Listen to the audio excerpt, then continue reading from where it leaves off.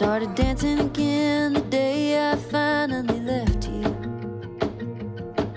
And I started praying and saying amen just to get through.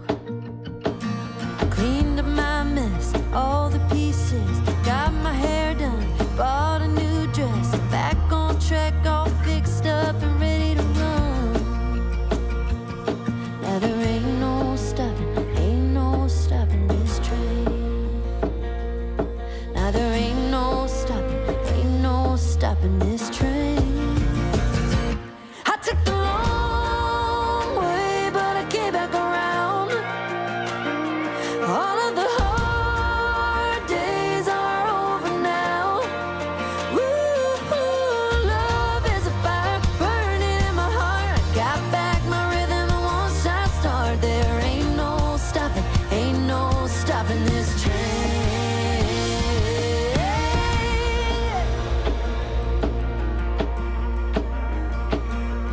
I've been walked all over, but now I got someone to walk with.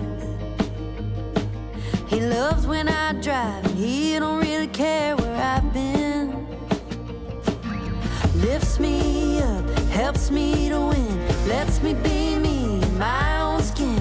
Full steam ahead when I'm with him, and I love where we're going. I took the long way, but I came back around. All of the hard days are over now. Love is a fire burning in my heart. I got back my rhythm, and once I start, there ain't no stopping this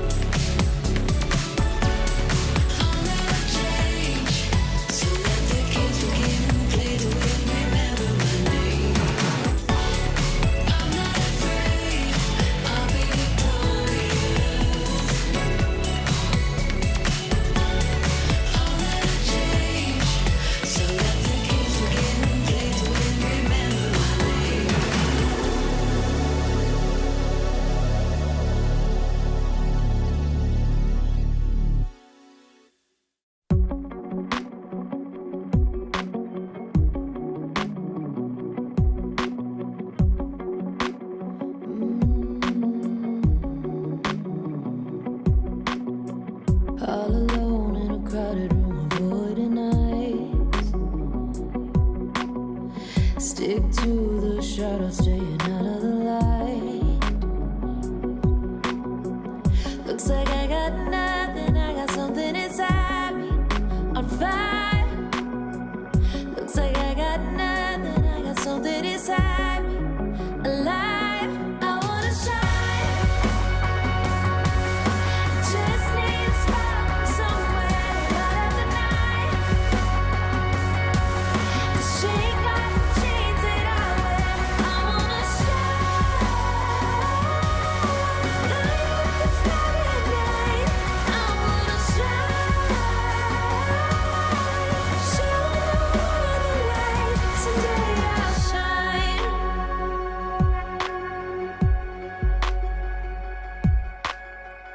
Pull the hood up over my head and I fade away. So many words in my brain, I'm too scared to say. Oh, looks like I got nothing, but inside I'm ready to explode. Looks like I got nothing, but there's magic inside me. I know I wanna shine. Just need a spot somewhere to light up the night, to shake off the chains that I wear. I wanna shine, light up the sky at night. I wanna shine, show the world the light. Someday I'll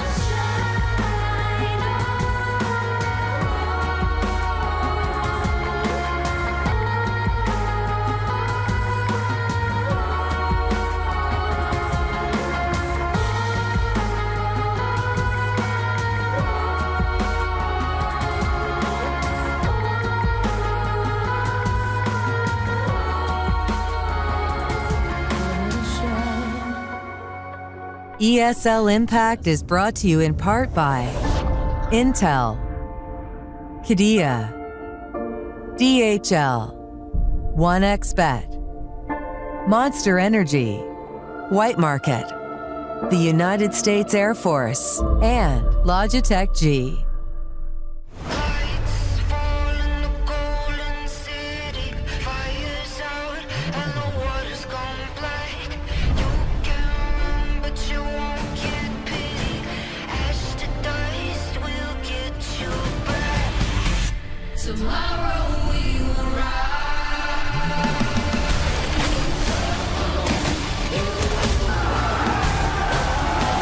Tomorrow we will rise.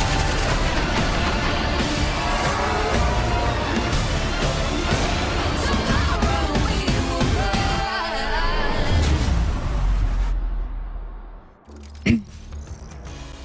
Hello everyone and welcome back to ESL Impact. Brandon, it's week 3 of all the excitement here, and in Europe, Brandon, I'm particularly excited because now we're jumping from Group B to Group A, so we get to see some teams we've not yet seen on the broadcast. Finally, let's go. Immediately swapping over, and I say this every season, but it's time to say it again. Week 3, come on guys, what's going on? Why is it going by so damn fast? Here's your schedule for the day. Imperial versus Bigger Keeper is the main headline, in my opinion, but Furia versus Atrix also is a really exciting game in South America. And then TSM Shimmer take on Blue Otter Karma. Hashtag sign Team Karma. They have been to Blue Otter. They round out the broadcast today over in NA. Yeah, Atrix took down MIBR last week, so they're kind of in the conversation for a potential upset team, I suppose, in South America, because remember, there's 2 spots over there. Here are the standings currently as they stand in Group A and Group B. As you can see, we've had a couple of extra matches played out in both groups, with Permitter taking the victory over Crescent, and, well, NIP technically get the win over Na'Vi, but Brandon, Yeah. I don't count that personally, so I don't think that our vendetta has finished just yet on that front. But That's fine. yeah, so we'll rain check that one for a later stage. But I think Group A is where we want to be honing in on those top 3 teams, right? Imperial, HSG, and Bigger Keeper yet to drop a match, and with 2 of them playing tonight, and I think that's where we're finally going to see, you know, who's going to be standing on top, because all eyes look to Imperial in this group, but both Bigger Keeper and HSG, I think, offer that upset potential. I love that. Both teams yet to drop a map. Yes, they've played one. Let's have a look and let you know. Well, actually, let us know what your thoughts are in the Twitch chat vote.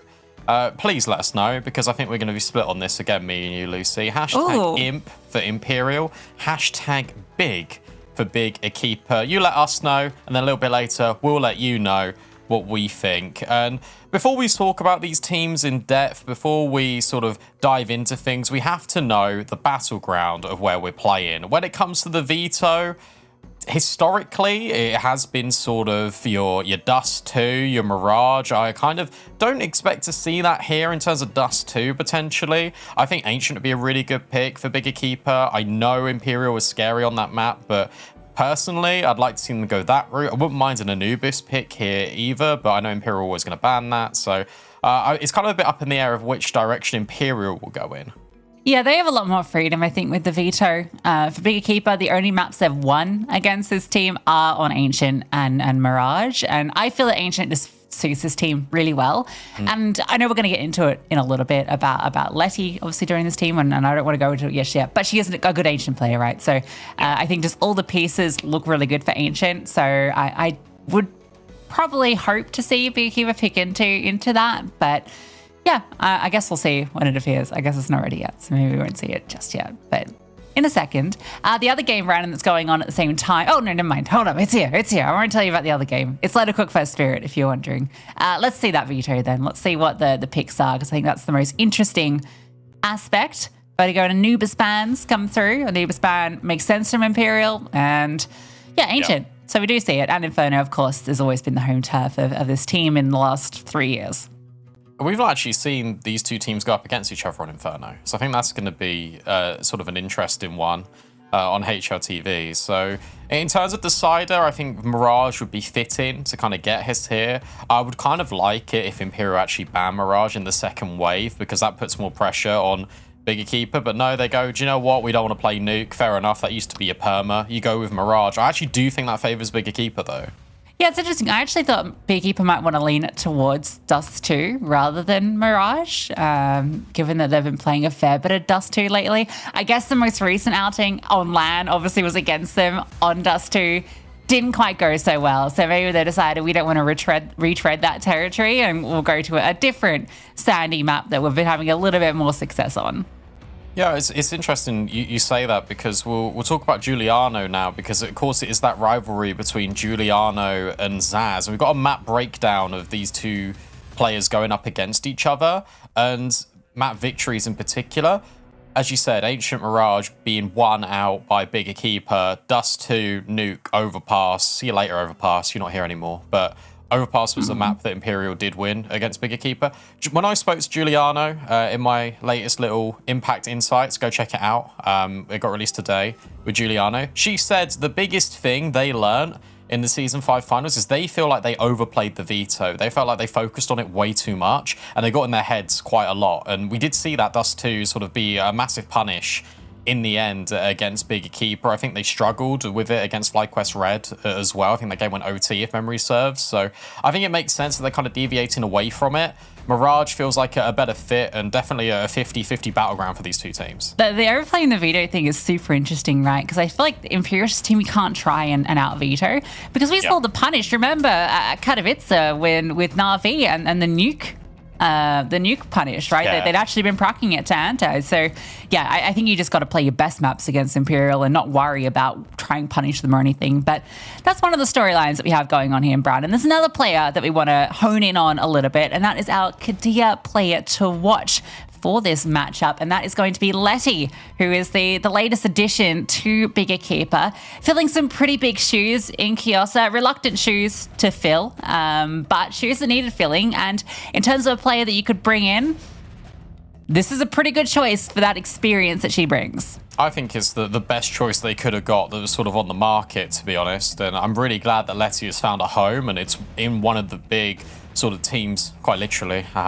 in Europe. I think that she does bring a lot of valuable stuff. Giuliano, again, was saying that she's quite vocal, and in the team, we needed a second voice. We've now got that with Letty, so it's awesome to see that she's already sort of making a mark in the team, and I think that's going to be really beneficial, especially in mid-rounding for this team, which has been a bit hit and miss whenever I've watched them over the past sort of 3-6 months. It feels like they've got a game plan going into it, and then when something goes a little bit wrong, a little bit sort of topsy-turvy, not how they envisioned, that's where they start to struggle a little bit. So having another opinion is really valuable in-game. Yeah, and Letty bringing that experience over from when she was the IGL of Na'Vi Javelins, obviously she's very comfortable, suggesting those things. So yeah, it's a team that, even though you feel that maybe, and this is what I was saying earlier too before we went live, I do feel like they've lost a bit of firepower, but I guess they're making up for that in an experience, and you're hoping that that's going to be enough to kind of at least step everyone up and mean that when it gets into those pressure scenarios, when it gets into those playoff games, when it gets into those tough matches, like against Imperial, you can step up. So that's the hope. Jenny R is in the big facilities, but doesn't look like the whole team is. So a bit of a mismatch of boot camping and not boot camping.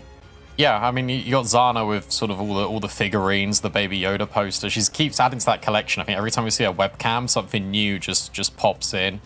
But the way Jenny R's looking over, that suggests to me that there's another player potentially there, but no, maybe not. Maybe the coach is there instead. We're running out of players. Yeah, we are. Paulie, I think, has got a point to prove this season. We know what firepower she could bring, especially in the online stages. Didn't really get to see it in the LAN finals. It was her first LAN. You can forgive her a little bit, but I think she'll come into this with a brand new attitude of, I'm here and I'm going to keep my place. I'm going to fight for it and I'm going to overcome the odds. And doing that against Imperial would be fantastic, especially in a statement game that means a lot, especially when Imperial are the team, like the team to beat in Group A. Yeah, I also want to touch on Jenny R's this resurgence in form in the last few months. I feel like she's really stepped up her game, and that's been really cool to see on this team where you do have that gulf in firepower with Kios's temporary departure. So let's look at Imperial. This is a team that doesn't lack firepower at all. It just feels like any player, we've always said this, any of these players can take over a game. The big question coming into this year was, what was it going to look like under the IGLing of Tori, a player that had not IGL'd before. I guess, we set it up at the start of the year that she would have support, right? Organizational support from the coaching staff. But Brandon, there's a bit of change up there, which now puts some maybe question marks around how this team's going to navigate the season. Yeah, so breaking news of about, I guess, half an hour, 45 minutes ago, is that Highski has been promoted to an analyst role in the Imperial's men's team, which means currently the future for the coaching of Imperial is largely unknown. But from what he said in his tweet, it's been about a week since that's happened. So that means that last week Imperial did play without Highski, and that was the game in which they nearly fumbled OT on against Dreamcatchers. They then went out second map, completely reset the mentality, and was able to get that one over the line. But if cracks are potentially starting to show in this team, if people are obviously anti-stratting the hell out of Imperial, like that's going to be very clear and evident because they're the one team you're going to want to take down. It could be tricky when you don't sort of have that voice that is sort of overlooking, watching on, and sort of can take these pauses. That's the break points I want to see for Imperial here in this best of three. Will they utilize their tactical pauses? Will they take all of them as well? And at necessary times when maybe the game might not be going against you.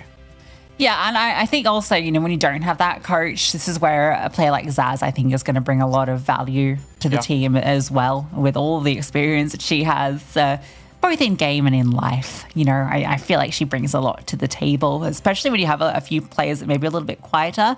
One that's not quite in the server is Anna, 1.54 rating in the last 3 months. That's pretty ridiculous. It is Anna, so of course we expect it, but she's got a 99 firepower stat on HLTV at the moment, which is, out of 100. So that's pretty good, That's not bad. I think the biggest testament we can say to Anna is I actually expect these ratings from her now, which is probably the biggest amount of praise you can kind of give a player because these ratings are absolutely absurd. She's been fantastic. I think Zaz's sort of return to her firepower prolifics also definitely needs to be given a lot of attention. 1.4 there, she's getting hyped. She's trying to motivate the team here as well. And I feel like Zaz did bring a lot of positive energy to this Imperial team. I was worried when she first joined, but you know what? She completely proved me wrong, and I'm really grateful that she has because she's been an absolutely fantastic addition to this Imperial squad. Yeah, and her playstyle just fits in really well in the gulf that Vilga left, who was a very aggressive IGL. And so there needed to be someone that wanted to put themselves in the firing line to take that space. And Zaz is like the perfect space taker. And the fact that she does it with such high success rates, I think she's got her, like, if you look at her entry numbers on HTV, I think it's like more successful than players like Olga, for instance, and just as aggressive. So it kind of shows just how seamlessly she's fit into this team and why, they're still the best team in the world. Yeah. And that's the thing. They are the best team in the world. That leads nicely into predictions. And even though they are the best team in the world, I'm going to go with Big. I feel like the Letty edition, you got experience. I think the Veto goes well. That's not me. That's Lucy. However, I rate the fact that you want to match the prediction because I am the smartest one out of the two of us. But yeah, bigger keeper for me. I don't know, just gut feeling, innit? Yeah, I'm going to ruin Productions Day by now making them redo it and put Imperial there for me. Just the fake out. So now they have to spend a little bit longer updating that because it was originally on Big Keeper. No, but I do think Imperial should win this. I've been going against Imperial for like 2 years now, and it's just not working. So now I'm gonna do the reverse jinx, and I'm gonna be their biggest supporter. And because normally the teams I support just don't work out and always like lose in heartbreaking results. So Imperial, I'm now your #1 fan. Good luck. Unlucky. Or lucky, depends on how you look at it. I mean, look, this team, it's such a shame that you get to such lofty heights and everyone's like, well, do it again. Can you do it again? Is anyone going to beat them? Like, please someone beat them. Everyone loves an underdog, but it has to be really just not even just overstated, but just how brilliant this rise and just sort of the consistency maintained by Imperial is absolutely fantastic. Twitch chat, have we got your vote? Are you with me? Yeah, all right, lovely. Smart people in Twitch chat. I think you pay off Twitch viewers to to vote with the teams that you pick. I think it's like it's part of your ego trip. Anyway, let's take a look. Map number 1, Ancient, the map pick of Big Keeper. We all want to see the upset. We all want to see one of these teams take down the Titans. Here in the group stages, can Big Keeper be one of the deliverers? Let's find out. Letty with a lot of utility, instant red smoke as well, being deployed by Big. And look at Paulie go. This is incredibly aggressive. And was that scroll wall jump? Not sure, but 23 takes full advantage of it. Off the back of that contact, it will be a push into B, but an instantaneous reaction out of Imperial. They push down B ramp and they split the exec in half. Yeah, that's cool. They double pushed both ramp and A main, and they found success on both. So Jenny R, for all the dramatic music, is not going to have a very dramatic end to this round. Taken down by Zaz. Flawless from Imperial. Not the way the Big Keeper wanted this to start. Yeah, I love that from Imperial. Really just proactive mid-rounding. And based on the information you've got, one player at A main, okay, was going to be a B hit. They walk down B ramp. They catch Giuliano with nades out. That stops the short smoke. That stops the molly sort of towards long or pocket at that point, and it completely upsets what Bigger Keeper wanted to do. What do you reckon in the force fire? With no kills and no bomb plant? Yeah, why not? Okay, fair enough. Good analysis. Well, the thing is, every time I criticize one of these, and it's not just in Impact, it's like in like any other event I cast, I always go, oh, I don't like the force fight, and then it gets like 3 kills and a bomb plant. So I've stopped doing that now. You did the B-Dog voice. Yeah. Someone had to. All right, they're going to take middle with a second barrage of utility and do so successfully. Anna is smoked off, so can't provide support. Is going to hear them scaling very fast into Red Room. Another smoke lands. Kat wants to blow it to try and get some space, see if she can pick someone off. Does spot Paulie in the bomb. Doesn't find the kill, but Anna standing tall in the donut. Can't get more than one. So managed to find an extra kill. Kat just running forward, looking to get something back straight into Zana, who doubles up with the Tech 9. And well, Brandon, the force by a stroke of genius, Giuliano does it again. Yeah, this is why I don't ever say anything about the force buys. Zaz, can you clutch up? They are low. That was the highest HP he needs to get through, but I think with all the investment as well, Imperial were just better off saving. I think what's cool there is And I think the meta is shifting as well. I'll actually add a little bit more analysis rather than whenever I say it goes wrong. The meta is shifting now, in my opinion, especially over the last 3 weeks to a month, where second round buys from the CT side in particular are becoming a lot more future-proofed. There's a lot more rifles being invested. There isn't as much SMGs. Normally we saw like 3 or 4 SMGs be purchased. And sometimes now you get maybe 1 or 2 SMGs, and a lot of them are M4s. Think about this buy that Imperial brought in, by the way. 4 M4s, no utility, so a quick pop on the exec. It's so easy to overwhelm up close, and that forces so many rebuys. Look at all the money that they're working with now, Imperial, after losing that round. There is a single M4 that was saved from Zaz. No one else can afford a rifle. Yeah, now you got 5 rifles, 3 of them M4s on the T side. Yeah, the Tech 9s are brutal as well. You know, they can sometimes be just as effective as any other weapon. Little misleading dink onto Letty through the edge of the brick wall. Imperial have used the lion's share of their utility to establish control of lane. But it's so early on and they don't have any way to continuously re-smoke that it might not really matter too much. Also, small thing is that if you're buying an M4, you're not going to have head armor. Tori up close. See you later, says Jenny R. Zaz is in such a good spot. Never mind. Jenny R is the undoer of the B bomb site, and now Big can just scale. That. Oh, can't quite catch. 23 does, but immediately dealt with. And Anna, all she has is a scout, which is not really something you want to save. You'd much rather an M4 to take to the next round, but chances are there's no way for her to get one, because look at where Zaz died. Maybe she can get something on the exit. But being a keeper, this is the ideal start. This is better than winning the pistol.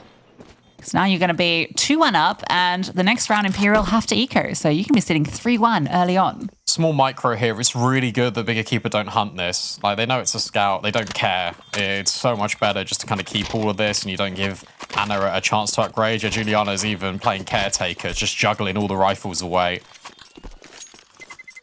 Really good start, and I really like that default as well. They just take space in towards middle, but they don't progress too much further forward. They just drop their utility. They scale in towards cave. You've got Giuliano that was also throwing preventative flashbangs outside of B doors that was sort of hindering the progression, the scaling, which meant that Zaz had to sort of be in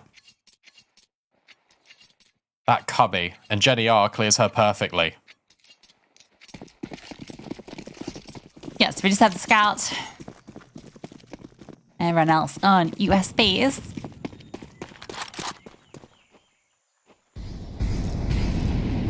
Okay. The deep boost. Oft overlooked. But may not matter as Jenny R is... Oh! 99 firepower, by the way. Tag. How much damage can Anna do with a single scout? Surely no more. That's gotta be it. Yeah, 173 is enough, Anna. Chill out.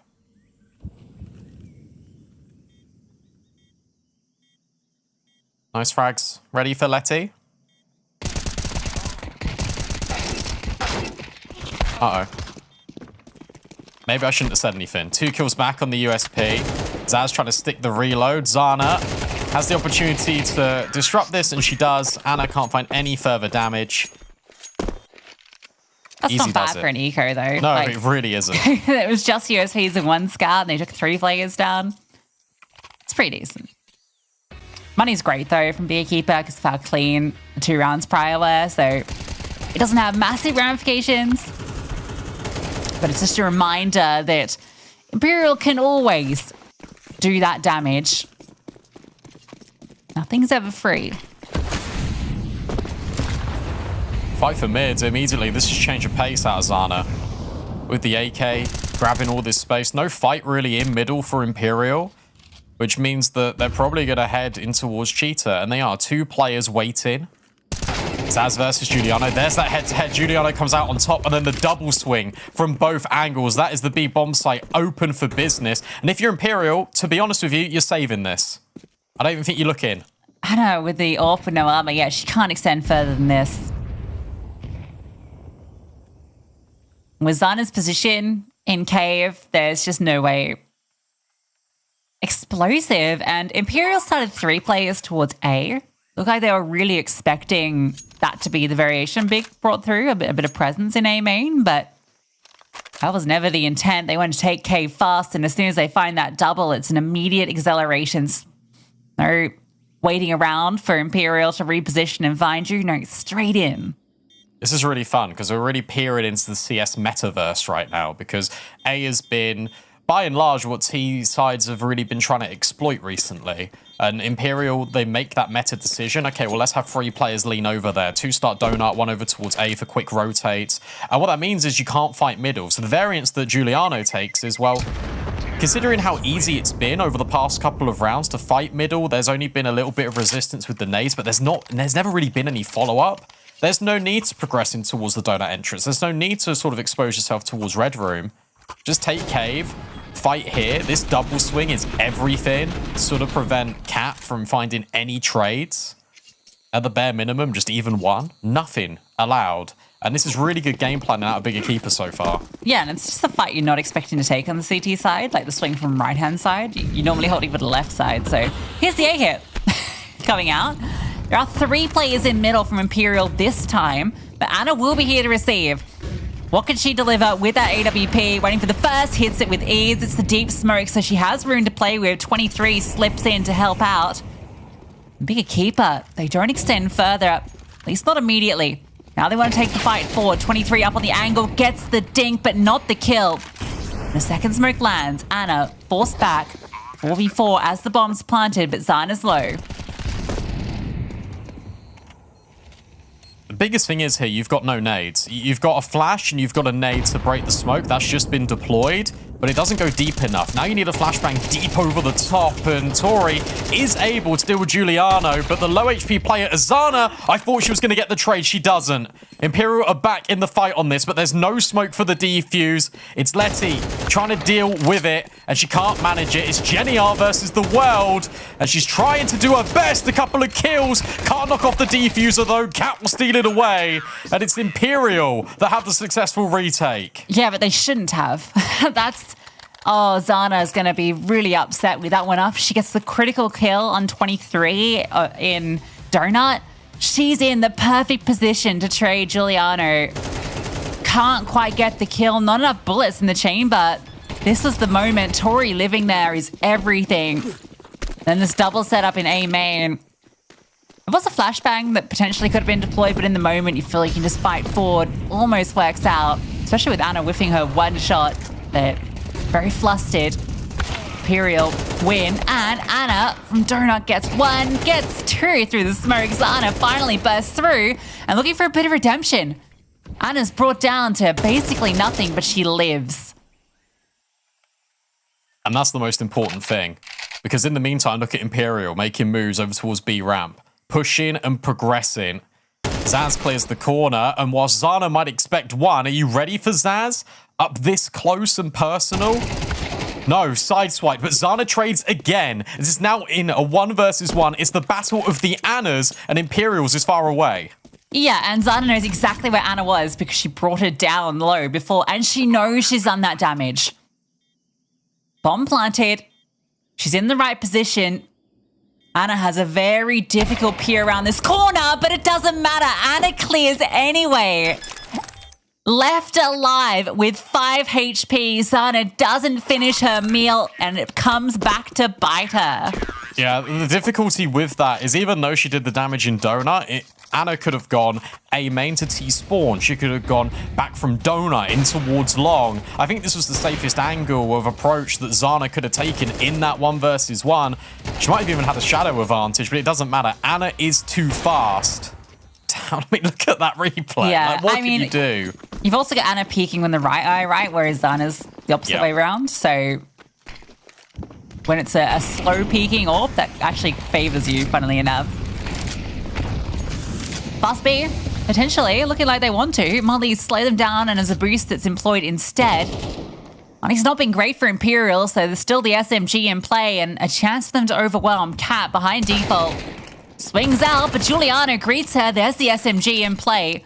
Paulie looking for that trade, gets it. Still a player in cave to be worried about. Zaz has slipped out all the way to ledge, in fact. But again, it's a player advantage for Big. A bomb looking to get planted. Oh, this is safety though for Bigger Keeper because you've got Jenny R holding the B doors. So Zaz can't push forward. If you're Jenny, you just remain rooted. You're holding this cross. Flashbang is brilliant, but Zana hits the shot anyway. And now suddenly it's a 2 versus 4. Zaz will activate and deal with Jenny. Shadow presented, but it's Zana that comes out on top this time. And it's Zaz trying to clutch up in the 1 versus 2, but Paulie is hidden the entire time in plain sight. And Bigger Keeper will finally make an after plant be theirs. Yeah, and look at Zana. All right.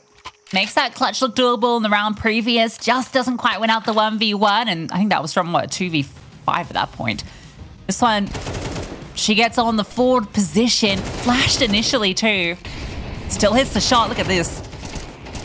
Just on the fade, able to flick over. Bails her teammate out. And then the critical final bait. Puts Imperial back on the pistols. They're grouping towards A. Zaz fires off a couple of shots. We just need to walk this one in. Don't trip over their shoelaces. Yeah, they're even being careful. Molly on 23. That's got a little pocket of space. Look at all of these horrible nooks and crannies Imperial found themselves in, though. Meanwhile, Giuliano is yet again taking space on this B site. Surely that gets commed over to Jenny. Got to be careful about Cave. We've not cleared that yet. Site seems clear. Yeah, now you're very worried about Cave. And in fact, Giuliano might clear it from the other side. Oh, Tori's going to dribble a smoke forward. Okay, so that's interesting. Trying to play around it. Can she do anything? No. They're wary of her little tricksies. Zaz's Deagle does find its mark. So potentially a weapon to be scavenged. What's Anna up to? She's hanging out. Liano, pray to her, but no AK recovered. And Zaz? Well, maybe be dealt. Hey. Wait, oh no. She is not dealt with. That was what the maybe was about.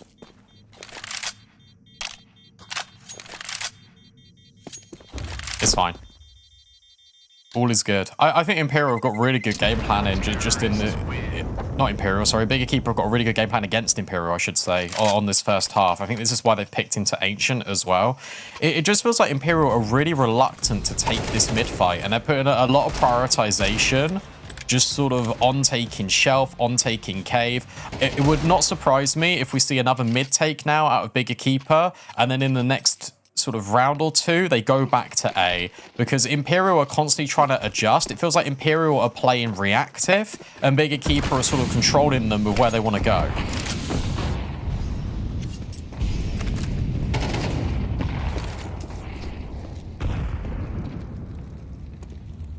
Only brought down very low. They have managed to get the cave control. Imperial's response to the push ramp again.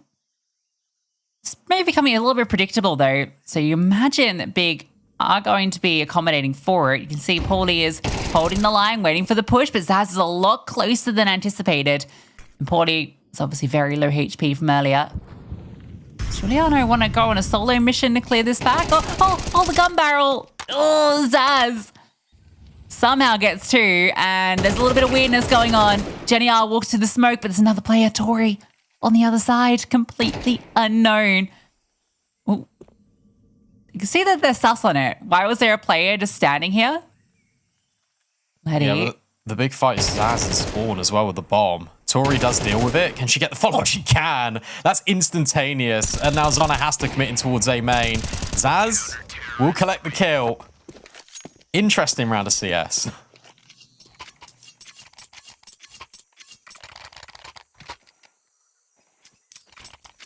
Yeah, that's a little funky. The Zaz gets two here is ridiculous. Juliano's gun barrel blocks the vision. Very unfortunate. And This force buy, not the greatest for bigger keepers. This could still end up being a 6-6 half. Back to A.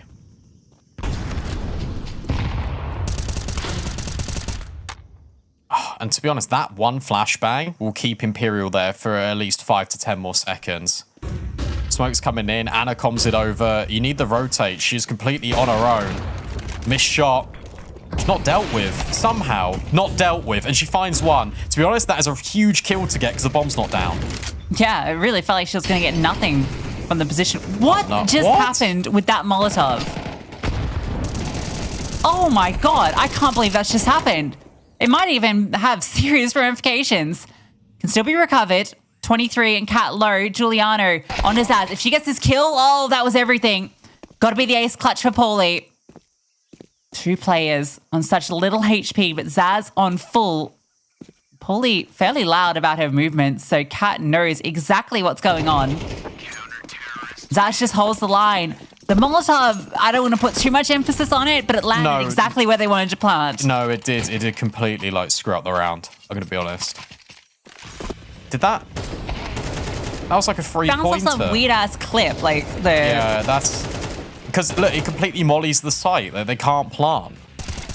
It completely disrupts them, and then as a result, they're out of position when the nade break happens. That's excruciatingly painful.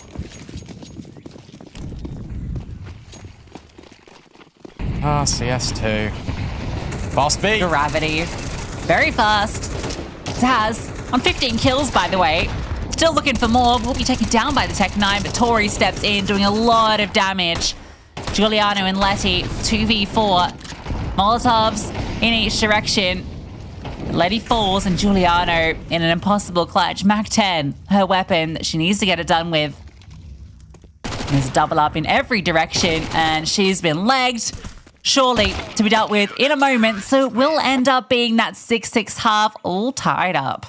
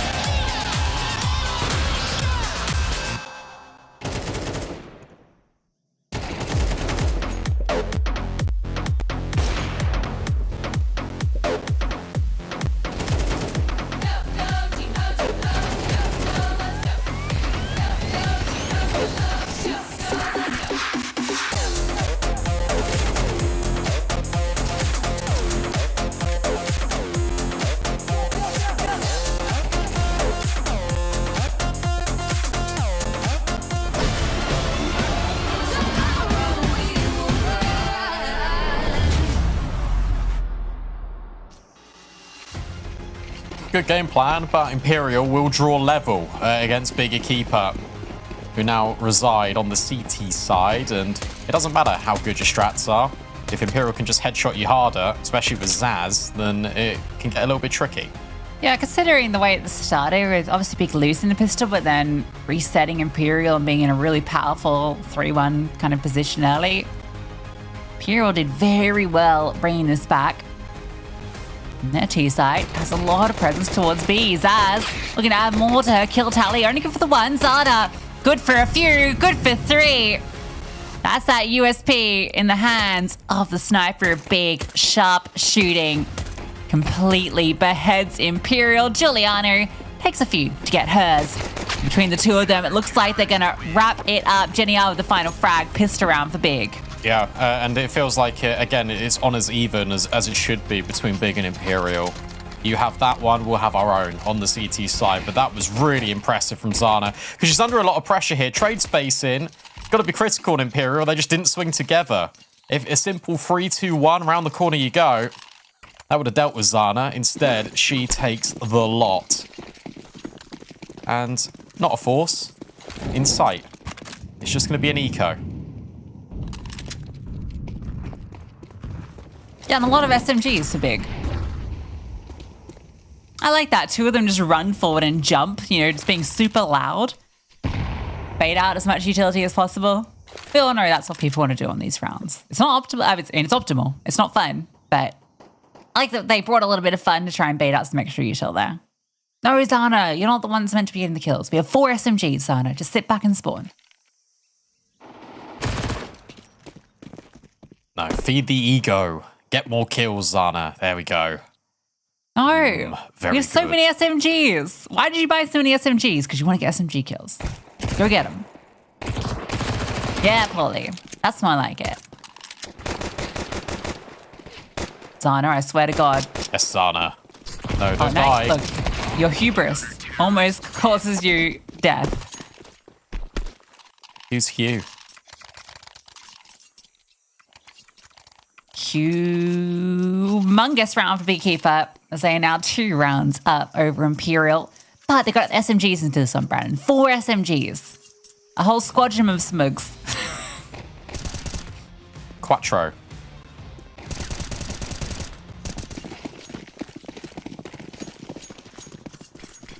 What do? Do you get aggro? Yeah, you do. Look at Yes. these players on B. Let's go. Yeah, they're fighting heavy shelf and ramp. Flashbangs to set up. Nades to block the pathway. Nades, brilliant. Giuliano deals with Zaz. And now if you're Imperial, you don't want to counter flash through this. You want to reset and you want to go to A. You're locked out. I love it. What a great call. You always want to pull out a fun round on your first gun round versus a T side. Get aggro, make them feel uncomfortable. When you got the SMGs, you're even more enticed to do so. All the utility was perfect there. You can see the Molotovs. There's only one place for Zaz to be. Fully blinded while she's standing there, surrounded by flames, friendless.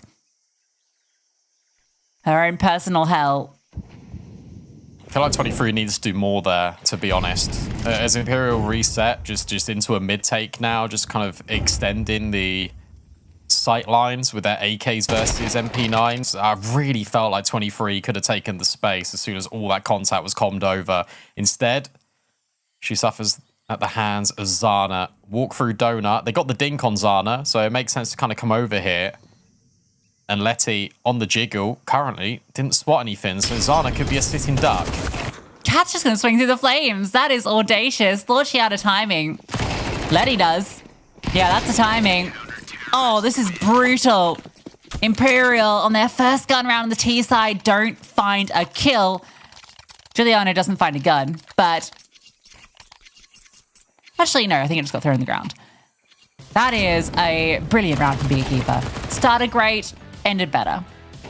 I really like the setup that they took as well, Bigger Keeper, because they didn't just give up the control easily, but they were really loud about when they left Shelf. And it was very deliberate because it delays the mid-take from Imperial.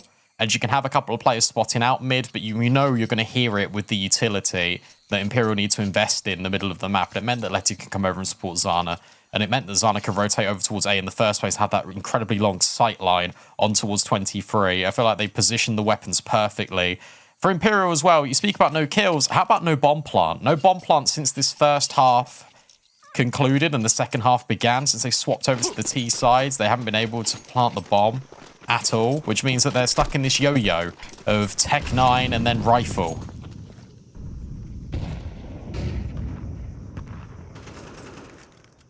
Got 2 players pretty close by. Letty's going to be heavily tested.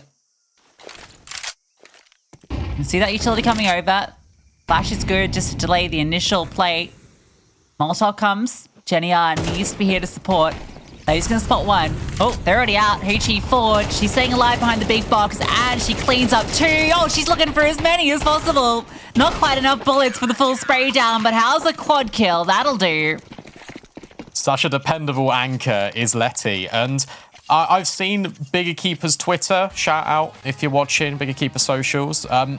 And they uploaded a clip exactly like this, except it was on a full gun round where Letty's behind big box. She uses her utility perfectly to sort of dissect the ongoing attack from A main, and she can split it up into bite-sized pieces, and she's able just to get 4 kills or even an ace in the instance that they uploaded. But it's awesome to see that her plays can just be replicated, especially against the best team in the world. All right, looking for ledge control. Zaz looking forward, and it's going to be spotted, surely. Cleaned up by Giuliano, yeah. Not anticipating that second player. They sent 4 into middle. Sorry, 3 into middle. And 3 try and come up the ramp. 2 fall and give the bomb over. This is domination. Is it? For a moment. For a moment. Anna's still here. So it's never over until Anna hits the deck. But she doesn't have the bomb. And she's low HP. Good from Letty. Immediately taking the space back away from middle and saying to Bigger Keeper, remain on B, although you've got the bomb. Like, they cannot come middle, so they have to be in cave. They have to be towards ramp. This fight between 23 and Zana decides everything. Yeah, Zana's standing at a freaky up angle too. Oh, she turns though on the flash. Expecting that to be setting up 23. Very clever little maneuver. Paulie tries to run in. You think that kill's free, but it's Anna. So, of course, it comes at a cost, but Letty's timing is so good, but 23's shot is even better. And it's never over. It is never over when there's still players on the Imperial side. Yeah, especially when one of them is Anna. That's a really good time, by the way, for Imperial to take a pause. It felt like they were going to do that anyway because it felt like they were going to lose the round. But for Bigger Keeper, they just doubt their mid-round. They had everything. They had Letty, who had re-pushed middle. They had the setup, but it's Zana that thinks the flashbang is coming towards her. And she turns away. But she turns away. Paulie must have been fully blinded, so Yeah. Zana feels she has to swing. I don't see any other reason why Zana would turn there. I'm not sure. If we were Paulie's position close to the wall, that wouldn't have blinded her. That's the thing.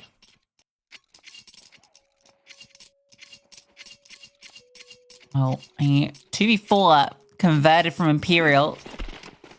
Their first T-side round. It's still a long battle for them back into it. Again, we see this deep smoke. Not going to be respected. They're already through. Zaz not even expecting anyone there. She's got a flash in hand, and she is going fast, very quickly. There is only one player on this side of the server. Good golly, this could get a little bit scary for Big. They put a lot of pressure on A. They get the kill. They might just lose this bomb site. Paulie, the only one over here, needs to stand tall. If she gets one, it is good enough. Flashbang will affect her, but it won't stop her progress in dealing with Tori. And then Zana comes in on the quick rotate. And keep your eye on Giuliano because she's flanked all the way through spawn. And that's the bomb dropped. Very important that Paulie stayed alive there. And it was the initial contact that Zana took at A main. She was on a bike straight towards B. And then Giuliano took the space that Zana created. Really good sort of heads-up play from Bigger Keeper. They've been a really dynamic in these mid-rounds, a lot more than they were previous seasons. I think what's really interesting is Imperial, again, it's kind of like that round where you said you wanted 23 to react quicker. Yeah. Imperial go for a very pacey kind of initial ground taking on B. Zana's just charging on through. She gets cave immediately. There's no contact, and they don't go off it, right? They had such a fast call to get that control, but then because they take so long and they just walk up ramp, by that point, as you mentioned, Giuliano's in T-spawn. So even if you found Giuliano there, Zana's arrived, everyone else has arrived, and your flank is being pushed. So a little bit too slow in some of these rounds. Yeah, and I also think it comes because we're still feeling the same sentiment of Imperial are playing reactive to what Bigger Keeper are doing, and it always feels like they're one step behind. And I can tell you why, because the reason for bursting through this smoke on towards sort of shelf, taking that cave control, is to disrupt Bigger Keeper's scaling ledge, because that's what they saw the previous round, Imperial. Bigger Keeper are applying so much variance here, and they take away your extremity player, and you're right, they needed to react quicker, and it's a testament to Bigger Keeper about how fast they reacted. Because Imperial did go, the Bigger Keeper were just faster. Really nice combo, by the way. Jenny R breaks the smoke. She's got an extra HE and she just dumps it on Zaz. Tori's got the hero AK, the rest on pistols. These are the rounds that Imperial make work. Yeah. This is the one that you think Big should, by all means, be locking in to get themselves onto 12, and those 2 opening kills will set them on the right path. Kat has not had a great game today. She's on the sidelines into this one. Tori, the hero AK, does get the kill into Paulie. She needs to find more. Bomb's being planted, can't be denied, but Anna's just got a Glock. So if Tori goes down, it's game over. And Jenny R, she's going to make it so. 3 kills in the round for her, and that's map point for Bigger Keeper. Anna's got enough money to get an AWP. But this needs to be 5 rounds in a row now for Imperial. Have we ever seen Imperial go towards A yet? No. Have we actually ever seen Imperial fight towards middle outside of having Tech 9s? No. It's been the same default, round in, round out, take shelf control, fight for cave. But they've been conditioned to do that because the impetus that Bigger Keeper are applying in towards middle has been way too strong for Imperial to sort of fight and fend off. And whenever you've had a little adventure towards A main, you've been shut down by Zana on the AWP. And here she goes again. She's got the spawn, but she's going to go towards Donut instead to hold down middle. It's the same default again from Imperial. Yet to find success. Can they do it this time? 3 at ramp. Giuliano thinks better of the swing. They call over Jenny R as well. Tori's trying to progress in middle. This is the difference. They're trying to take this space. Anna falls off. So they can lock out the rotations if Tori progresses around this next bend. Maybe they just continue on an adventure. Zana's running over and is very loud about it. She could be in for a world of hurt. Anna finds Jenny R, and that will probably prompt Zana to go and fight in towards mid, which will probably catch her off. Giuliano needs to be careful. Zana is calling this and deeming it clear. And yeah, that's going to be an unfortunate way for her round to end. Giuliano just jiggling, trying to find something, but finds nothing. And suddenly Imperial are absolutely everywhere. Look at that mid-round variation, though. You actually take control. You actually being able to push in towards mid. And that's because they do it on a timing where Bigger Keeper leave. And where Imperial have not shown any threat there this entire second half, you can just creep in very slowly and then play off the contact and off the reactions that Bigger Keeper are going to do in their natural rotations because they're unaware that you're there in Red Room. Yeah, that's a Bigger Keeper just giving that space over to Imperial. The first time I've not seen them go for an aggressive setup at some position on the map and try and catch players off. They're sitting very passive. They have a couple of extra players towards the A side, but when there's no contact early, Zana rotates, as we saw, coming to Red Room. But you've got no one in a forward position anywhere, not even cave, nothing. So they're playing a bit in the dark, and so Imperial just creep in. Needed a donut player there. If you had a donut player there, that round goes a lot smoother. And Zana did actually start donut, but then rotated away towards A main. I feel like Letty needed to be the player sort of scoping out middle there. Can't allow yourselves to get in your own heads here, Big. The last thing you want to do is allow Imperial a chance to get back into this game. Oh, Great damage on the Tory. Zaz might also be in a bit of danger here too. They're just creeping up. Yeah, Paulie's going to swing out. Can't believe her eyes. Cat's on a bomb site. 23 looking to trade and does so successfully because Zana is sitting towards long with the AWP in hand. Hits her shot. So the trade is there. Tori low in A main and might be calling this loud rotation from Letty. So the bomb is going to return. Anna. Oh, Giuliano. Oh, that timing is unbelievable. They can win this round now. But it's Jenny R's position in Donut. This is the one key piece that Ig needed in the previous. Now Letty's over here with Zana. Anna just hoping and praying to be offered up anything. And because you're worried about middle now, there is that timing in which Imperial could exploit Red Room. That's why Letty is on a swivel. Zana delegated to holding ramp. Letty's gun barrel doesn't protrude around the corner. She now has a jiggle and Anna caught off by it. And here is Jenny R in Donut still. So Zaz will start to try and make moves. Jenny R should have her covered. This should be game, set, match for Bigger Keeper. Yeah, unless Zaz catches the timing to look back. Jenny R on 4x3 doesn't see her. Oh no, but she'll hear her. So it's okay. It doesn't matter. 4x3 apologists win today as is big on map 1. And honestly, that CT side looked worlds above Imperials. And that was the big difference. But I'll tell you what, Bigger Keeper, yeah, no, get ahead of yourselves because Bigger Keeper took this map, surprising everybody. I'll be honest with you, I'll go one step further with that. Bigger Keeper took that map pretty convincingly. It was the individuals that were bailing out Imperial every step of the way. That wasn't about sort of a master game plan in the mid rounds for Imperial to counter. Think about the rounds that they did win. It was clutches on that T side. It was Anna having, again, these clutches in sort of these 1 versus 1 moments. It was the individual bailout that get Imperial the number of rounds that they did. But for Bigger Keeper, it was flawless from start to finish when it came to the game plan. It worked effectively and Zana was immaculate. Yeah, there were 3 T rounds won by Imperial, and 2 were Anna setting it up. One was just the clutch, and then one was the 2v4.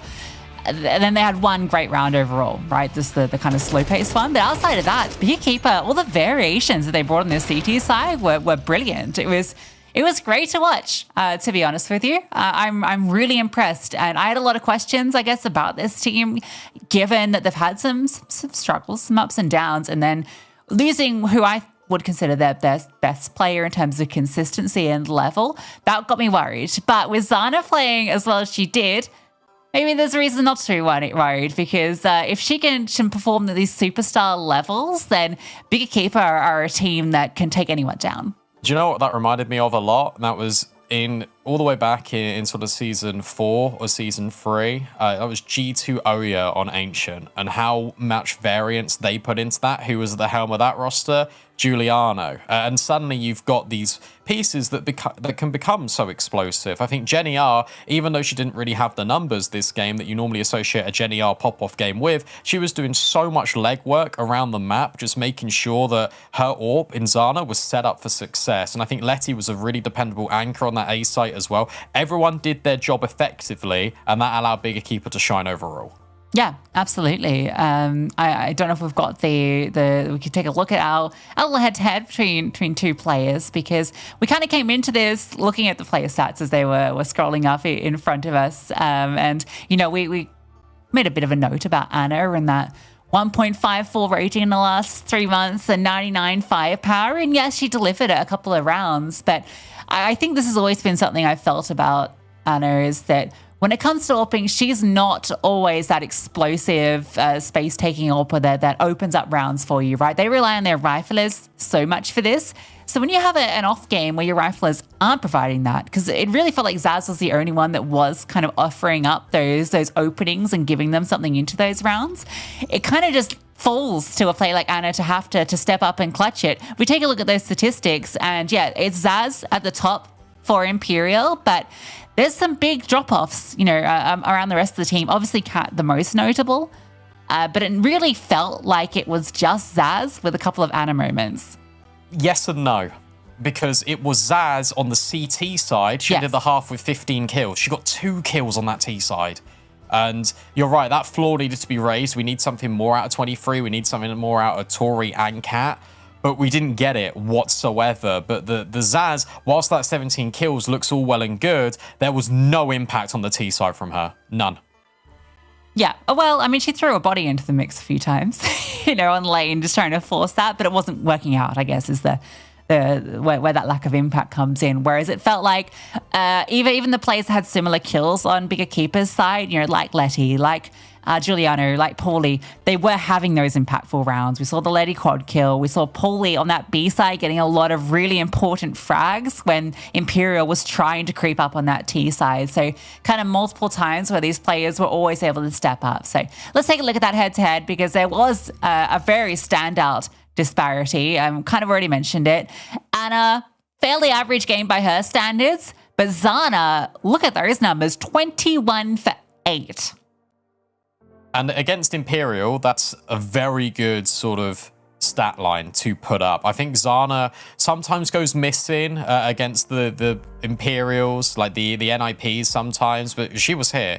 And she arrived. And also, I think what's the most important thing to take away from this, if you go back, you watch the VOD, you watch the demo, everyone at home, Zana was set up for success here. Every call on that CT side was made around Zana's positioning and her spawn. Sure, you had these really aggressive rifle plays taking middle, but Zana was at the helm of, okay, if Zana is on this angle, this is the mid round that we're going to shape. This is the flash round we're going to throw to put her on the angle. Everything on Ancient was designed here to let Zana step up and enter the spotlight on her own. And you had that supporting cast, as you mentioned, that would having all of these impactful moments alongside it. Yeah, I feel like we're seeing a lot more out of Zana actually in recent games that I've watched. I feel that her 2022 was massive. I felt like that first year of ESL Impact, Zana was one of the top 5 players, hands down. There was no sort of question about it. Could even make a case for towards the top 3 players.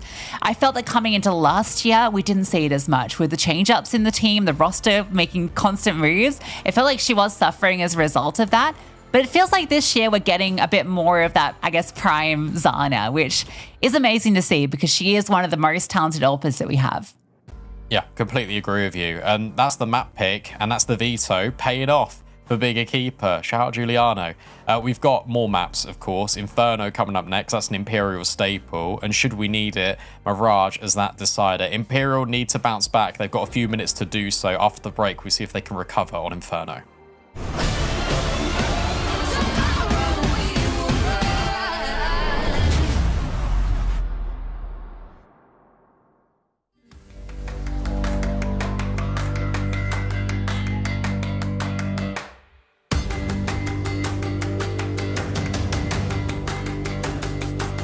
We whip our hair up, we tear the walls down. We need some fighters right now, we ain't playing around. We let it all in, time for a rinse out. Pound for pound, yeah, ready for a knockout. We're here to tear up, we're here to throw down. You better speed up, cause we can slow down. We whip our hair up, we tear the walls down. We need some fighters right now, we ain't playing around. Get out our hair now, get out our hair now. We've been slaying all day, what you saying now? Get out our hair now, get out our hair now. We bring the heat, yeah, beating up the fire now. We ain't so sweet, sweet, give it all, so give it all to me. We ain't so sweet, sweet, give it all, so give it all to me. Get out our hair now, get out our hair now. Where all my fighters at, we about to throw down. We whip our hair up, we tear the walls down. We need some fighters right now, we ain't playing around. We let it all in, time for a rinse out. Pound for pound, yeah, ready for a knockout. We're here to tear up, we're here to throw down. You better speed up, cause we can slow down. We whip our hair up, we tear the walls down. We need some fighters right now, we ain't playing around. Get out our hair now, get out our hair now. We've been slaying all day, what you saying now? Get out our hair now, get out our hair now. We bring the heat, yeah, beating up the fire now. We ain't so sweet, sweet, give it all, so give it all to me. We ain't so sweet, sweet, give it all, so give it all to me. Get out our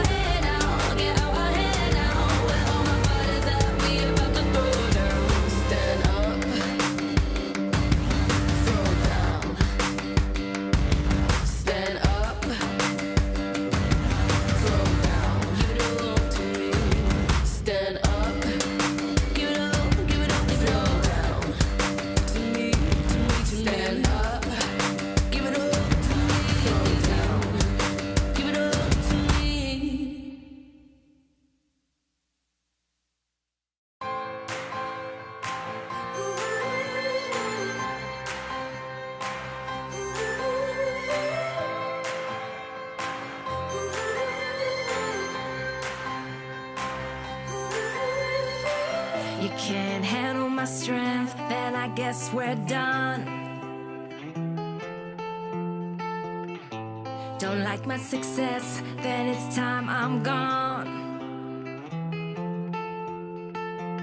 Sit down and shut up, I don't need you now.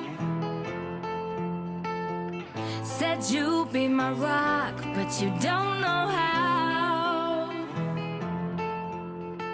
Criticize so loud, now I'm going deaf. Don't try to tell me what I'm worth. I ain't gonna live by the standards you set. There's something better I deserve.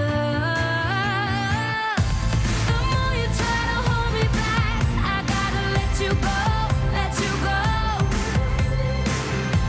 You'll never keep this woman down.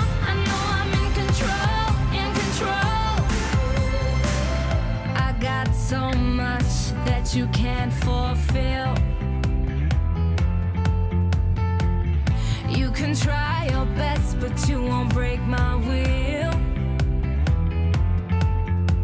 Excuse me if you think I don't measure up. You told me I throw like a girl. Sorry, but I won't ever listen up. It's what I am, so hello world. The more you try to hold me back, I gotta let you go, let you go. You'll never keep this woman down. I know I'm in control, in control. So it's done at the one it's over for you. Now I gotta let you know, let you know. You'll never keep this woman down. I know I'm in control, in control. So why don't we make up? I don't work out. I live for the moment. I'm in with a shout. You told me all the things that you didn't like. I guess I'm doing something right. The more you try to hold me back, I gotta let you go, let you go. You'll never keep this woman down. I know I'm in control, in control. So it's done at the one it's over for you. Now I gotta let you know, let you know. You'll never keep this woman down. I know I'm in control, in control.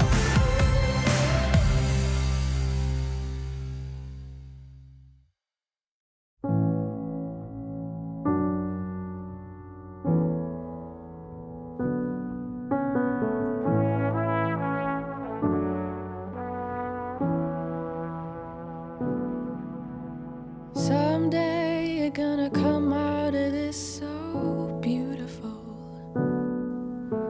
Someday you're gonna wake up and feel no pain. Like a butterfly rising all in the wind. When you find your wings, that's when life begins. Who said it was always gonna be an easy ride? Who said there was never gonna be no pain? There's a lullaby floating all in the wind. When you found your wings, then your life begins. Hold up your freak flag, fly it up high. Blood on the walls, ain't gotta live a lie. Shoulders back, walking with my head held high tonight.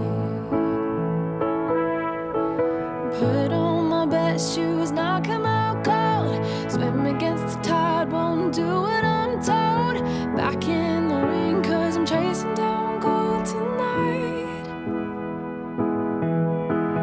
Back in the ring, I'm chasing down gold tonight. Tomorrow we will rise.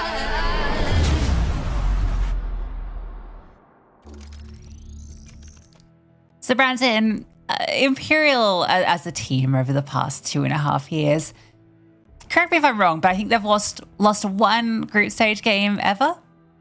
Is that correct? Yeah.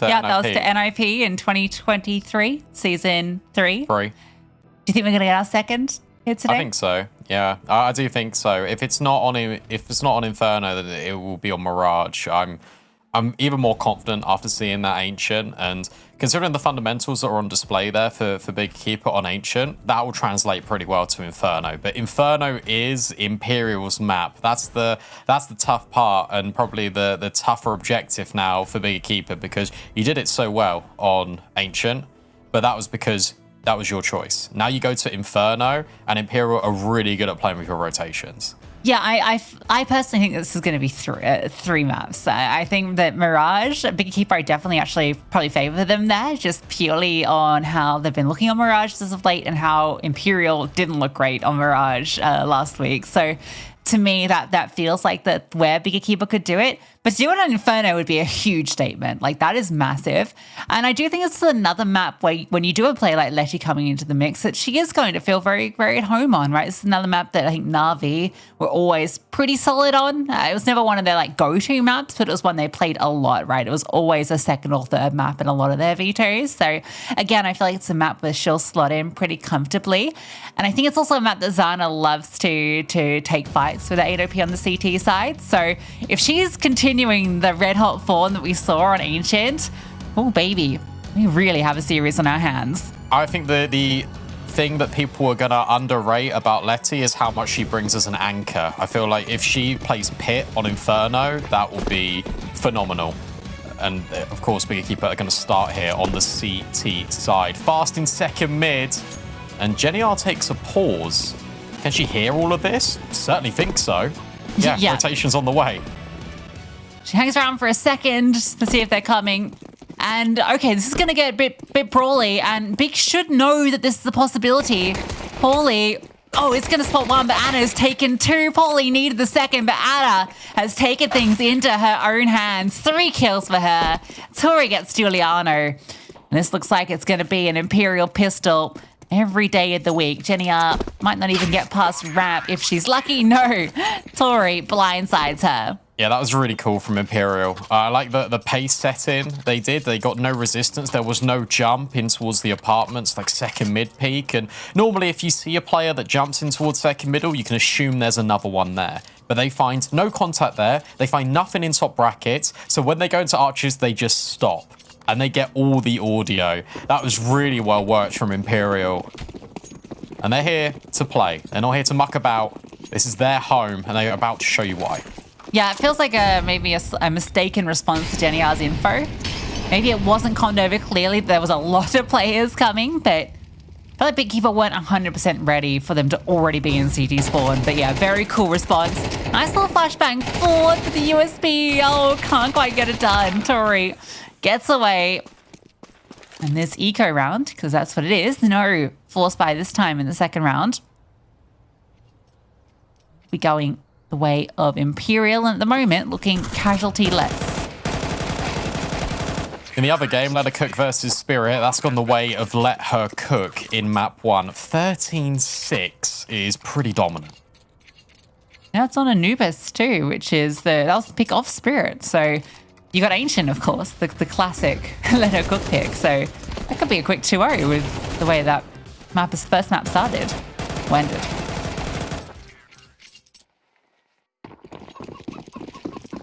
Here are the guns. Here's the exciting thing. Utility, a little bit sparse, particularly Jenny R, Zana, like Paulie and Letty have got no flashbangs either.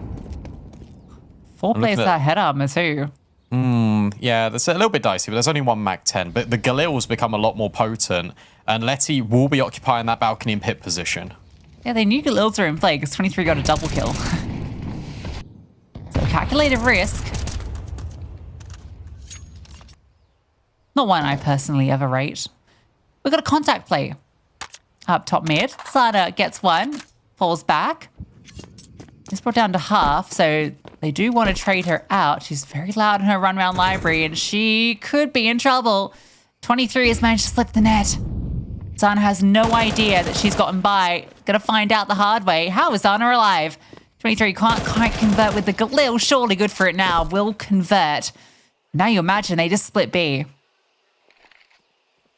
Yeah, something had to be changed after Big Keeper. We'll talk more about it in a moment because as they clear top brackets, this is a good flash play, but 23s are already on the way through the smoke. Now they know that Giuliano's here and it gets a little bit muddled. And Paulie once again asked to hold on, nearly, but not quite. And Zaz with the Mac-10. It's a plant on B, but the rotations are here really quickly. Yeah, very fast. Can he get this first kill cleanly? Just about. Not a kid on either of these two players. Post-plant position is strong. No way to flush out new box. You see Anna was scampering towards it. So are you expecting 23 to be lying in wait? Surely you're going to be anticipating the possibility. Letty spots her and she swings. Can't get the kills as now known. Mac-10, not the job. Weapon for the job, I should say. And Jenny are able to convert it. So in the 2-on-3, Bigger Keeper are there so quickly that it doesn't matter that the site falls. Yeah, and that's the important thing. And to be honest, they've recovered it really well. But what I would have liked to have seen from Bigger Keeper, rather than Letty dropping a defensive smoke in towards apps, she takes that space with Jenny, or she drops the smoke in towards apartments, and Jenny and her push short. At the moment that Zana has fallen off long and is taking contact, she would have commed over that more players are pushing on her position. Bigger Keeper needed to take space back, cut the site in half, and sort of reevaluate. They get away with one there because of the speed of the rotation on the retake, but that could come back to bite them in the future. Yeah, I did like the flash play. It's just that the flash blinded Giuliano. I feel like if it had been placed a bit better, we could have worked out.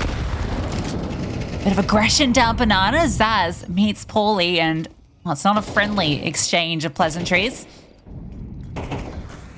Don't think that's where Giuliano's smoke was intended to go. So they do have to concede control. Now, Imperial are forced towards the A site, where they have got a fair bit of control towards brackets, but Zana is jiggling, and now Giuliano begins to rotate. Imperial have really been exploiting long. They recognised it as a weakness. Jenny can also ask for a flashbang, but one won't come in time because Zana is the one with them. She's over at Cold Zero. So at the moment, you've got Imperial encroaching on all fronts. There are players here, but they're going to be unexpected here. 23 finds the first. There's that pushing from long. This is much better than what I was talking about the round before, and Letty stays alive on site, anchoring down A. And even though Tori might have a way in, Paulie still remains on B. Yeah, now she can call the reinforcements. Oh, that got a little scary. Paulie able to convert the headshot, and that's well played from Big. Even with 23 getting that kill from Truck, the immediate response to push out long, and they don't just swing together, they swing as one, go 1 for 1, and then Anna is not expecting that second player. Using the number advantage they have perfectly, and yeah, Letty also pushing forward at the same time. All of this happening at once. The comms get cluttered from Imperial, and they get overwhelmed and put back on the pistols. Yeah, that's really good from Bigger Keeper, and that's more what I was expecting out the previous round where they lost the long control. This time it was they lost short, but they fought in the other direction. No nades, which means top banana can be occupied by Big. Zaz scaling. Paulie might get caught with nades out. Flashbang. Zaz is able to overwhelm. No head armor on Paulie. That's an instant headshot. Yeah, that's not a rifle that can be picked up. Now, there isn't armor in any of these Ts, so you think it should all be okay. And in fact, the AK gets funneled forward. Good little molly. Zana's also arrived. A flashbang set up Giuliano. They really don't want to allow Imperial to get anything from this round. 23 spotted, so her luck going to be ineffectual. Although, yeah, Jenny should be anticipating this, and she is. She's alone. So if she gets popped on, there's maybe some cause for concern, but she does not. Yeah, I thought she was actually playing in the little cubby that's I guess not new anymore in CS2 because the game's been out a year. Happy birthday, CS2. But no, she was just in front of the smoke. And it worked perfectly. They just walked straight into her. She's like, oh, that's not supposed to happen. Easy does it. Great molly from Giuliano, as you mentioned. And then a clean up on the Eeks for Jenny R. Keeper get into the lead. Imperial's guns return. What's their play? Fast banana control being fought for, but also in the second middle. Can the scale slowly, very default for Imperial, but they do get a lot of control banana. Beekeeper are making a read into this. And they think, well, Long's been exploited so much from Imperial that they're maybe going to try apps. So they are currently focusing their attention on it. And Imperial are in there. Zana missed shot. Zaz punishes. There are 2 more players here on B. You can hear Paulie rotate away. And now you see the molly from Giuliano. Yes, a lot of infancies as incredibly vocal about it. And look towards Long. Kat has walked all the way around, she spotted, but gets around the corner, and her presence alone is going to be a pain. Jenny looks back, and that's when 23 strikes, but can't finish the meal. Shots don't quite connect. Jenny R's feeling the pressure. 23 just trying to run her down, and will do so. Giuliano catches off Kat.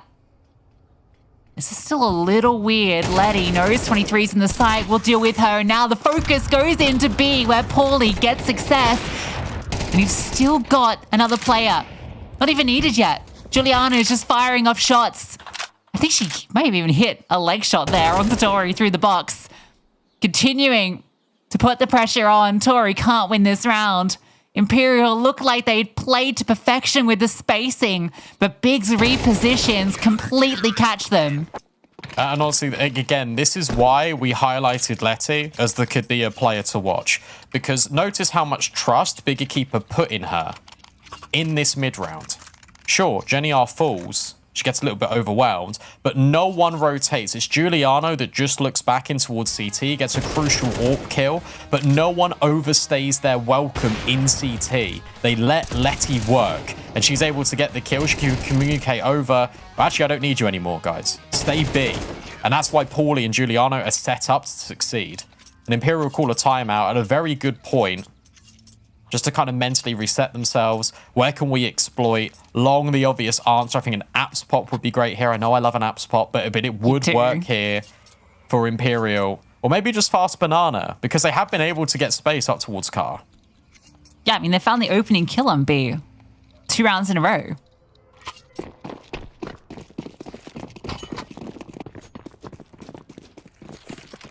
So that is looking like quite the possibility. 3 players storm up the banana, jumping past the utility, but the HEs still do quite a damn lot. Giuliano's going to drop the smoke in anticipation, but they're going to burst through the spray, doing damage, but the Tech 9s do break through. That's an AK picked up.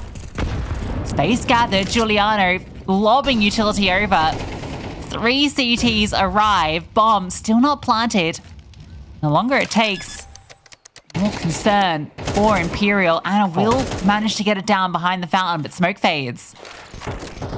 Yeah, Flashbang trying to break this setup, and ooh, it doesn't quite do it for Jenny. She now swings wider, and that invites the Tech 9 and Zaz to take her head off. The tough round to try and recover now, and the flashbang does not help things. It complicates matters for Bigger Keeper.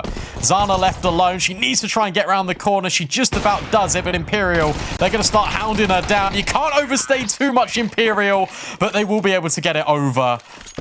The Tech 9s, a resounding success at top banana. You could kind of see that falling apart if they walked into a crosshair with the P250. We know how prolific Zana can be.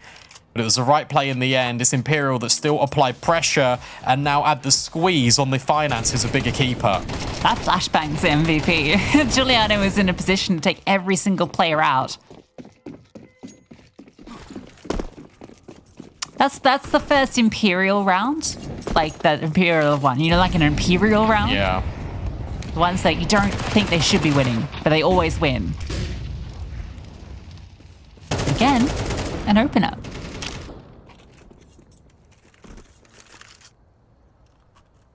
Ooh. Kat's heard the audio. We heard it from her POV of Zana jumping back to smoke off long. Try and take the space in towards short. Here's this double app setup. Letty over the top will deal with 23. And now she falls off, makes noise, and that sets up Jenny. That's a cheeky little one way, isn't it? I like that. Didn't like that incendiary. That didn't do anything. Now you got 2 opening kills. You've expended the bulk of your util, but Paulie is just sitting on B and has a smoke. So if she just gets the info and falls back, she will have achieved everything she needs to. Uh-oh. Under pressure. She can't drop the smoke. She has to try and stand and deliver. Goes 1 for 1 at least. Not down for free. So still keeps the 2-player advantage, but Anna is alive. Is she? Spoke too soon. That's unlucky. Oh no. I was setting it up. But Cat is alive. Cat's alive, Brandon. If she can go Ace 8, clutch? she goes now. Oh, She goes 20 right seconds. now. They're just pausing. Like literally, they're not moving. Is that right? Are they good? No, they are all just there, just not moving. All right, bomb to be planted. What can Cat do? This would be something special. And after her ancient, she's looking for that moment of redemption.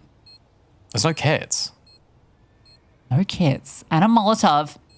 The 1v3 ace clutch. Juliana doesn't spot her. Cat has all the info. At least on one position. So the first kill. Oh, trigger discipline for a moment. Gets that one locked in. Now they arrive. They know exactly where she is. Molotov forward. Gonna land on the bomb. Do they have a smoke? Hello? Oh my god. She's Oh done it. my god.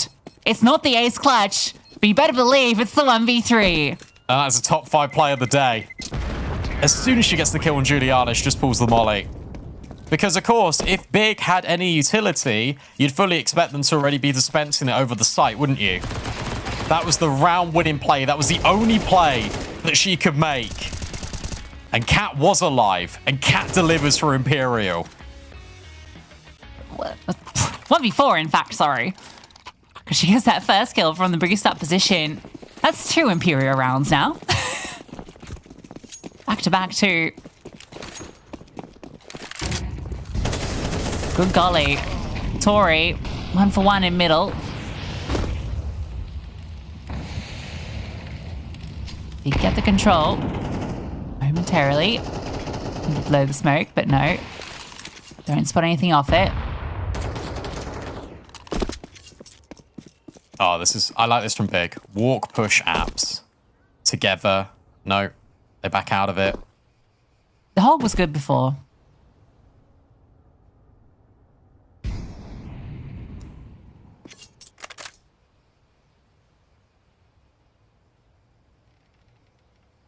Yeah, they're going to change setup. Third player's come over as well. Giuliano's here.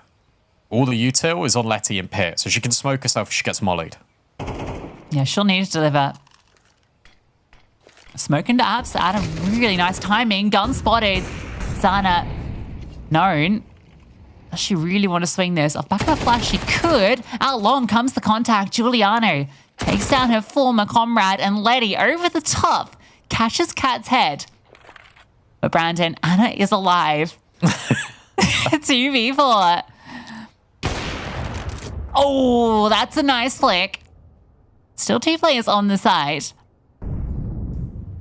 Oh, Paulie feels uncomfy now. Are they Faking the run back. They're faking the run. They're trying to get the rotate. But not Zana doesn't happening. bite on it. Yeah, Letty. She's going to wait. Smoke comes over. You got to clear out the back of the site. Zana, checked. But are you ready for Letty? Not quite. There's the first on the MP9 and the second. The bomb will go down, but it's Letty the clutch again. Huge impact round from Letty. I'm going to play the time just to allow all the weaponry to be collected. And again, nice maneuvers from Big when it's getting uncomfortable there, when you've got 2 players on site.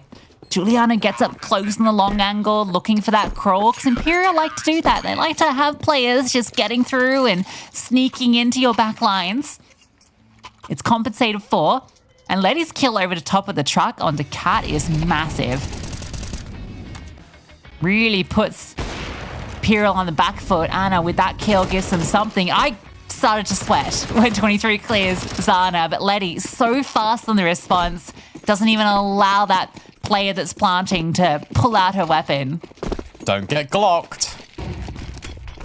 Don't get eco'd. You've already lost one of these rounds, Bigger Keeper, where you feel like you definitely should have had the advantage. This should currently be 6-3 if it wasn't for Cat's heroics.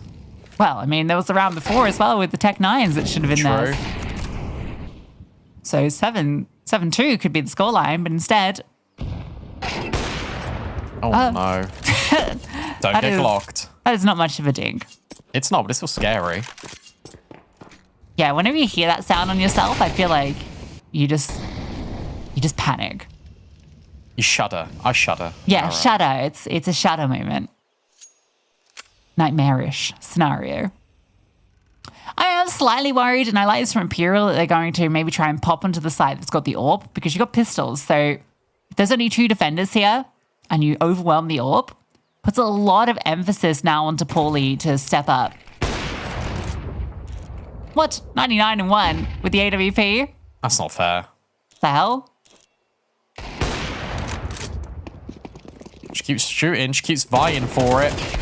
And in steps Paulie, overwhelmed. Uh-oh. No way. Zana swaps to the USP. The pistol is better than the sniper in this situation. Tori tries to plant the bomb, but it's Zana around the corner. Not today, Imperial. That was like such an uncomfortable round to watch. I can't believe Paulie gets glocked.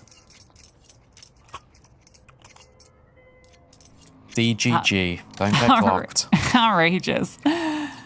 Well done from Zana. Gets the 2 hard kills with the USP, and then she can finish off the job she started with the 99-1 orb shot. So 6-4. Oh, second mid keeper. push. Oh yeah, they want to get aggro.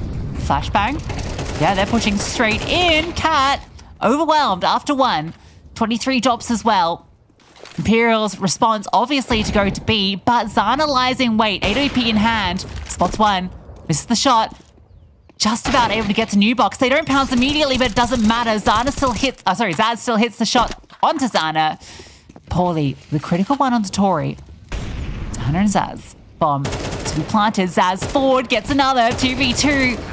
And Zaz makes it into a 1v2 for Letty. Can she pull off another clutch for Big?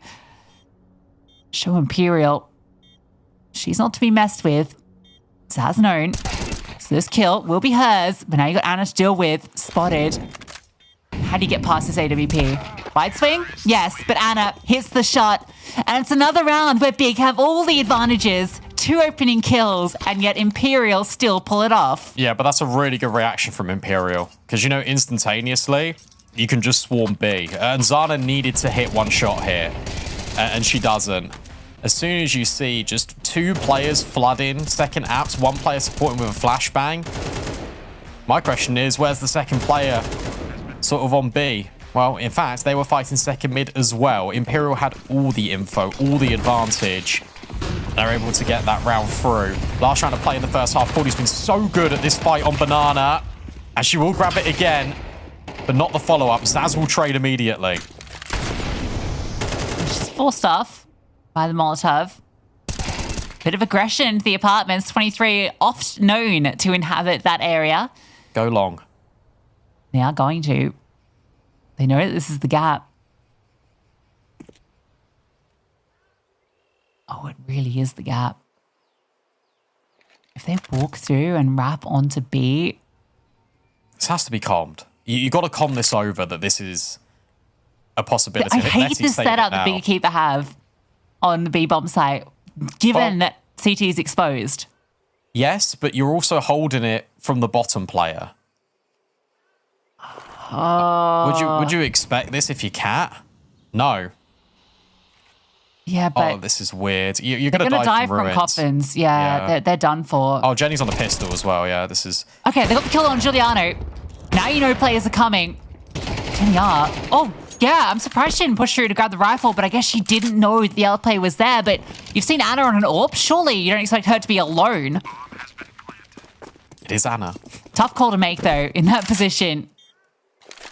2-on-2. You know that Imperial generally win from these positions, so what a Big got to show. Letty has a little bit of util. Smoke towards Banana. That's not where. Imperial line wait. That incendiary will be disruptive. I don't see a kit, so that could be a concern, but maybe it won't be any way gonna matter because Anna and Kat both get their kills. And oh my god, I'm fumbling over my words, but this is a 6-6 scoreline tied up just like Ancient.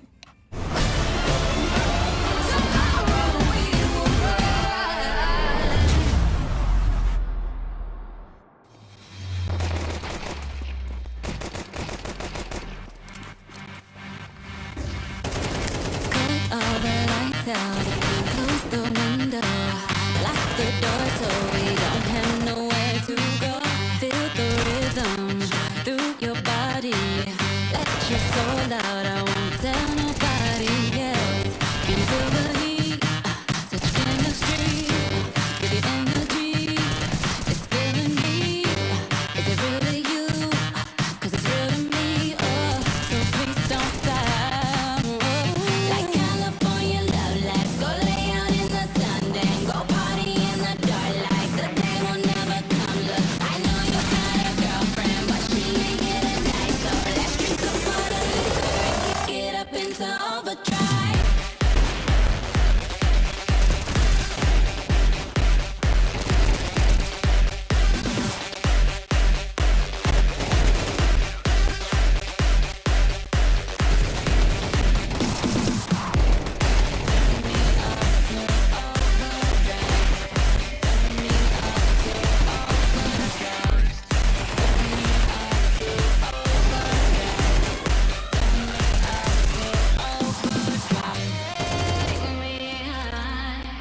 Till I drown in the sky. Forget my impulse, I just like you. It's not often a stranger gets me this high. I'm in limbo, trapped inside you, and I'm not coming out. Can you feel the heat? Such chemistry, with your energy, it's filling me. Is it really you? 'Cause it's real to me, so please don't stop. Like California love, let's go lay out in the sun, then go party in the dark like the day will never come. Look, I know you got a girlfriend, but she ain't here tonight, so let's drink a pot of liquor and kick it up into overdrive.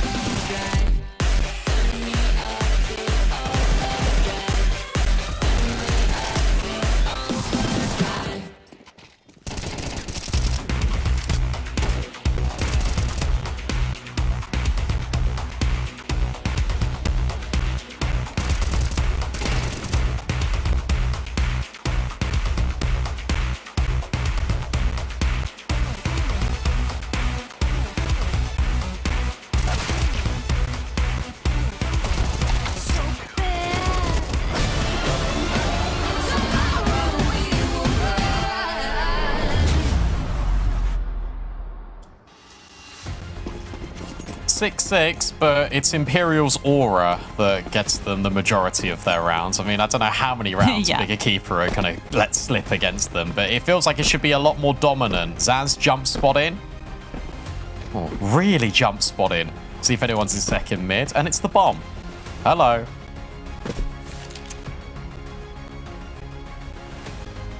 Okay. Imperial have like the opposite CT setup that Big Keep had, but they got 4 on A, 1 on B. This is a bit more conventional though, I feel, especially because you got the kit and all the bits and bobs. Alright, that's gonna fool nobody. I'm telling you right now, that motor smoke. Yeah. They just swing on her. Like, you know, we just know that this is not Cat. anything. Letty's still in apps. Yeah, Yeah, they so can Letty cross. still being here is actually really it pulled Cat off a little bit, and Letty got a kill. So huge impact from Letty. She's still alive. They still have to worry about her. They have 2 players dedicated to dealing with her, and they all fall. Letty's playing her own bloody game over on the A bomb site. Meanwhile, it's Anna versus the world on B, and she has a kit. No way. No, she's not sticking it. Oh my she can god. now. She can now. She can just stick it. Letty, knife out. You gotta run, girl. You're not making it. Oh my god, Anna. Oh, Imperial. How do you keep getting away with these rounds? How do you keep getting away with How these did rounds? you keep a fumble that? Oh my goodness me. Why? Why? Bigger keeper. Please. Your left did everything and more. You couldn't have asked for more. She got 3 kills. She killed the entire A side. Well done, Anna. That was sick. Well done, Anna. That was Best in the actually- world. Best in the bloody world.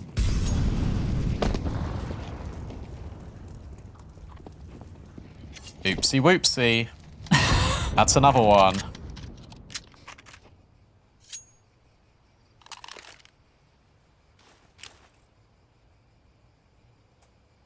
No abs pop today, Brandon.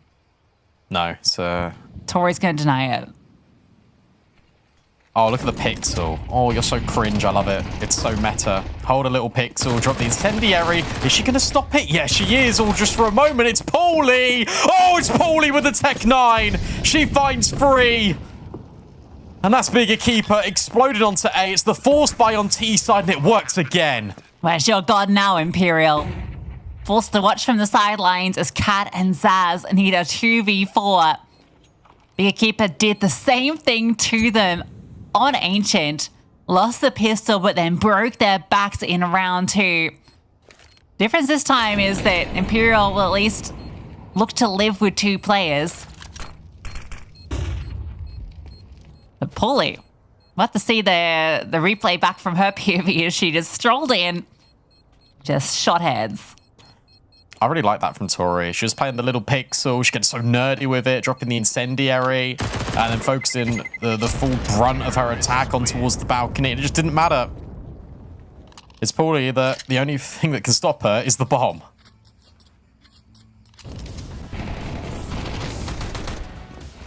She just doesn't stop holding W. Oh, amazing. Let's go. Tech 9s, baby. That's an Imperial round.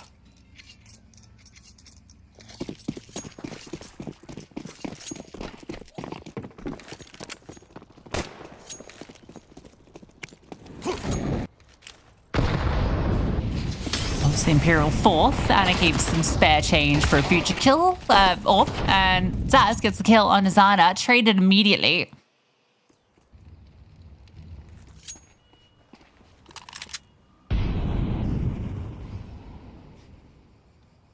She has a cheeky little angle.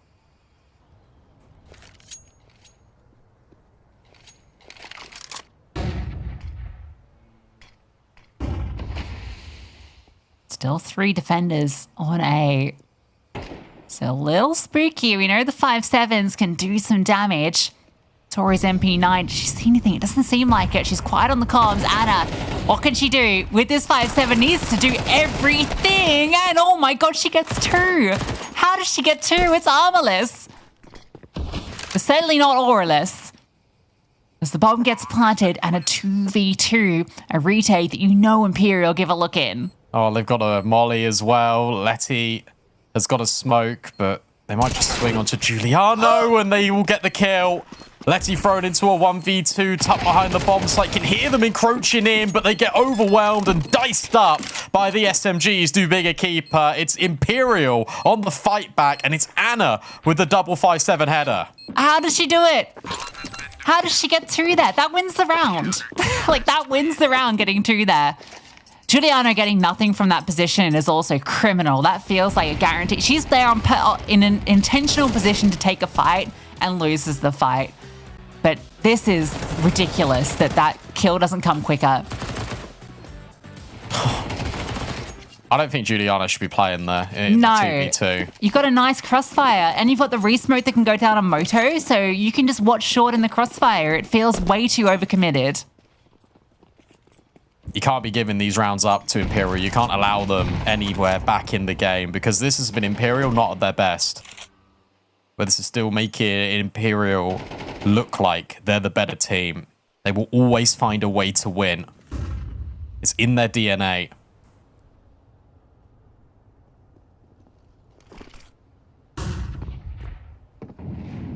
Anna's thought.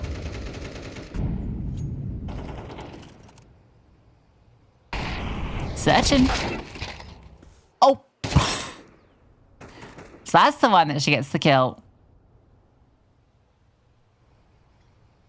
Just a random old shot through the smoke. Zaz sidelined.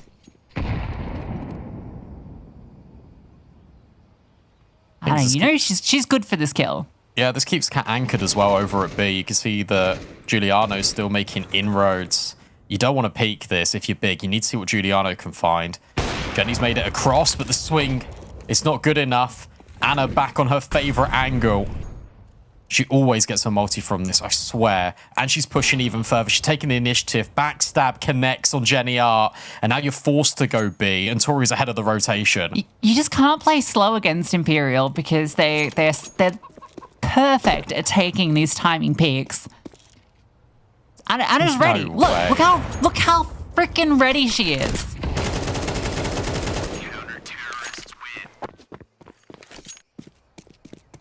Time for a pause, Big. Not in this round, but in the next. Or maybe now. That's fine too. Just got read like a book. And the thing is that they deviate away from what was working so well on Ancient, and it was them that were taking the map control. It was them that was being proactive. Think back to that 4-spy round that works well against Imperial. It's because they're the ones setting the tempo, and you hit the nail on the head. As soon as they slow down, as soon as you allow these individual peaks, you're giving Anna all of this room to breathe. She's played that round over 1,000, 2,000 times. She knows exactly where these players are going to be.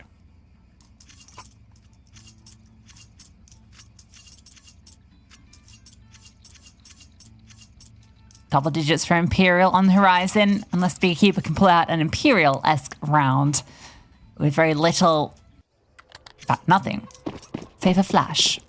You do not fancy their chances, especially if it goes to B, because it is a triple lean that way. Anna. Actually, they're not going B. They're going A. Molly, good. Try to force through, and Anna hits the shot, of course, fully blinded. 23 slides in.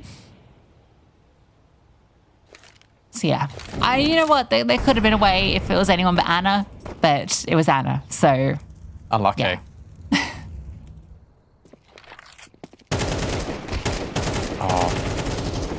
You start to question just sort of how the coach, like ramifications of High-Ski leaving would affect Imperial, especially with the leadership of Kat being so new to the role. But she's been doing it since the start of the year now. Tori, yeah. I keep getting that confused. I don't know why. Tori's been doing it since the start of the year. My apologies. But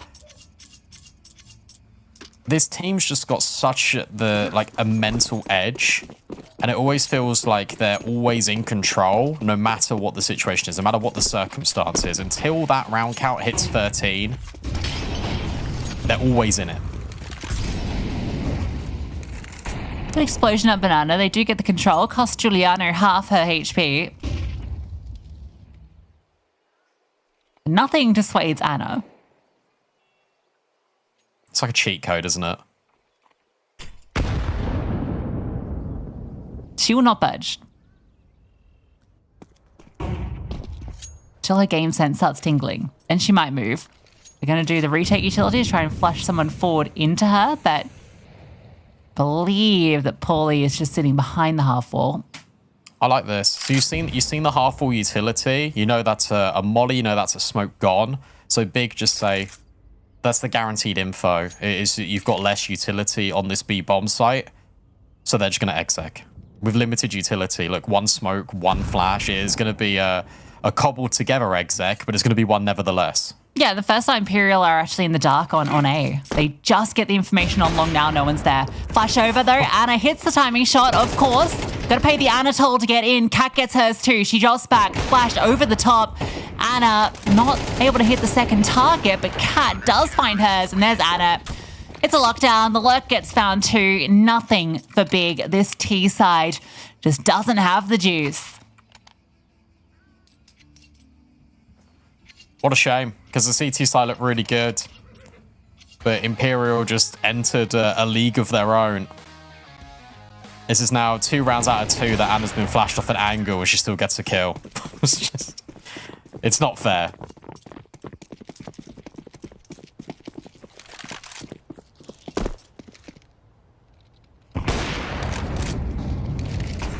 Leg shot. Of course.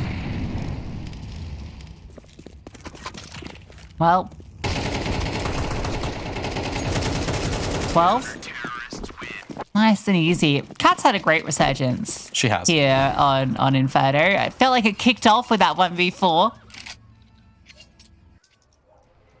And she's really, really finding that form on the B bomb side. We know she's one of the strongest B anchor players out there. Showing us right now. I think you said last year, like, this is Cat's best map by far. Yeah, absolutely. I was worried losing Vilka, how that would affect her over that. But it feels like Zaz playstyle, again, had this conversation earlier, does mesh well with that, so. 23 gets success onto Letty. Ooh, good trade, though. Finally, a little bit of relief here for Big, that they're able to stop this and actually trade it, which is really important. This setup feels brutal on Banana. It's just the contact swing. Giuliano gets the first. Paulie needs to trade. Zaz knows she's here. They're both locked in. Who wins out the aim head-to-head? It's Zaz.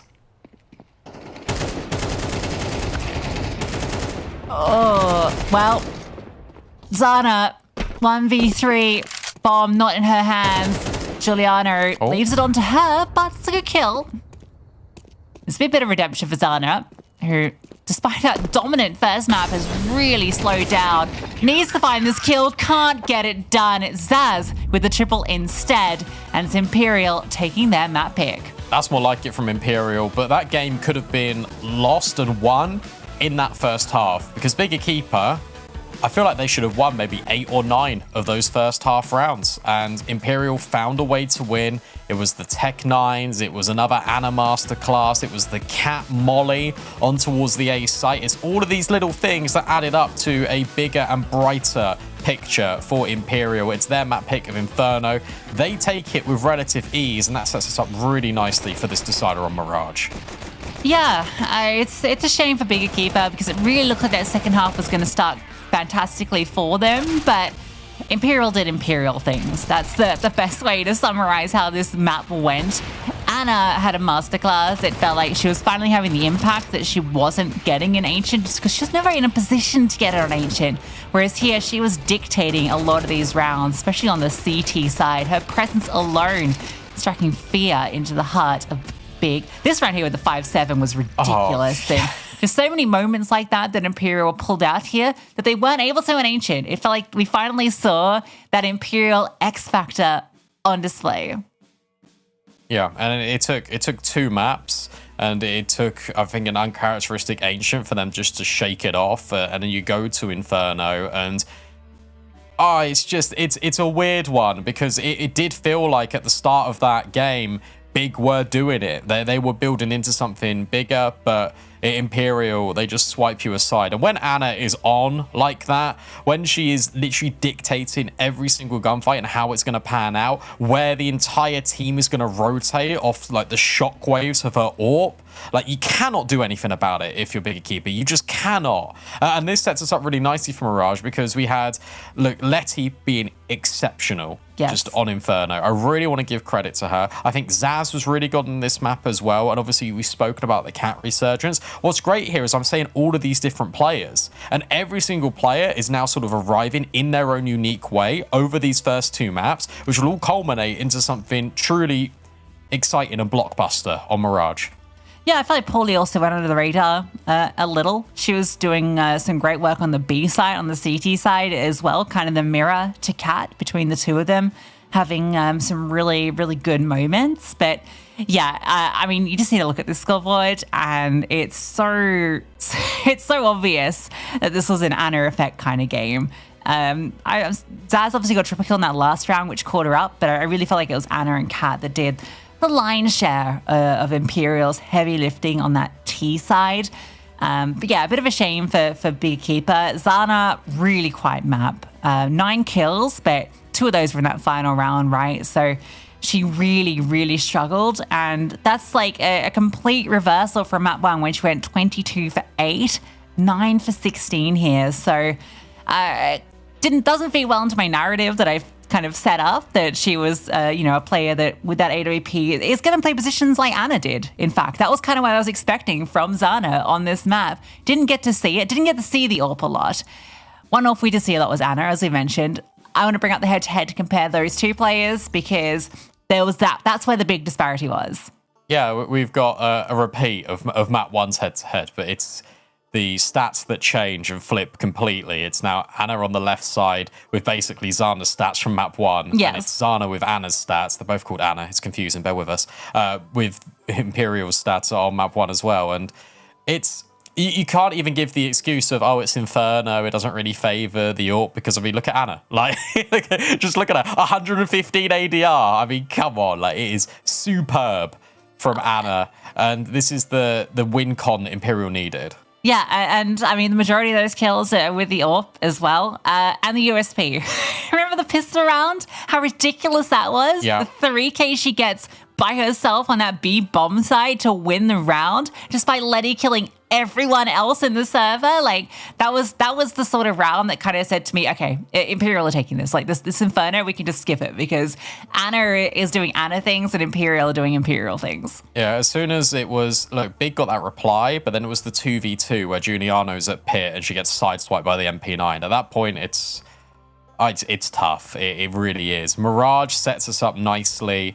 I'm really excited to see what both teams bring. I'm just worried that Bigger Keeper might burn out a little bit now. Yeah, I mean, I said it would go here. I said that if Bigger Keeper take this, it's got to be on Mirage. And there's plenty of reason to believe. I know the Inferno didn't look great, but that was never going to be in my books where they were going to 2-0 it. That's Imperial's territory. That's their home turf. It's a map they feel super comfy on. Mirage, they did not look great on last week, and we know what Bigger Keeper can do on this map. So there's still a chance, Bigger Keeper fans. Stay tuned. Don't go anywhere. After the break, we see if they can do it on Mirage.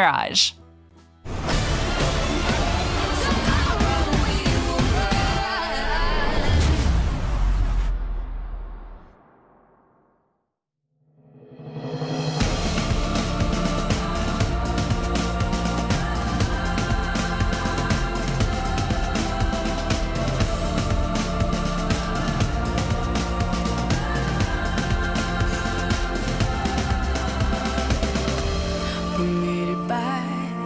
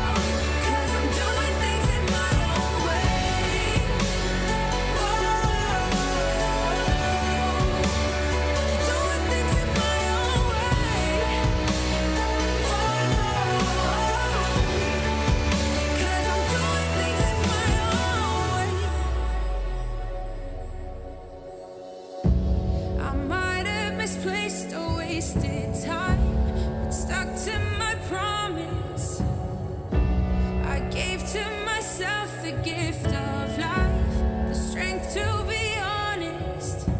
Touch the sky with my head held higher. I'll say what I have to say. In my mind is a fierce desire. You better get out my way.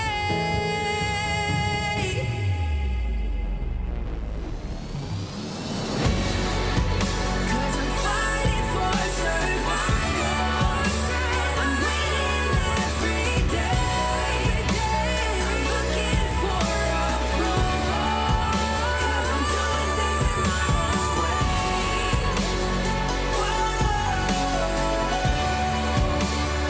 Doing things in my own way.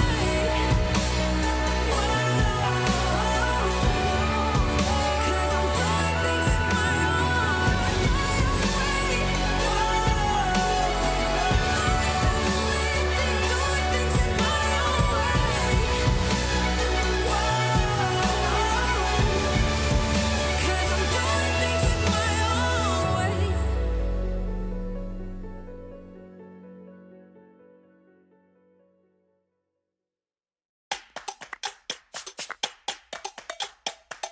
Boys make empty promises that they can never fill.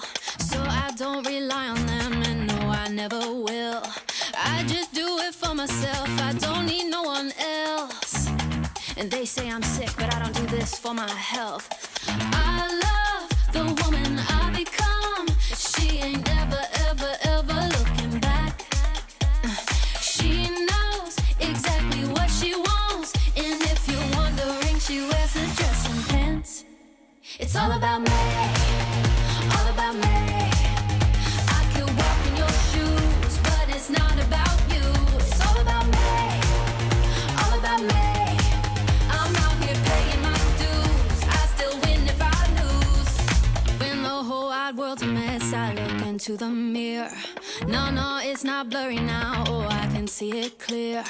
I am my own champion, so make no mistake. Baby, not all superheroes come wearing a cape. I love the woman I become. She ain't ever, ever, ever looking back. She knows exactly what she wants. And if you're wondering, she wears a dress and pants. It's all about me, all about me. I could walk in your shoes, but it's not about you. It's all about me, all about me. I'm out here paying my dues. I still win if I lose. I don't need you now because, baby, I give me the rush. Tell me, who do you love? 'Cause I love me. Get back up and wipe the dust. I am where I put my trust. Tell me, who do you love? 'Cause I love me. I don't need you now because, baby, I give me the rush. Tell me, who do you love? 'Cause I love me. Get back up and wipe the dust. I am where I put my trust. Tell me, who do you love? 'Cause I love me. It's all about me, all about me. I can walk in your shoes, but it's not about you. It's all about me, all about me. I'm out here paying my dues. I still win if I lose. I don't need you now because tomorrow we will rise.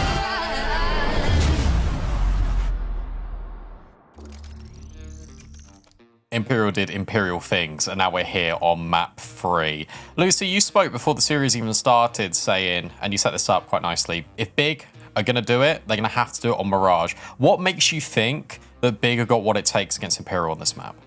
Well, they were able to bring back an NOT in their most recent outing. Although, you know, both teams have done this. So, you know, the resilience, I guess, is there on both sides. Or maybe they both kind of suck. I don't know. I feel that Big Keeper have kind of they knew this was going to go Mirage as the decider, and I think they've put already a lot of work into their game plan for it, particularly after how Mirage went last time. I don't think Imperial are ever a team that anti-strats, but they're a team that you can anti-strat, and that's where I feel that Big Keeper can probably have an edge here.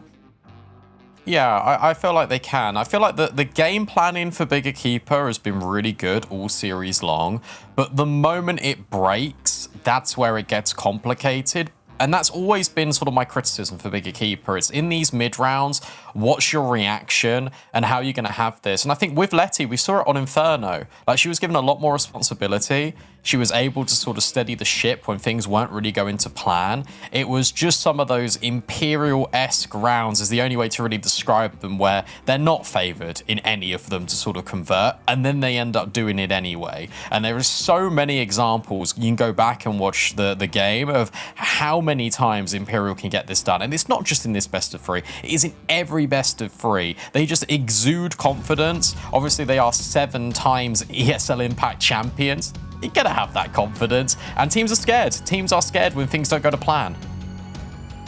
Well, let's see. Can Bigger Keeper bounce back after a rough Inferno loss? Because I gotta remember, they did it with style on Ancient, and there's still a chance for them to upset versus Imperial, especially 23 taking a little bit of extra damage from a teammate in spawn. Schlaft it off.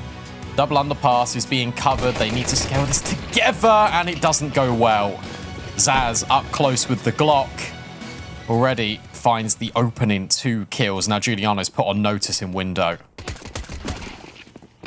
Yeah, nice notice. Okay, she was flushed out after 1, but looked tough for her to even get one.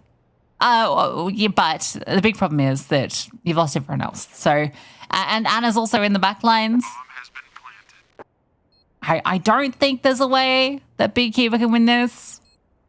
Anna should kill Letty in a second. Spots her at least. So now they know she's just going to slow walk on her. Zana's dualie's going to swing out, but she immediately gets squished before she can even hit the ground. Doesn't get a kill. Letty, if she had a kit, you might think, oh, maybe a ninja is possible, but Anna will finally get the kill that she started hunting about 30 seconds before that. Yeah, nice round up Imperial. Zaz getting those 2 crucial fights in underpass just sets them up. And from there, it's the immediate acceleration. They tag and go blow for blow with Giuliano in jungle. And then it's Zaz that scales, and that allows the space for connector players just to come around and flank. And then Anna, the entire time, is just in the back line. Strong start from Imperial. They get the ball rolling. Big and Imperial have been 50-50 on pistols so far. And that trend might be set to continue. Anna finds Letty. That is sharp. Yeah, Zaz does comp her a bit of damage. You're not expecting much here. One thing I didn't expect, Brandon, how this plays out, is that Lettercook Spirit, after Lettercook dominated Spirit on Anubis 13-6, on Ancient, Lettercook's home territory, it's got OT, and Spirit drew first blood in the OT. So maybe a potential upset could be happening in the B group. Maybe. I think it's really cool to see that... Oh, my shot. It's really cool to see that Team Spirit, with Krasy making these changes, they are hitting the ground running. And whilst you're not favored to win against Lettercook, you're bringing it close. Can Giuliano do any more damage here with the AK? No armor. It's going to be tricky. And 23 comes around the corner to bail out Cat. So 2 kills is not the end of the world, but it was a full eco. Full gun round. Now equipped here. Equipped. Damn it. Equipped. Yeah, the way you said it. Yeah, it sounded like Quipper. It was right there. Full buy. I'll save it. I'll put it in the pocket. Keeper. Big team. That's the low-hanging fruit one.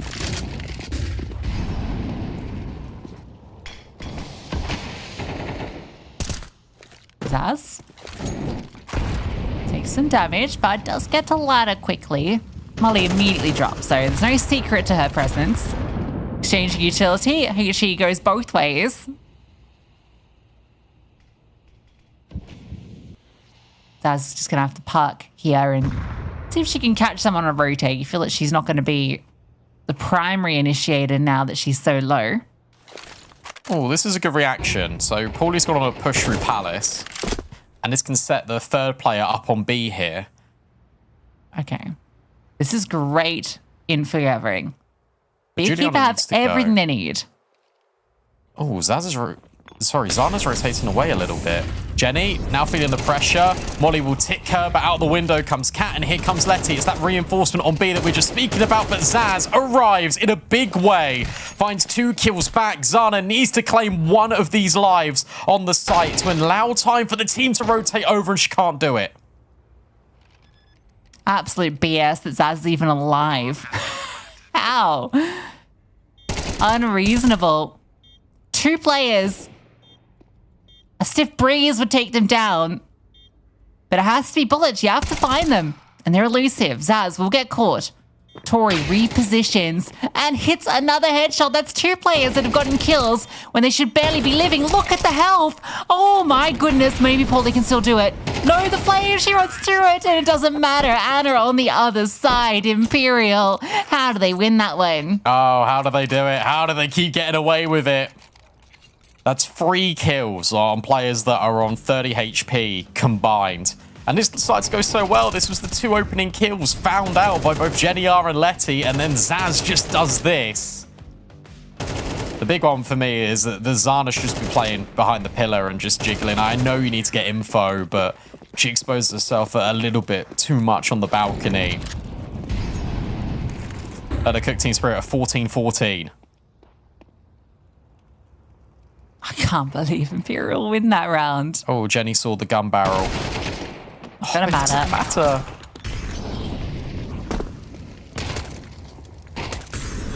That's the mop up. Not even armor, so doesn't matter. Juliana gets the worst weapon possible too. Well, that's a little sad for Bigger Keeper. It will be a 4 lead for Imperial. But I think the key thing here is we should see the AWP in the next round. Zana. Anna might actually is probably likely to bring it out too. You expect her to drop that AK over to 23 and buy one. How?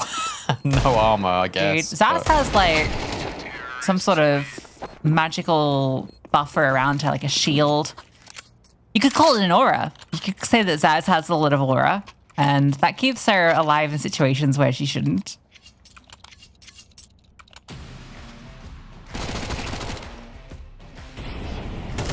They had everything in that previous gun round, Bigger Keeper. That'll come back to haunt them. Lessons learned and mistakes made, and you can't do that against the best. Here is that AWP for both parties. Anna, currently immortal.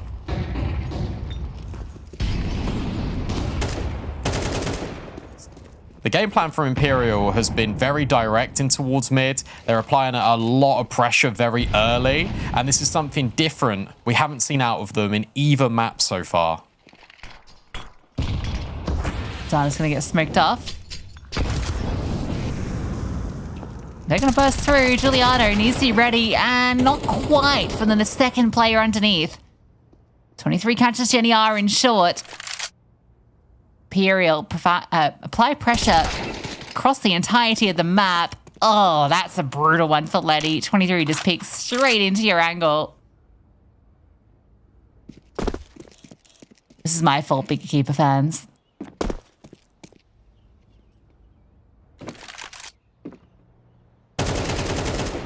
Oh, get away with the AWP. Now it's going to be hunted. Bomb's not even planted. Nice shot. That should alleviate a little bit of pressure, but where Imperial have won 4 rounds in a row, you can imagine they will be hunting this. You can already see that 23 is very much interested. I think the game plan here for Imperial is they've identified that they can get the best of Jenny R on short, and they are relentlessly putting pressure on her. Applying a lot of overwhelm, and she is struggling. The thing is, you're going to have to adjust this if you're big. You might have 3 players lean B, double up in towards short, and then that leaves A open. You might even see Imperial go for a set play in one of these rounds that's coming up. As I said, the default's just working, right? Taking middle, they're getting it without contest. But you're expecting some sort of variation to come from Bigger Keeper. You want to get a step ahead. Yeah. That's unfortunate. That Juliana doesn't spot the one directly beneath her. At least money's there to support the full purchase across the board. Here's that set play. And Yep. here's the adjustment. Look. Yep. You love it when Oh, everything yeah. just happens how you think it's going to happen. I should be a coach. It's just chess. Well, I reckon I hear Imperial's looking. Yeah. I mean, look, they're doing fine without one. I mean, Yeah, what would This you about is- it here? Literally nothing. no. Shut up, Brandon. We already were going to do that. Fully. Oh. I felt like she had a cool timing, but Tori able to swing and adjust. Nice kill from Jenny through the smoke. And Juliano gets one too. A lot of damage done. Bazana's hit one with the AWP. 23 gets revenge. And Anna just holds the line with the AWP, waiting for that peak. Maybe she's the one that brings the peak. Zana gets the better of her. 20 needs 3.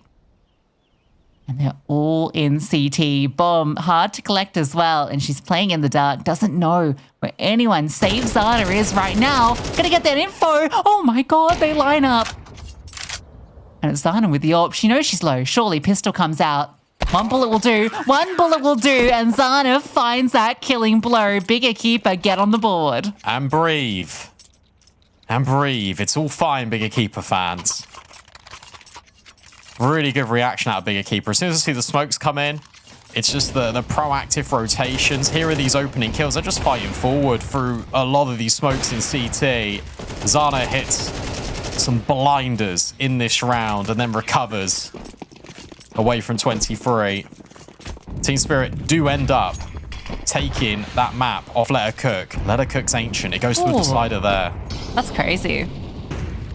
After such a stomp on map 1.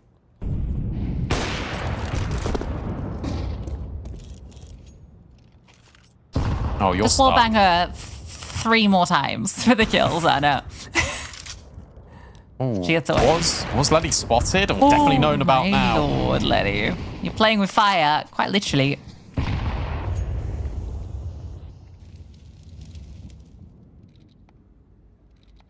Anna gets into position where she can just hold the line. Zana's holding a line as well. A lot of lines being held. Who will tame them? That's the question. Oh, Anna, surely. Oh, look at this from Jenny. She just doesn't peek it. And now the cross is in. It's Zana that gets overwhelmed. And Letty can only find one on the back of sight. And you still got this lurk coming through from Zad and Connector. Oh, complete disorientation put forward by Imperial. This is a retake you feel like you got to go for if you're big. Yeah, it's not a comfortable one. Tori's low. She's actually been given the AWP. No, picked up the AWP, sorry, from Zana. A temporary measure. Let's see what she can do with it. Oh, she can do pretty darn well. Good Anna impression. That one didn't come from the Anna rulebook, but, you know, the first page she read was pretty good. The collateral doesn't quite get the second kill, but it's enough to win the round.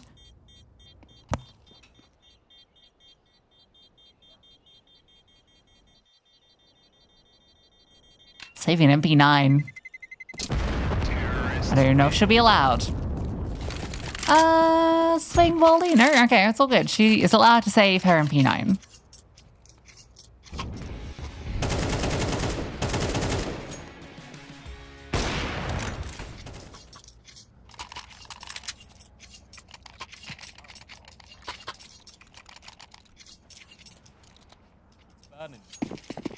All right, well.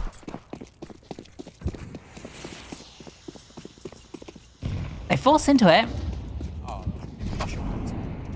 Brandon, Yeah. you've gone a bit weird in my ears.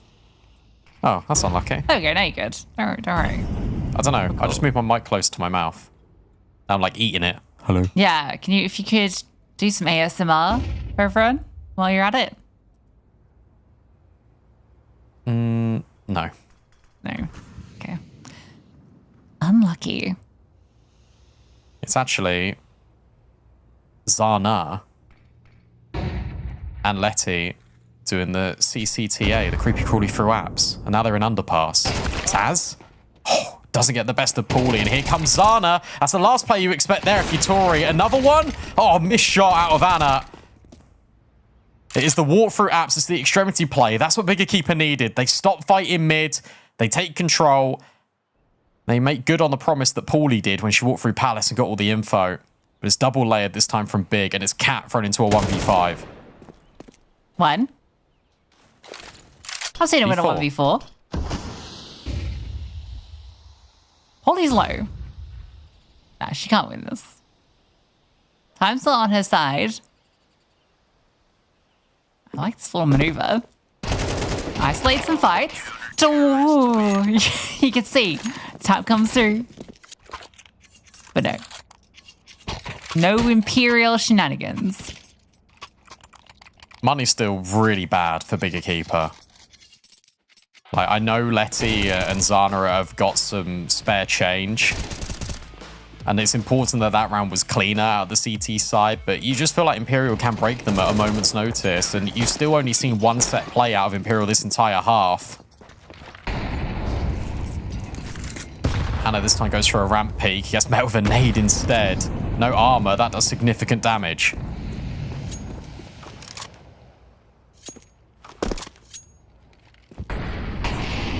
That's the full spy, so B can still come out of the CT side with something reasonable. If they can weather this force. They lose this one, it just falls apart. Spaghetti's everywhere at that stage. They want to keep it in the bowl. That's a lovely HE. So much damage been inflicted early. Cheeky little boost into the window, Zaz. What's she up to? Roaming about in smokes. Holding at success. And towards the palace, Zaz lets them know where she is. Yeah, but you knew she was there anyway. Oh, Tori goes investigating onto Paulie, and that's the bomb dropped. So this really puts a spanner in the works now. You just got to make sure the players on site live and survive, and Zana's doing a good job of that. It's Anna, though, again, finding all of these opening opportunities. She just needs to get by Paulie in Palace, and she just needs to survive for as long as she can, because help is on the way. Yeah, you feel Paulie. Oh, there we go. That's the swing that she was looking for an Ancient versus Anna. Gets the success this time, and Zaz is forced to save the AWP, which is going to put Imperial into a funky position where Zaz can drop the AWP, and I guess she's rocking the Tech 9, so it's actually not that funky. It'll be okay. And it does give Anna something into the next round that she can work with. Because it will be the eco, of course. Zaz will be out of whack into the following round, but that's not going to matter too much. This is a great round from Bigger Keeper. They do a lot of damage early. And again, it's extremity pushes. It's Paulie pushing into Palace, gets the first kill, but doesn't stop, and then catches that bomb. Prevents Imperial from finding a way back into the round. I'm going to do one of my things where I try and call a round into existence. And it's not this round for Bigger Keeper, but the next one. I would love it if they actually just completely fought middle. It's Anna on a timing shot. You know she's going to win it. Just need to kind of get this one over the line here, Big. This would be a disaster if you let another one of these rounds slip by. Jenny's been spotted in the window, not only with the nades, but also with her little hand peeking by the sill. Yeah, please, not this round. It's one AWP. And it's Zaz for the Tech 9. Juliana's so aggressive here. Oh my god, Zaz has got the kill. Oh, that smoke's not landed where they wanted either. Yeah, Juliana's Juliana, gonna what are get you overwhelmed. doing? Yeah. Oh my god. Oh dear. Oh no. These are meant to be the easy ones, and they're always the hardest against Imperial. 6 points of damage inflicted against a saved AWP and a Tech 9. Yeah. Oh dear. Zaz was happy with that one. Yeah, I'm not surprised. I'm really. You saved all the weapons that were used in that round to get the kills. Juliana was in such a committed position, and all she needs to do was fall back. But then the smoke lands like probably like 3 or 4 inches forward, and she felt like she had to fight it. I can't believe Dude, that kill shot. from Zaz is ridiculous, and Anna's falling when she gets that one. Oh dear. look, this gun round should still be the same vein. I still think fighting mid here for Bigger Keeper is the way to go because you've shown so much on the extremities. Like a deep push, right? You've got one player that's holding in middle, 4 underpass. You've got one that gets up towards the top boxes.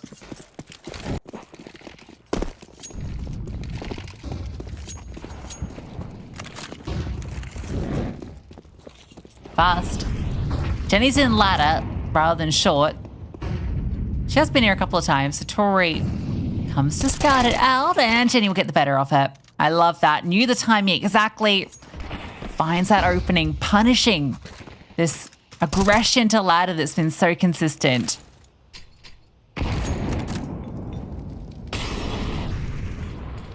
Just the incendio, but Zaz is already ahead of it. How do you want to spin this for your Imperial? Because you've just mollied off short. You could go in towards a connector play. There's a crossfire here between Giuliano and Paulie. I think we're going to go mid to B again. That's what it's shaping up like. They've just cleared ladder once more. They've gotten into B every single time that they've tried. Zaz goes for the look. Giuliano's just not looking. No one's covering connector when you know Imperial are living there. Yeah, it's like a complete breakdown in communication out of Bigger Keeper in a number of these rounds. I think the eco has really rattled them. Still with the kit. Oh, had the kit. Jenny, 1v3. Can't get the one. 8 for Imperial.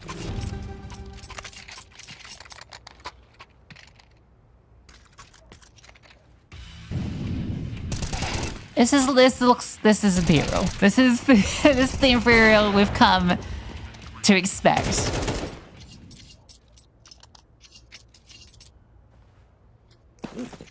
Tori 148 ADR, by the way. Just feels like every fight, save that opening kill they lost, the Imperial player is always in the advantage taking it. Yeah. Every time.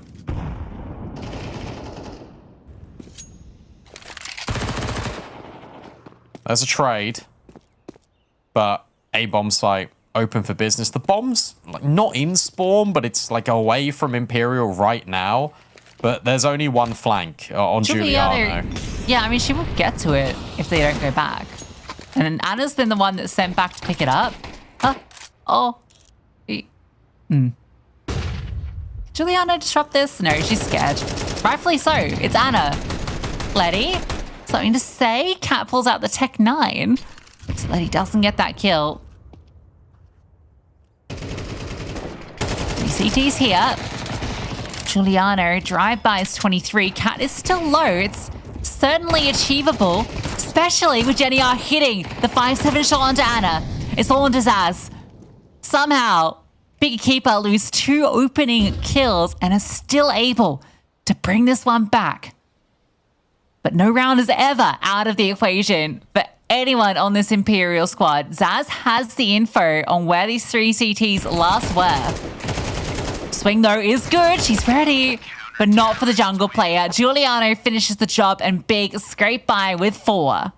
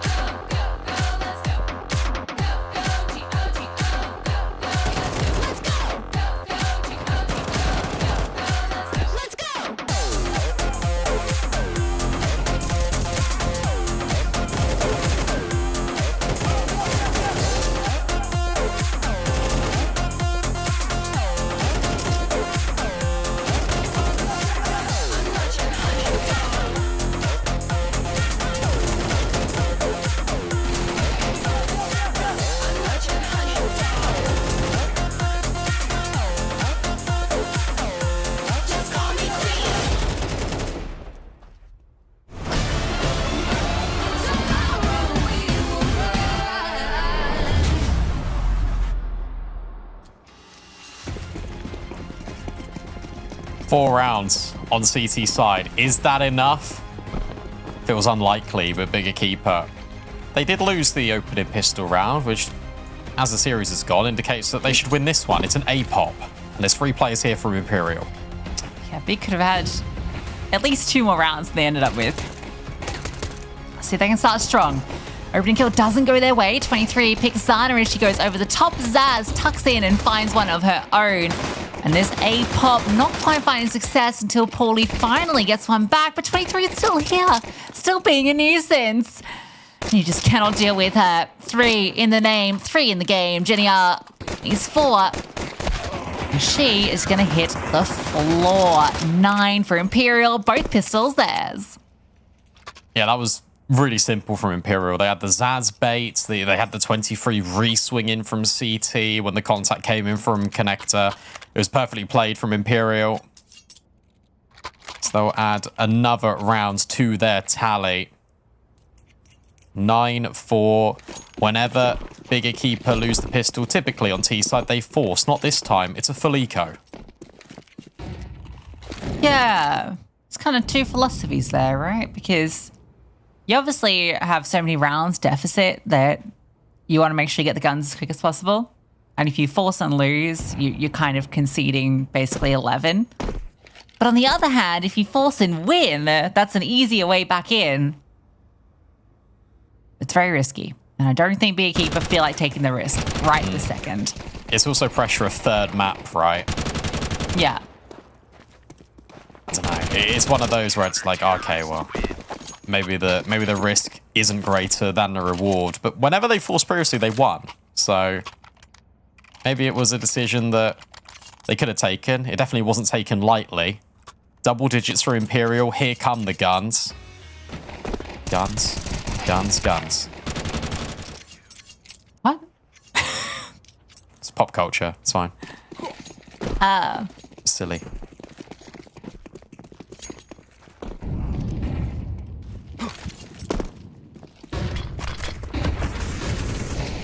Oh, Flash is really good, but here's that. This is what I was calling for bigger keeper to do, by the way. All for half. Just fight mid. And Zaz gets dealt with by Zana. And they don't know about the player that's pushed into short until Jenny R activates. But over the top of the smoke, they can see, oh, 23 goes for a ramp push as well. And it's all a little bit back and forth. Jenny R's still low, but the player advantage with big. Yeah, you really thought there was going to be another punish there with that Paulie walk, but Tori keeps cover. They're just going to accelerate to B. Tori will finish the job onto Jenny, but you should know there's only Cat defending here. Cat not only been required in this map thus far, but will be required to lock down this site. Swing out, can't get the kill. Letty able to swing through. Tori going very quickly, cuts her off. And Tori, oh, looked like she wasn't done, but wasn't expecting the Zana to swing. Yeah, that's 20 kill confidence, Tori swinging that. The Zana just levels with it. You ain't taking the bomb site off me. Zana 1v2. Anna 1v2. Got the same name. Having a swing in from Market Door. Hasn't got a kit. Needs to isolate the fights quickly. One in from short, one in from bench. But Zana wins out the battle with the Arnas and his bigger keeper. They get 5 rounds. Okay. That's the start of this long journey that they have ahead of them. Imperial obviously don't have the lost bonus to support, so they will be forcing into it. I like it. Decisive for Beekeeper, just to immediately go B when they've got that information that should be 2 present on the A-bomb site. Ooh. Spotted. Giuliano forces one back. Neta's gonna go. Out of position are Imperial, but are you expecting 3 players layered over the side? I don't know if you are. Zaz runs out of bullets, looking for a kill, can't connect it. Anna's here though, and it's all Anna. She can make a play through the smoke. Oh my god, Anna, she has. Gets one, finds her exit. Veiled by those smokes, gets away. Jenny R low. Anna doing everything right now. Bomb still not down. In fact, can't even cross right now. Zana needs to be the playmaker. She's stuck Underdark, I think she knows that Tori is locked in. Sees her on the cross. What? That's outrageous. And Anna's there. Not even Anna. It's Tori again through the smoke. Laser vision. What? I'm sorry. What, Tori? Are you joking? Yeah, Tori's locked in. Have that. Just a sucker punch. Big Keeper got all the openings, and it's Anna that makes this play. And Tori does the rest. I can't believe she gets that kill on Zada. 11-5. Things go from bad to worse for Bigger Keeper.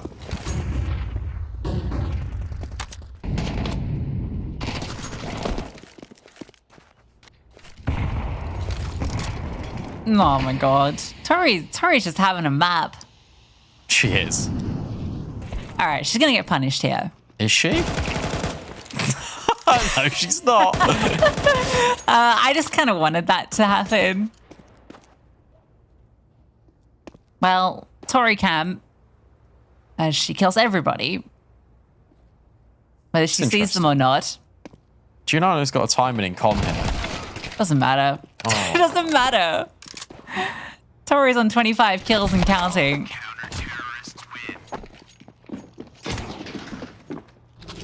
Yeah, fair enough. A masterclass from Tori.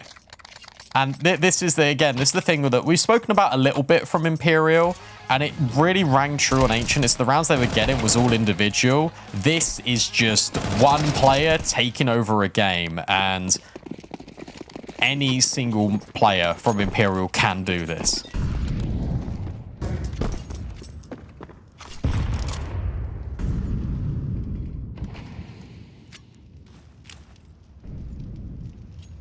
Well, big last hurrah. The A-bomb site. And lightly defended. 3 players on B. They're expecting the B pop. So they are one step behind, at least in this round. 23 swings out. 23 looking to do the solo hold, and only good for the 1. Bomb not down, but Imperial very far away. B gets scared. They're scrambling, haven't got the bomb down yet, and now all the reinforcements arrive, wrap it up, bomb gets planted, but to little avail unless Giuliano can do something exceptional. And she can't. Goes for the wide swing into 3 CTs. Letty, 4 HP, blown out the server by the HE. Imperial, after a rough start on Ancient, make it look all too easy on the following 2 and take the series. Yeah, that was a masterclass from Tori. And Imperial, I don't know what it is this season, but they're starting off slow in these best of 3s, whether it is conceding a map, whether it's even forcing overtime, and then they find a way to win. And that was dominant on that final map. It feels like they always warm up into these series. Inferno was more Imperial. Mirage was definitely Imperial. And it's a shame for Bigger Keeper, but considering they made a roster change last minute, they're still looking pretty good. Yeah, honestly, I was super impressed by Big Keeper on map 1. I feel that Inferno could have been more competitive, but even if they'd won those rounds that they kind of let slip, I don't think ultimately it would have made a difference, and I think it's the same story on Mirage. Yes, it could have been a lot more for them on that first half, but I don't think it would have been enough to set them up to win either of those maps. So you can kind of paint this alternative universe for Imperial. Don't pull off the Imperial-esque rounds, but in this series, I don't think it would have ultimately mattered. I'll agree with you because I don't want to argue with you on broadcast, but I think Inferno was a lot closer, to be honest. But with that being said, Imperial, yeah. I mean, what can you say about that? Well, what can you do about it? Like, there's nothing you can really do if you're Bigger Keeper. I think on Mirage, there was a lot of work to be done. There needs to be a lot of work done with the integration of Letty, obviously on the B bomb site. Short was exploited round after round by Imperial. Jenny R was getting sort of caught up quite a lot, and that was a really obvious gap that Imperial exploited.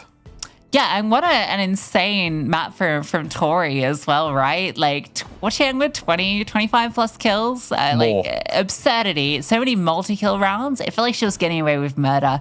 And I kind of mentioned just during the map that it feels that on the Mirage, whenever an Imperial player was taking a fight, that they were fighting someone with their back turned, someone that had just looked away from an angle, it always felt like they got the perfect timing. And that's not accidental, but by any measure.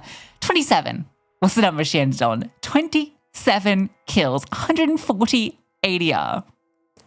4 entries as well, I think, is the interesting takeaway from that. And you're right. And it was Imperial. It was also them just playing with confidence. I think you mentioned it in sort of the rounds that Bigger Keeper were like making waves on towards the bomb site. They weren't even waves, they were just splashes because they didn't even get the bomb down. They were consistently being pressured and they were afraid at any moment someone from Imperial was going to either break the smoke, walk through it, or multi-kill. And most of the time, that happened.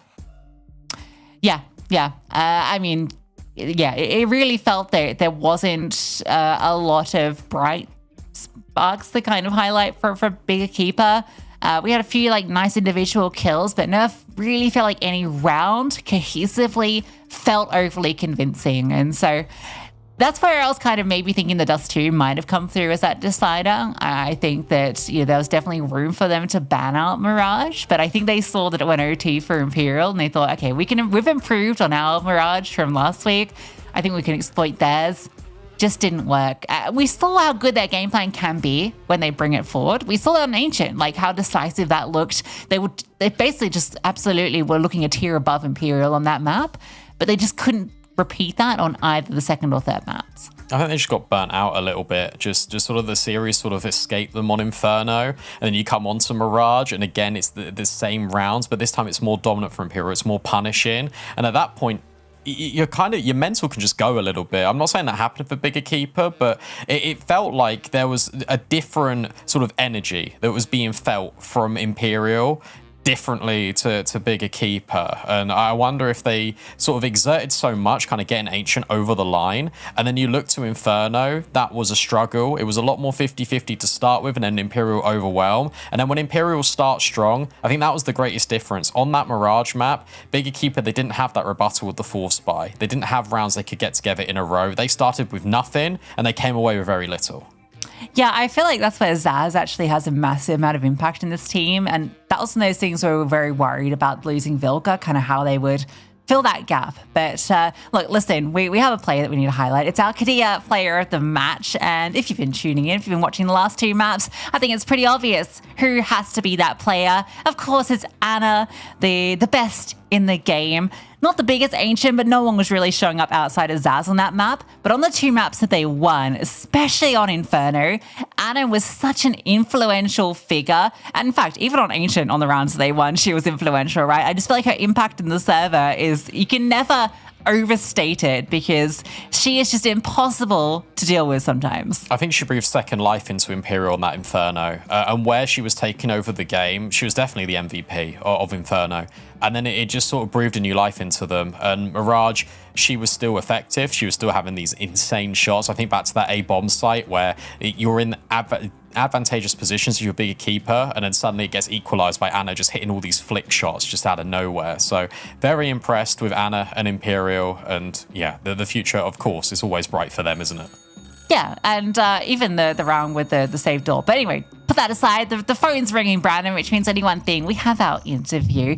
Tori's going to be joining us. First up, Tori, congrats on the win. Thank you. You've just taken down one of the strongest teams in the group in Bigger Keeper. Yeah. I wanted to ask first because Inferno and Mirage looked like the kind of Imperial that we expect to see. But from your perspective, what happened on Ancient? What went wrong there? I mean, I don't know. We have always hard start, I would say, which we need to fix, fix it. And I mean, I would say, like, we have a lot of games on Ancient, first of all, and it's easy. Of course, they played very well, and it's easy to anti-strat on this map, Team Imperial, and I think this was the biggest issue. Speak about anti-strat in there. Did you anti-strat big at all on Mirage, or was that just more full confidence, you guys can just run up short, and once you recognized that was a little bit of a weakness, you just took over the game? I mean, I did, yes. I did basically 2 jobs as a game leader and as a coach right now, so as you know, like we are looking for a coach. So I did everything basically, but my team has played very, very well. Is it difficult sort of without a coach? So say you went down on Ancient on that first map. Is it easy for you guys to reset, not having that second voice there, or is it just sort of another day in the office for you? No, I think it's easy to reset because we have Zainab on the team, which she's this kind of person who can cheer us up basically. And I also trying to support my players who like having a bad game basically. My last question for you is: you've got so many of these Impact trophies. If you go ahead and win again in Stockholm, can I have it? Like, surely you've run out of room now on the shelf. Sorry, can you repeat? Can you repeat? I said you got so many trophies. Yeah. If you win it in Stockholm, Yeah. can I have it? Because you're running out of room. I mean, you should ask Imperial. It's not in our hands, Yeah, I think probably Imperial want a few more in the cabinet, right? Because you've only got one under the banner. Yeah. You guys haven't lost, actually, since you've gone under the Imperial banner. So that's pretty cool. I guess just the final thing, is it a bit of a struggle then, obviously losing high skiing? Because you've only been calling for this year, right? So how much is Zaz kind of helping you? Is it a bit of a tough period that you're going through at the moment? Or do you feel that you've built enough framework that you're able to carry through for this season? I mean, I would say last couple of days we didn't practice because 20 was struggling with her PC. She has some problems with PC, and Anna had some internet issues. So it was actually unfortunate we couldn't prepare better for this match. But I'm very happy with the results right now, and I'm very proud of my teammates, of everyone. We still keep the mood up, basically. Yeah. Do you think we're going to have another flawless season from you guys then? Of course. Of course. Well, again, congratulations on taking down Bigger Keeper. And yeah, good luck with the rest of your season. Thank you so much. Thank you. I can't believe she made me repeat that question. I know, it's so embarrassing for you. I felt so horrible asking it the first time. You got like minus 1,000 aura points from that. And then she was like, oh, can you repeat it? I was like, come on, Tori, please, no. That's like the worst thing when you tell like a kind of half funny joke and then the person it was funny it, until she made me repeat it. Yeah. Yeah, no, that was really embarrassing for you. Yeah, wow. So funny. Oh, well, it happens. Let's take a look at the standings. Oh, look, Imperial's at the top. Who would have guessed? Let's see how the rest of Group A has panned out. Well, I was going to say it's going to remain the same because they haven't played. Over in Group B, third map kicks off between Leda Cook and Team Spirit. I can't even get the graphics to work. There we go. Oh, no. We should just leave. This is just not going well for you. It's going fine for me. I'm enjoying the train work. Yeah, I mean, it would be very interesting if Spirit take down Let Her Cook. That really puts Spirit in insane setting if they can pull that third map off. I'm kind of excited to see if they can do it. That team, I was thinking, yeah, they're a dark horse, but now with Krasi, yeah, there's something cooking there, and it's not on the side of Let Her Cook, funnily enough. So yeah, that's what's playing out. As you can see, HSG versus Imperial, I think is going to be probably the next most exciting game in Group A. Because I think that's really gonna set the question. Because HSG are the team that have come the closest to eliminating Imperial, in the past. So that we get to potentially see them in the group stage matchup. I'm looking forward to that. But we're also looking forward ahead, Brandon, because Europe, not the only region that we do here. Thank God, because we're doing a terrible job. We got other action though. We got South America coming up next. Kind of set the stage for that one. Furia versus Atrix. Atrix took down MIBR last week, kind of setting them up as a potential underdog because there's 2 spots in South America. And if they could take a win against Furia, maybe they could be a new contender from South America. Will they? You'll have to wait and find out. For now, that's Europe wrapped. Don't go too far. South America coming up real soon. They're going to do it. Atrix are going to do it.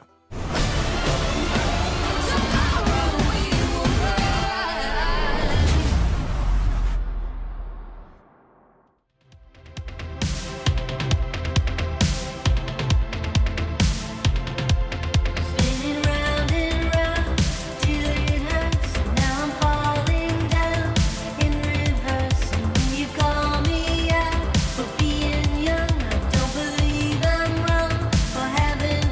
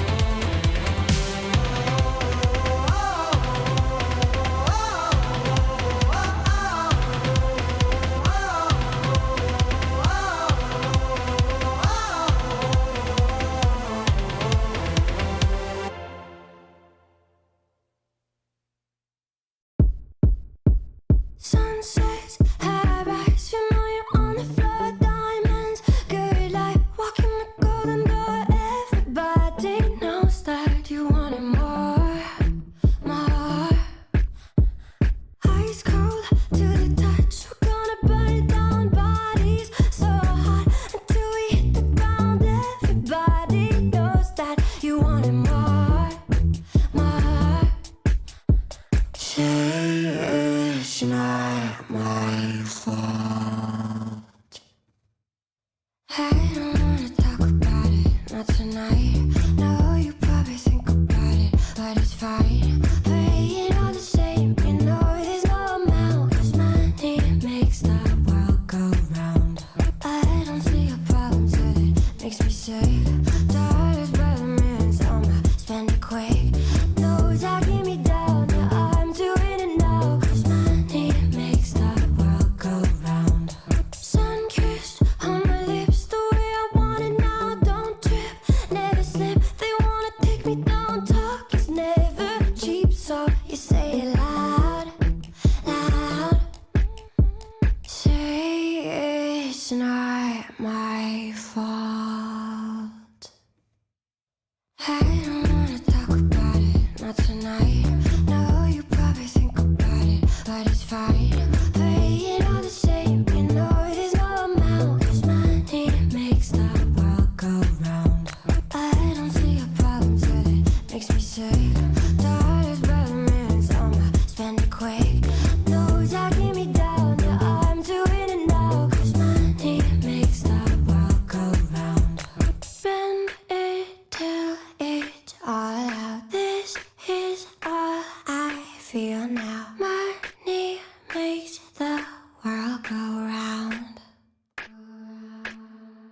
Spend it till it's all out. This is all I feel now. Money makes the world go round.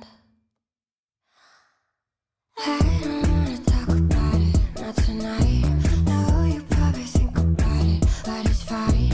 Playing all the same, you know there's no amount. 'Cause money makes the world go round. I don't see a problem till it makes me sick. Dollars by the millions, I'ma spend it quick. Knows I keep me down, yeah, I'm doing it now. 'Cause money makes the world go round. Money makes the world go round.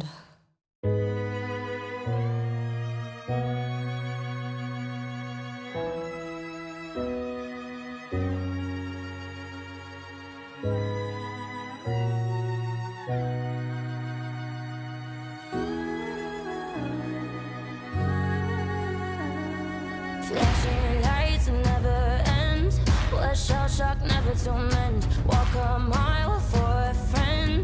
Times how you choose it to spend. Strike a match, a burning end. We're waiting for the descent. Close your eyes for the bend. We're driving up, so when we roll, we're always home.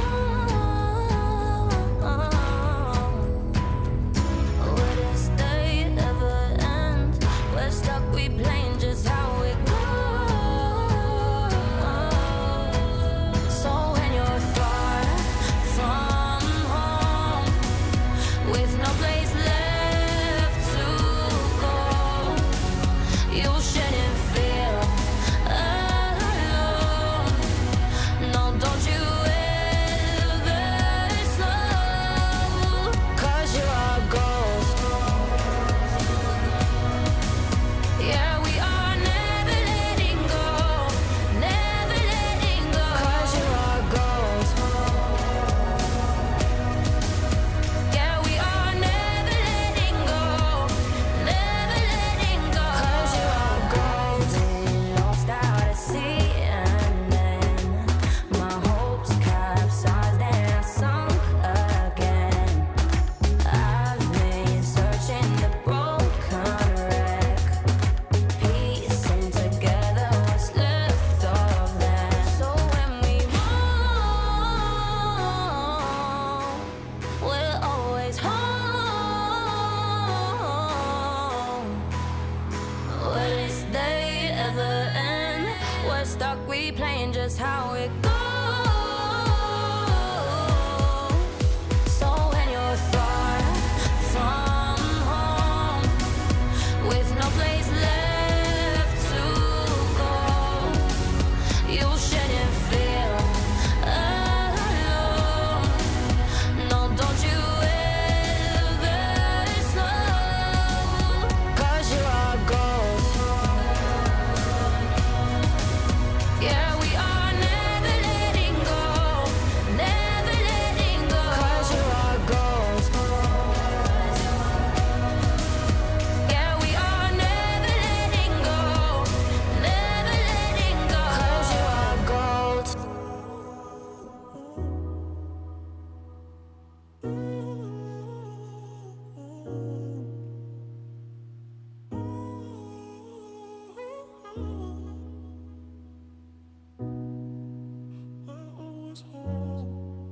So when you're far from home, with no place left to go, you shouldn't feel alone.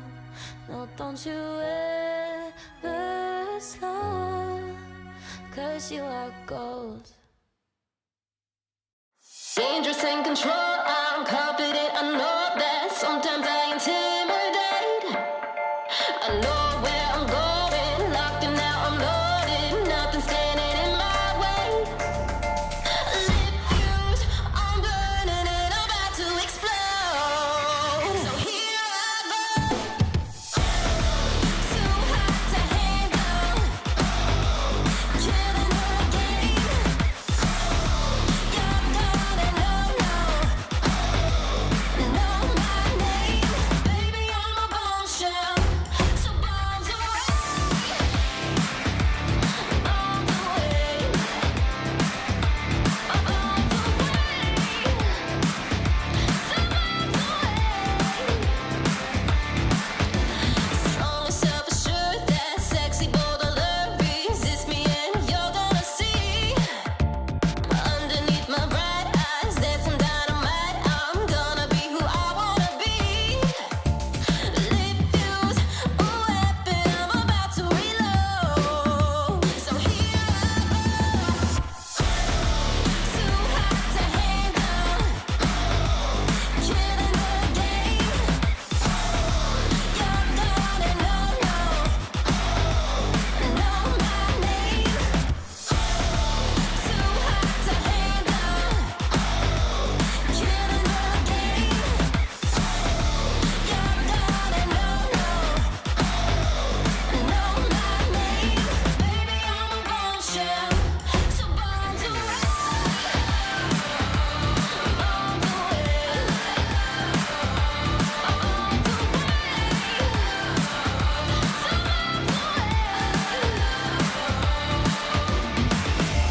Oh, there's no tying me down, no running me around.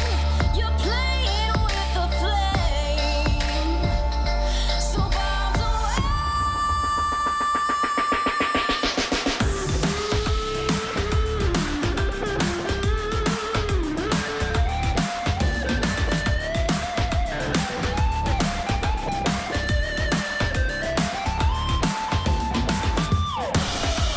Too hot to handle. Killing the game. You're gonna know my name. Too hot to handle. Killing the game. You're gonna ESL Impact is brought to you in part by Intel, Qiddiya, DHL, 1xBet, Monster Energy, White Market, the United States Air Force, and Logitech G.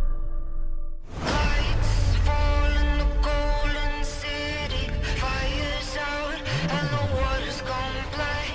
You can run, but you won't get pity. Ash to dust will get you back. Tomorrow we will rise.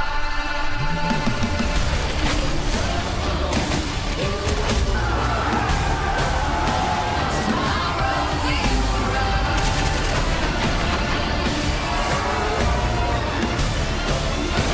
Tomorrow we will rise.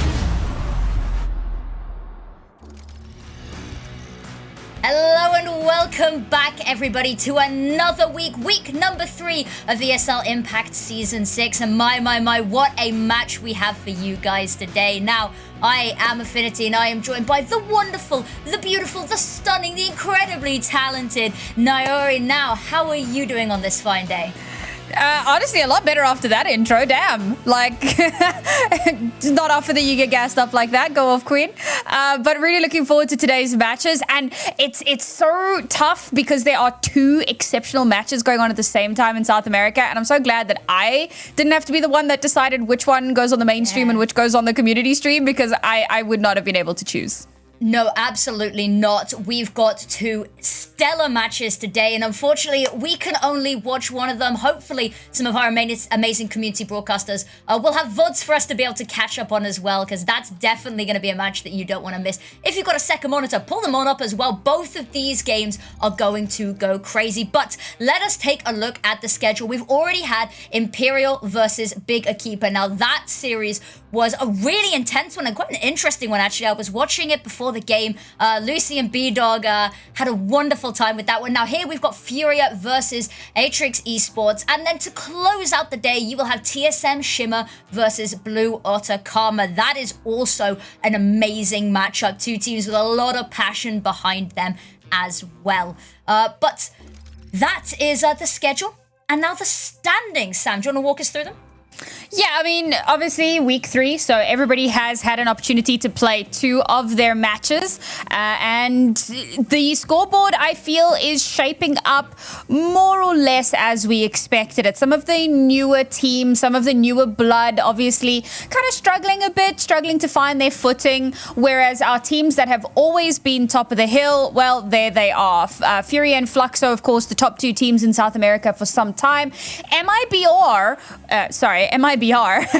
with a, well, some would call it surprising, some would call it, you know, a matter of time, but they did lose out to Atrix last week, which puts Atrix at 2-0. And of course, I've had them as my underdog for this season from the beginning. They've got such a strong lineup. They've been kind of biting at the heels of our top teams, and this could be the season where they make miracles happen. And today's match is so much all the more important because they're coming up against Furia, one of those top 2 teams. If they can beat Furia here, they can almost guarantee themselves a spot in the top 2.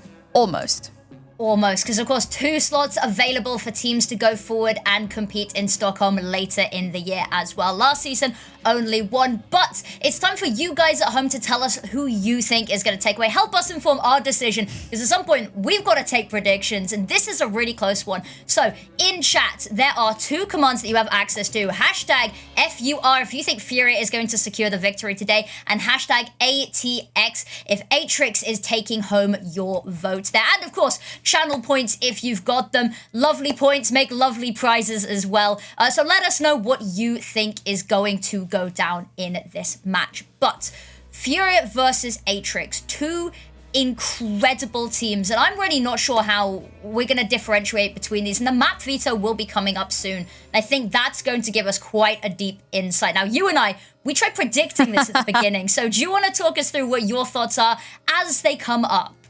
Yeah, so our bans should be pretty telegraphed. Dust2 and Anubis, that's, you know, kind of staple. Furia were banning Inferno in the past. Okay, you had kind of thought that this could happen. So Atrix like to pick into Mirage, and Furia have gone for the power play. They don't want to allow Atrix to get their best map out, so instead they're going to ban that out. But that does leave Dust2 available to be picked into as well. And there it is, Dust2 to come through, followed by Ancient. Ancient was at least one that I predicted. Like, I thought that was going to happen. So, you know, I'm 1 for 3. We'll see if I'm right on the decider. I had Nuke on the cards. I think, yeah, that was the one that we couldn't decide. But Nuke being banned, Vertigo taken out, and Inferno, that was our secondary, our backup option there. Is what we thought. We thought maybe Nuke would be quite a fun one to see finalized. Inferno was our other option because it's a map that both teams sort of, they float it around as a decider map. They're not particularly interested in picking it outright, but they're not dissatisfied when it comes up. But when I said that I think maybe the Mirage punish pick, that was in a distant universe. That was the multiverse theory. I was like, in some universe, maybe they pick it as a really punishing, like, because that's a map that Atrix is really good at. But no, that's gone completely different. However, let us take a look, a highlight at something that you can expect to see in this matchup. Now, the opening shots. These two players wield the AWP like nobody's business. And this is going to be crucial in this matchup, especially on the likes of, Dust 2, in taking home the victories here. And the thing is, these are actually our two top players in the group stage at the moment. Littles had a phenomenal performance last week. Car, she always has a phenomenal performance. Let's be real on that one. And the AWP itself has been so pivotal in the opening duels, which is why we have that cute little pun going on. Because the opening kill success rates are 84% and 77% respectively. For AWPers to be getting such ridiculous opening kill stats is absolutely out of this world. And then on top of that, when one of these two players achieves the first kill, it is a near guarantee that they will win their round. 100% for Car and a 94% for Littles. So you know that these are two players that you have to just kind of keep an eye out for, see how they're working the map, see where they're getting those opening shots, because if they are on fire the way that they have been leading up to this day, this is going to be a crazy close match. I couldn't have put that better myself. However, our Kidia player to watch isn't actually either of these players. We have chosen Xenon to be our Kidia player to watch. Now, this was one that you and I had a lot of discussion because there's players on both teams that we could really highlight. But Xenon has had such an incredible start to the season. Season 5 maybe wasn't the highlight of their time on the ESL Impact scene, but they have started Season 6 off with such vigor and determination and such an incredible sort of firepower that we haven't really seen from her a whole lot before. So that's really exciting. Is there anything else you want to add on that? Yeah, I mean, I really enjoyed watching her play last week. I think that she has such great anchor prowess, but not only that, she plays incredibly dynamic. So she gets a couple of kills and then she's instantly moving. She's on the move. She's getting to the next place. She's finding a new position so that she can reinforce wherever she needs to be. And if she goes down early, very often the round kind of starts to not fall apart, but the mid-rounding kind of struggles a little bit, and it makes it that much more difficult for Atrix to bring it back into their control. So Sinan is really kind of the power link for this team. Not just, as I say, because of how dynamic she plays, but because of how much firepower she has.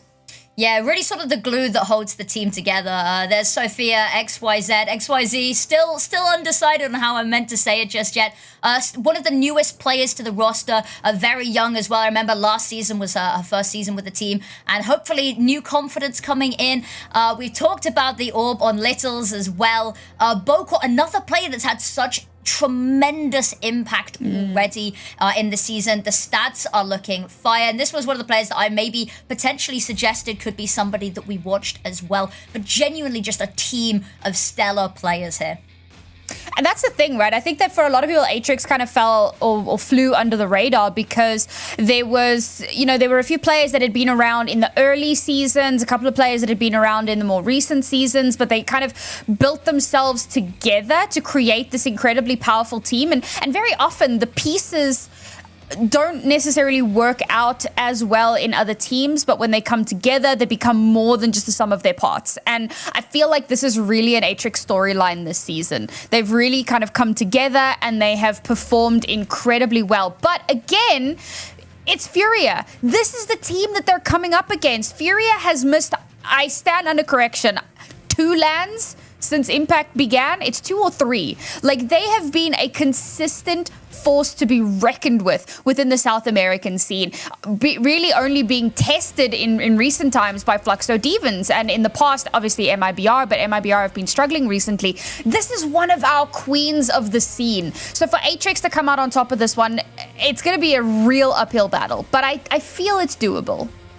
I couldn't agree any more humanly possible. It's such an incredible team, and they just narrowly missed out last season. Of course, as you said, Fluxo Demons took that 1 slot, but this time 2 slots available, and this would be a really nice stepping stone towards the top, because they're still big opponents and fish to fry, because they've been relatively untested so far in the season. They've not been playing the likes of the teams that we've seen going forth and competing at the lands. They played versus the Killers and the Capybaras, the very much the underdogs of the South American scene. However, one last question real quick. Who do you think is going to take home the victory today?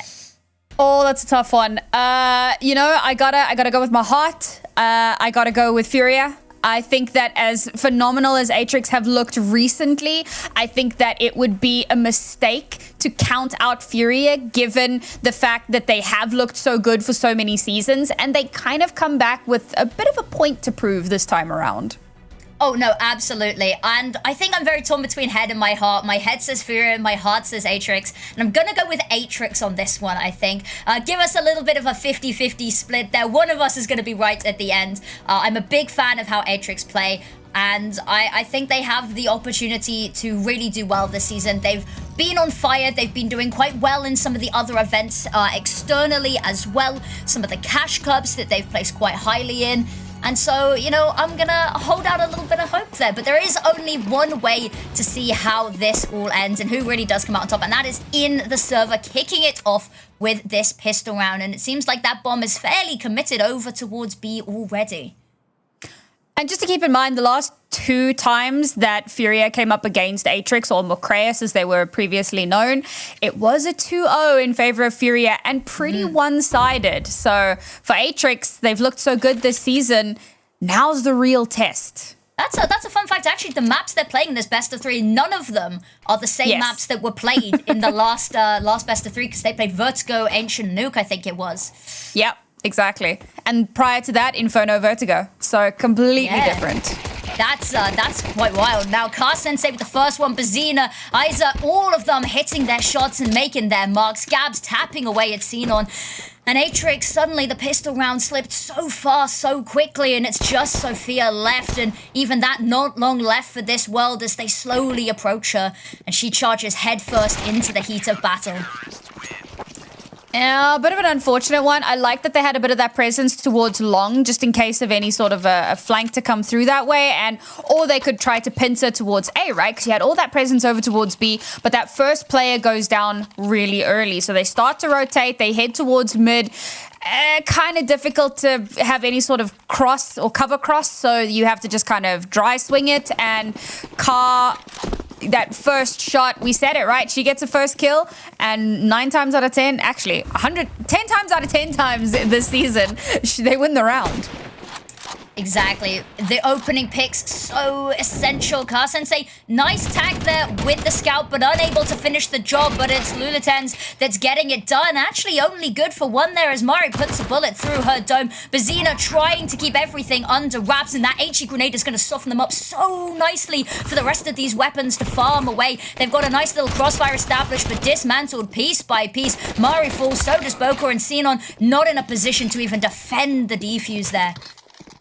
And so many of those kills coming through with the MP9 as well. So you just farm up some of that extra cash. Round 3 AWP, question mark? I mean, that would be absolutely devastating if they can make that happen. They have the cash for it. There is a world in which we see that happen. I think we're living in that world. And the best part is that because this is Dust 2, you can very easily just give that scout over to someone else. So you're running a double sniper setup. So you don't even need to get rid of that. Nope. They're playing it safe. We've got little Z with the AWP. So we've got some sniper, full power sniper rifle.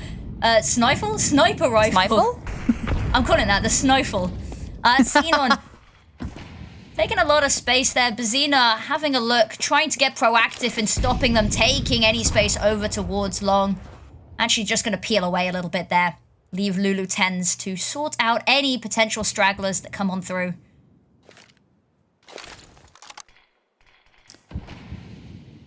I don't know that I love the early T-sided AWP, but we'll see if it pays off. A nice little bit of information garnered there from Car, but she has to fall off the angle. That's good for Atrix because they don't really care. Flash to come through, the swing is out, and Lulitens is down. Xena trying to tuck themselves into Car there. They know that the onslaught is coming. They can hear the utility raining down around them, and they've got some of the reinforcements slowly making their way on over, doing their due diligence to clear on out. Car Sensei doesn't quite have the one-shot potential, and with Bazina falling, so much responsibility on her shoulders there. Has a look, but it's little Z with the sniper rifle, the AWP, the upgraded version. That's going to take her clean off, and Isa Now the only one left here waiting for reinforcements that may take a while to get here. The flashbang's so incredible, and Boko gets the kill, and now Gabs just has to save here. There's not much that can be done. It was good positioning from Lil Z there as well. Great little kind of headshot angle there. She's able to take out Car through the smoke. Spots out just a little bit of a person hanging back there. And of course, with the few shots that were fired off, you can kind of pinpoint that quite nicely. It's a great round from Atrix. Really solid utility usage. You get that early information. You know that Car is playing over towards A, and obviously she's still got the scout in hand. You go for the long play. You flush that out. You move in. You know that the reinforcements over towards the site aren't going to be that heavy, and you can quickly overrun. And it's a clean round as well. So the reinvest is going to be non-worrisome whatsoever. Luckily for Gabs, however, she is able to hold on to that one rifle. They did a lot to get the cash to have that on hand, so thank goodness they're able to at least hold on to it into this one. But that was, you know, a bit of a bonus. So now this is where the real firepower is going to come to fruition.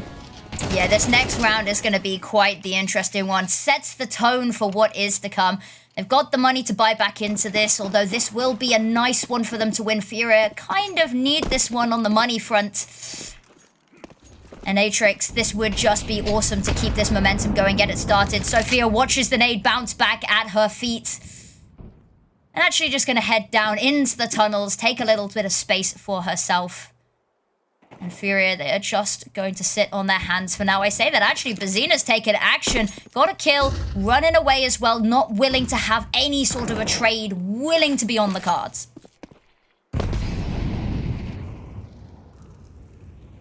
I like that there's a certain amount of proactivity down towards long, and that's going to give the opportunity here for a flag. Oh, Cost, what's the leg? Beautiful. Caught with the util out, but does she know the second's there? She has to play this safe. She's been spotted, and she cannot get the second. Now, the Lil Z's got a problem here. Is stuck between a rock and a hard place. I say that, but Lil Z getting the kill onto Isa. That is going to be alleviating so much of the pressure. And Bokor onto Gab. Suddenly, they're split up, but they have the site. Player advantage, however, on the side of Furia. Not for very long. They heard us talking. Still has to plant this bomb, and so worried, paranoid about where Lulu tends to be coming from. That Molotov, should she choose to throw it, could slow down the progress, buy her the space she needs to plant, but actually hesitating. Playing a little game of chicken here. But she will at least be able to get that bomb planted. Now, very little... Oh, there's still a flash available for Luli Tens. Will she use it? Will she be aware? Elbow spotted. Doesn't even need the flash. A great shot from her. And with ample time to get that defuse and get a third round on board for Furia. That was looking like a more than recoverable round for Atrix. And it starts going so well for Bokor. Flash over the top. Gets that first kill. Brings it down to a 1v1. But unfortunately, at the finish line, not able to get that final kill. Great reaction time from Lulitens, though. Yeah, the fact that the flash wasn't even needed, as you said, speaks volumes there to just the sheer level of mechanical skill that they are bringing into this season. But very exciting round, got very scary there. So many opportunities that could have swung the other way. Bokor putting up such a fight, but alas, not quite enough to get the round over the line. Now, round number 5 about to start. They're heading long, and Lulitense has got to be careful because she is going to be met with brute force. But Car's got the AWP in hand now. Ooh. Oh, shot doesn't connect. Zena burns alive. Car misses the shot. What is... Nope. I am watching... I'm like 3 rounds behind in my brain. I was going to say, you're seeing the future now. You've had a vision. You know what's coming. Car Sensei gets the AWP and it's all over from there. Hasn't been able to just yet, but Little Z's got one of their own. And we've seen what she can do already from this position. But she has to be proactive now. They've got to take the space. They can't just sit and wait because Furia, clearly, they're not willing to budge. Not even an inch because they will take a mile.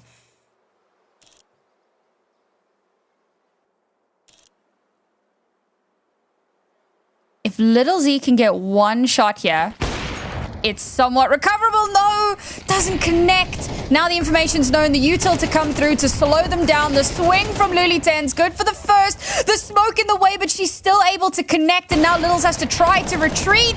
Misses the shot again. An uncharacteristic little bit of misplay there, or missed shots from Littles. And it all ends in disaster. Another round in Furia's back pocket.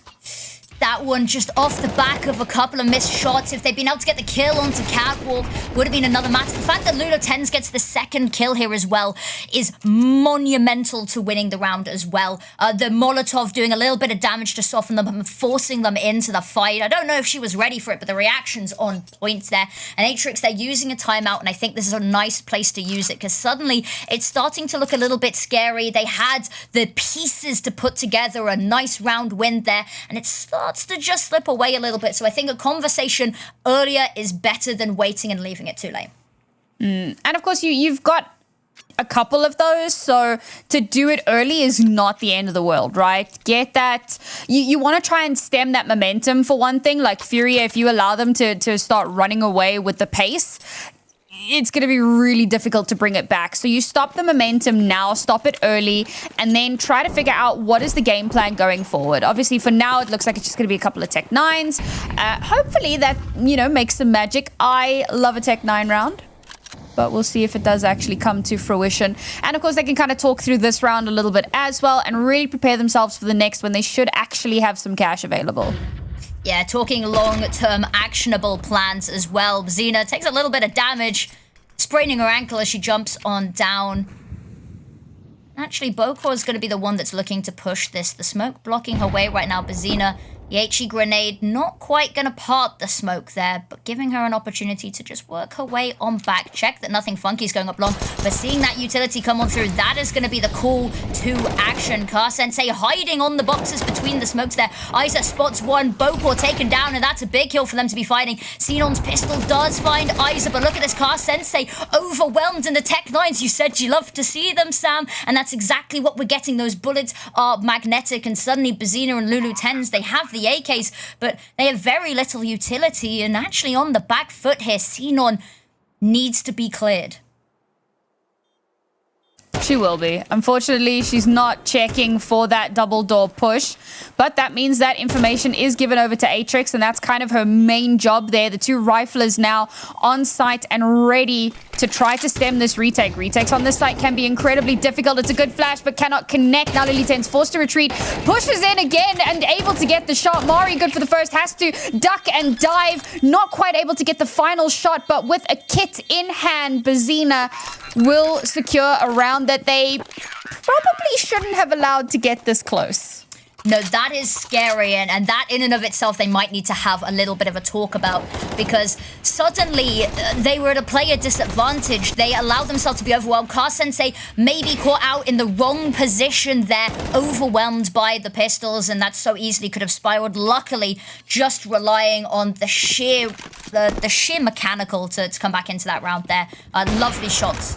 Little Z has the AWP, has the long line of sight, and actually just toying with each other. HE to part the smoke. They get a brief glimpse, look each other in the eyes, but not a kill to be found just yet, and that is going to be Littles going to relocate.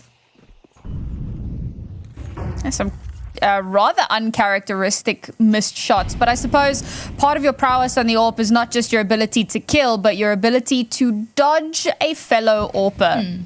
And both of those players do that very well. I'm not sure, is that smoke where it was meant to have landed? I'm not sure. I figured they were going for like a one-way type of... Oh, but you know what? It blooms so nicely, so it works. It looks nice. Exactly. Bazina, lovely position here. Ooh, almost gets the second there, but Isa there as backup, keeping their team in check. Little's going to find the kill to equalize, however, and suddenly 3v3 back on our hands. Not much map control to speak of, however, for Atrix. And they have to deal with Lulu10, so good on keeping hold of this, rounding the corner with the AWP and has the angle, has the line of sight, and now they've got a clear, straight run up to A. Dynamic smokes are so forgiving. We love dynamic smokes. We do. CS2's done that right. Hell yeah. That's probably one of my favorite changes in CS2. Oh, the smokes are beautiful. I like that you can part them with like bullets and nades as well. I think impeccable. Ooh, eyes are lovely position, but it's been sensed. Little Z, something in the back of her brain just tickling. Spotted out, and we talked about having to dodge bullets. She's going to have to dodge a lot. Isa, however, not able to do that on her own front. Now Gabs left alone, and this is a difficult angle to fight up from. I'm going to jump up on the boxes, but that's going to have been heard now. Has to back away, and surely just the save now.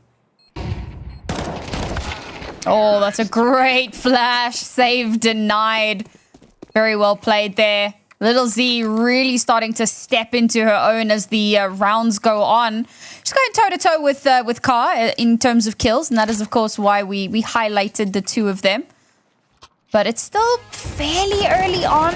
No one's really kind of set themselves apart as a pivotal player. I think that Furia are just playing so well together, playing off of each other beautifully, and it's kept Atrix kind of on the back foot and kept them a little bit wobbly. Now as we head into this next round, they have a huge advantage. Car still able to buy into an AWP, but with not terribly much around it to kind of reinforce it, make it that little bit more robust. This is the best opportunity Atrix are going to have to swing that momentum back in their favor. I love that they've managed to condition Atrix into being so paranoid about this pit play. I think it's awesome because they're having to expend expensive utility to clear it. And actually, Karsensei on the perfect angle for when they do round this corner. But as you said, there's not much around it, so she has to be the difference maker here. We talked about these opening picks leading to 100% round win. This needs to be another example of that, and they have to... I think it's going to have to be a multi-kill. However, over on the B site, there's also trouble brewing in Paradise. Little Z aiming a little bit high for this one. Bazina might be able to creep up on her, but the adjustment is perfect. It's absolutely ridiculous even. Karsensei on the wrong site now, having to move on over. Gabs rounding this corner, not realizing that there's two here, but the trade not coming through. Manages to scoop up an AK and gets away with it. Now there's more battles happening. Karsensei finds one, Isa with another. Gabs, everyone finding their marks. And it's beautiful. Now Bokor left alone. Gabs knows that they're there, knows that weapon's got to have been picked up, finds the kill. And that's a little bit of room to breathe, but health is low. There's a bit of utility. They have the bomb. There's enough to work with here, but there's only 15 seconds, and time is their worst enemy, except for Isa, who puts themselves top of the hit list. And that's genuinely 6 rounds for Furia. One of the things I feel like that sets Furia apart from so many other teams is their confidence. The fact that you can have Gabs swing out with a pistol, win, grab the gun without Bokor stopping her, and then just slink back into the shadows. And even that final shot, that kind of crouch peek through the archway to get that last kill of the round. No util, nothing to make it, you know, easy at all. Just pure mechanical prowess. The spray transfer is lovely there.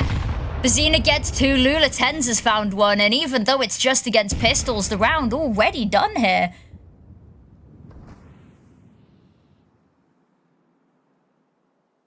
Yeah, nigh on possible for a recovery here. Best really that they can hope for is the tiniest bit of damage. I mean, obviously Furia's bank balance is not looking the healthiest. But it doesn't look like they're even going to be able to get one here. Maybe just one. Please, sir. Just one. Nah, not going to happen. Gabs will not allow it. And there's that extra little bit of cash to come through here for Furia. A 5-round deficit on Atrix's map pick. This is devastating. I'm starting to worry about my prediction a little, but this is looking really good. The thing is, they've not even really been losing these weapons. They've been winning these rounds so convincingly. They're holding on to the likes of these FAMASs and MP9s. They've had no reason or no need to upgrade them. Little Z misses the opening shot there as well. Uncharacteristic. It's been a little bit of a rough day. She's still topping the leaderboard, however. And Gabs pushing up close, hiding in the corner, waiting for that smoke to fade. And suddenly Atrix getting very uncomfortable on this map.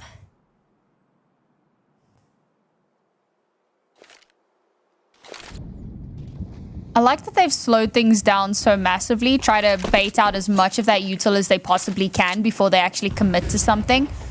There is a heavy lean towards A. But again, nothing 100% confirmed just yet. They're looking for that first opening kill. They're looking to see if they can bait some rotations. And Furia are so steadfast. They will not move from their post until they know for sure that they have to. There's no point, because the moment they give up a little bit of space, they get too antsy, they get too eager to make a mistake. They go forward. Lulu10's there, gets a little bit of action, but then again, we talked about this. They're not willing to give anything away. Little bit of damage, not greedy for the kill. Immediately backs away, and it means that Atrix, they have to push into these sites and these stacks. And there's no room for error that Atrix can exploit here.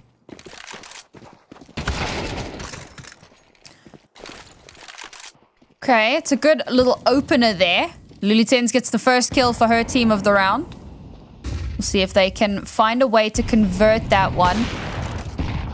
Oh, but Car, she's just so good. They've reinforced this site perfectly.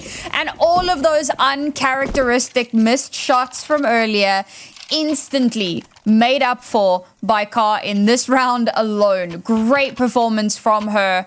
And Atrix now on a knife's edge in a few ways. There's 2 rounds left in this half. They have no money left, so they've just got to get through this one with pistols. Next round, sure, they'll have that max loss streak bonus. They will be able to eke a buy out. But, I mean, Furia are just looking on absolute fire. They are, and no matter how the rest of this half goes, Furia is sitting pretty going into the second half. Even 8-4, I think they take that. You get a pistol round on top, but then suddenly you're running out of rounds. Atrix, something has to change. And I think either something incredibly aggressive, I think that needs to be on the cards, because Furia, they're so passive at the moment. And I don't think that's looking to change. This site beautifully set up, waiting for them. Bokor spots ahead, manages to bait out a shot there, but is not going to find anything themselves. No pressure to be alleviated. Is just going to sit there and wait.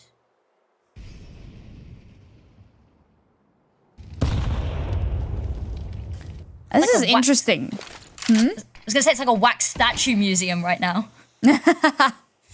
Well, but you've got Bokor over towards A, looking to see if she can get something early, maybe bait out a bit of a rotation with all the util that she's throwing out, and if she can get an early kill, then maybe she can call the rotation, but no, rotation not needed. Tech 9s go burr. First 2 kills to come through here, and immediately Furia on a bit of a back foot.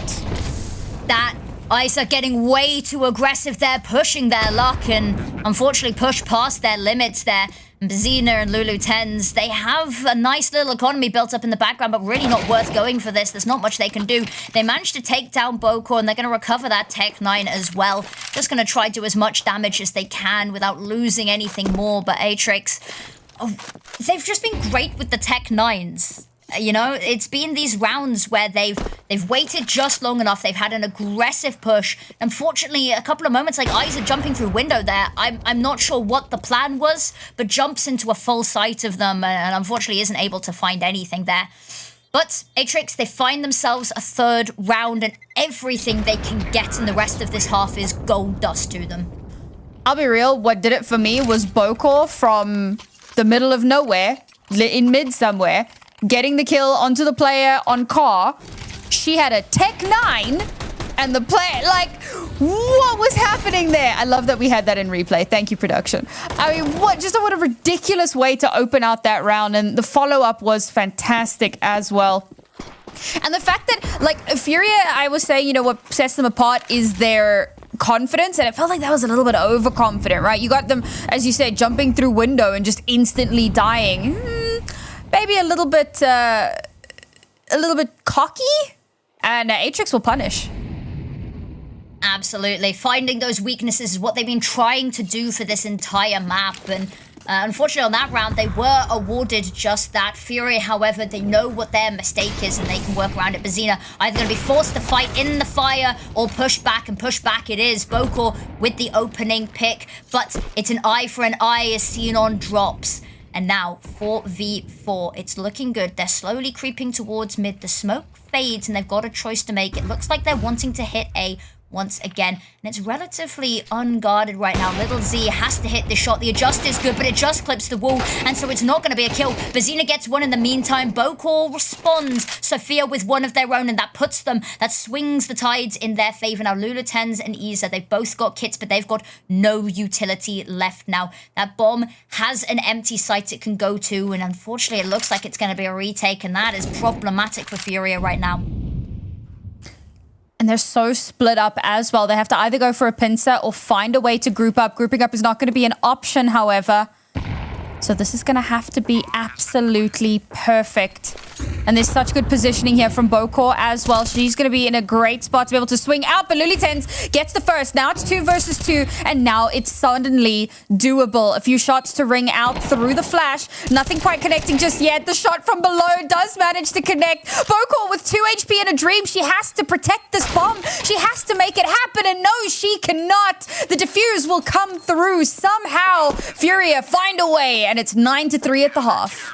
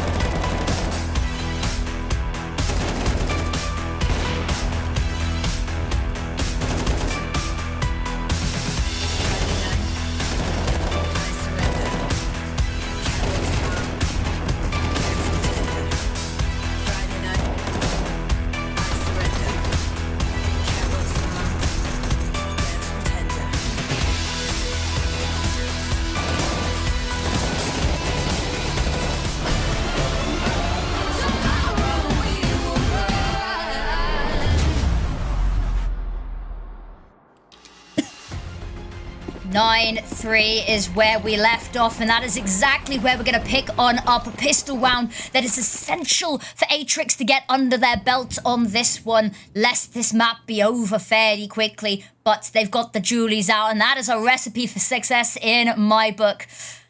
And Little Z playing off site here. Actually, site only really being defended from afar and by a single smoke. They're going to break on through, and it looks like they want to play retake on this. Locked out by yet another smoke, and now that bomb going to go down fast and early. Oh, retakes on the B site can be incredibly difficult to mount, but they do have the numbers. So we'll see if they can make it happen here. They are going for a little bit of a pincer as well, but one prong of the two-pronged attack has already been spotted. It does create enough of a distraction to start overrunning the site here, but unfortunately, they're just losing the duels. Littles, however, has not been cleared. She comes back, and she's keeping yet one more player occupied. Now, with so little HP and no kit on board, this round is all but over. And the best they could hope for is to try to get this last player. Bazina, there we go. Bazina loses 99 HP to get that kill. But she finally does it. Loses her life herself. That's Furia with the pistol round. Double digits. How do Atrix even think about coming back from this? That got scarily close there. The fact that she lives on 1 HP, and granted there wouldn't have been time for the defuse anyway, but the fact that it was that messy is something in and of itself. However, I don't know. To answer your question, I don't know how Atrix get back into this because they have nothing to buy into this one. Likelihood this is going to go 11-3 unless something miraculous happens, and unfortunately, I don't see that happening, especially with the bloodbath that's going on. Actually, it's quite messy, and Atrix coming out on top here. Sensei with the AK, and that bomb is in a weird position to retrieve, isolating the fights, gets the first, knows where Mari is, has to adjust, keeps it cool, calm, and collected, and doubts us for ever even doubting her. I feel like there was definitely a sigh of relief there for a moment. It's like, whew, thank goodness. And I think that there was definitely a world where those two USPs, if they had doubled up in just the right way, that could have ended in absolute disaster here for Car. But that's a 4K in the round for her. It's an absolute demon from start to finish. And it is, of course, why we talk about her so much. Quick update for you guys. MIBR versus Fluxo. Fluxo currently 8-4 in the lead at the half. So it looks like Fluxo and Furia may yet keep their South American Queen crowns. Exciting, exciting. I will be curious to see how that series pans out. Littles finds the opening pick, and we've hopped on about the opening picks in these games in this series, in this tournament even. So this is looking good for Atrix, if history and stats are anything to go by, and can almost hear Newt in the background telling us that's exactly what he wants to hear. But they've got to find a little bit more here. Furia, they've banded together, ready to hit this site. Looks like they're going to wait for the minute mark. Oh, First, Sophia with the second, this beautiful crossfire. They're finding it so difficult to break. Back and forth go the kills, and down goes Atrix. that Not swing Atrix, sorry, was... Furia. Yeah, that swing was just before the flash could actually connect. And so that first kill for Sinon is just like easy pickings, is low-hanging fruit. Sorry, for Sophia, my apologies. Sinon gets the second. Lots of estimates. Nasty. It's like last season where it was Gabs and Gabby on the team. Yep. And that was a mouthful, I'm telling you. That was always fun. Ooh, the flashbangs, their ships in the night. Sophia's managed to get completely behind them, and that's going to cause some issues because they're probably going to wonder where they died from. And suddenly, it looked like they had something really good going for them, but the flashbang, their own, got us a little awry there. Pistol round in it. We'll see if Car can get something done here with the scout. Maybe do that little bit of damage. But Sinon again in these ratty positions. Not able to actually connect onto anything. It's a great little double up from Car and Bazina. And somehow they're starting to make this doable. How doable remains to be seen. But there is a world. I have faith. And Littles, another missed shot gets them onto site, and that gets the bomb there. Sophia waiting, hoping that maybe they get aggressive and have a peek. The issue is going to be Sensei trying to join the team there, unless they try and just wait out from the tunnels, but that's not going to be the case. Bazina wildly firing. Car Sensei's got one in the meantime, using Bazina as a distraction. The wild spray's only going to do so much, and the smoke, that's going to be the nail in the coffin. And Mari going to be the one that puts her in the grave. And there's a 5th round, and suddenly, Atrix, it's still an uphill task. Don't get me wrong, it's still Herculean. But they get themselves a little bit closer, and they close the gaping wound just a bit. That was actually a really good round. I mean, I love that, you know, we use that molly to separate these last 2 players, but we've got a great crossfire setup. Car good for the first one, but Atrix do a really good job of trying to deny that, right? So they throw up that smoke, they pull back a little bit, so it forces Car to have to push forward if she wants to get those final 2 kills, and they're able to deny her from clutching out that round entirely. The fact that Furia are able to get the bomb down certainly helps, but not into this round. That's more of a long-term thing. Bokor, that should have been a multi-kill. Good for only one. An immediate trade there from Car Sensei. Xenon, the next up to bat here, has the backup from afar of Sophia, but they don't peek together. That does mean Xenon goes down, but immediate trade from Sophia, and now Isa and Car Sensei, they've managed to slowly creep round. The distractions elsewhere have bought them a lot of room, and that's a clean headshot to start getting this round done. Can they go for some more? Spots the hand as the utility is thrown, but that is going to be all that they can spot for now. Backing away a little bit. They do have the bomb. They've not got much else going for them right now. Oh.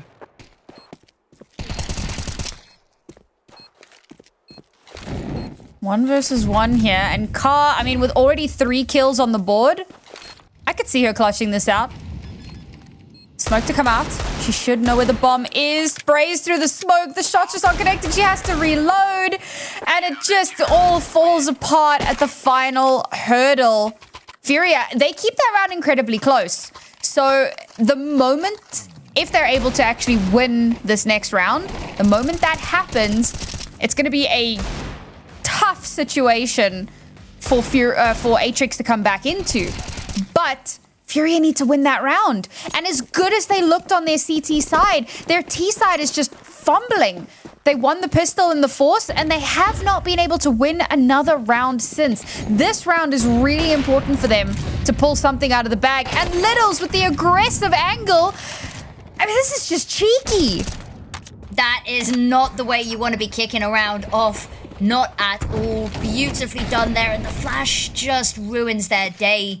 Furia, we talked about how amazing their CT side was, but the way that they played it, mind you, was so passive, and now they're on the side where they have to make these aggressive plays, and it's just not working. Sensei rounding this corner, unfortunately has a lot of competition to contend with, and Bokor is going to be the one that takes her down. Bazina does find an answer, but also finds a nade directly to the face. That one's going to hurt in the morning, and now it's just Gabs, 46 HP, and not much of an escape route available should she want it. Bomb is on back, but there's 2 people lining up to take the shot, gets the first, but one either side is going to be the death of her. So, as we're kind of heading into a low buy, not ideal round, I'd like to reminisce on an interview that I saw in season 5 with Vilga. They were talking to her about, you know, how she gets everybody pumped for a game and whatever. And she says, I just tell them, you're better. You're just better than everyone else, right? And I think that that's a really great strategy. And I feel like it's a strategy that maybe Furia need to adopt. Because the confidence that we were seeing on the CT side seems to be dwindling a little bit, and it's Atrix who've really stepped up. Little Z taking these highly aggressive angles, backed up by Mari, so you've got this nasty crossfire setup, and Furia just have no idea how to deal with it. It's troubling to see just how much they're struggling here on this T side. So I feel like we should have a timeout soon, TM. You know, maybe you know, tell the ladies you're just better. And see if that makes a change. Because if not, Atrix could yet still win their map pick. There was a famous saying that stuck with me, and they might need in times like this, is don't let your dreams just be dreams. Just do it. No, don't let your dreams be memes. Don't let your dreams be memes. Exactly. And talking of memes, run down by the Tech 9 is not the way you want to go. Bazino with the Mac 10, and that's lots of money in the back pocket. Save it for a rainy day. And Gabs with the Tech 9 just taps away. And this is not how you want to be losing this round. This is not how you want to be putting Furia on map point, Atrix, to the Tech 9s. And they've scooped up all of those weapons.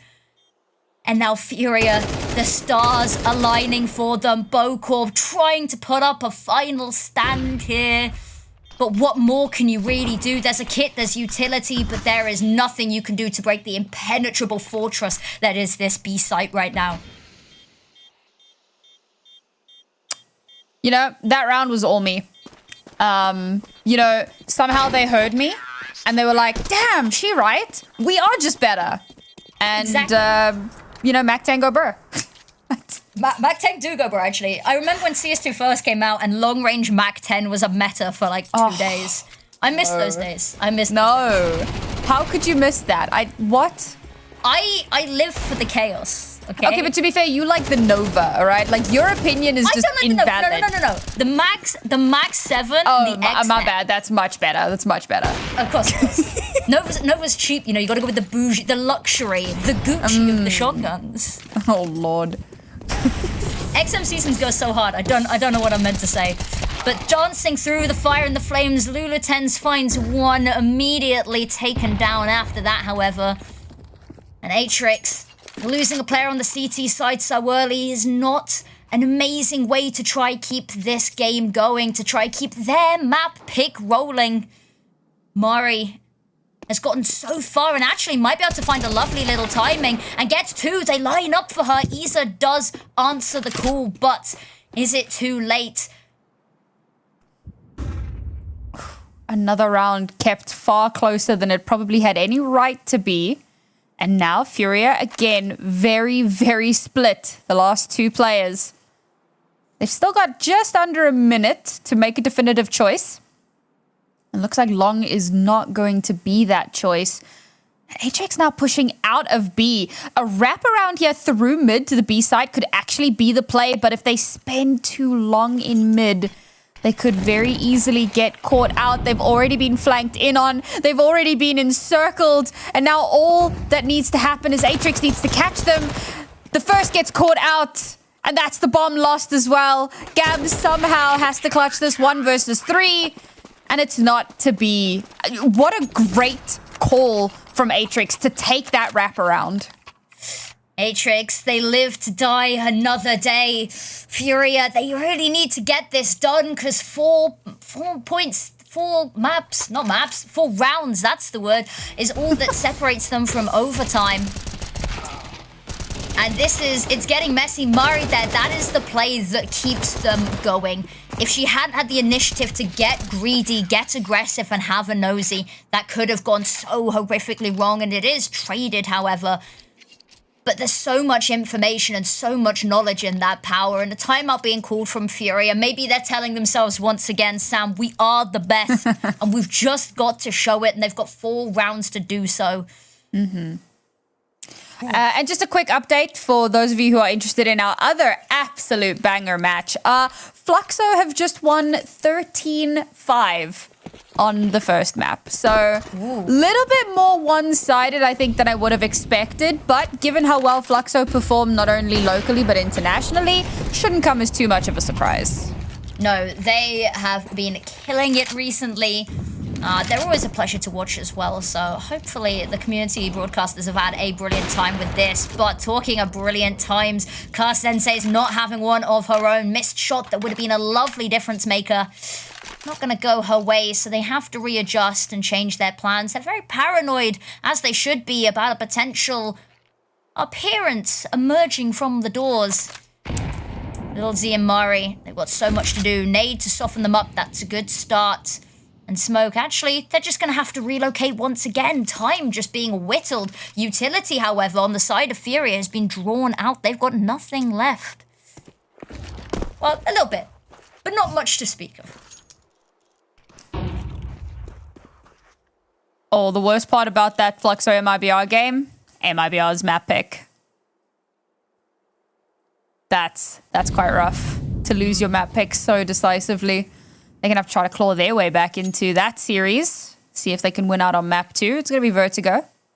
If you guys do want to see that, Captain James Force is streaming absolute that legend. one. Love Yeah. We also got Hegemonia doing a stream as well. So a couple of options there. I think Goals is doing one as well. So if you're really... It's great to see. The community broadcasters have been on fire this season. Honestly, I love it. Love the support. Big up all of our wonderful broadcasters. But Atrix, in the meantime, bigging up them. Bokor's got 1, Littles has found 2. Mari decides to throw her name into the hat, and suddenly it's a 9th round. And Fury, they're slowly watching regulation whittle away, and overtime is starting to loom above them, an ominous cloud on the horizons. And that's not great. I mean, we know, right? It's Nari's Law. 9-3. 9-3. Yeah. Yep, you know. Y'all thought I forgot about that. It's happening. It's happening. There is... I can see this going OT. I am the Oracle. I have the vision. Castle has open hand. Man, the amount of economic juggling to keep that gun in play here. And with good reason. She's sitting on 20 kills at the moment. Damn. Lil Z and Car both on 20 kills apiece. This is outrageous. We talked about it, the battle of the Orps, the head-to-head. And that is exactly what we have seen. And I saw that scope for a second. It really looked like, you know, the internal thought of, what if I just pulled the trigger whilst tracking my own teammate? Xena might be in a little bit of trouble because there's a lot of people very interested in this mid control, and unfortunately, she happens to be on the wrong side of the gun barrel. Xenon's doubled down and doubled up, and that's 2, and the bomb dropped in such a painful location for Furia to recover. And now, 2 of them left alive, and 2 rounds left, it will seem, for them to close this out. Unless they can pull off some sort of a miracle. They get the first kill, but Car Sensei going down ruins their chances horrifically, and Mari going to be the one to close it out. And 10-12. This was looking so good for Furia, and where's it all gone? Furia with so many map points that they're just letting slip through their fingers. And I respect the save angle here, because next round... chances are you're going to lose this round. It's always like a toss-up, right? Some players will tell you, you want to force up, you want to spend because you want to try to guarantee yourself this round, right? Because you can win the game, you can completely deny any attempt at overtime. Like, it's all Gucci. But the other side of that coin is that if you do lose this round and you have forced, regardless, you go into the final round of regulation with pots and pans. So I think that coming into this with a slightly lower spend, not terrible by any measure. You got a Mac 10 in there, a couple of Tech 9s, and they've won rounds with worse. So yeah. I think that this is like the perfect call to make. They have certainly won rounds with less. Bokor, there's the opening pick that they get. They keep being awarded this, and it keeps going untraded. And albeit it is not the greatest buy on this one, so we can't necessarily put too much stock in it. Xena has found a kill, but Xenon gets 2 in response. And after that, there's not much that can be done. But Gabs has weaseled her way onto site and actually hasn't been noticed just yet. Sophia, I don't think was expecting her to be quite under her nose like that. Gabs, however, left alone, has scooped up a weapon. But they have her number and they are coming calling. And that bomb, there is no safe haven to plant that right now.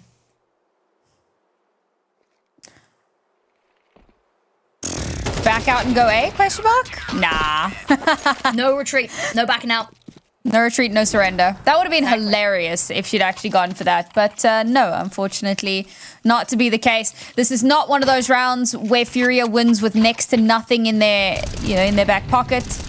Instead, they get shut down so very quickly. Again, a lot of confidence coming through from the Atrix players here. And honestly, so Xenon was someone that we had highlighted at the start of the day, and she had a really slow start to the map, but in these later rounds, she's been key. She's been pivotal in keeping them afloat. And it all comes down to this round. Does it end in regulation, or do we find ourselves in overtime? Furia, they will be kicking themselves if they cannot get this over the line. And Atrix, they've got the momentum, they've got the firepower, and they are definitely feeling it right now. And they've got the opening pick, and that is so important. We've talked about the opening pick stats here. And an answer has to be found. Car Sensei rounding the corner. The gun barrel of Sophia XYZ might be the thing that gives it away, but actually she's just tucked herself in nicely, not willing to be the thing that causes the tides to change. And Furia, they're just willing to sit still for a second. They have to make an approach, but they are playing passively once again. It worked in the first half. Can they do it a second? They slowly round the corner. The hard clear, and Sophia XYZ gets 2, and that's it. That is regulation done and dusted. Easer falls, and now Gabs is the last one once again, but this time, no bomb available. She already has the weapon. She's got utility, but they are swarmed around the bomb. It would have to be the clutch of all clutches. Spots the corner at the first, trying to find the fight, but Xenon does it. 12-12, we go overtime. Unbelievable when you consider that we started out at 9-3 and we just keep going. That's not how I saw this coming. And you know what, actually, that's my bad for doubting, because I am casting with Nayori, so Nayori's law must always be in effect. But the fact that it happened in such a dominant way, mind you, I struggle to think of many moments in that second half where Furia, really surprised me pleasantly. I think it just looked like Atrix, a completely different team, switched on, the synergy, the cohesion, everyone hitting their marks. Just really beautifully played from them. And that's why I had really highlighted the whole thing about Sinan being an anchor player, because we swap sides and she's playing that B anchor and she is absolutely devastating, particularly in those later rounds. Just that site is hers. No one else is allowed to set foot. And she shuts it down beautifully. No, she's not like absolutely killing it today in the frags. She had a great record last week, but today in particular, she's not quite. But it's all about the impact kills, right? Like, you can have single-digit kills, but if those kills are impactful, if they are securing you rounds, if they're securing you numbers advantage, if they are, denying clutch moments, that is so important, and it can turn things around in the blink of an eye. Turn around in a blink of an eye is, I think, a perfect analogy for the entire map so far. Hell, the entire series so far, because this is only map number 1. It doesn't feel like it, does it? Because this has gone on, and Furia, there's got to be a conversation now, because they had so many opportunities.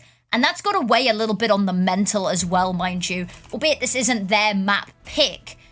However, it was still looking so good, going so good, and then suddenly it wasn't. I think maybe some more timeouts would have been nice to take to reset the mental at some point. Because we talked about it, they took one, and we thought maybe they're telling themselves, you're the best, you've got this, you can do this. And then still nothing. But I'm really not sure what needs to change, because, of course, over time, we get to see them back on their CT side, in which they were incredibly dominant. And hopefully, that is the re-encouragement and the reignition of that flame to try push this map over the edge. Looking forward to seeing how the other match is going to be, getting itself done, how that's going to end up. I don't think they've started on the second map just yet. But I think, we said it a little bit earlier, right? That's another absolute banger matchup. MIB are a team with something to prove. Fluxo trying to kind of hold on to their crown.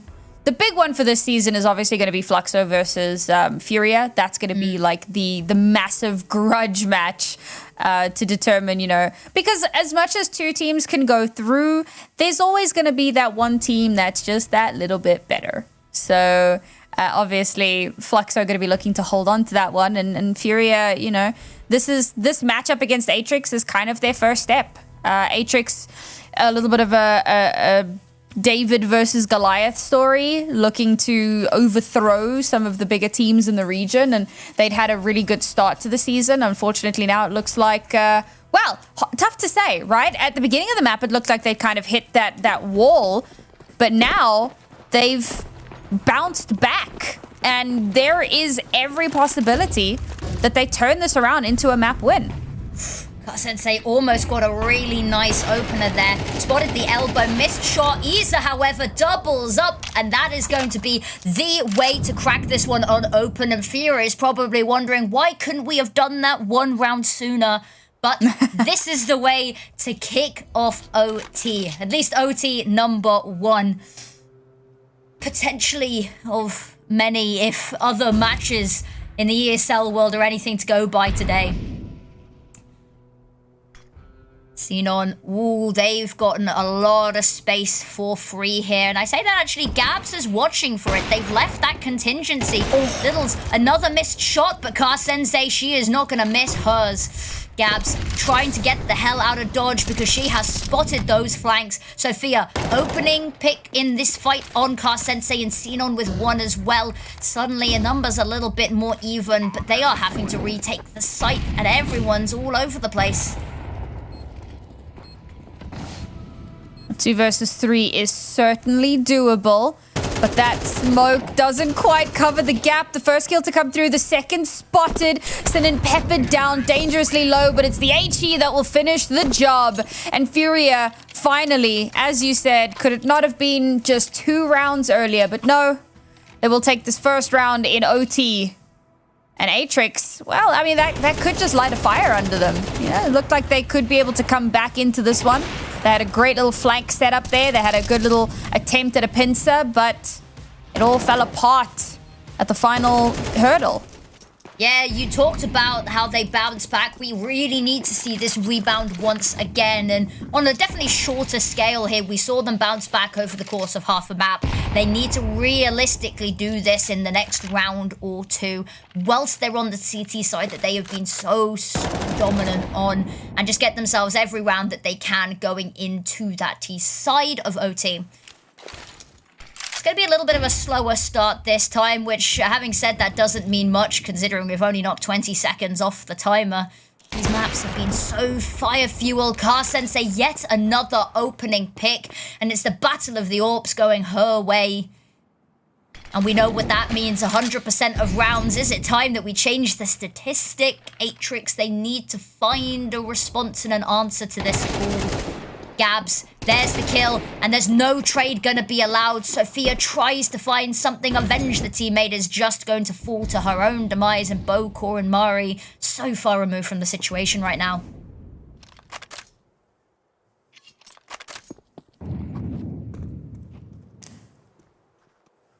The really scary part is Furia's CT side was their strong side. So for them to have come out swinging like this on the T side of overtime, it does leave some concerns for Atrix. But we're not there yet, and if Furia can turn it around like this, I'm sure that Atrix can do the same. I agree with you, but that is not how it starts. Gabs is going to take down Bokor, and now Mari, the last one to fall.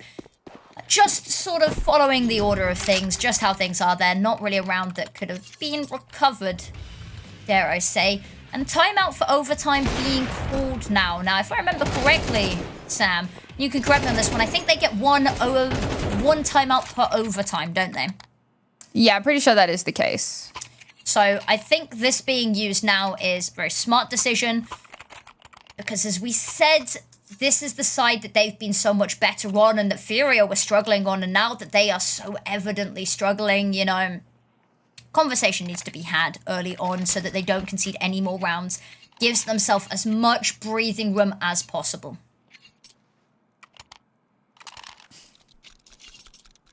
Furia, of course, going to be feeling so good about how those first couple of rounds went. One more round here will put them on map point. Now, they have squandered a few map points previously so far on this map. That doesn't sound like them.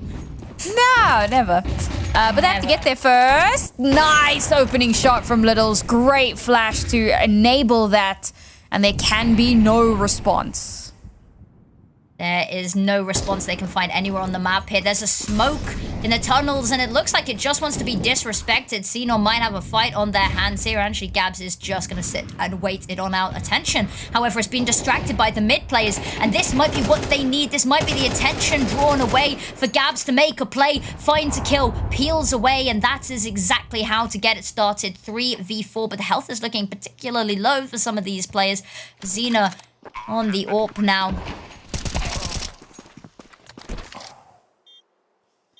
Spotted out, unfortunately. Yeah, you could see she was kind of itching to scope, but she knew that would get heard. 3 versus 3 is doable, but again, it's this B site. It's so hard to get the space that you need. It's definitely a space maker, but Gabs putting some distance between herself and the Atrix players with that Molotov. They are going to have to just push on through because that time is starting to get low, and Lulu10s just needs to hold on for a couple more seconds. Isn't going to be the case. It's going to be very close, but there should be time for the defuse. And Atrix, they do manage to secure themselves a round in overtime. But is it enough, Sam, do you think? It's so tough to say, right? So if you look to the first half of this map and how unbelievably dominant Furia had looked, there is an argument to be made that this could be the beginning of the end. They only need 2 rounds here to secure this map. That being said, you look at the type of resurgence that we saw from Furia here in the T side of OT, and I believe that Atrix are a team that can make a similar kind of resurgence. Interesting that it's Sophia with the AWP. Oh, you'd think she'd kind of hold on to it now that she's low HP. But no, hands that back to Lil Z. Just wanted to have a try, you know, give it a whirl. Yeah, see how it goes. And that AWP is actually leading the charge. Stick a knife on it, use it as a bayonet if you're entering like that. But that is going to be a slow crawl for them and actually just wanting to sit on their hands.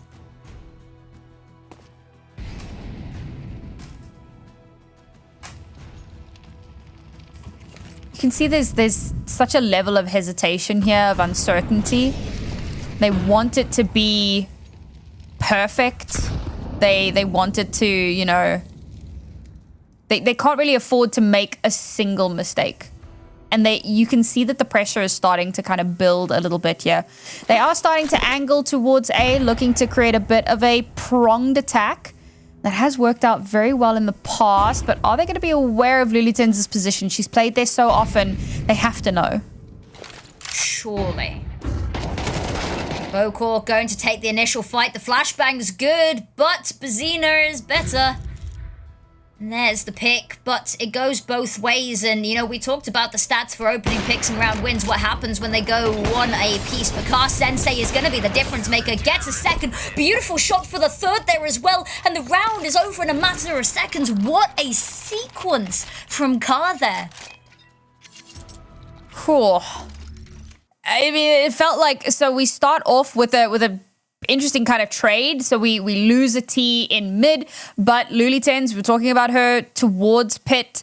And, you know, are they going to be aware of that? Are they going to check for that? And yes, Lil Z is able to get that first shot onto her. So instantly it's like a numbers trade. But that more or less completely opens up that A site. So they have so much space to work with. What they don't realize is that Car is still there.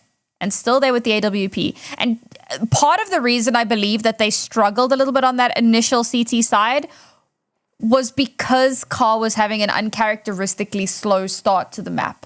Now she's on fire. Now she is not missing her shots. A beautiful 3K from her to shut down that site entirely.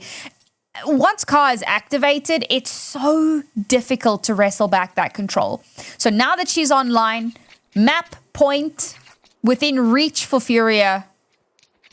Looks like we could have our winner here. You know, I could be speaking a little bit soon, but let's face it, Car has been phenomenal. I agree. Car, and after a round like that, you are on fire. Like, how do you even extinguish something like that? Especially with Little Z, you know, had a nice shot, wasn't quite able to find anything then, not the end of the world. But we have seen Furia struggle to get the map secured before, so I'm going to wait to see who gets the opening pick, because I think that has been our indicator this entire game. Bakar is looking ready and poised for this. Molotov over in her direction, just at her feet. Give her a little welcome present. And to warn her of your impending arrival. Has the shot lined up, pixel angle, but isn't quite gonna land it. Does have to drop down and back away, however, hasn't actually been pushed just yet.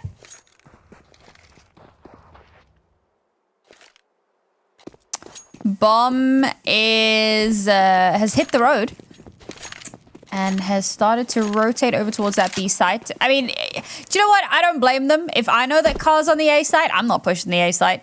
Oh god, no. And if you know? So if you can find the space on B, get the bomb down, retakes that much more difficult.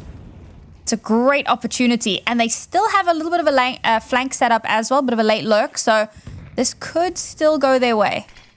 Smoke, that is going to cause a little bit of a delay, but it looks like they just want to push right on through it. Gabs gonna have to be careful because that flashbang is gonna hurt. Does dodge it, has to be ready for the onslaught that is to come. Doesn't find any before dropping to the deck. Xenon gets one, Mari with another, and Furia, we've seen them struggle to close out a map point. Can they try rain this round back under their control? Sophia, the contingency, the little bit of a lurk present, applying that pressure elsewhere. They don't even know where yet, but it's there. Little Z hits their shots. Sophia with one of their own. Car Sensei is so snappy on the orb, but it doesn't matter when there's no team left around you. And suddenly, that bomb already ticking, and Car Sensei, there's really not much that can be done to recover this now. Oh, it looked like it was well within their reach, but we said it, great adaptation from Atrix. Oh, the AWP's on A? We're not going A. And the retake is just so difficult for Furia. They get themselves a little bit caught out in mid. Carl looking to try to get some exits if she can. Not quite spotting anything. She might lose. Nope, okay. Nope, timing was on her side there. That could have ended quite badly. There's an AUG. All right, everybody, do not panic. Do not panic. This is not a drill. This is not a drill. No false alarms here. The That is an AUG is in the server. What's the protocol for this, Sam? What do we do? How do we celebrate? I don't know, to be honest. I don't see it often enough to have a ritual for this. We gotta make a ritual. Let's see if Gabs can pull off something amazing with it. Because this really needs to be it. Otherwise, we go to another overtime and Furia. I don't know how you face yourselves after losing 2 opportunities to close on out the map. So hopefully this is the missing piece of the puzzle, the thing that they've been needing all along. Car Sensei has to be wary, spots something in the corner of her eye, a little glimmer of a gun that distracts her attention for just a second, and that is going to be enough for her to get the hell out of dodge. Virgo running on up isn't going to be spotted by anyone, taking a lot of space. I love this adaptation from Furia because look where the AUG is. It's where the AWP isn't.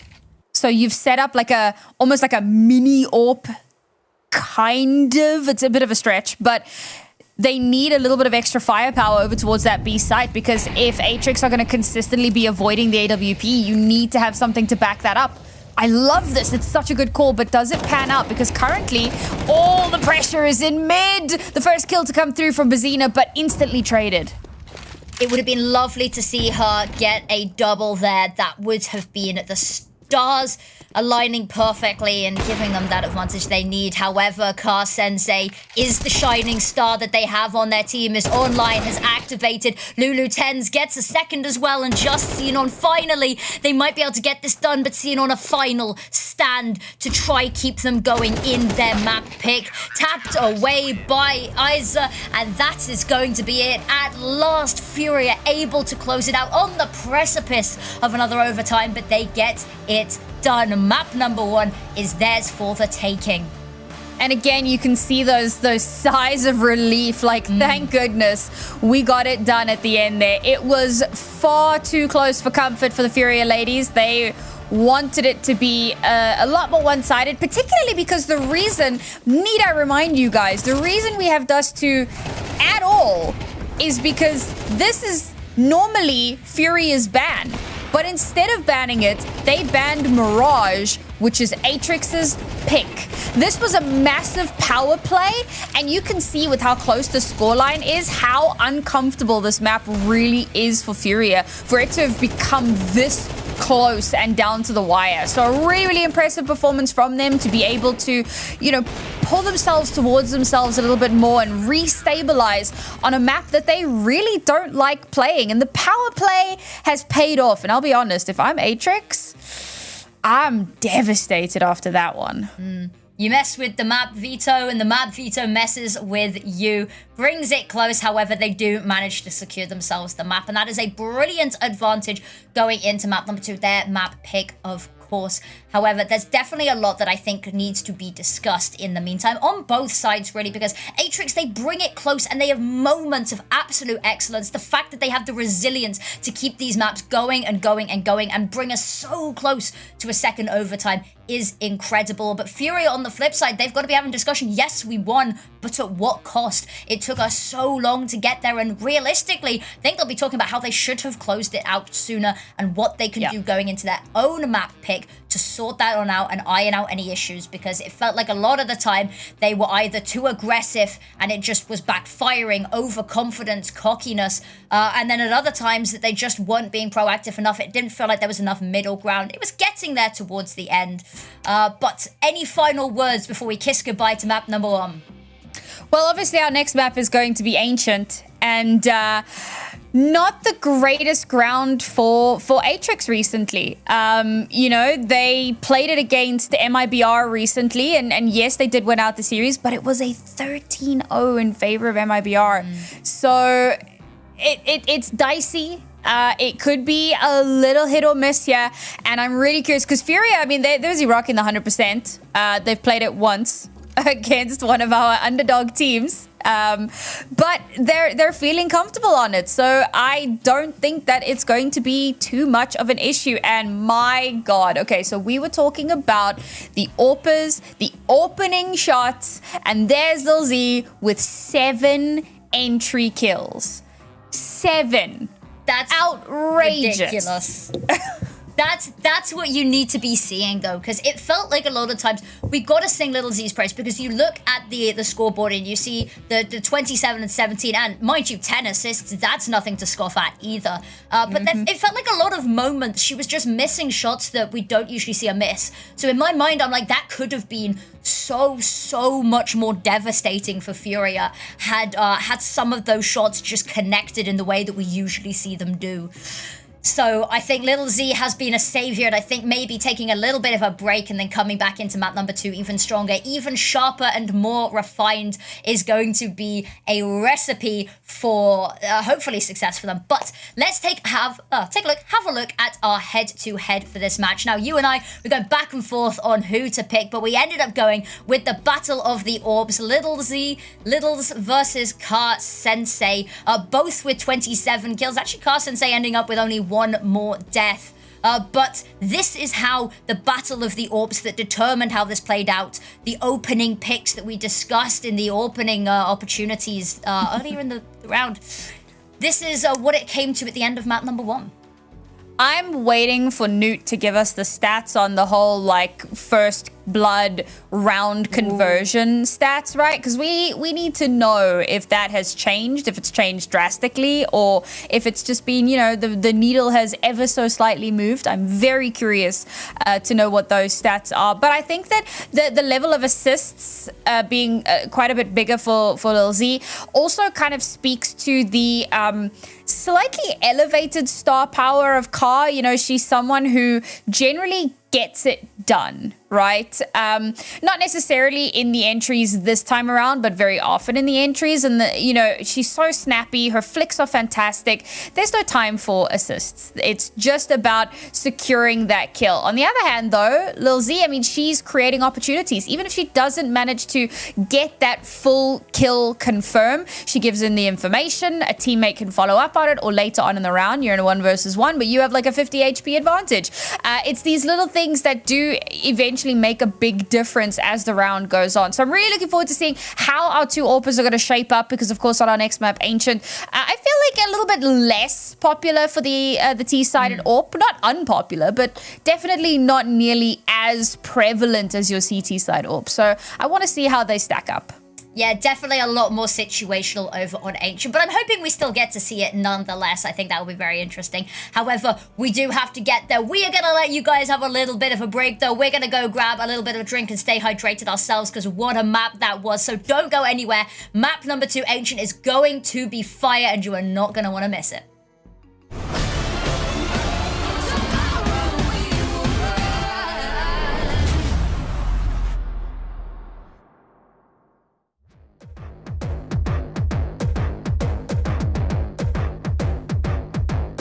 Follow my lead.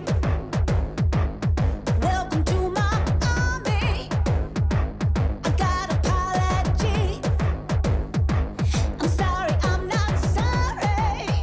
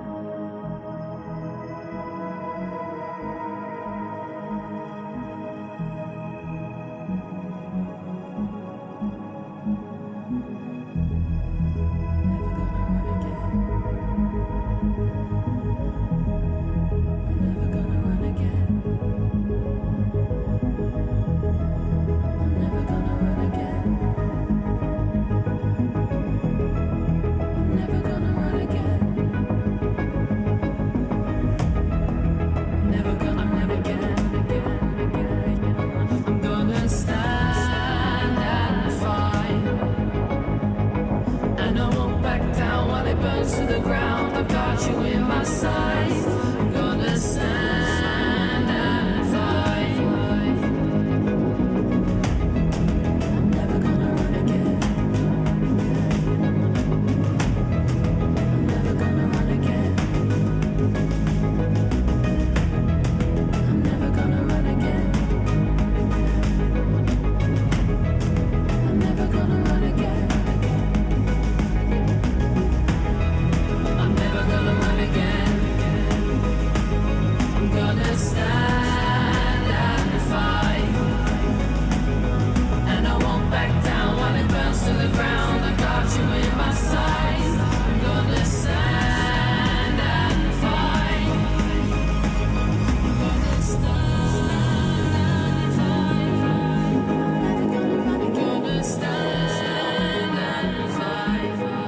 I'm never gonna run again. Gonna stand and fight. And I'm never gonna run again. Gonna stand and fight. Back down while it burns to the ground. I got you in my sight. I'm gonna stand and fight and fight and fight. I'm gonna run again. Fight and run again. I'm never gonna run. I'm never gonna run again. I'm gonna stand and fight. And I won't back down while it burns to the ground. I got you in my sights. I'm gonna stand and fight. Tomorrow we will rise.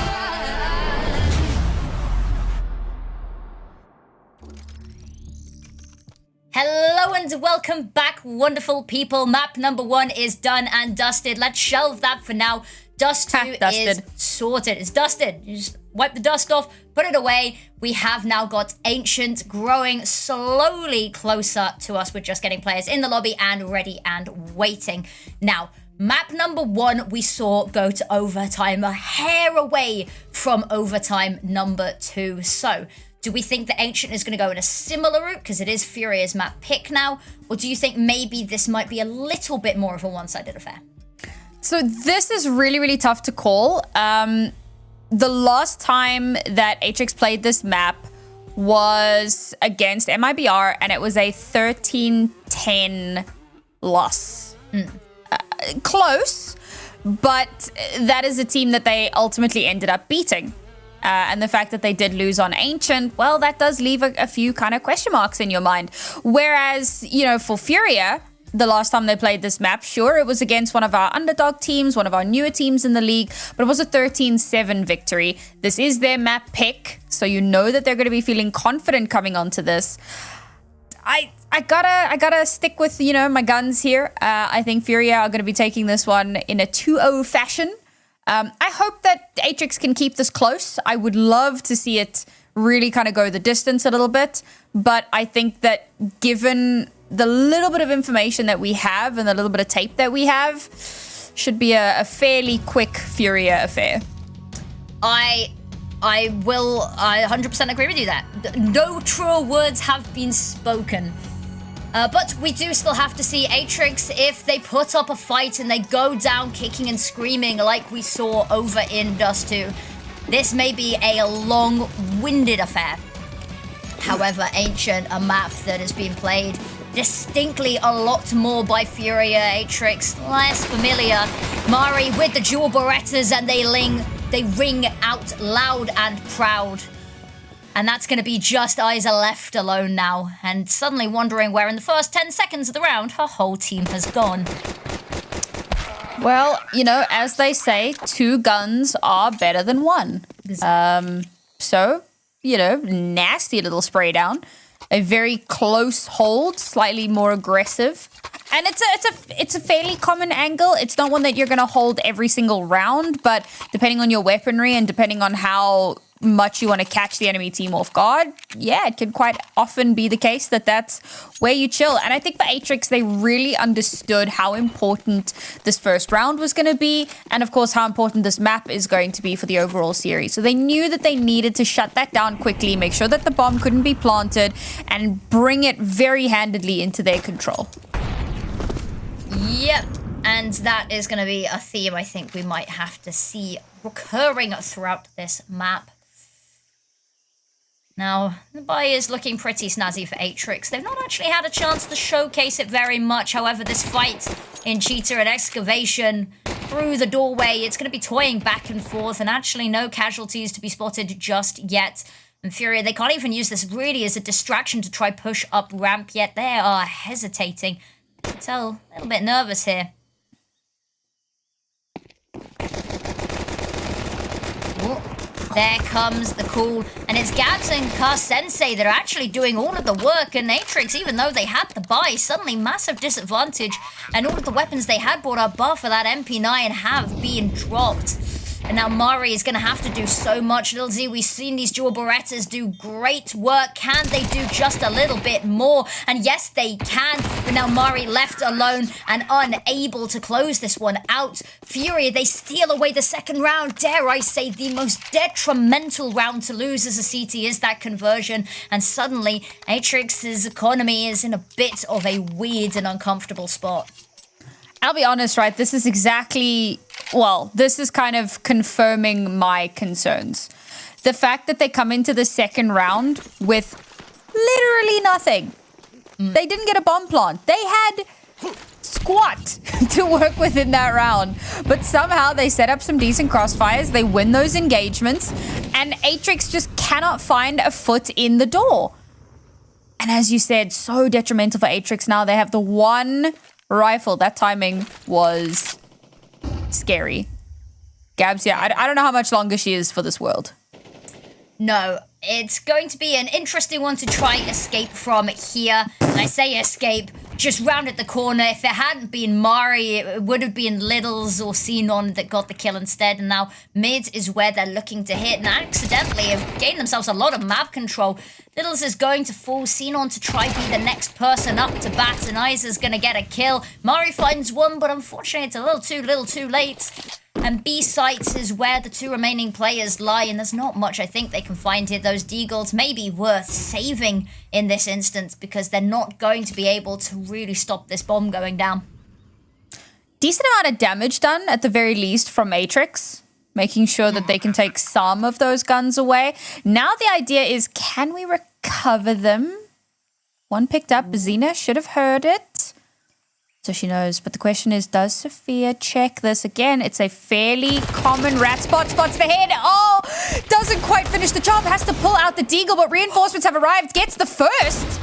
How is she still alive? Bazina, so dangerously low here. Now it's a doable situation. Somehow, still alive. Still a 1 versus 1, but no time left. That got so close. There was almost a world, and Car's gonna look to hunt this. Yeah, there's a very real chance, but actually just Sophia gonna keep themselves safe there. My heart breaks for them because it looked so promising for so much of that round there. Alas, not meant to be on this one. But even with naught in the arsenal, they have been doing heaps and bounds here. And the fact that Sophia manages to whittle this down to the fight that it came to is so impressive. And it speaks to the fact that even though they lost the round, there is still that drive in the background that cannot be ignored by Furia. Now, that hero AK going to be the only thing they have. A life raft in the middle of a vast ocean for them. And it needs to ring out loudly. Has to be careful here because Isa is on the other side of this smoke. And once it fades, could have been a little bit dicey, but hides behind the corner on Speedway and is just going to keep themselves safe for now. Oh, there we go. First one spotted. A nice little opener, instantly traded, but Furia will retake that control very quickly. Another round where Atrix do some serious economic damage. But we're getting to that kind of who cares position. Furia wins another round here. Atrix will at least have money to buy. One more kill would make this all the sweeter. Timing. Tell me, Bazina. Oh, there we go. Both pushing the smoke at the same time, and now Mari has to work a miracle. A miracle is not on the agenda for today. At least not on this round. Is just going to back away with that deagle. Try recover something a little bit better. There's an AK. That has been picked up I thought it had been picked up by Mari for a second. We swapped perspectives. I was going to say Mari has not found that. But a Tech 9 recovered. Which is sort of just a trophy, I feel, in this instance. And yeah, as you said, that at some point we need to stop caring that they're doing damage, because yeah, it means that Furia can't necessarily build up a massive economy in the background, but naturally they're going to do that anyway from keeping up this win streak.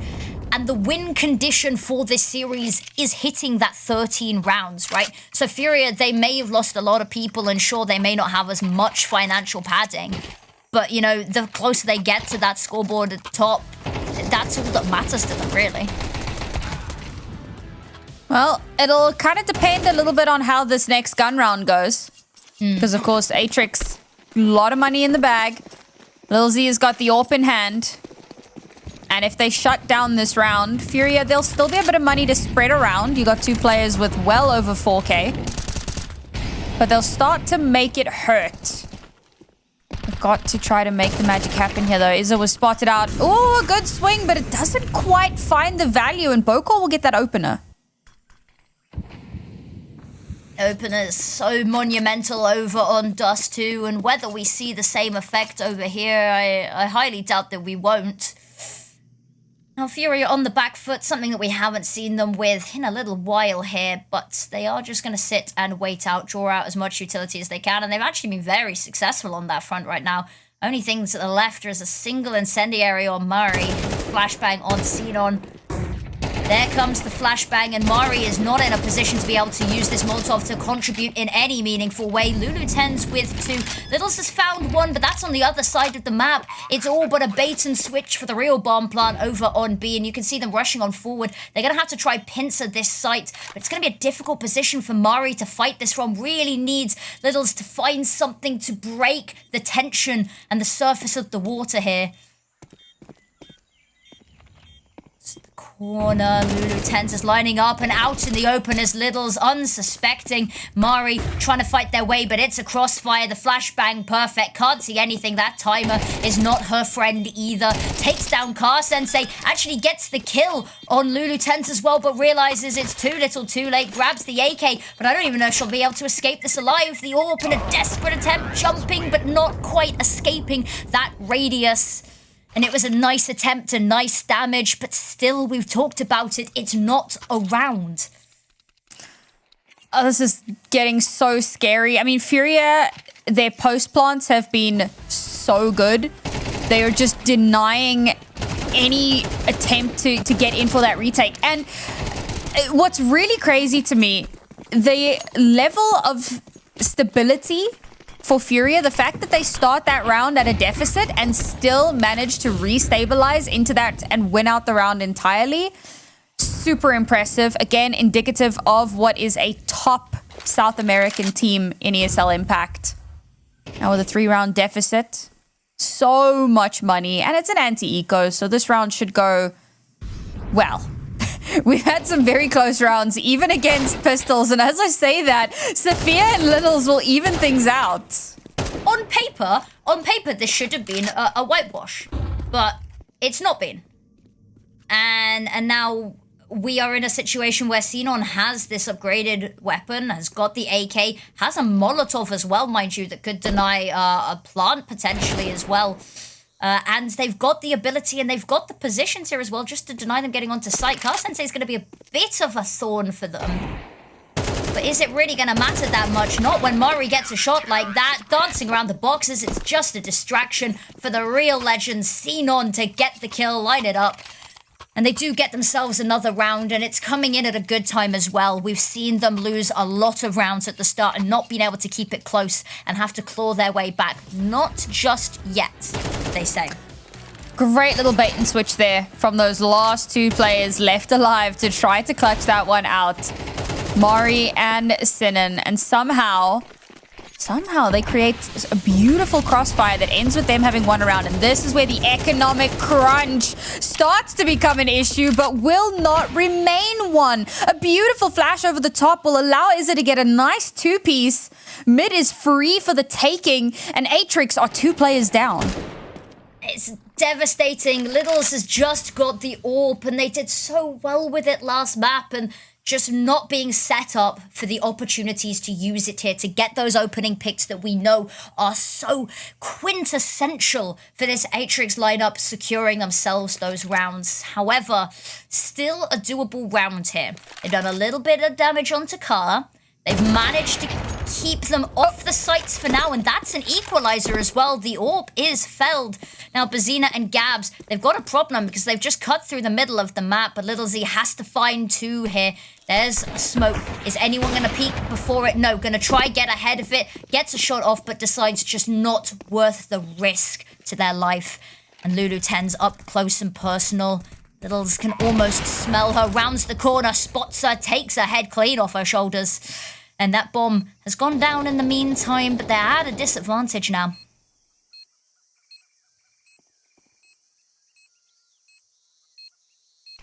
Atrix with 3 kits on board. They know that time isn't the greatest factor in the world, but it's Littles who keeps stepping up. Only good for 3. The transfer from Gabs is so good, but once again, it's Sinin with the final kill of the round to clutch that one out. I mean, phenomenal work from Littles to bring that back into their control. If she doesn't go absolutely nuclear there with 3 kills on that A site to deny space for Furia and to deny them the ability to hold in a robust manner, that round falls apart. This initial flash was devastating. Also, that shot from Little Z should have been illegal. I loved that. I feel like Car should have won that 9 times out of 10, and she just doesn't. Lock and that's up the way that was criminal.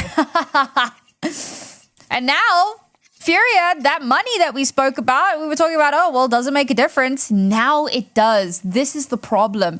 Atrix with 2 rounds that they've managed to bank for themselves feels a little bit like, oh, you're the weakest link. You know, you got to bank those rounds. Yep. You got to make sure, you know, you got to keep them in your back pocket. And Atrix now with a clear advantage into this round.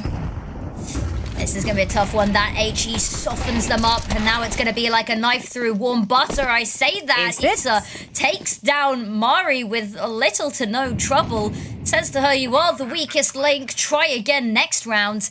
Gabs in Donut might have the position to work some magic. There's a kill, crucial in alleviating some of the tension. And there we go. The pieces start to crumble. The dominoes start to topple. And now Sophia and Sinon, they just have to back away because this round not even up for grabs anymore. And Furia, they come fighting right back in. We talked about the money. Do they even need it? Because look what they've come away from this with.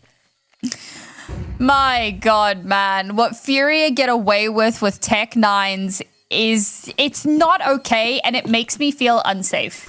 Okay? The way that everyone is committing daylight robbery, we might as well be in prison. I feel like if I were Atrix, I'd be reaching for my security blankie at this point. Because there is just no safety. You come into a round like this and you're like, all right, guys, anti-eco. We should have this, you know? Hold your angles. Don't let them Ferrari swing you.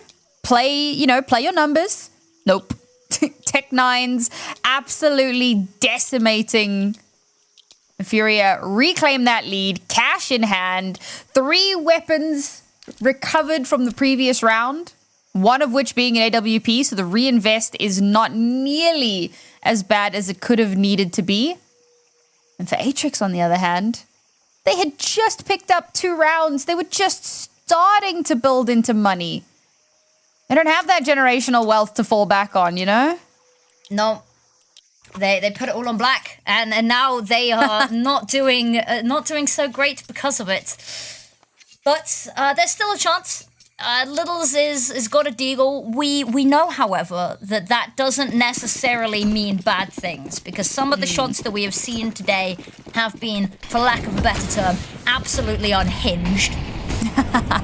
Bokor, lovely aggressive angle there, is going to be dodging some utility, but actually not really contested up here, because B is where they are looking to head. I like that they've left Gabs just to have a nosy over towards a backup over towards mid, just so that they can make sure that no one tries to flank their offensive.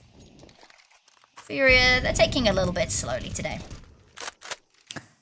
Well, Ka, who's had a bit of a slower start to this map, well, she got an AWP in her hand. So already opened up the round with a kill. And well, we know what that means. 100% conversion rate. Will that be the case once again? Atrix need to restabilize a little bit here. They had taken a bit of forward positioning towards mid, but now with the numbers not really favoring them, they have to go to reinforce. It's still quite clear that it should be a B hit, and now the exec comes in.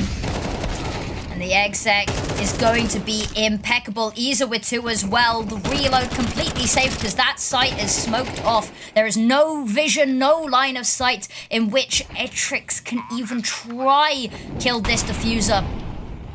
That Molotov gonna force Bokor even further back now.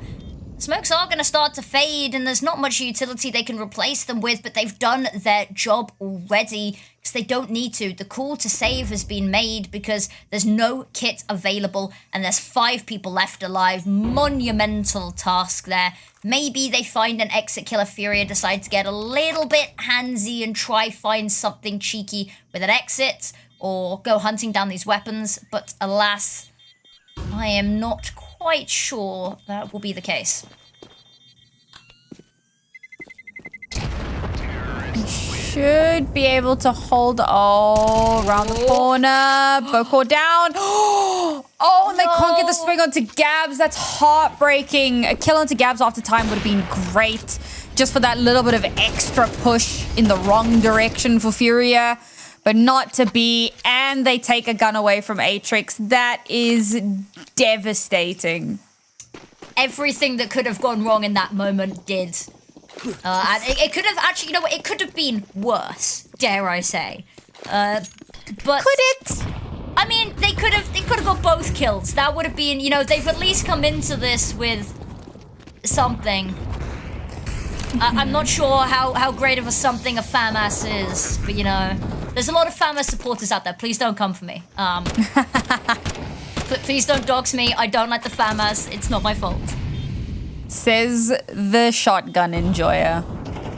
See, but I like chaos, you know. I'm not one for mediocrity.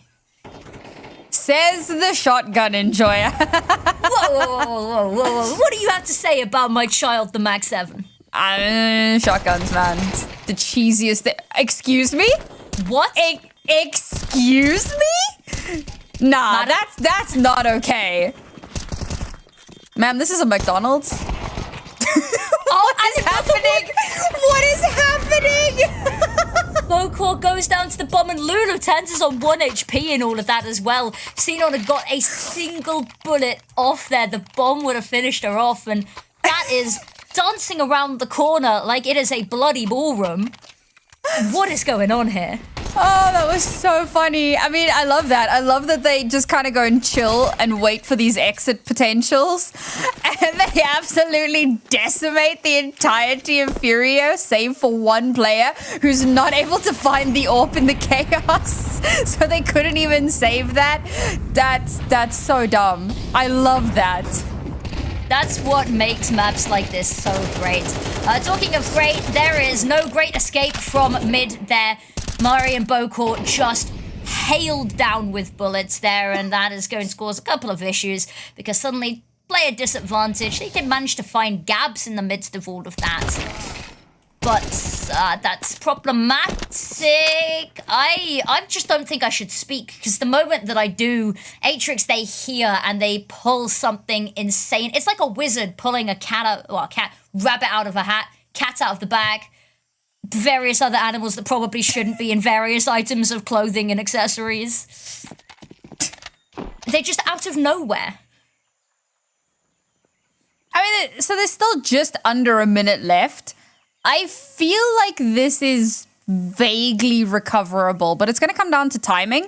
There's still quite a decent amount of utility available for Furia here, so there is a world, but they're going to have to contact up a little bit here. They can't really give the game away too early on. Oh, there we go. Molotov to come through. That's going to pull the rotation. Now they have to go.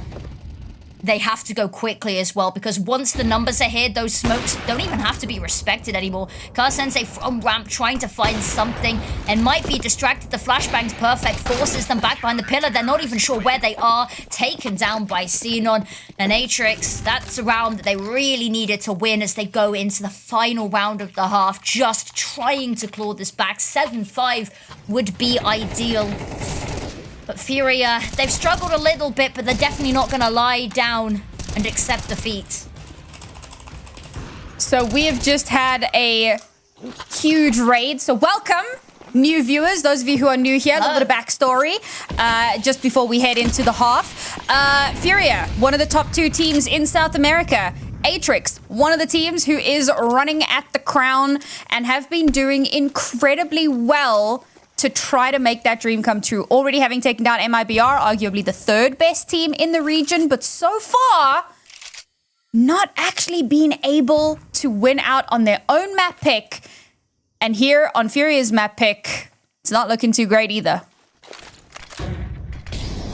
Yeah, not too great. Understatement of the year, but there comes the execute. They burst onto site, and it's all problems here for Atrix. Isa finds 2, and Gabs actually takes down one of their teammates with a Molotov. You know, why not add an extra kill to the tally?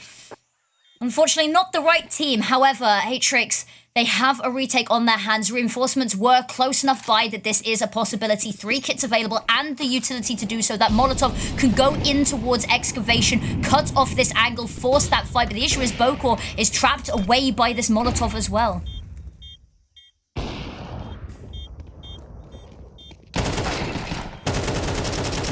Ooh, bullets, they ring out in the server. Littles has found one, Bazina with another, but this is such a difficult angle to defend this bomb from. However, the pinch from ramp, this is huge. Murray, so much to do, and the timer is not her friend. And there's the kill, there's the half, 4-8 as we go into the second half of Furia's map pick.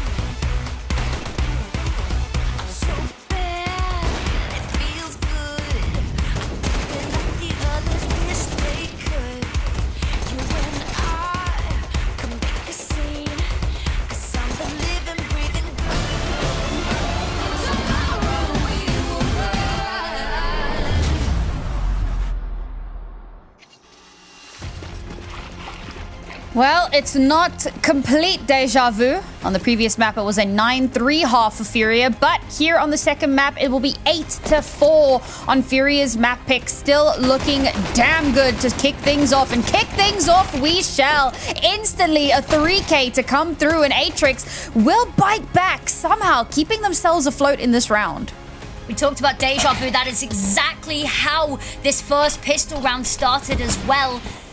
And I'm getting flashbacks a little bit here, but Mari and Sophia, they've desperately got to fight this one back, but they're fighting battles on both sides here. Isolated Jules, but in the meantime, that bomb actually not quite able to go down there, and there's a chance that they can deny this. The headshot is clean, and there's low health on both sides here, and they have to try dispatch of Car Sensei before this bomb can go down. They're running in circles. Is anyone going to find an end? Sophia and Mari, they both find a shot, and that is going to be the pistol round to Atrix, an absolutely must-win round for them. And in style, I may add. I love the decision making there. Instead of trying to like go for the plant and risk being swung from two different directions, they're like, all right, run down the donut player, just run them over. And they play a little bit of ring around the rosy. And the best part of that is that it puts them in a prime position to get both of those final two shots. It's perfect. And it's Atrix. Yay? Legal advice, don't run people over. That's just my side. Yeah. I mean, if you're actually running, it's probably not as bad. Probably a little bit harder as well. I was expecting this round to be a lot more explosive than it has been. Atrix, they're taking their sweet time. Furia has stacked and gambled over towards A, and it might pay out for them. They might be able to get a nice early pick here onto Bokor, but I really don't think Atrix, they're willing to give them anything here. Well, particularly not after how that first map went. Looking to try and bring this back into their control a bit here. I do like this buy as well. I think you kind of sacrifice a little bit of firepower for a little bit more utility. However, they haven't really managed to make that work in their favor. That's one gun lost. But that was obviously the extremity player. The angle is to be. Ooh, there comes the guns. Sophia and Mari both with one, and Mari readying for another fight, but Bazina actually able to scoop that one away and pick up the weapon. Now, this round's still going to be very difficult. That HE grenade is looking dangerous, and that is exactly why we say that Littles is going to fall and Lulu Tens is left alone here. Has picked up the Mac 10, but too tall of an order, I think. So many fights and so many angles, and this one is going to be a little bit difficult. But trying to find a fight, does find Xenon, actually rounds the corner and almost takes down Sophia. However, unable to do so, gets rid of the rest of the magazine, dumps it into a body just for safe measure there. Double tap to make sure that they are most certainly dead. And that is a conversion. Nice to see, because we have often seen Atrix struggle against Furia on these pistols. And for a second, it did get scary. They were keeping themselves afloat, keeping it even on the scoreboard. But Atrix, they do manage to get it done. And they are awarded an AWP because of it.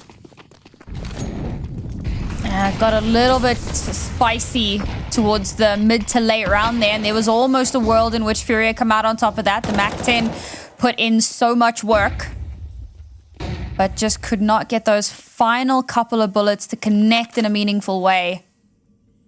And Atrix bring their deficit down to only 2 rounds. Now, the invest into the AWP is risky, but this is Littles. And again, for those who have just joined us, Littles and Car, the two AWPers on these two teams, are our top-rated players so far this season. So don't count Littles out just yet. We expect great things in Car Sensei. We expect them, and she delivers. And I was hoping that, because we'd seen her approaching Red Room, and everyone was in mid, ready and waiting just for the pickings, and does actually find something and get away with their life. Gabs taking up the mental and picking up the fights there. Frags going in their direction, and Atrix, not really much they can do here. Littles might be able to find the kill onto Bazina, but where can you go after this? You have the bomb, but these sites are walled on off, and that bomb being dropped in mid. Suddenly, Bokor, you have 35 seconds to just try stay alive, and there are people crawling towards you, knocking on your door. And unfortunately, this is where things can start to go awry. You know, first round, it's pistols. Pistols can be very coin flippy. It is the nature of the beast. Second round, Atrix have better guns. So 99 times out of 100, they win that round. Not always, as we saw literally in our previous half. But in this instance, it does go that way. Round 3, Furia have guns. And suddenly, they start inching and edging their way back into the lead. Well, I say back into the lead. They widen the gap. Bring themselves up to 9. 1 round away from double digits. And unless these Tech 9s go absolutely massive, I think it will be double digits indeed. Now, they have the overwhelming potential here, but Car Sensei, we've seen the sequences coming out of her today. These back-to-back shots, so quick on the trigger. And there's another one. Gets one with the AWP and one with the flames. Bazina with another in the meantime. And Boker on 6 HP, just desperately dodging those stray bullets through the smoke. Has got the bomb plant, but I see no way that they can defend this. Say that as she drops to the floor. And Furia, lovely round there. These Tech 9s have been troublesome for them previously, especially over on Dust 2. We saw them blow that 12-7 lead to go to overtime. But again, this time, looking a little bit better. This is their map pick, and you can tell they feel a lot more comfortable.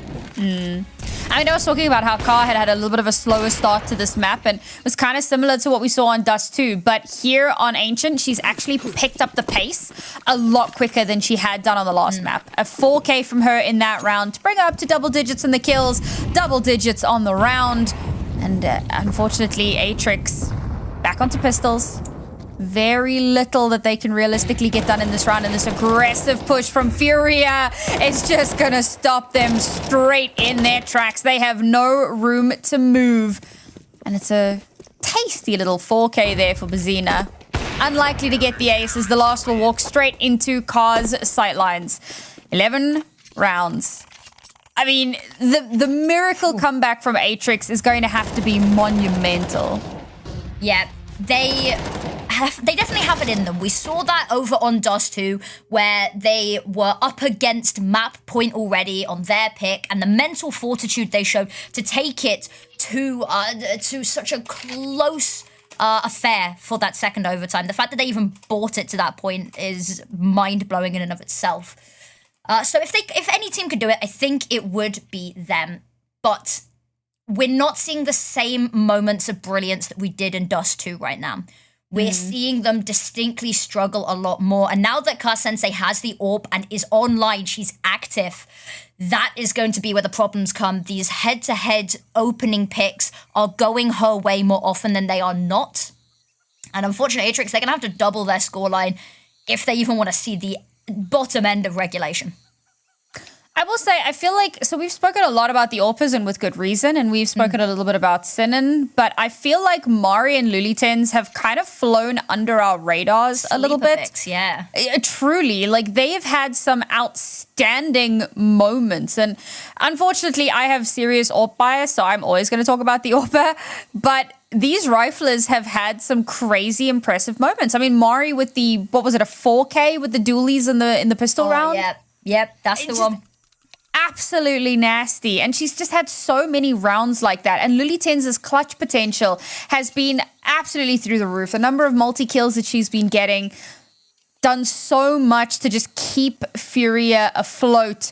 And obviously, you know, when Car's taking a round or two to activate, you've got to have somebody that's counterbalancing that. So Lulitens stepped up. Lulitens, Bazina, great performances from them.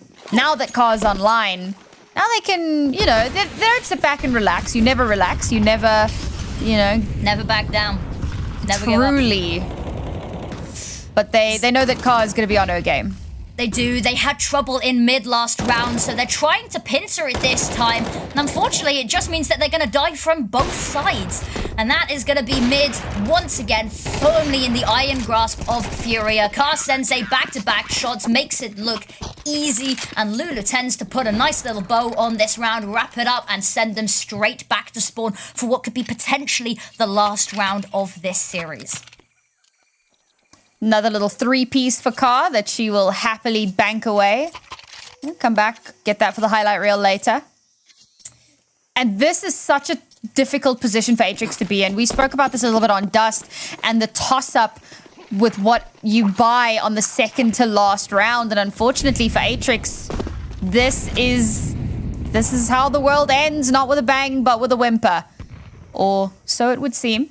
We've seen what these teams can do with a low buy in hand, and there are 2 MAC 10s at play. Maybe they can still keep this a little bit more competitive. This Molotov could be huge. Depending on the timing, it's either going to force a fight, and she is going to have to be quick to pull that gun back out if she is not careful. Overwhelming her is very much on the cards here. There's the first kill. Fighting in the flames. Xenon is going to be the first to go down, and the rest of the team just watched the fate that befell their teammate, and they have decided, nah, not for me, not today, and they back away. They've got plenty of time to head over towards B, and actually, having left Bokor over there, they have a lot of space to work with now. They're not starting from square one, but they're actually going to go through mid, where Car Sensei lies in wait. That gun barrel trained on their only entrance. Missed shot is going to award them a little bit of room to breathe, and I say that, Sophia, breathing no more. They have managed to get themselves across and jumping on up, but where do you go from here? The troops are starting to rally. And the problem is that Furia have so much of this map still heavily on lockdown. So no matter where Atrix actually choose to go, even if they get a kill or 2, the reinforcements will come hot and heavy. And it will be absolutely devastating.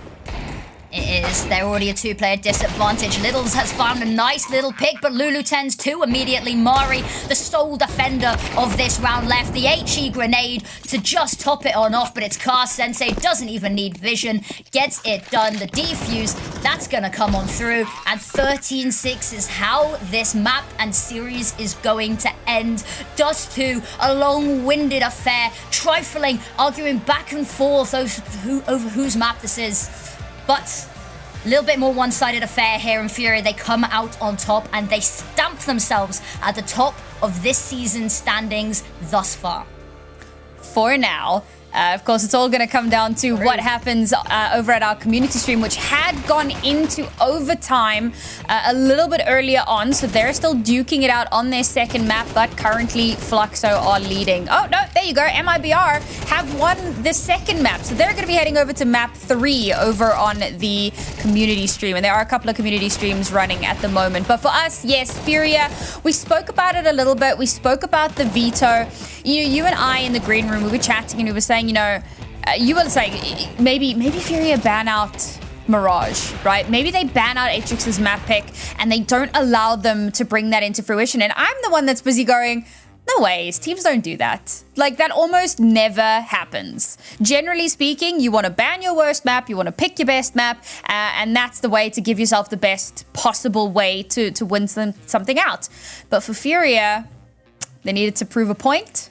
And they did so in style. They did, in fact, ban out Mirage instead of their usual permaban of Dust 2, which allowed Atrix to pick into it. Atrix feeling pretty confident. They've now picked into the permaban. They have an opportunity, and it did get dangerously close all the way into overtime, but ultimately it's Furia who take that map pick, and it's Furia who take the second map as well. And as you said, 3-0 now this season in ESL Impact. And here we have our statistics from this match. And so we spoke about how Lil Z had 7 entry kills on the previous map. In this map, she did not even have the chance. It was Gabs who was all over those opening duels. Yeah, all over the opening duels, something that we talked about being so important. We've got in the background running the stats, hopefully, on what the conversion from those opening picks to round wins is, because we've yapped on about it. We sound like broken records at this point, but we cannot overstate how important they were in this series. But that is going to have been that beautifully played. And Furia, we talked about this being sort of a punish pick. They made a point. They came here to make a point, and that is exactly what they've done, because they want to contend for that spot. They missed out last season on attending LAN, and Stockholm is calling their name this time around, and hopefully this is the confidence booster they need. We saw it on Dust 2, moments where they faltered in their confidence within themselves. Hopefully this is the push they need to look at themselves and go, we are the best, and this is our season. Yeah, and I'm really excited. Okay, before I get into why I'm excited, we do have our Kadir MVP of the day, or of the series rather. And honestly, it had to be Car. It just had to be, you know. And we spoke about some of the riflers and how they really stepped up. Lily Tens in particular felt like she had a really great day in general. But Car was, she was slow to get going. But once she activated, no one could touch her. And like you said, right, we do sound like that broken record just constantly going on and on and on. And unfortunately, like I said, off bias, unapologetically. But yeah, she will grab herself another MVP here at ESL Impact. And as far as I'm concerned, it's well deserved. Oh, massively. A highlight player, somebody that I've been following for a while, just incredible there. And I'm super excited to see how the rest of the season shapes out as well for her. We saw her last week. We highlighted her as our Kidia player to watch last week, I think it was. Yep. And then this time we were toying with the idea of having her again, and we were like, oh, we'll give somebody else the spotlight. But we always know we can always count on her. But it's really important that she's got such a strong team around her as well. And you can't understate that. As you said, slow to the starting line, but just runs away with it the moment she gets going, but has that support system right now. And with this lineup, for that to be okay and to work. So I'm very excited to see what comes next for her. Well, I'm really excited because we are busy getting an interview prepped. But before we do that, Affinity, from me and everyone at production and all of our viewers, happy birthday. You thought I was going to forget. It's not my birthday yet in the UK. So It is here. And this is the only place that matters. Okay, well. No. I say here, we're on like South America. Wait, time zones. It's not tomorrow yet in America. So you've still got a ways to go before it's your birthday in the US. But for those of us in the European correct time zone, it is your birthday. So happy birthday. Thank you. I appreciate that. And what a great way to be celebrating it as well. I would not change it for the world, but sounds like my birthday present's on the way because we have got an interview with none other than Lulu Tens. Hello. How are you? Can I speak doing? now?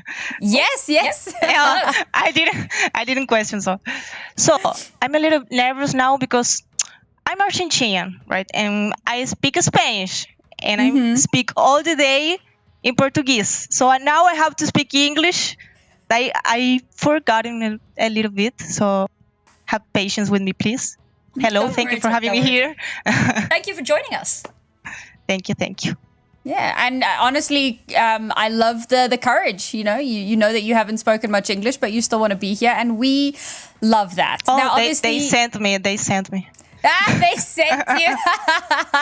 amazing. Yeah. Thank you, Furia. I love that. Now we get to torture you. I mean, congratulate you on a well-fought series. Now, you are obviously the newest player in the Furia lineup. How has it been adjusting to the play style, to the girls, to the tournament? How have you been? Oh, I think it was very easy and calm for me to adapt because it was all that I was looking for in a team.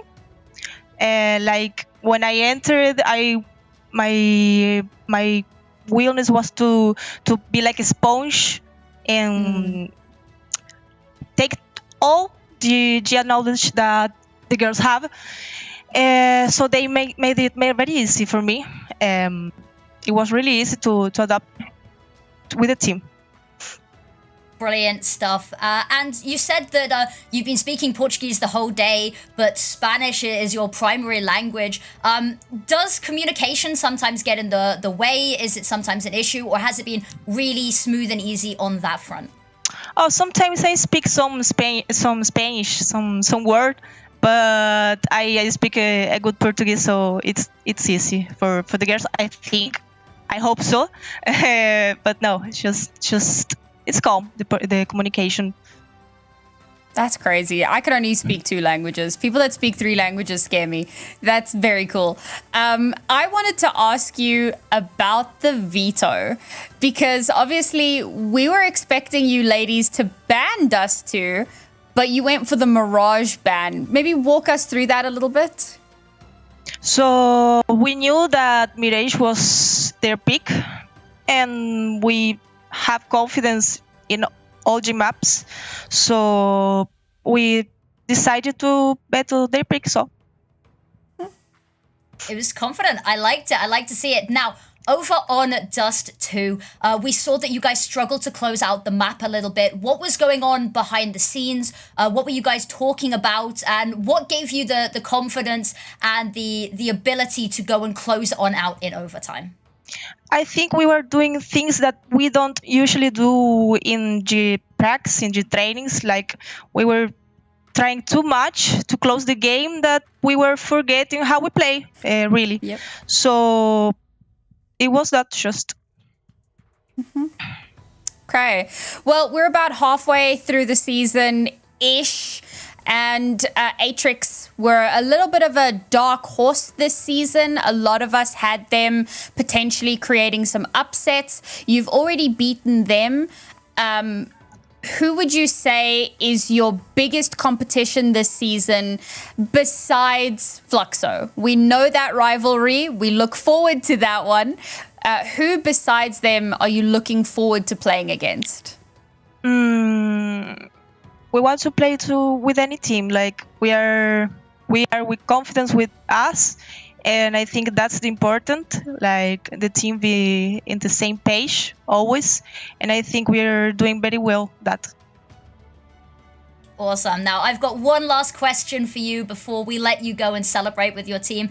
What do you guys do after a game is done? Do you immediately go and VOD review? Do you have a little celebration? Do you sleep on it for a night and come back the next day? What happens after each of your ESL Impact games? Well, we celebrate a little bit in the call there all together. I'm going to have dinner with my parents because I don't live with them and they came to visit me, so I'm taking them to dinner to celebrate with them. I don't know what the girl's gonna do, but I'm doing that. Awesome. But yeah, I think we should probably let you get going now as well. We've kept you It's long okay. enough. They're not here yet. Not here yet, but we should let you go celebrate with your team. Yeah, thank you. Thank you so much for joining us. It was lovely to speak to you, and good luck going into the next couple of weeks. Thank you. Goodbye. Well, I don't know what more there is to say. That was an incredible interview. She came into it saying that she was a little bit nervous, speaking Portuguese and Spanish being a language coming in English. But really nice, insightful stuff there as well. It's good to see that, these players go out and celebrate the victories as well, because that's what's important as well, is you got to take the victories and enjoy the little things as well. But let's take a look at the standings here and how that has shaken up the leaderboard.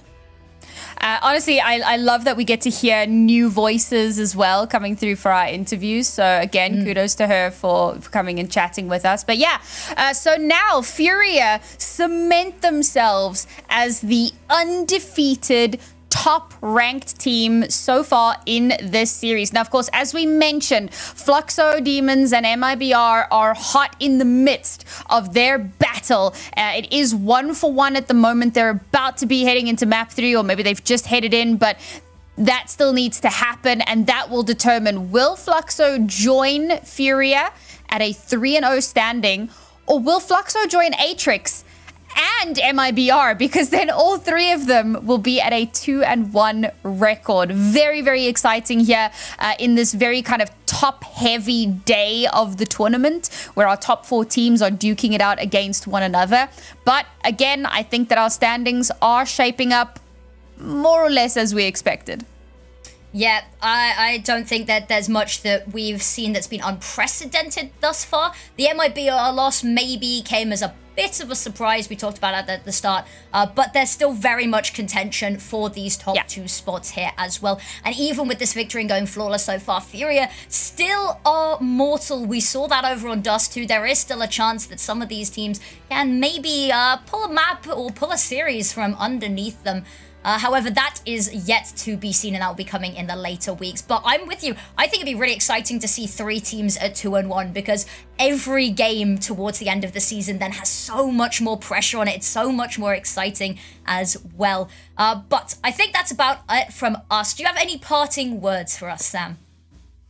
I look forward to more South American Impact. I think that there's so much talent in this region, and it's clearly hotly contested. As much as we are a little top heavy, those that are in the top are so tenacious, and not one of them is willing to give an inch if they can help it. So there's still a little bit more season to go, and of course we're going to be back tomorrow, but I do believe there's more action today. There is indeed. If you have a look at the bottom there, it says TSM Shimmer versus Blue Otter Karma. Of course, Karma got picked up very recently by the Blue Otter org. This is going to be an incredible matchup. I know that there's a lot of fire and passion behind this, and it's a little bit of a personal match as well for some of these players. So I am super excited for that. You are not going to want to miss that, not 1 second of it. So stay tuned for that. But from us on the South American broadcast, that is going to be all. Have a wonderful night, everyone.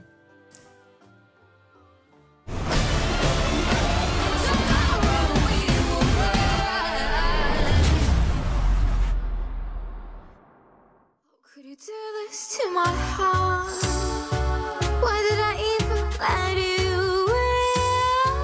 I should have known that from the start. Your game of words would fall apart. Hasta la vista, my sweetheart.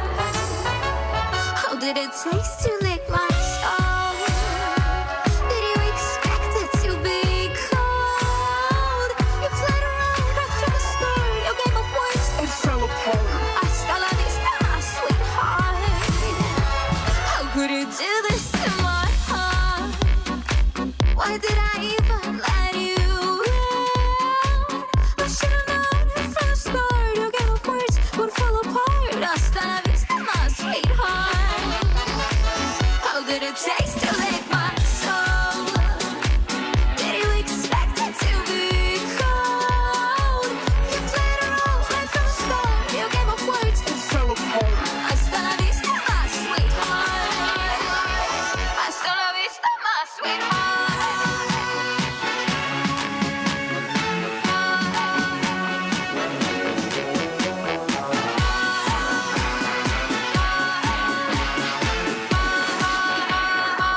Hasta la vista, my sweetheart.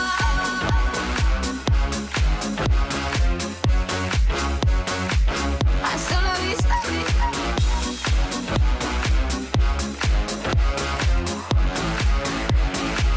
Hasta la vista, my sweetheart.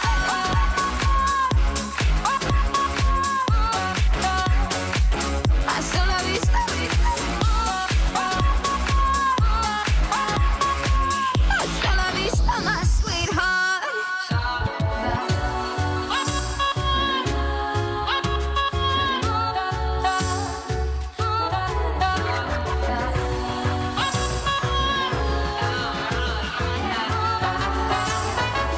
How could you do this to my heart? Why did I even let you in?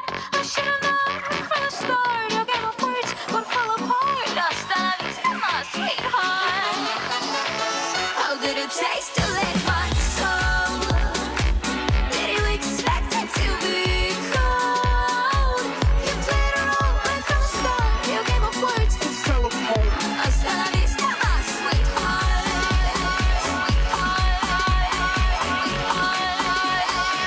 Hasta la vista, my sweetheart.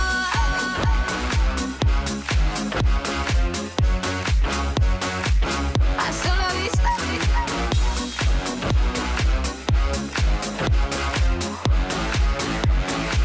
Hasta la vista, my sweetheart.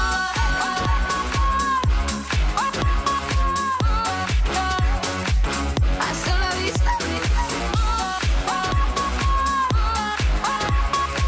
Hasta la vista, my sweetheart.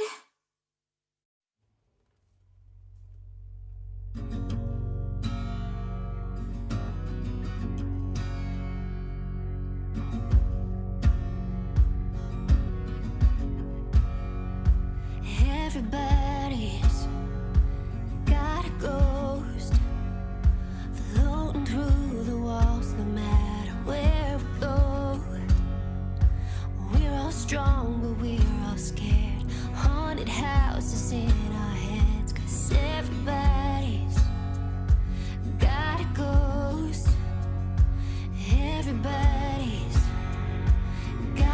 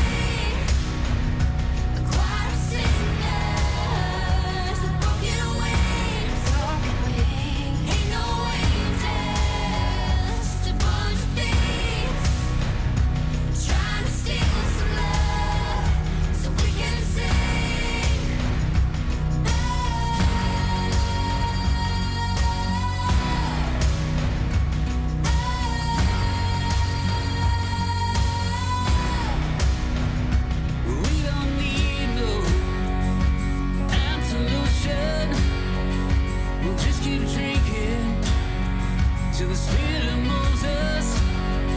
We shall fall in states after the crash. We ain't good, but this ain't bad. So run to the river where there ain't no stream. Pretend that the water flows. Find a voice, let it sing.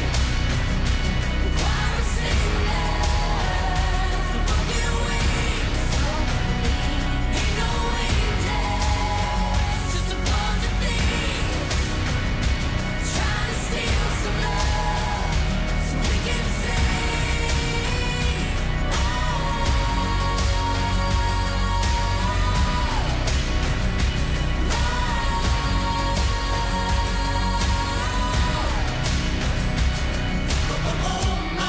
Can't you hear the song of the down and out singing all night long? Oh, my love. Can't you hear the sound of the people dancing as the rain comes down? Oh, my love. Can't you hear the beat of the broken chains falling at our feet? Oh, my love. Can't you hear the song rising, rising, rising? Can't you hear the song of the down and out singing all night long? Oh, my love. Can't you hear the sound of the people dancing as the rain comes down? Oh, my love. Can't you hear the beat of the broken chains falling at our feet? Oh, my love. Can't you hear the song rising, rising? Find the voice, let it sing. A choir of singers, the broken wings. Ain't no angels, just a bunch of thieves trying to steal some love so we can sing. Find the voice, let it sing. A choir of singers, the broken wings. Ain't no angels, just a bunch of thieves trying to steal some love so we can sing.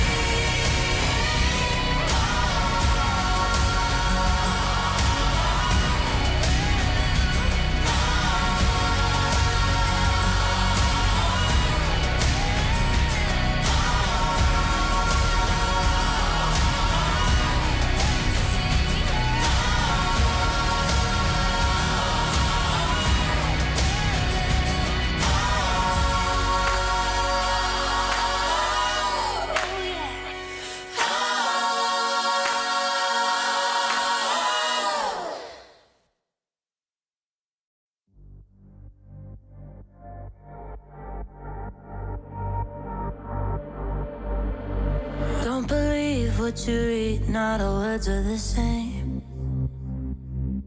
Not everything you see, you can't trust anyway. All the thieves dressed as sheep tell you they know the way. So bite the hand that feeds you to the wolves as prey. Get out my face, try to stab me with a saving grace. Fool me once, never twice, now I got the knife. You try to cut off my conscience, bake me a cake full of nonsense. You eat it too and I got deja vu when your words are up, you got you nauseous. Your shit belongs in the driveway, don't remember but you wish, babe. Took out the trust like I used to have us, but all that's in the past, now I upgrade.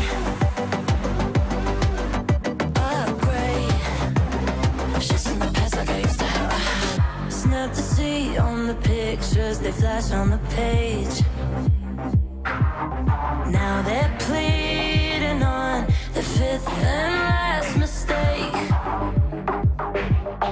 But I know that dirty secrets, the gamekeepers hold the keys to the gate. Only open for the pawns who sell their souls just to play. I don't keep up with the fake, we are not the same, so go take your losses. Plastic and products left in a box with nothing to promise. Get out my face, try to stab me with a saving grace. Fool me once, never twice, now I got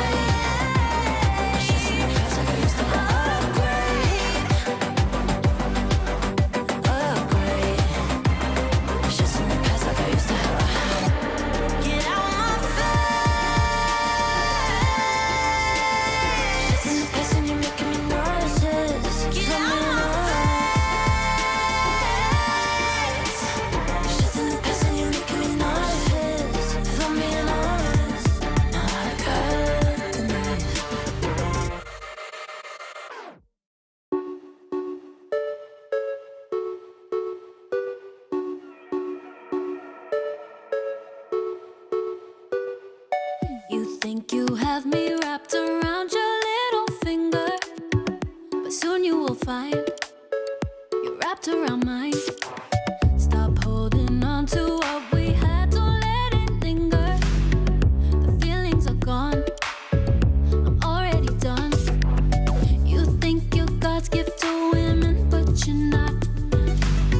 You play with hearts for a living, just stop. Nice try, thinking you could hurt me again, thinking maybe we could try as good friends. Nice try, thinking you could get in my bed, but you're sleeping on your own now instead. Nice try, thinking you could hurt me again, thinking maybe we could try as good friends. Nice try, baby, I'm better off with some other guy, so nice try. I'm independent and I don't need your approval.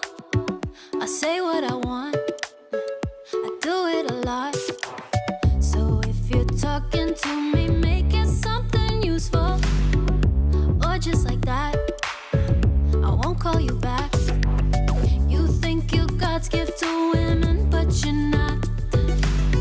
You play with hearts for a living, just stop. Nice try, thinking you could hurt me again, thinking maybe we could try as good friends. Nice try, thinking you could get in my bed, but you're sleeping on your own now instead. Nice try, thinking you could hurt me again, thinking maybe we could try as good friends. Nice try, baby, I'm better off with some other guy, so nice try. Ooh, ooh, ooh, ooh, ooh, ooh, ooh. So nice try. Ooh, ooh, ooh, ooh, ooh.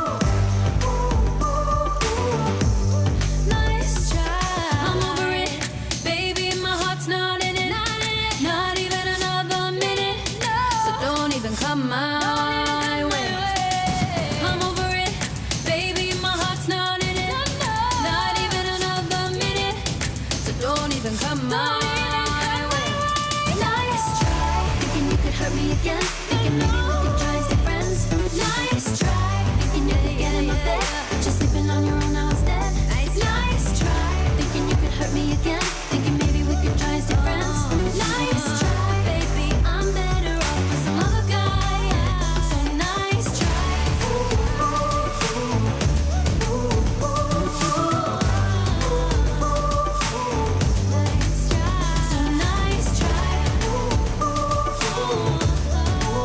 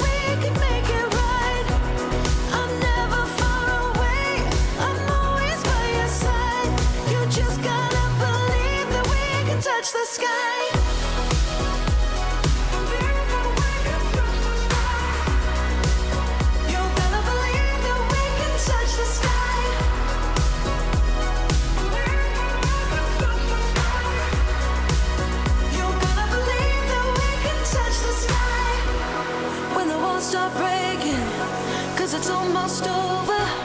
Better hold my hand, cause I don't wanna lose ya. Oh, my heart's still beating, it ain't ever over. Better hold my hand, cause I don't wanna lose ya. So if you wanna be someone who sees the light, then you gotta believe that we can make it right. I'm never far away, I'm always by your side. You just gotta believe that we can touch the sky.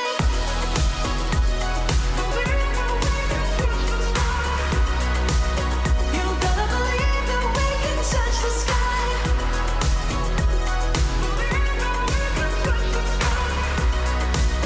You gotta believe that we can touch the sky.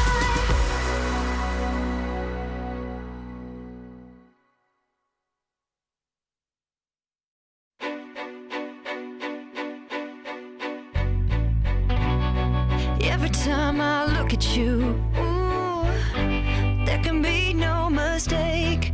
I've got my ways out of time. Where you gonna run? Cause you love the games that I play. I'll be so cold, I'll lead you into the fire. Think by now you should know you're going down. You know that I'm taking you down. Yeah. Nothing more you can do. I didn't say that you could talk. Ooh, let's just say something sweet. Begging me, please. Only one gonna take control, and that can't be you when it's me. I'll be so cold, I'll lead you into the flames. Give it up now, you know you're going down. Oh, you know that I'm taking you so down. Yeah.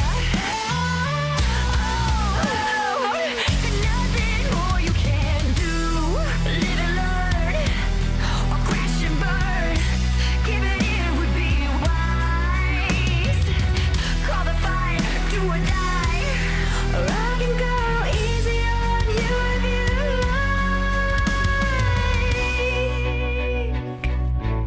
like. You'll never see it coming. I'll break your soul slow. I think we both know you're going down. Oh, have you had enough? I'm taking you so down. Yeah. You should get it up. You're going down. Oh,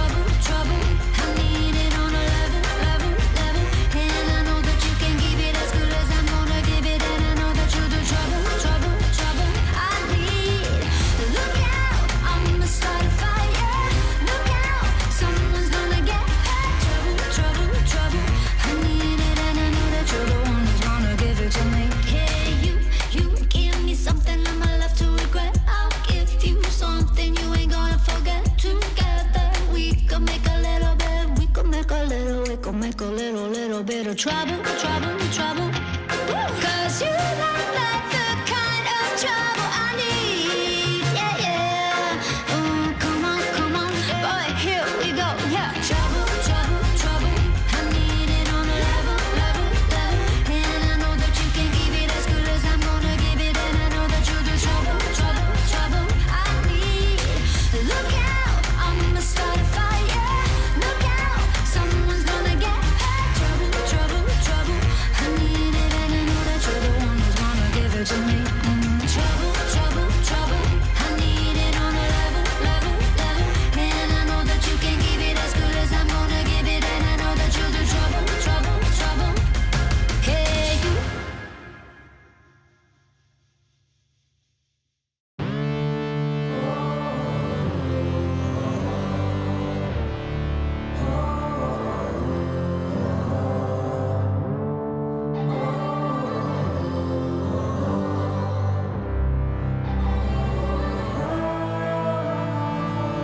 Jumping in my getaway, wanna live to see another day. Run fast and run far. I think there's a better way. Spin me into disarray. Heal all of my scars. Feeling that fire, fire, fire. I'm going wild, wild, wild. Ready or not, here I go. Ready or not, here I go. Ready or not, I've been waiting for this. I'm so ready for this. I'll give you all that I got. Ready or not.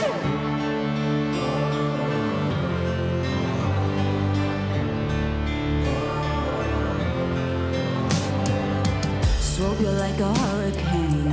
I'ma take your breath away. She tell me more.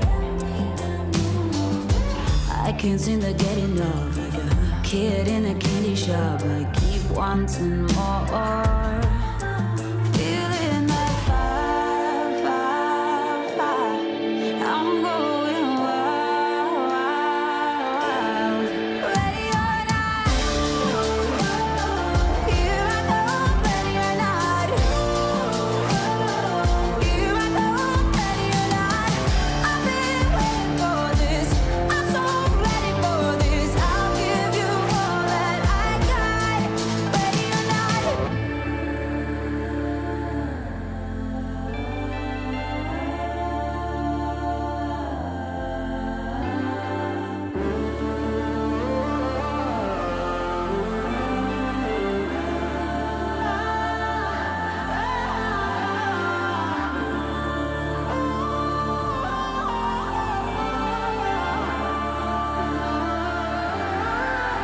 Feeling that fire, fire, fire.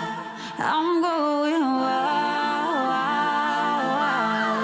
Ready or not, here I go. Ready or not, here I go. Ready or not, I've been waiting for this. I'm so ready for this. I'll give you all that I got. Ready or not,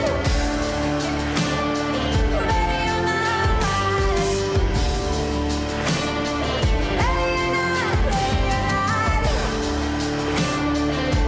or not, I'll give you all that I got. Ready or not.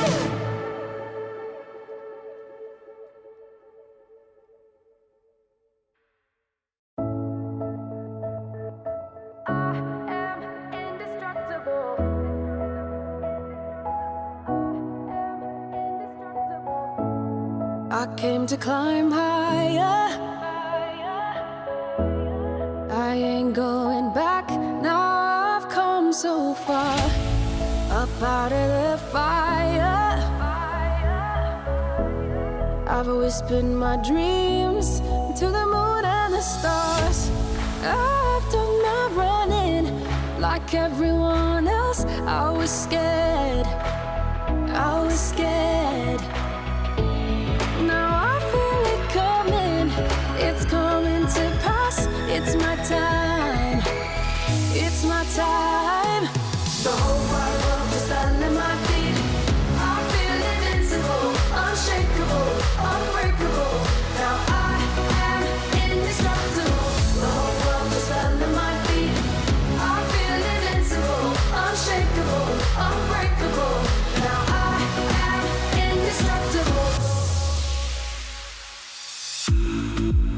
I've paid my dues, yeah.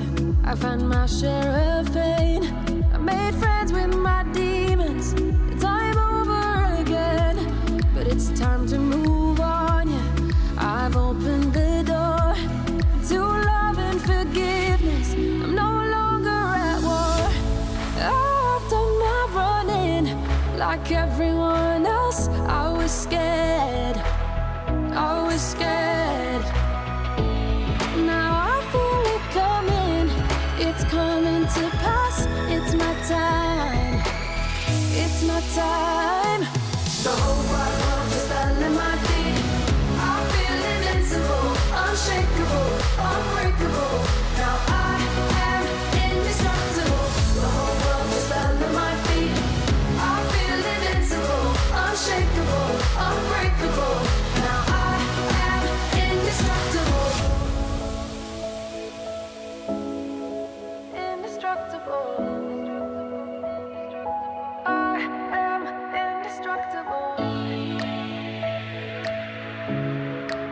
Indestructible. I am indestructible. The whole wide world just under my feet.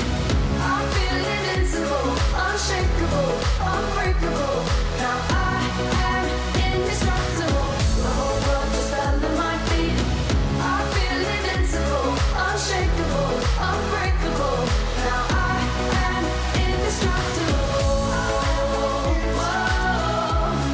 I'm indestructible. Whoa.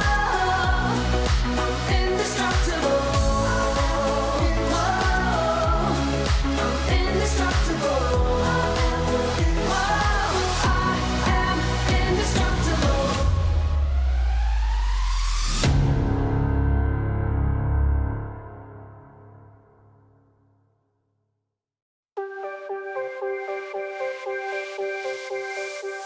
Can you feel it in the room? I bet you can.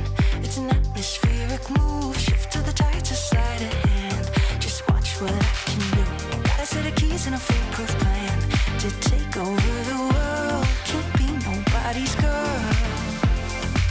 I'll bring the thunder. No point in fighting. I'll bring the whole storm without even trying. Bring you to your knees. Think you'll forget me? Well, maybe you should think again and let me. The kind of woman that'll go up and go down in history. I know you wanna, but I can't give any more. Take over the world. Can't be nobody's girl, girl, girl. The kind of work of art you can't pin down. Got a Mona Lisa smile. Fool me once, I'll hit the ground running. Here goes nothing. I'll call me the greatest one around. Gonna take over the world. Can't be nobody's girl. I'll bring the thunder. No point in fighting. I'll bring the whole storm without even trying. Bring you to your knees. Think you'll forget me? Well, maybe you should think again and let me. The kind of woman that'll go up and go down in history. I know you wanna, but I can't give any more. Take over the world. Can't be nobody's girl, girl, girl.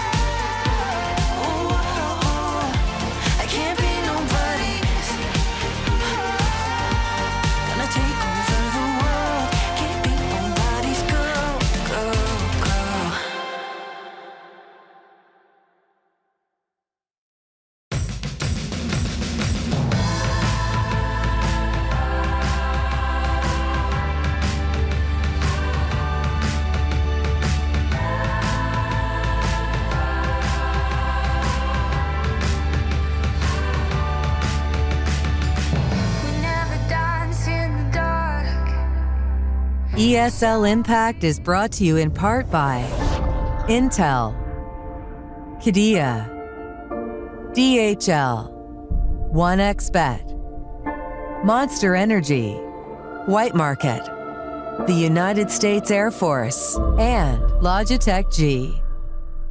Lights fall in the golden city. Fire's out and the water's gone black. You can run, but you won't get pity. Ash to dust will get you back. Tomorrow we will rise.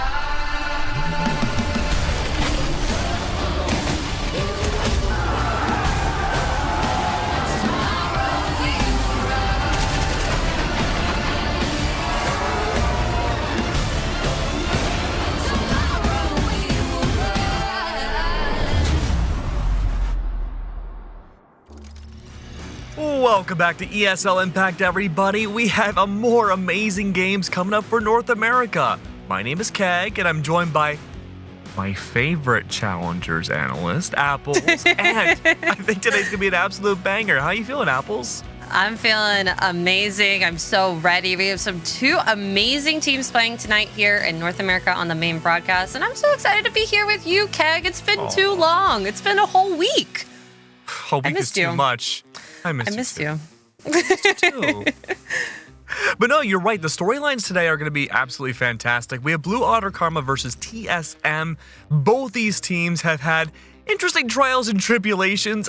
For last week, I think the last match you and I covered together, it was TSM who brought FlyQuest Red to a very interesting map, and that was one of their favorites. So early season experimentation coming by. If I have to take a guess, we can bounce ahead a little bit.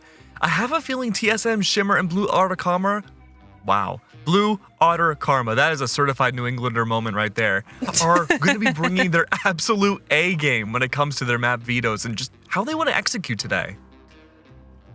Yeah, and so far today we've had some very clean 2-0s. We saw a little bit of overtime in the Furia game a little bit earlier. I don't know if you were watching, but it's been a lot of fun today on the ESL Impact. I know, I'm always watching. Everyone's watching. You're all listening to us right now. We're going to be talking about, yes, a banger of a matchup here, TSM Shimmer, Blue Otter Karma. These two teams, they're interesting. They're right now both at 2-1. Oh, wow, right when I say that. It comes up here. They're both here 1-1, looking to get to 2-1, right next to each other on the leaderboard. And the same team that they won against was Lotus, all the way at the bottom here, 0-2. So, I mean, could be interesting here tonight. Blue Otter Karma, maybe they have a new org buff. Yeah, I mean, look, the org buff, it's been strong for Fluffy Mafia as well. We saw that between Newt and I believe, last week, where they just absolutely dominated their matches. But you could argue that Blue Otter Karma, it's going to happen all day. Blue Otter Karma, it's the double T's, dude. They may have had an easier path to the victory to get to where they're at in the standings now. You could argue that TSM Shimmer, they have looked really good so far this season, but they have had the face against FlyQuest Red. One of two teams left in the standings who have yet to be defeated at all in Season 6. And it's going to be very, very hard to topple them. But we have so many new teams here, new collections of female players. I mean, they've all like kind of shifted around in the universe in this ESL Impact Women's League. And I feel like they're all a lot more stronger. They're getting stronger. The skill floor has just moved up ever so slightly. Every single week, it's gotten even better. So this week, I'm very excited. This is going to be a very close one. Depending on how the map vetoes go, it could be a 2-1, it could be a 2-0, but I'm very excited. I want to know what Twitch chat's going to say. Yeah, we've seen some interesting maps being played out so far, but it's enough about us. We're here to talk about you. Who do you think is going to win? It's got to be one of these teams. Look at the hashtags down below. Go into Twitch chat right now. Type away. Who do you think is going to win? TSM Shimmer or the new org buff of Blue Otter Karma? They both have a very good chance of winning today. And I feel like we're definitely going to be seeing a lot of different maps here today. I mean, both teams love playing Ancient.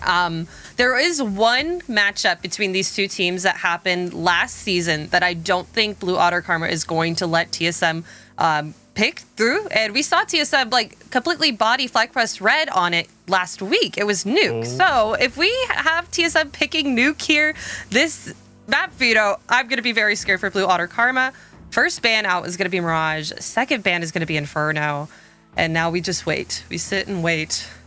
What's going to be picked? Okay. Okay. Anubis, Dust 2. Okay. So we've seen these relative map picks and bans between both these teams already so far this season. This isn't weird wackadoodle territory just yet. I'm curious to see what that third map will be. I think there is a possibility Nuke could still survive to the end. And if that's the case, we go to that map 3. We could be looking at a 2-1 for TSM. Yeah, that is almost completely... Oh, they ban it. Okay. You know, sure, I'll accept that. I mean, if they really think that they could, if either team believes that they can finish out the series on Ancient once they get to Decider, I'm ready to see that because both of these teams have a very, very strong Ancient. I know TSM's is a little bit stronger. Their T side, it just feels a little bit more together than Blue Otter Karma's, but we don't know. We'll have to find out. And yes, the vibes at ESL Impact are immaculate. No cap. Yes. That's true. No cap. But I mean, I'm curious about that Nuke ban. You would think that TSM, probably the most dominant team so far that want to keep consistently running that map, want to just continue to get that practice. But I think this could be like an Omega Brain 6D chess level move where they already faced against FlyQuest on it. They don't want to consistently reveal strats, especially if they've been cooking since that game to show brand new things. They want to save it towards the end. I do want to save it towards the end, but something that we wanted to do now is welcome back two players that we haven't seen for a while, Bunny and Yuli. They haven't been here since Season 4. They left ESL Impact, played on a couple other teams, a lot of mixed teams as well, different tournaments, and some of them even participating in events in the EU region, which I don't know if you know EU, but we saw it a little bit earlier. The skill level in EU is actually crazy, so them having that experience is so good. So look at these. Look at these ratings. 1.12 for Yuli for that rating. And the ADR is so close here. KPR is so close. KD ratio. I mean, these two players are very, very equal in stats. So this is going to be a great matchup here today. Yeah, I know Bunny in particular was the newest member of Blue Otter Karma when they got signed on to the team, and it was definitely going to be a big question mark about how well she would integrate with the team, but so far, doing pretty well. But do you know another player that's been doing pretty well? It's our Kidia player to watch. We have Olia! And let me tell you, the stats on her are wild. A 1.23 rating, the 89 ADR. You can read the stats on your screen, right? In the last series that we saw, we had Olia versus Lotus drop 69 total kills across the entire 3-map series with 96 damage per round. That means there was very little rounds at all where Olia wasn't finding impact. Yeah, there's an HLTV like new stats that came out a couple of weeks ago. She has 99 out of 100 firepower. Sure. Almost the highest fire. I mean, human cannon. A human cannon. This is someone that if they're left in like a clutch situation, 1v3, 1v2, you can always expect her to really pull through for your team. She is the player to watch for a reason, and I'm excited to see how she's going to be playing tonight with a new league buff, or I guess new team buff. Next up, we have Rain, and look how similar the ratings here are as well. 1.21, 81 KDR. I mean, Blue Otter Karma, they were picked up. She's just like me, for real. She's just like you. You're basically Rain. You should start playing CS, gang. Look, you know, it's the mechanical. I hurt my arm. It's hard to, you know what? 1600 DPI at like, was it like 0.7 in-game sense? You know, it's kind of hard to hit shots sometimes. Sometimes it's a little hard, but not for these players. We have Ellie up next, 1.02 rating, 77 ADR. I mean, Ellie, I remember Ellie was like crushing it not last season, but like the season before, back when Overpass was still in the map pool. She has a crazy clutch. And I like think about it sometimes in my dreams, just because Blue Otter Karma is just so good. Hey, another analyst. Emily and I were together yesterday on a different broadcast. Very big brain. Has been having that duality with Rain and their coach for a very, very long time at this point. And so, you know, that although both teams have relatively been together for a while, having that experience to be able to know the ins and outs of your teammates gives such a huge buff in this league. Oh, and I'm pretty sure that her coach is right behind her. That's right. It's her partner is their coach. So being so close and being able to like give feedback that soon is really, really great for them. And also, last but not least, on Blue Otter Karma, we have Bunny, newest player on the roster. We talked about her a bit earlier, but I mean, almost 1 rating for HLTV. A really great player to watch. And almost every single player on Blue Otter Karma is positive for their HLTV rating, which I think is really, really good. And you don't really see that other than teams like that are in the top 3 or close to being top 3, like TSM Shimmer or FlyQuest Red. Yeah, I mean, that goes back to what you said earlier, right? Where we have just the gap, the skill gap between all these teams is narrowing and narrowing every single time. Mm-hmm. And speaking of skill gap, everyone has a skill gap against Empathy. Oh, jeez, Empathy. 1.38 rating. I mean... And Empathy was a tactical nuke last time we saw them play. Oh my gosh, yeah, she is... there's nothing more to describe this player than a force to be reckoned with. Oh yeah, she's definitely incredible. She is incredible. She has a long, long future ahead of her if she continues on this trek upwards. And speaking of long future ahead of them, it's Alex, another player on Shimmer. I'm continuously impressed by this team. And even though they fell to FlyQuest last week, I feel like they're going to be trying to pick it back up this one and make their rating 2-1. I mean, do you remember LX getting that double up shot clutch on Nuke on what was it, A site? That was like, wow. That's From my heaven? sleep paralysis demon. Yes. And Phoebe, now living in North America, playing on normal pings, so it's not like, 200 ping into the servers, having a really good buff there, not having a crazy amount of ping. Well, that's always good, right? Yeah. You don't have to account for all the rubber banding as much anymore.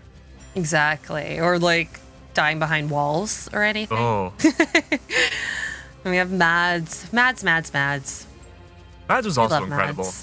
Mads is every player. We keep saying incredible, but guys, there's every single player here tonight that we're going to be watching is incredible. Okay?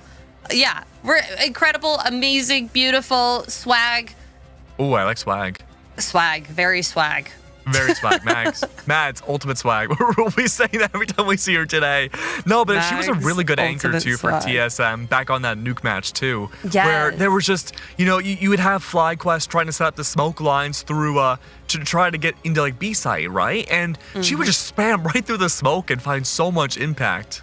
Oh, I saw Yuli in person this past weekend. She was at the LAN I was at. Yeah, I saw Yuli. Awesome. She was playing on a mixed team as well, and so she has some LAN buff, a little bit of LAN experience. I mean, she has a huge full career of it, but like once you're fresh off of LAN, you're feeling really good about yourself. So I'm excited to see how it's going to be going this next matchup. And we're starting on the map of Anubis, an ESL Impact favorite. Oh yeah, I mean, we're not really going to dangerous waters, I think, for either one of these teams with these maps. I think these are all very safe maps to be seen. This is really definitely going to be, I don't want to say like not a vibe check for either one of these teams, but it's definitely going to be, I think, one of the first really, it's going to be kind of a vibe check. But it's going to be one of the first big matches for both these teams to really lay out the strats that they've had over the last few weeks and try to get into those standings a lot higher up to meet up with those flawless members like Impact and FlyQuest. Yeah, and I know since Oya is the Kadia player to watch, we do have to do Pot Friend. We do Pot Friend. What's that? Don't worry about it. I will. It's just put one arm up. Am I pop Put your other arm up. You pot friend. Put the other arm here, like your teapot. Oh, am I short and stout? Friend. Yes. Here's my. Where's my handle? Here's your handle. Where's my snout? I'm gonna go ahead and start our predictions here. As I'm having a crisis. Where's my snout? I'm going to go ahead and pick Blue Otter Karma tonight for my prediction. I feel like they are on the up and up, and they have this new org buff, and I believe in them.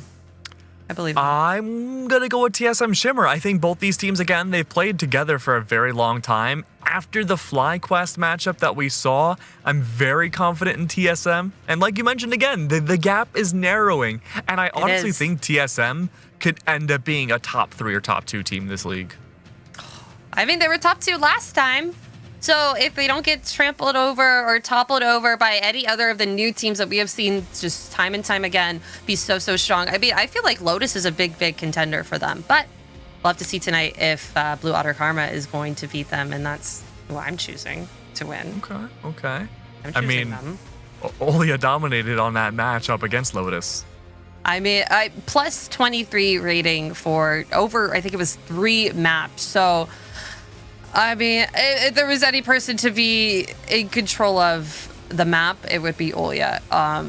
However, with TSM Shimmer, with their new lineup, I feel like they have a lot to surprise us with that we haven't been able to see since they went up against FlyQuest Red last map. They weren't able to really pull out all the stops that they could, all of their fancy new strats, all of their new setups, maybe some new defaults, because FlyQuest Red just kind of FlyQuest Red, you know? Yeah, I mean, it's important to give context, right? Like the series with TSM and Fly did go to map 3. The map that we saw TSM end up winning out was one that FlyQuest hadn't played for a year beforehand. So there wasn't really much to see in terms of flying. The uncomfortability was absolutely there, but the other maps that FlyQuest did end up winning were very low scoring games for TSM. But I feel that was a very important match. And I think we even mentioned that in the broadcast too, that this was a very good learning lesson to go back and demo review, VOD review the matchup and see like, okay, we can take all this, play more conventional maps that teams know, like, you know, your Anubises, and really bring it home and how to tighten things up more. I agree. Could not agree more. Thank you for agreeing. Yeah, hey, how's Twitch chat doing? How is Twitch chat doing, and how is that prediction looking for Oh, okay. We have a lot of TSM Shimmer fans in chat. 75% of you are on their side. Only 25% with me. That's okay. I love an underdog story or an under Otter story. Under Otter is like blue underdog, under Otter. Wow. I'm sorry. My bad. My speech is going to devolve at some point, and I'm just going to say blue Otter. Like the true Blue New Englander special. Yeah, blue Otter. Hey, you're from the Blue Otters. You're from the East too, right? Yeah. Right. Yeah. So you know what I mean. We just got to get ourselves some donuts and burnt black coffee, and we'll be perfect for the broadcast. Okay, Have you boomer. Ever... What? I'm not a boomer. You are a boomer. How old are you, Keg? Boomers. How old are you, Keg? Take a guess. Yeah. I think you're like 26, 27. Ooh, really close. 28? Well, according to the ticker, I'm 8,000 years old apparently, but no, I'm 25. Oh. Unfortunately. I'm 24. Wait, we are esports boomers. Oh my god, wait, we're so old. Yeah. Well, there are worse things we could be doing. We could be not casting ESL Impact. No, I mean, I feel like we have everything else over the other 25 and 24-year-olds. Yeah, they're jealous of us. We get to talk on camera. Yeah, about video games. Yeah, about what video more could games. You want? About women's video games. So even better. Even better. But rumor on the street is that we are about to get into our first map here. So again, everything we've learned so far, Blue Otter, they have had that org buff and they've been looking pretty dang good. TSM, they didn't quite perform the way we had hoped last week, but they were up against the team that is currently flawless in the league too. This could be much more even terrain. I do think it is worth it to note that TSM Shimmer, while they did take a map off of FlyQuest, it was like such a good read for them that they got that map, because FlyQuest haven't played Nuke in so long. They were like, hey, I don't know what's going on. And then even Vanessa came on in the interview and they were like, yeah, they picked it for us and we didn't really know what was going on. So we just had a fun time and we went to the next map and were able to finish it out. So I feel like Shimmer, if they were able to, I'm just speaking out loud, but we don't know any of the results for anything yet. But if they are picking into the maps here, I cannot see the future. if they're picking into these maps, looking towards like all of the stuff in the past that Blue Otter have struggled with, that could be a really, really good tool for them to be able to grab more maps against other teams, because I think it does come down, if it's so close at the end to figure out who's going to finals, it'll be a round or a maps differential. So just getting so close, so close between like number one and seeing if you can flip the scales just so you could go to LAN. I don't think that's a bad idea. I don't think it's a bad idea too much either. And again, the learning lessons that you get going up against FlyQuest, I think will help definitely with the round differential this time around. But it's yet to be seen. We are learning in real time too that apples cannot see the future, which goes up against most of my analysis. That's all out the window. But we are heading into map number 1. It is Anubis once more. It is the ESL Impact Special. Now, one thing that we have been seeing more and more as we've covered this map throughout this season is more and more lurks. Now, we haven't seen too many lurks out of these teams specifically. This is at least my first time covering Blue Otter, but I want to see more of that mid sort of roam. I think that outside of the utility impact, that drainage has been so good early on, but apples, we don't have to worry about mid. This is already a full entry directly on the B site. And Olya, the Kidia player to watch, has been able to survive so far. 1 of 3 left now for Blue Otter. Bomb goes down, but look at this. Just hiding, and E-Box activates find one. LX, none the wiser, does get taken down, and it's ult down to Phoebe outside of B main. 3 versus 1. This is going to be a hard one. Trying to spam through the smoke, but Ellie's going to take care of that. That's going to be the first round going to Blue Otter Karma. I mean, just such a good read early on, too, from Blue. They primarily had stacked up B site to start things off. Having that early read about the smoke rush coming through, it was primarily smokes from TSM Shimmer. Just a matter of dialing it back, not taking the forward aggression, playing around the smokes, and really just letting the USPs fly.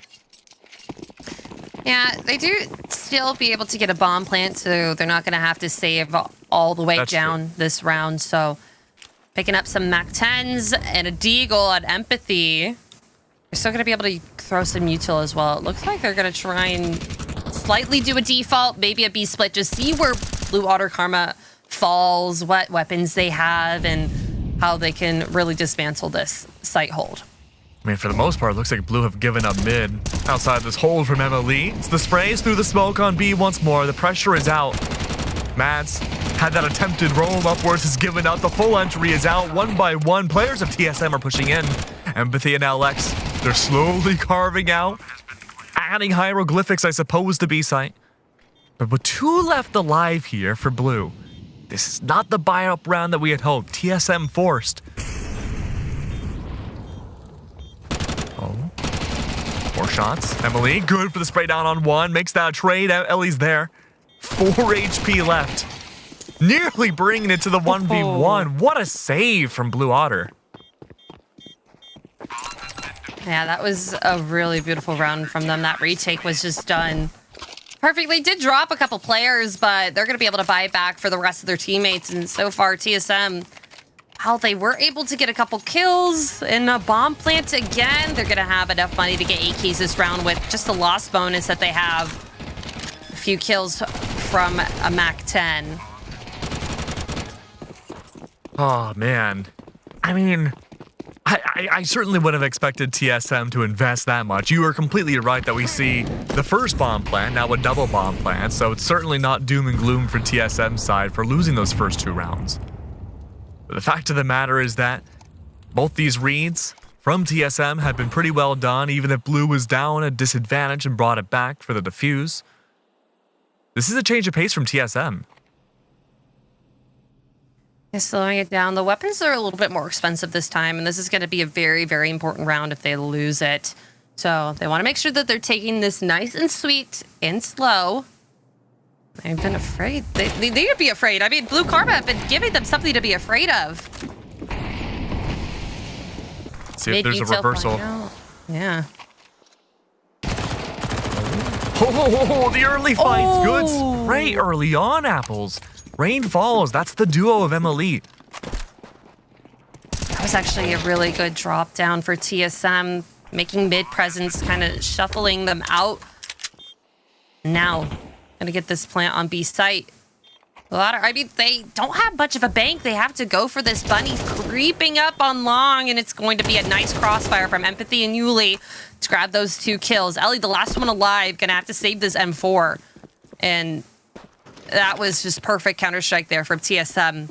Taking mid control, flushing them out, making them either go camera over towards A or temple over towards B.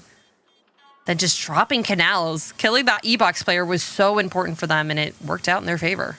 Yeah, I was really expecting to see Ellie come and be the heroine to save the day and unlock B site, but unfortunately that wasn't the case. By the time Ellie got close from mid, Emily had fallen, denied the possibility of a crunch retake, although they were already at a big body disadvantage.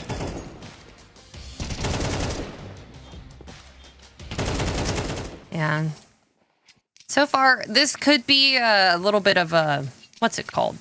Inertia team. I don't know if we've talked about TSM Shimmer being an inertia team before together, but yeah. Once they start winning rounds, it gets a little hard to slow them down. Blue Otter Karma sitting okay with just 2, but this is a T-sided map. They're going to want to get at least 5 to feel better. Moving on to the next. Oh my. A lot of contact early on. Holia made the ultimate sacrifice. Rain was there for the trade. Oh, that smoke, once it falls. Emily has the right read. Great comms to help everyone rotate back over. Already pushing up, immediately taking these fights. Remember, weapon disadvantage against Blue Otter. They have to take their time, really parse out the members of TSM. Bunny. Good for the assassination of 1, but the Deagle doesn't hit that first shot. Not even the third. Now, let's go back and talk about inertia. It was Sir Isaac Newton, I believe, that invented inertia, right? Did he? I believe so. Did he? Now, here's the thing, right? Your name is Apples. Oh, yes, the apple fell from the tree. Is that what you're saying? Exactly. And it hurt his brain to the point where he also invented gravity. Right from the core, from all the things. What? You know, the one Charlie XCX. I think the apple's rotten. Right But she had more than one song. Well, it really is, still is Brad Summer, isn't it? LX has been an absolute brat, a terror in mid early on. Bunny, all the same. But here's the thing, though. It's been so much early mid contact, and yet now it feels like at first we saw the dial back, but better weaponry now for Blue Otter meets early contact. Never mind, it's still mid. Bunny falls. That's the new member of Blue Otter. So 4v5. Do you still have a little bit of control of mid, but Mad sitting in that smoke is going to be a bit dangerous once this Evox player is taken out. Just get flashed. Oh, Olia gonna be... Oh, that's unfortunate from her. She does get traded out, but she does get one of her own. TSM still up a player, and A-site is theirs. Ellie, the last one here, just trying to dance around the smoke and save her life, but it's not gonna do anything. Emily forced to fall back and save with her friend Rain. Mads, though, is on the hunt. I'm afraid of Mads. She may go for this. Very swag of Mads. Okay. All right. I'm sorry that I said swag. Sorry. Is that a boomer word, chat? Is that a boomer word? You know, we have to start using Gen Alpha words. Then they'll understand us. That's so skibbity. Watch out for the Ohio Peak from Empathy. No way. Straight from Ohio Rain twice in a row. What it wasn't clean out. It was, but it wasn't the round when Blue had hoped. And you called it perfectly too. And this is what the timeout's going to be used for: is that TSM Shimmer, they're working these lanes in the early to mid rounds, and they're really taking that full mid control. They're winning their individual fights. We do see in terms of macro, Blue Otter have the right read about where TSM want to execute. They're just losing these continuous fights in the mid round. Yeah. Yeah. I agree with that. TSM, they're really right now relying on a lot of individual strength. It's been a lot of teamwork, at least in the early rounds, but oh my gosh, you cursed me. I can't say it anymore. Blue Atacama. Blue Atacama. They got a pocket cars. They got a Blue Atacama's facility. I can't do this. Oh gosh. Anywho, Blue Otter able to pick up 2 AKs last round with that beautiful ending cleanup from Ellie and Emily. So they're not completely left alone with just pistols. Bunny does fall. Empathy making this E-box fight just harder and harder each round for her. Oh, Empathy. Empathy, a dangerous game to play. That's the double swing and a near double spray down. Empathy's still good for 1. But important note, that bomb was not in the possession of anybody from TSM. Only now is it for the exec on A. And Blue Otter. Otter, had to make sure we say it right. It's been a struggle for both of us, but here's the thing. It's been a struggle to hold these sites from Blue Otter too. And the idea has been just to dial back, go for the retake, but TSM are just looking for these fights and then execute off of it. Blue Otter, when they do decide to go and get a retake onto a site, I feel like when they do, they're able to really take it as a team. It doesn't feel very mismatched. It just sometimes they're just like winning or losing their gunfights against Shimmer, because Shimmer and their gun skill is actually crazy. Like their headshot must be almost 100%, because if you look at them, you're gone. That's true. Like, I mean, a lot of Blue Otter right now are relying on these trades. Empathy, for a great example, was able to remove Bunny so many few rounds, but even when we do get to see Blue Otter get those kills back, it's purely just trades. Now, would you say that's because TSM is starting off on the T side? Oh, yeah, absolutely. I mean, they have more access to AKs. Blue Otter, the only way that they're able to get them is really just to pick one up, and that is just this superior weapon, unfortunately, for CTs, and this is more of a T-sided map. But then, if I'm Blue Otter, how many rounds am I really optimally looking to get here against TSM on CT? You want at least 5. 5. That's 3 more. 6 is wanted. 5 is doable. 4 is okay. 3 is ouch. 2 is unfortunate. 1 is sad. But we're not even there. And Rain is going to get the first kill onto Empathy, was there's actually a huge frag. Top fragger on the server is down. So this may be an opener for Blue Karma. It just depends on Shimmer and how they play the rest of this round. That's going to be the $1 million ticket, right? Blue Otter cannot squander losing, or taking down, I should say, Empathy early on. Emily on the op, though. Not able to fire the shots. Phoebe for the return. This could be the beginning of the squander, but no. Ellie. Oh, yeah. Ellie again. They're removing away TSM. Remember, 5 is the optimal number that Blue Otter needs. They only have to remove Yuli. They get closer and closer to that mark, but that's 1. And Rain's there for the trade. 1 off from tying things up with TSM Shimmer. What a good hold from Ellie there on A main. Just was able to find them through the smoke, grab those 2 kills, and that definitely dismantled all of Shimmer. There was only 1 player left. It was only Yuli, only grabbed 1. But that E-box fight, so important to be able to grab. And unfortunately for Emily, we haven't seen the op back from her in a while, so maybe this round or the next, we'll be able to see it activate. She is the opper. And she's done a couple crazy shots in the day, but that is an early nade that you do not want on your body. And the fact that TSM are simply unafraid to go toe-to-toe to the sightlines that Emily has with the op too. Having that much HP lost early on is not a great start. Big reinvestment too. But slow crawl from TSM back over. Smokes outside the A main lane. Molly's all over.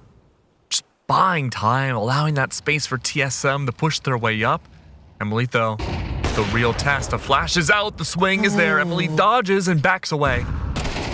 Oh, but Ellie suffering a similar fate. Phoebe's there, just the train master, but once again, empathy. Just unable to play these last 2 rounds. It's a great start for Blue Otter if they can capitalize on this. Yeah, great reposition from Emily, but Phoebe being so close to her is going to get a little bit frightening. A flash coming out from her, but I don't even know if Olya knows where she's at. Coming in through camera, Phoebe catches her off guard, taking her down, and now the bomb is ticking. 3 players left for Blue Otter, and they have to decide here and now if they're going to start going in. LX has not fired a single bullet this round. I don't think they know that she has the op this round. Oh. Newly with the first kill. Rain trying to push up, a little bit of damage, but not enough for the kill, and Emily just needs to save this op. She needs to leave, but Phoebe's going to start chasing her. Look how close. There she goes, takes care of it, saying, nuh-uh, not today. I'm holding on to this op right now. Good to get away with it too, and I mean, even towards the very end, correct me if I'm wrong, I don't think Alex continued to fire any shots. And so there's a very good scenario that Emily simply doesn't know. I mean, you could definitely inference years and years of experiences, multiple championships, knowing full well that someone like Alex loves to invest in that hop. Surely it has to come out by now, right? It's going to be still that guesswork. Yeah. There's hopefully you have someone on your team, maybe your IGL or someone else's secondary that's keeping track of people's money on the opposite team. Your team's accountant? Yes, your team's accountant. You need to be like, all right, they saved last round, they could have blah, blah, blah this round. This is their loss bonus, and this is what their money could be like now. And Blue Otter, obviously now starting on an eco, not buying around this op, wanting to make sure that maybe they can save it into the next or do something fancy with some pistols and a FAMAS. But Emily taking out this early is not going to be good for them. However, a little bit of damage done onto empathy from Ellie. Oh, that swing. Buddy's trying to do something with this picked up op from Emily, but LX is too quick with that swing, and that's going to be TSM taking the 6th round. That's the reveal of TSM Shimmer's op as well. Beautiful LX, a very nice one. I will say, though, I think Emily has the superior op skin. I love the Neo Noir. Yeah? It's my favorite. I think you may like my op skin. It's pretty. Oh? It's a silk tiger. Oh. It's pretty. It's like light blue, and it has like orange tigers on it, and I have a Zyru sticker on it. Oh, that's awesome. None of my skins have stickers on them, unfortunately. I have stat track though. I have stickers? No, I have a green one named Lilith from Evangelion. A great start though from Rain. Yeah, that was a really good team peak from Blue Otter. You only got in for free. Look at this. It's a complete pile up, and they never spotted Olya. The Kidia player to watch. We must continue to do so. Ellie's there to follow up. A great way to start things off. Mads. Oh. Could have been a moment of brilliance. We've seen those drop peaks work before, but Bunny was prepared. Did you see Mads' look in the camera when she died? She went, what? I mean, gambling when you jump down from mid, you don't know if anyone's in E-box is always a scary thing to do, but that was a perfect A main push. Just forcing TSM to rotate into B since Blue Otter had all of A at that point. Olya in the perfect position to grab 2 for herself. TSM still remain with his lead by 2 rounds, though. They've been able to maintain this gap since the first 2 rounds were in Blue Otter's favor. Actually, I stand corrected. No, only the first round was in Blue Otter's favor, and then... Oh, no, I'm sorry. Let me re-correct myself. It was the first 2. I was thinking about the buy-up that TSM had, and they brought 1-1, but I stand corrected. But, I mean, after that, though, TSM's economy management has just been really, really good all throughout. I mean, wouldn't say it's in the best position now, though, but Ellie could make it even worse. That's Phoebe gone on the corner of mid. No space created just yet. And this isn't even TSM's map pick. This is Blue Otter Karma's. Oh, that's scary. Oh, but see, here's Olya. Another trade. And I mean, we saw empathy. making that approach upwards before, and she made her way in, but Rain again was ready. Blue are just not pushing up this time around outside of mid. Olia was the only one. Everybody else is giving TSM the room to, the very least, push into sight. There's the crossfires being held, and the reliance for the post plant, the play for the retake. The Blue Otter know has been their biggest strength so far. Oh, spotted her arm. Spotted. Flash coming out, gonna blind LX. She just shoot.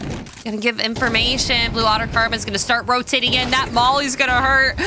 Ellie's gonna take her down. Does get traded out by Mads down to 1v3. Mads finds the first. The spray almost finds the second, but Emily's there. So close to tying up this scoreline in the first half, and this is a great CT side for Blue Otter Karma.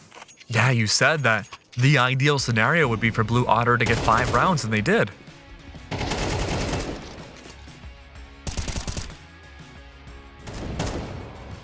Just the goats. Did you see? I think it must have been Emily. The name of their gun was Rain Stinks. Very nice. I love Maybe that. it was Rain's That's own gun. funny. I don't know. So I'm gonna name my gun Apple Stinks. I have one that's 43 ADR player. Because I am a 43 ADR player. I have fun. Those who can't right? cast. All right. And true. Wow, a huge nade onto Empathy. Lots of early damage onto TSM. Oh. There she goes, down with the nade. It's gonna free up a lot of mid, but LX is taking the Empathy angle. Still waiting for that push up. Olia the same. This is not looking great for TSM. Macro level, they've been read into already about where this push should be coming in from. Yeah, Couple angles from Rain. Yeah, that MAC-10 had to do a lot of work, and now LX is down. The little bit of E-Box room that they had is gone, but Phoebe and Mads, quick work through E-Box, 2 kills down. Now a 3v3, the weaponry not equal at all. This op still is on Emily. Yuli with a good trade, and now it's just her. Lots of utility still on Blue Otter Karma, but the bomb does get planted. This is a clutch HP. opportunity. Yeah, 8 HP. Oh, so close. Lots of damage on Emily. 9 health, and that's going to be Blue Otter tying it up at the half, and we'll be right back after a few break.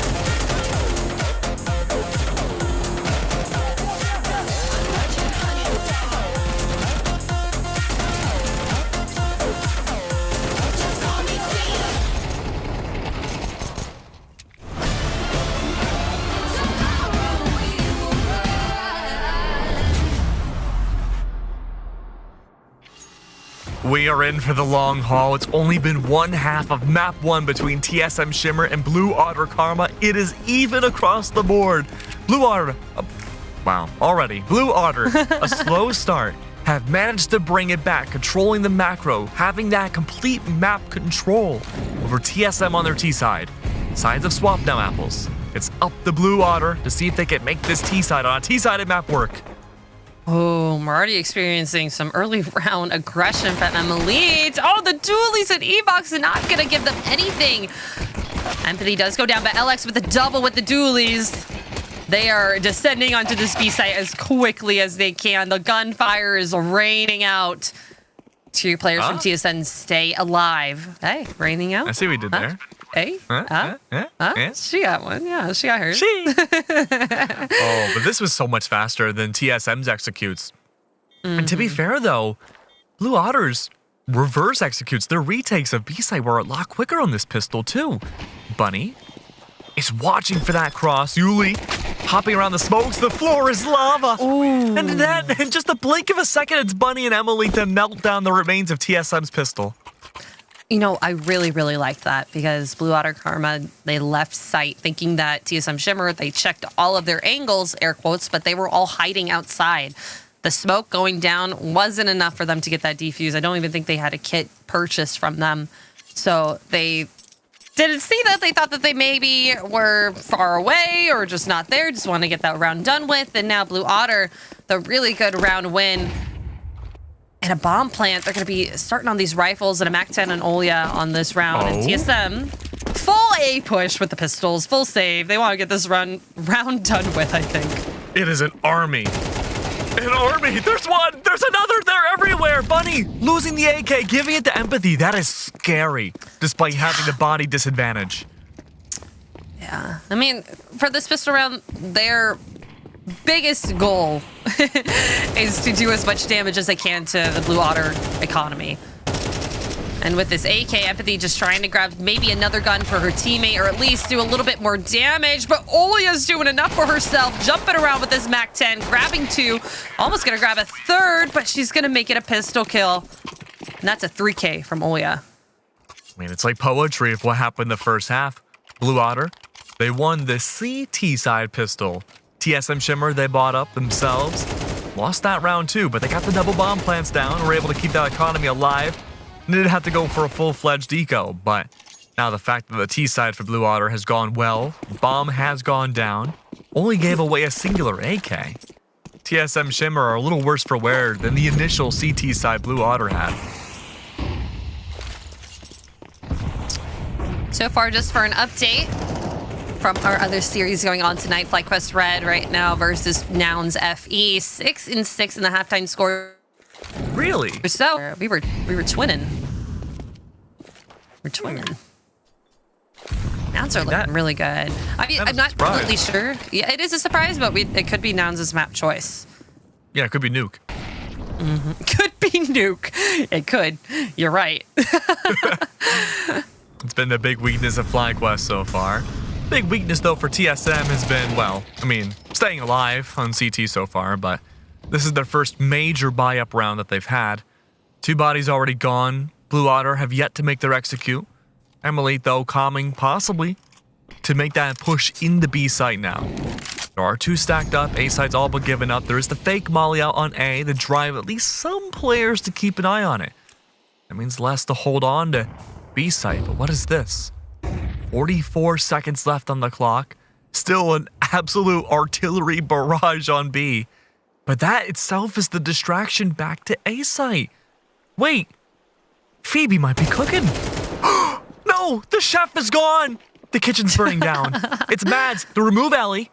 It's pretty swag, but there's still only 2 left alive, and Mads only has 14 HP. They have to save. No, not even. It is not even the AK. Mads dropping the AK. That's actually so unfortunate. Yeah. I think Rain was even sitting in mid to cut off rotates that they were deciding to go for that. But Mads so low at 14 health.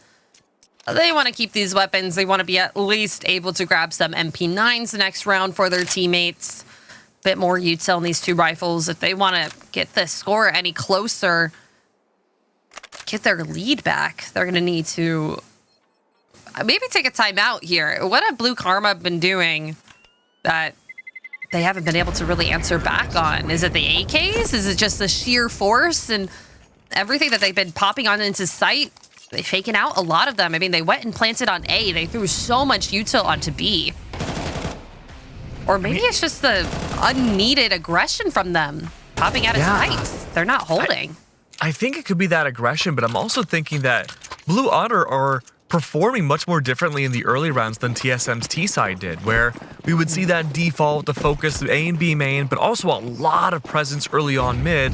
We're not really seeing Blue Otter focus on mid so much. It's more so let this fake execute the utility dump on B, force TSM to waste away a lot of this utility themselves, and then slowly pressure a fake back to the opposite site. Blue Otter are more willing to take these risky plays much later into a round. I would say it's high risk, high reward. It's a lot of risk for CTs, though. When you're playing against super aggressive players, Empathy is going to get at least one this round. That aggression working out for her this time. Able to peek over and find the head. And try an A split here, but I don't know if they know how close to A main Mads is here, along with Phoebe. And now the pitch comes in for A main. Phoebe with a nice spam with the 5-7's gonna take down one. Mads with the crossfire is gonna be there, and oh, hello. Passing like ships in the night. That was a good, I guess, hold there from TSM. They had the smoke A main. Mads was holding Phoebe's back, so they were like, oh, maybe there's one A main. So the crunch comes in from mid from Emily, but they don't know that Mads is there with the M4. Yeah, plus Empathy, getting that aggressive swing, as you mentioned, a huge opening pick against Ellie. Possibly a lot of shutdown potential for what could have been a B-side execute. It forced everyone back over to A site. Unfortunately, that didn't quite work out too well either. Maybe TSM are taking a page out of Blue Otter's CT guide. You know, their strat book where, you know, as the round goes on, they give up more and more of sight. Hold on to that thought, though, because this is a complete opposite play. Oh, yeah. Guns blazing, going straight into A. Oh, my. It is still Phoebe the hold the line. Maybe not for much longer, but a great valiant service while she was alive. It is a complete dismantlement of A, and it's forcing TSM now to take that strat book from Blue Otter Karma, to retake the site slowly and give it up beforehand. So close to so much gunfire. Great team for Emily and Rain following it up. Whoa! Yuli, the last one alive. Just the headshots are coming out way too quickly before they're able to even see them. Finds it first, switching to the gun for the second, and Yuli Rain doesn't even need a peek here. She does. 1v1. Give them the 1v1. She has a kit. She can't stick it, but it's the Tech 9. She's again. Is the spam going to be good enough? Ellie's not going to be able to get it. TSM's going to get it with a ninja defuse from Yuli. That might be the play of the whole series. Unbelievable. Yuli, no reaction at all. She is locked in. Like another day at the office. I mean, yes, don't get me wrong. Great from Yuli. Fantastic plays, but a series of mistakes from Blue Otter, right? Individual 1v1s, hiding away, very little trade ability. Really that reliance on taking these fights and winning out against Yuli. And yeah, at the very end, too, just a series of missed shots with the defuse happening. Not the best from Blue Otter. And they're only one round away from tying it up again. Rain this time, pushing it so aggressive. What is this? Blue Otter? Why? Stop. Okay. Gosh. Hold on. The fire is being put out quite literally, but also for Blue Otter themselves. It was scary for a moment. Recollecting ourselves, I guess. They had an aggressive beginning, but for what goal? Ooh, a quick rotate from Empathy is going to get the bomb dropped away from Blue Otter. Ellie, the only one left, and they had gone all the way to B. An upshot doesn't connect for LX, but Mads is there to trade it out, tie up the score 9-9. And, well, that was a very interesting run from Blue Otter. Let's talk about that a little bit. They keep... I feel like their timing was off. Their team play wasn't there. They wanted to go A main fast, but I think they just didn't plan it quite correctly or had the setup util. Maybe there was some communication. not worked out, like who was going to throw the util, because if they had gone in with some flashes, maybe something, I mean, they had one flash, but then you see here, Olya hops through, the flash doesn't even connect where it needs to be. So just unfortunate plays there, and Empathy with a really, really quick rotate won them that round, cutting them off in canals. I mean, that was just straight out of the FlyQuest playbook. But Vanessa yeah. loves to just, even if a Molly's on the ground, just goes in, Mac 10, whatever, and just massacres whoever's holding CT side, anchoring A side. Can you do that noise again?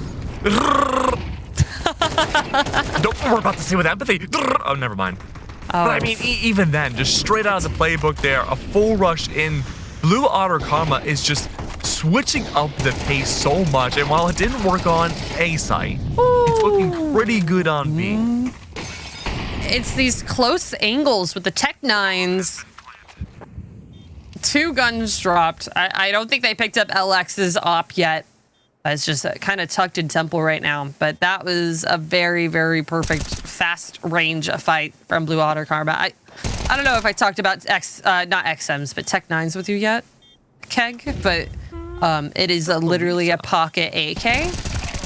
If you just click quick enough, you're basically firing an AK. It is one of the most broken guns in the game right now.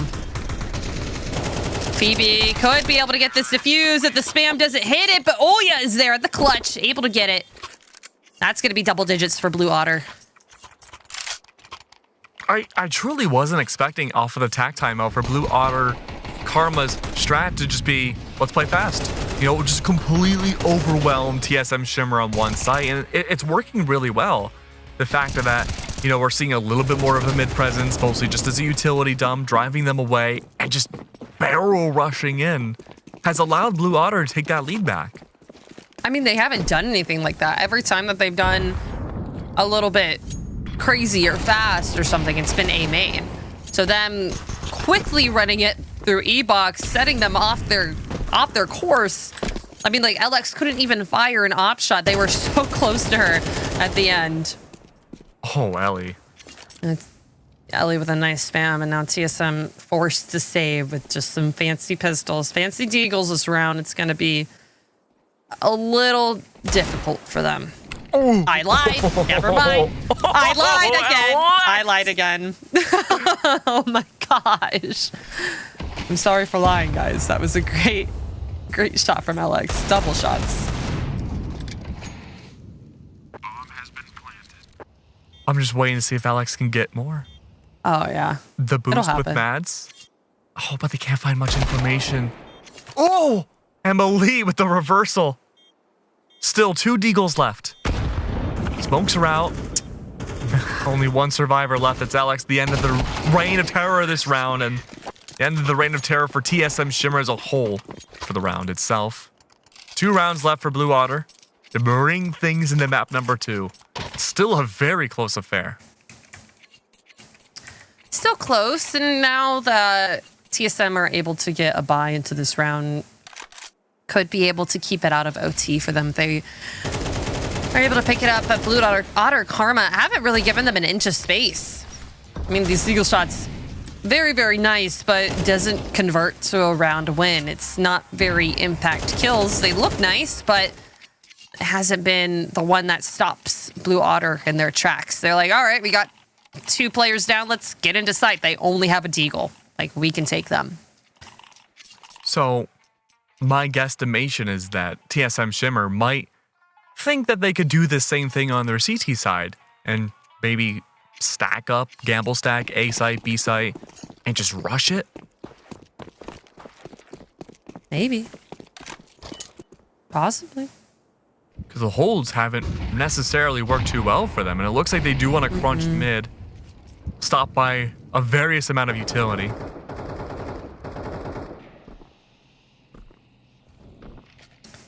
Yeah, good crossfire here, Yuli and Empathy, watching each other's backs, sitting in the E-box. Blue Karma just trying to see where they can get underneath TSM's Shimmer's skin right now. Creeping up, waiting for smokes to fade, but Yuli with this re-smoke may make them back off, actually, because that Molly's gonna almost kill Empathy, down to 4 health. And that is not good for Shimmer and their Behold at all. Non empathy. Now tied with Phoebe. Being the kill leaders for TSM side. For a while, Empathy was just trailing away from everybody else in terms of kills, but so much of Blue Otter have caught up. Back to A site we go. Mads using the smoke to trickle away in a more of a wide swing angle. Ellie's holding above. The anti-alert. Great to see. A shutdown again. And this is Blue Otter Karma's map pick. They're looking pretty dang good on it. And we need one more round to bring things to map 2. Just they're able to really figure out where the spots of weakness are on this map for Shimmer. They're able to really throw util to make their players nervous. Empathy, I've never seen her nervous on 4 health before, but I've seen it this game. Unfortunate from them, but Shimmer gonna have to start picking it up here. At least this round, this is now or never. They're forced on Deagles and MP9s, and it hasn't worked for them before. It's been really difficult for them so far. And going up against AKs, full utility, and an op on Emily. It's gonna be hard. Yeah. I mean, this is TSM's last chance on this map. The buys are not looking too great. Empathy on the Deagle. So was LX. Mads wishes that she had a Deagle. Oh, but a molly to the face. That's not a great start for Blue Otter. Great response from TSM this early. There's so many potential contact points at this point. It's a damn looking to just burst wide open at any which way. Smoke goes down outside B main. Right on the other side of this wall is the potential dump of utility, but there it is, the burst. Ooh. Mads, the least weapon risk person this round, is able to open things up, and now it's an onslaught. Both sides, Emily the double kill. Olia follows up, opens up B entirely. And that just leaves it to Phoebe and Mads falls. It's down to Phoebe. Last one left, 1v3. Bomb is down. Blue Otter, only one more pick for us to go to map 2. Oh, what do you do here? Really hard. This is really hard. I think there's 1 kit on site. 3 targets she needs to hit. Time is ticking. She finds the first. 2 players left over towards B main, and this is gonna be hard. Oh, gonna try and check the close angle first, but Rain's gonna take it from them. That is Blue Otter Karma winning the first map in the series. 13, I think 9. So doing well for them on their map pick of Anubis, and a little bit disheartening for TSM Shimmer so far. Yeah, it was a strong start for TSM. Chunk of water. You know what? She's hydrated. Yeah, we'll have to go to the camera soon. I think I might be able to rival that. But Blue Otter Karma, really good on their own map pick. New org buff. They look so well prepared. We could see in the player cams, the comms were looking fantastic. So many adjustments, both on the big picture macro scale, small picture, micro reads, the protocols they have set up. There was always a response, even when TSM started gaining their long string of rounds. It was that T side from Blue Otter that looks so phenomenal. So phenomenal, so beautiful, and just really coordinated with the team. A lot of what TSM Shimmer, I feel like they were doing wrong, is that they were taking really aggressive picks, but they weren't doing it tradable. Yeah, they were doing absolutely. it kind of solo, like Empathy would do that. Oh, right. Is it water break? Is it water check? Where's my water? Oh, yeah. I mean, you have to live the gallon life if you're in esports. There's no other way. I just have, this is like 32 ounces, I think. So Ooh. Close enough. I don't know. Whenever I go to the airport with this, people give me funny looks. So whatever amount of size that is. I'll give you a funny look for that. Thank you. I'll take a funny look for the apples. Anybody else? No. Valid. But yeah, that was a very, very good showing for Blue Otters. If they lost their own map pick, that would be a little bit showing for what was going to be going on for this series. But I feel like TSM could take this all 3 maps if they wanted to. If we're going on to the next map of Dust 2, their pick, and that may be a little bit hard for Blue Otter, but from where we saw them play this first one, it felt so team coordinated, especially on their CT side. We never saw them not talking in their cameras. They were always communicating with each other, and it felt like they were playing as a team. They've been playing on the same roster, at least for the first 4 core for about a year now. So they are very comfortable with each other. They know how to communicate. And while, I mean, TSM have been doing about the same, it just felt more lively from Blue Otter. Yeah, I think the vibes were really high from Blue Otter's side. Emily has been a queen at doing that for over a decade now. Just so good about maintaining the mental of the teams. That's always been a big strong suit of her, and she talks about that quite a bit on the desk when she's on camera as well. Is that, you know, having that aspect of the team mentality is one of the most important things as a team that isn't just stats related. Exactly. Yeah. You need to be able to feel like you can communicate with your players. Yeah. And especially, I feel like their timeouts were really, really well taken as well. I just said well like 5 times, but you know what I mean. Well. But them having their coach with them to be able to talk them through when TSM would be able to really take a lot of maps off of them, or not a lot of maps, a lot of rounds off of them. I feel like they were able to reset their mental super well. But take a look at the head-to-head for these two players of this match.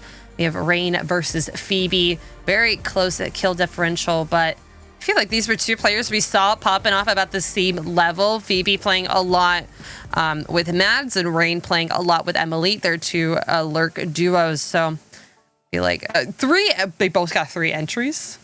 Wow. Okay. We chose this. I mean, well. the stats are very close together, all things considered.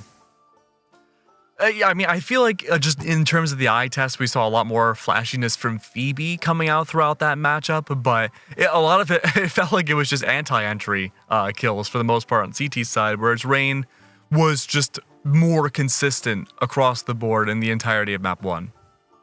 I agree. And Rain, I feel like we saw her in a lot of moments, like especially in A main, where she was able to just like kind of spray down all the CTs. They would be bunching up against each other over by Broke, and she was just able to take care of it, just easy peasy. So I feel like these two players, we're going to see a lot for them in the next map as well, and maybe we will have a new head-to-head, or we'll have to see. We'll have to see if we'll have an MVP or a new head-to-head. I don't know. I suppose so. But guess what? Map number 2 is not too far away. We have Dust 2 coming up very, very soon. But look, we got to take a break. The players certainly need to take a break, and we're going to see a whole lot more amazing action just like map number 1. We got to give it some time. So don't go anywhere. We will be right back.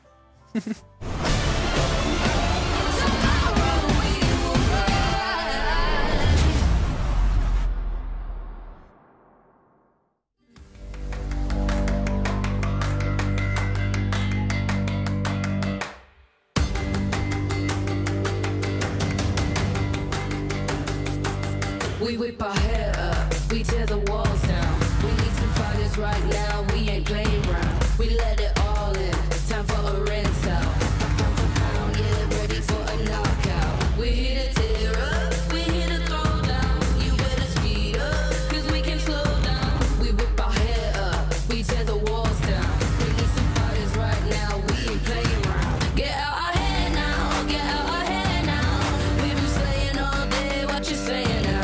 Get out our hair now, get out our hair now. We bring the heat, yeah, beating up the fire now. We ain't so sweet, sweet, give it all, so give it all to me. We ain't so sweet, sweet, give it all, so give it all to me. Get out our hair now, get out our hair now. With all my fighters that we about to throw down. We whip our hair up, we tear the walls down. We need some fighters right now, we ain't playing around. We let it all in, time for a rinse out. Pound for pound, yeah, ready for a knockout. We here to tear up, we here to throw down. You better speed up, cause we can slow down. We whip our hair up, we tear the walls down. We need some fighters right now, we ain't playing around. Get out our hair now, get out our hair now. We've been slaying all day, what you saying now? Get out our hair now, get out our hair now. We bring the heat, yeah, beating up the fire now. We ain't so sweet, sweet, give it all, so give it all to me. We ain't so sweet, sweet, give it all, so give it all to me. Get out our hair now,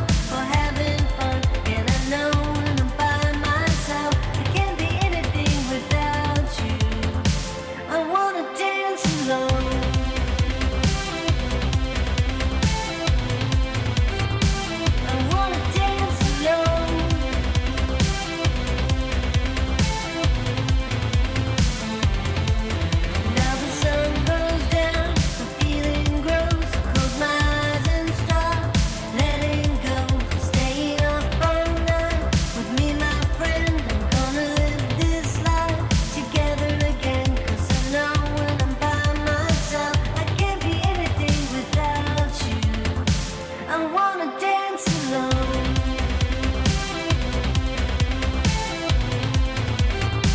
I wanna dance alone.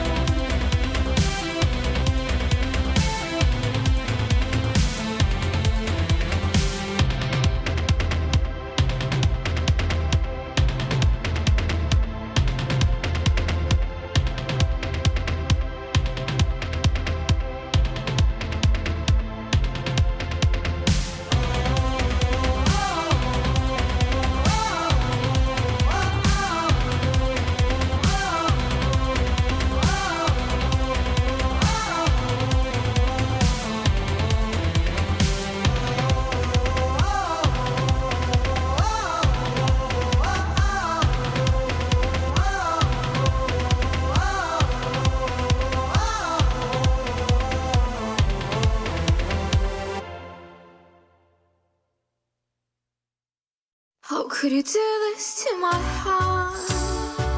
Why did I even let you in? I should have known that from the start. Your game of words would fall apart. Hasta la vista, my sweetheart. How did it taste to lick my soul? Did you expect it to be cold? You played around right from the start. Your game of words it fell apart. Hasta la vista, my sweetheart. How could you do this to my heart? Why did I even let you in? I should have known it from the start. Your game of words would fall apart. Hasta la vista, my sweetheart. How did it taste to lick my soul? Did you expect it to be cold? You played around right from the start. Your game of words it fell apart. Hasta la vista, my sweetheart. Hasta la vista, my sweetheart.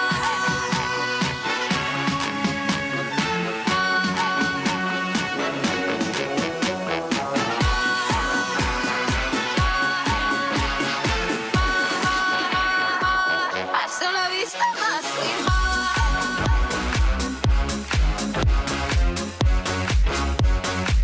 Hasta la vista,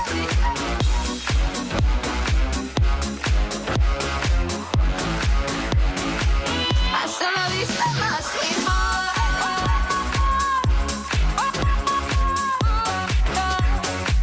Hasta la vista, hasta la vista, my sweetheart.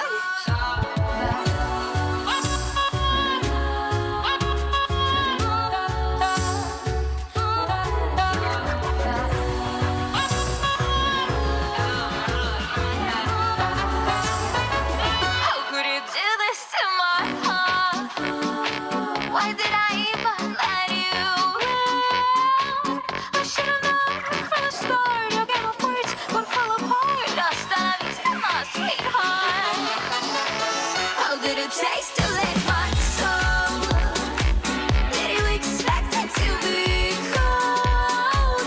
You played around right from the start. Your game of words it fell apart. Hasta la vista, my sweetheart.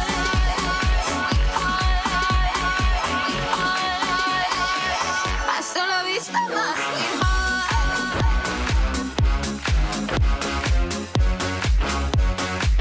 Hasta la vista,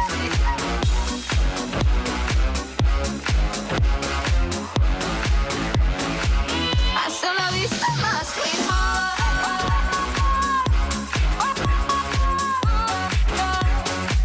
Hasta la vista, hasta la vista, my sweetheart.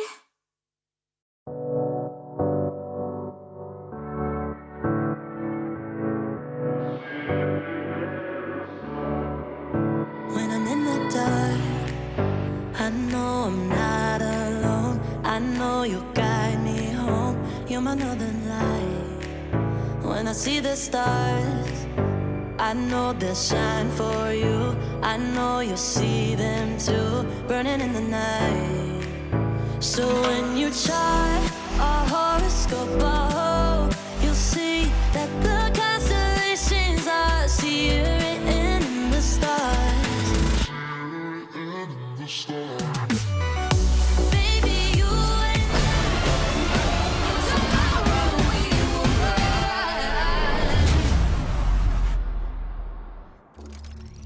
a critical series for both of these teams. TSM Shimmer versus Blue Otter Karma.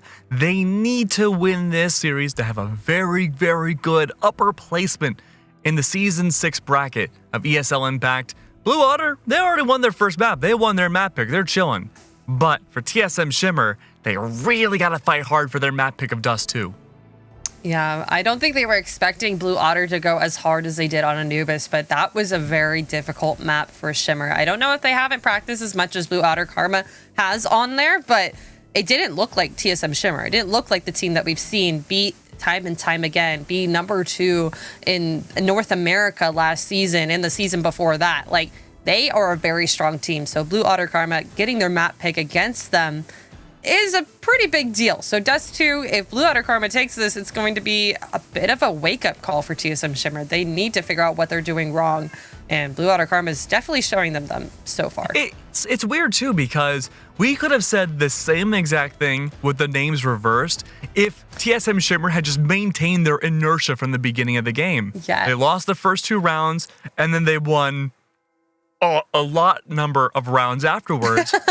Suddenly, Blue Otter Karma go for a timeout, and they're like, wait a minute, we know how to play this map. And they just started winning flawlessly after that. They're like, wait a minute, regain, let's wake up.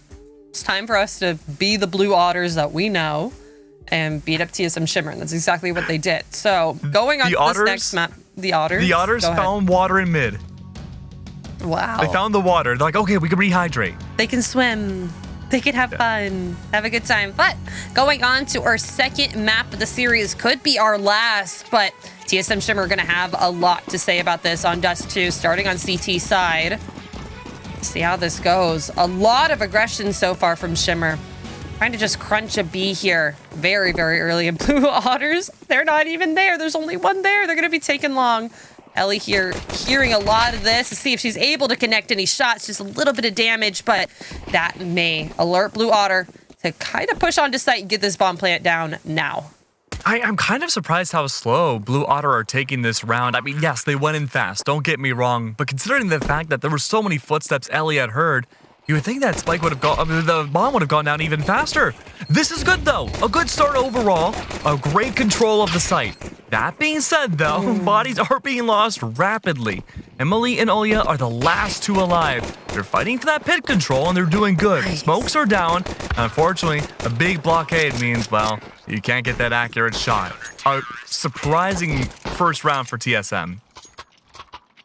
Yeah, very surprising round. Blue Otter, though, able to get that bomb plant. They can buy into this next one if they want to defeat Shimmer's inertia round that we keep talking about. But looks like it could be a full save from them. Do have a lot of money. They'll be going into the next one if they get at least a couple kills on them. Bunny gonna be the only one to buy. Actually, no, I'm so lying to you guys. They're getting a couple of pistols. I'm a liar. It could be a fast speed take. Just try and get the bomb down, see what they can do to disrupt Shimmer's economy right now. I just can't believe you lied to us like that, Apples. I'm sorry. I'm really sorry. First, you helped Isaac Newton invent gravity and inertia. Now you lied to us on Dust 2. I'm actually rolling my eyes. I just can't believe it. But you know what else I can't believe? This push coming out from Blue Otter. They're just going in for it. They only have pistols and they're doing their best, but it's a complete mowdown. Ellie, the only one to find a kill. And otherwise a flawless round for TSM Shimmer.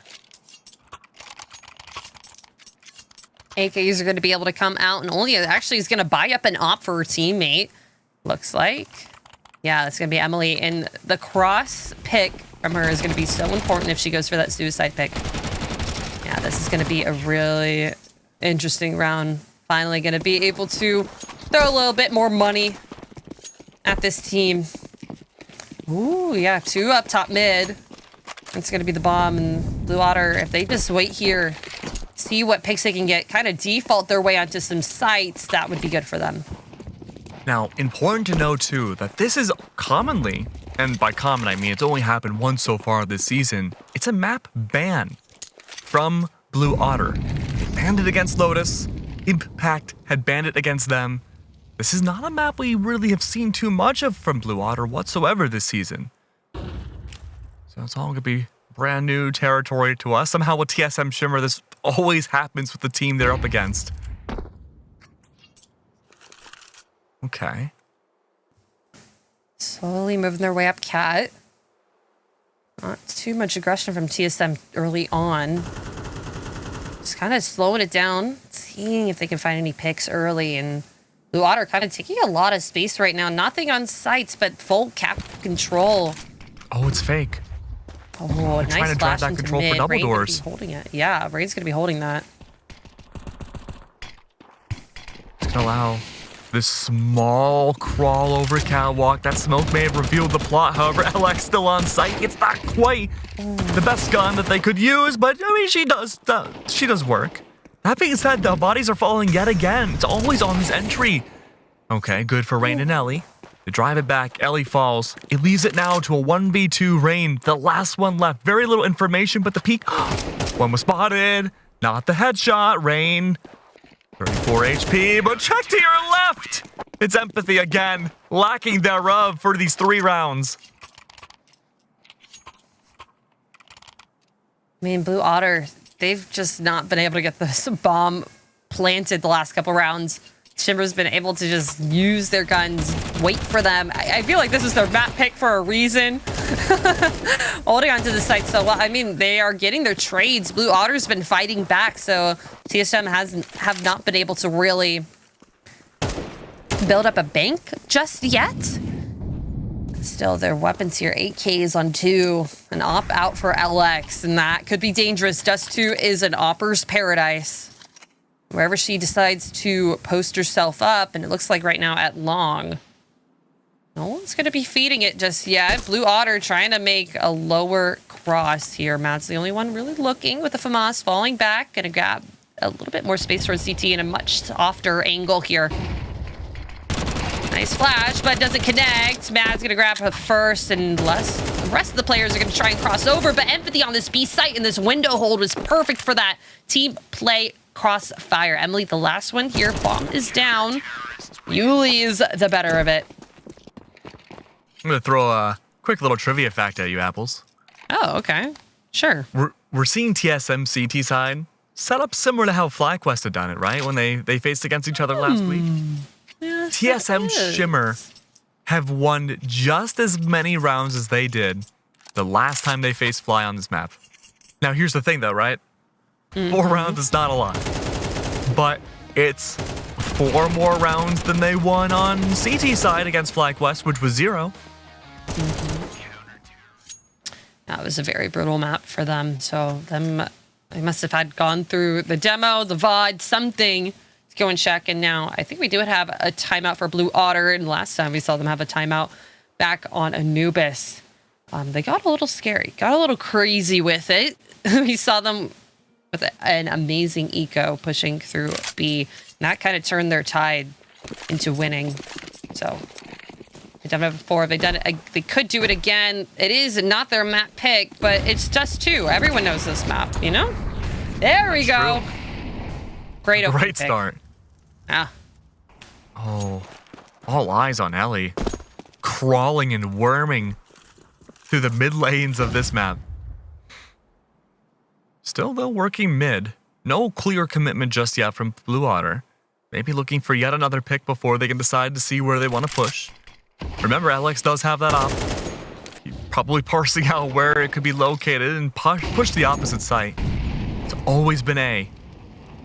The catwalk, though, could work out well. Ellie's joined the rest of Blue Otter for this skirmish. Phoebe's up above, Alex behind for the trade just in case. Vice versa, too. Phoebe's hiding. This is the attempt. The bomb is going up the stairs. Oh, yeah? Almost ready. They choose to back away, though. maybe they got that spidey sense about the op. Complete dump, though. They're going to reattempt, maybe. Oh, it's that op. Perfect angling. The flash is there. Backing off now. It's a very dicey game to play. Empathy's there for one, but she gets traded out. Another at Julie. Backing away. Oh, yeah. All the same. Whoa! Oh! No way! Player to watch, by the way. Unbelievable. It leaves Yuli the last one left.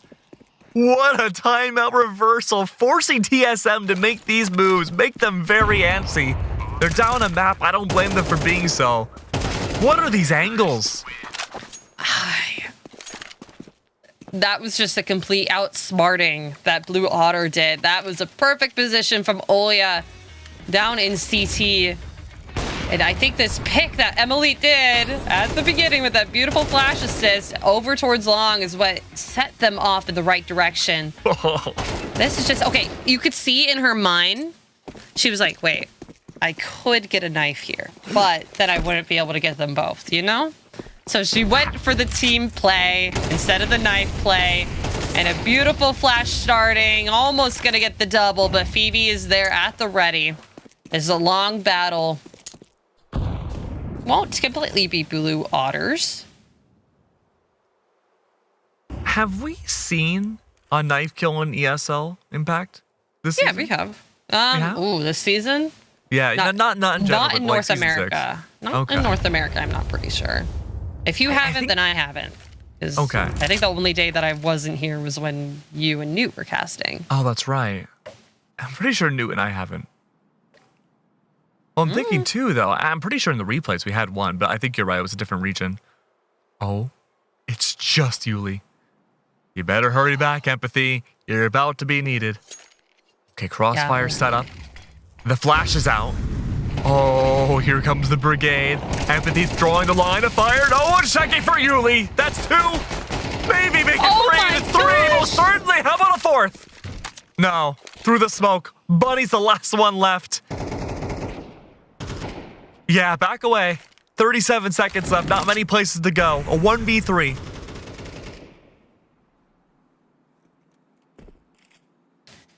I mean, she does have the bomb. She has a smoke and she has a nade. 3 players on TSM. She's so close. I mean, she has to run now and get this plant. She could smoke it, but Phoebe is already deep long. She could go for this if she wanted. It's just so many angles that she needs to look at. Phoebe, I think, already heard the sound cues. Is going to be able to plant this. Oh, she's so close. Fakes it. Gets the kill. Is able to. I don't think she has enough time to plant. I don't think she has enough time. Unfortunate. So close. She needed to get that kill, though. She needed to get Phoebe out to keep her safe.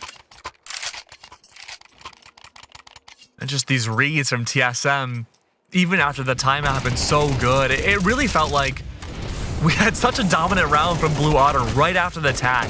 They worked the map, they found their picks, they defaulted quite a bit. And then they reverted back to the strategies they used before the timeout. They just rushed to site.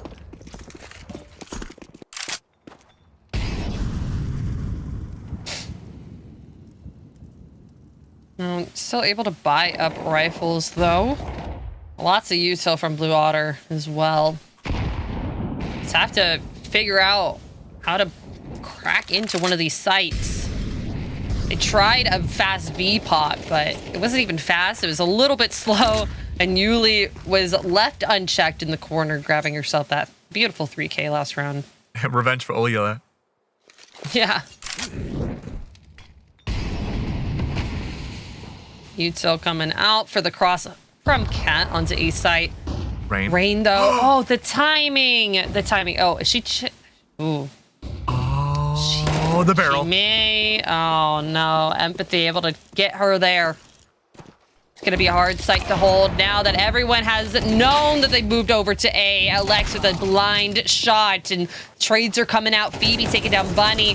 Only players left is Ellie, and she's just trying to plant the bomb. Her head visible over the boxes, and that's TSM grabbing another round. They just got to defuse, grab their AKs. This op just... They look so nonchalant on this map. What? Locked in. No smiles, but certainly no frowns. This is serious business time for TSM Shimmer.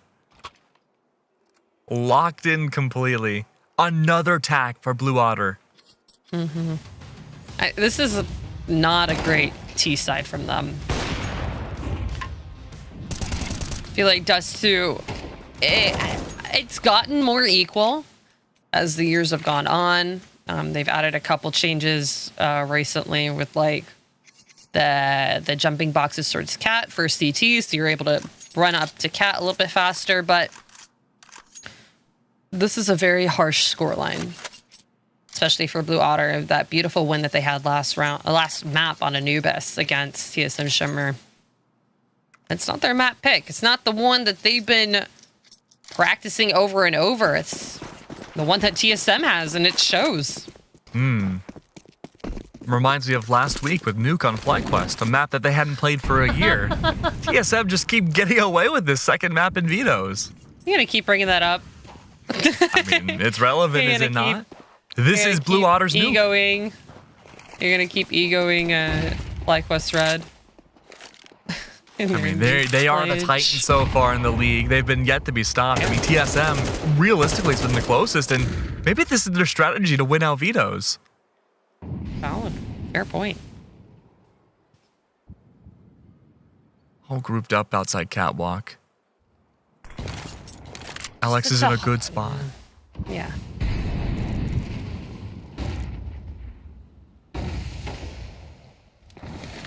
Oh boy. Oh no. Mads? LX? No. Not 2 rounds in a row for the flash peek. Olya? Just trades on trades. Pop execute through Catwalk. A good change. Yeah, that nade pop was an unfortunate timing. Yuli's going to take that lurk player out, and now it's a 4v3 retake. TSM has to get this. I mean, if Ellie just peeks over, she sees how many players are on their tail. LX going to pop out from cars so quick. Grab that kill. Just left to Bunny. She's about to get smoked out. The spray is not enough to take down a player. TSM is going to get a defusal again. I mean, as many rounds as Blue Otter are losing, they're able to get the bomb plant. Yeah. That's pretty much similar to how Anubis went down, too. Yeah. You know, but the sides were reversed. It was TSM that were good to get on the side. They got the bomb plant down. They were able to keep their eco alive. But Blue Otter, their situation is a little bit more dire. Not only the scoreline is worse, but the fact of the matter is that they had that one moment of gleaming hope where they made a major adjustment and it worked, and they reverted back. And when they try to go back yet again, it's TSM that's already adjusted back. And all the kills they get have just been trades. What I think that's interesting from TSM is that they're kind of leaving mid up to Blue Otter, expecting them to really crunch into a site from Cat or lower tons, and then going and getting the retake. Like, they know their retakes through and through, and Empathy knows their AK kills as well. A great double from them. 2 players left on Blue Otter, and not many places to go. A little bit of a dangerous spot to be moving around. And Bunny hasn't really been able to activate this game yet. Only 2 kills to their name so far. And going up against Mads, Ellie does pick up the op. Good crossfire as they check both angles together, but Mads is not peeking. Not until she needs to. Finds Bunny. Ellie left in mid alone with the op. Nice nade. The op doesn't hit, and that's going to be Mads grabbing the nice 2K. Ending that round. Going back to what you said before about leaving mid very open, do you think that's a trap TSM is setting up against Blue Otter? Yeah, you can push mid. We'll leave it somewhat open outside of Empathy, using it as a gigantic blender. I mean, it just gives so much space to Empathy and Mads, like from lower CT or like looking over from B window. I mean, you don't really need to take care of that part of mid because they feed into other parts of the map that's been so easy for them to retake. Like, look at this. Alex has been sitting by car round and round again, and she's always good for that shot. It is just a mow down from here. Blades of grass in a field. Ooh. Lawnmowers all over for TSM. 9-1. I mean, at what point now? We're close to the end of the first half. Can Blue Otter take this hypothetical 1 score that they have and cross it back over to a competitive game on CT? No. Oh. Maybe? Maybe 2? It'll be so hard. It will be very hard. I'm not going to sugarcoat it. It will be difficult for them. Oh, boy. But, like, this is their last buy round of the half. If they don't get this, it's going to be a little difficult for them. It's just really challenging empathy here outside of mid, round after round, angle after angle, different spots within it. Empathy, again, it's just turned into a blender. You don't want to go to the death zone right away. You want the site to be that. Smokes are down, blocking up LX's angle. That's good. More utility thrown out to block that line of sight. Forces LX back just a teeny tiny bit. But with a minute 12 left on the clock, there's a recall now from Blue. They're throwing their mollies. They're fighting with utility. Are they trying to bait out empathy? They could. Bunny's still waiting for that cross. But do they expect Mads to crawl past this angle? Sure, if they don't land the shots. Emily, open this up. It is a can of worms that need to be freed.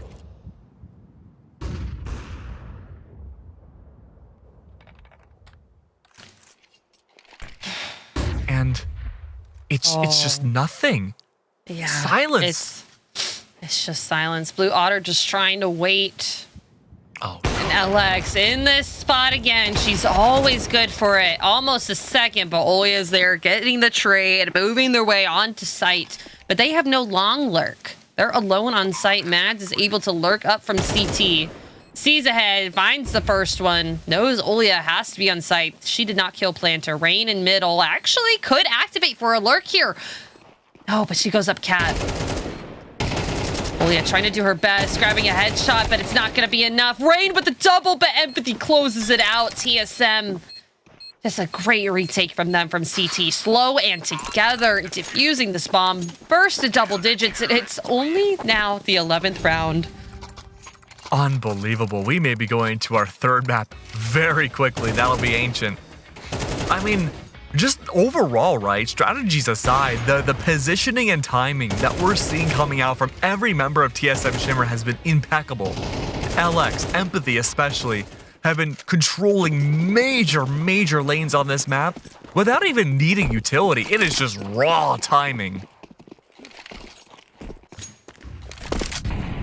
Lots of things not going correct for Blue Otter, but this is not their map. This is just not something that they probably practice a lot on. And I'm FlyQuest nuke. That's gonna be like our new coin. That's gonna be the new thing. Certified nuke moment. Certified FlyQuest nuke moment. I mean, See, okay, say, right now they're coagulating on Catwalk, right? They have two players in mid, 3 there, but they have no one on a long lurk to be able to take care of LX or the other player that's all the way deep. That's Phoebe in Big Pit. And like you can see this, TSM isn't even looking. Like LX does go and look for a long lurk. No one is there.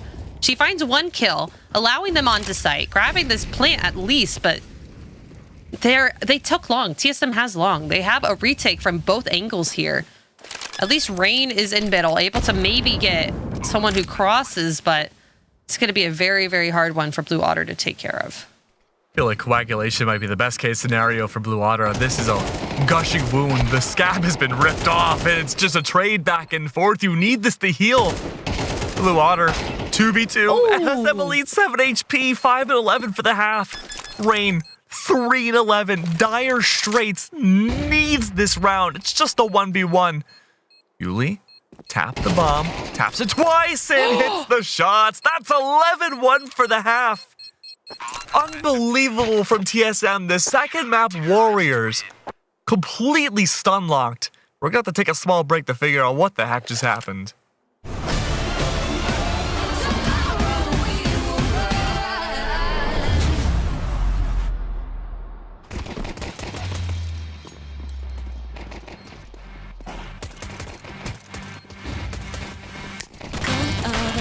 Close the window, lock the door so we don't have nowhere to go. Feel the rhythm through your body. Let your soul out. I won't tell nobody.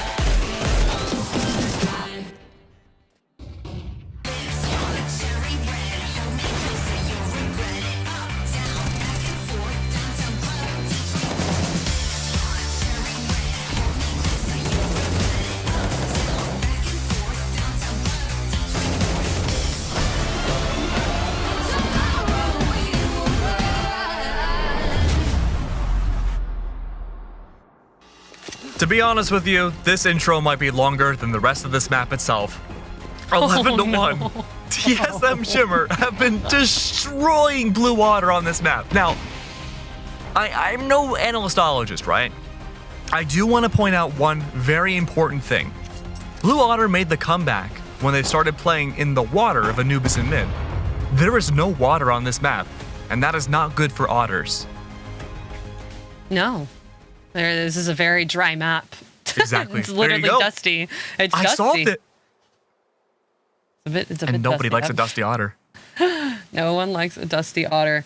They have a 3-person stack here on B for Blue Otters. One just kind of sitting in CT. Emily waiting for a crossover for long. Just some slowly like working this long space. It's kind of hiding. I don't know if they're waiting for a pop. Mats just have a flash in the smoke. Smoke for CT and a flash for sight to make their way up there. So you're lining it up. Oh, the tenseness. Ready to triple swing? Look, you see how slowly they're moving up long? They're just so locked in. They're so locked in.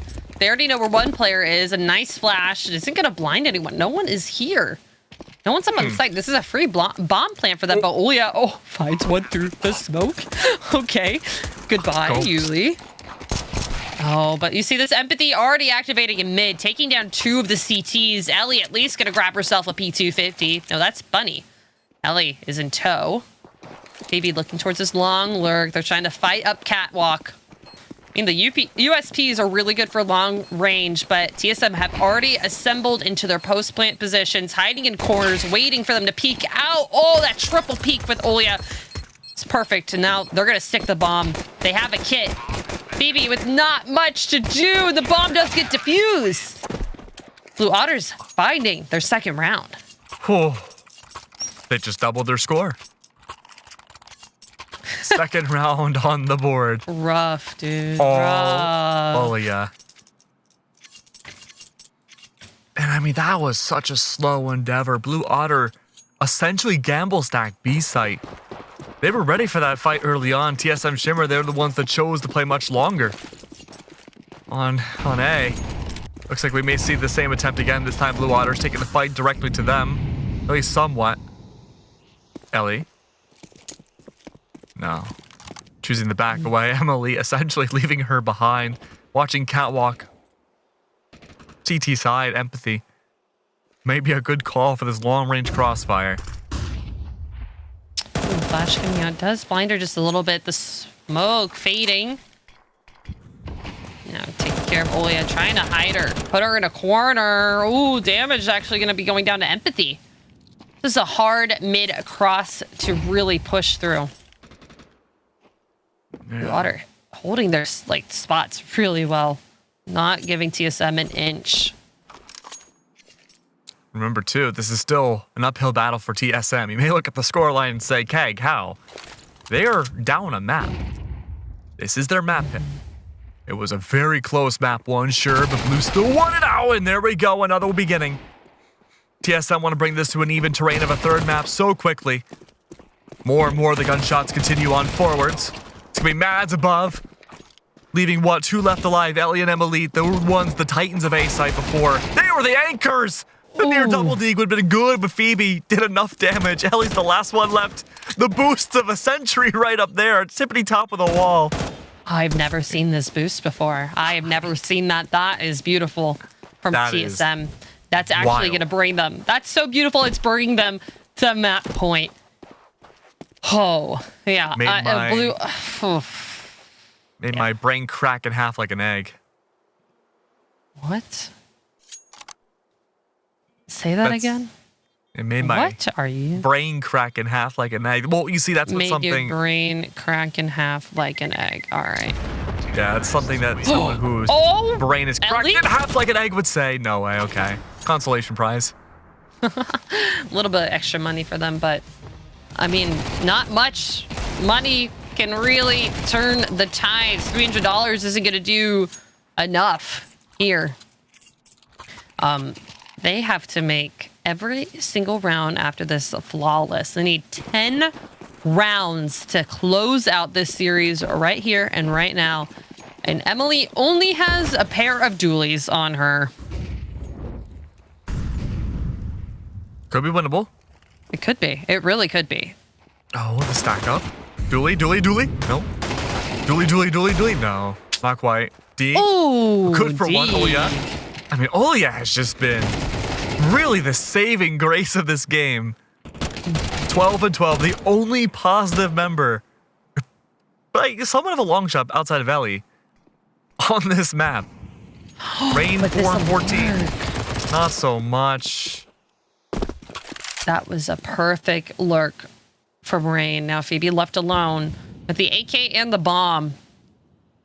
Bits of a smoke on her. Could lurk onto this B site, but it's already been smoked down by Rain. Ellie, least health. Going to be going on a very, very long lurk. Oh, imagine. Just one shot. Click. Round over. I saw the vision. It could have happened. It could have. Possibly. Just waiting for a little bit of information. I mean, the smoke is gone. Taps on the head, and there we go. That's going to be Rain down. Ellie, the only one left. 5 health to her name. Door smokes happening. Phoebe can take this here and now, bring us to the third map, but is she expecting Ellie coming from tons? I think she is. It's positioned to aim directly down a tunnel. Ooh. Oh. She could be caught off guard. I think the timing there was actually crazy. I don't think Ellie knows that she walked all the way through window, and now Phoebe saw her through doors.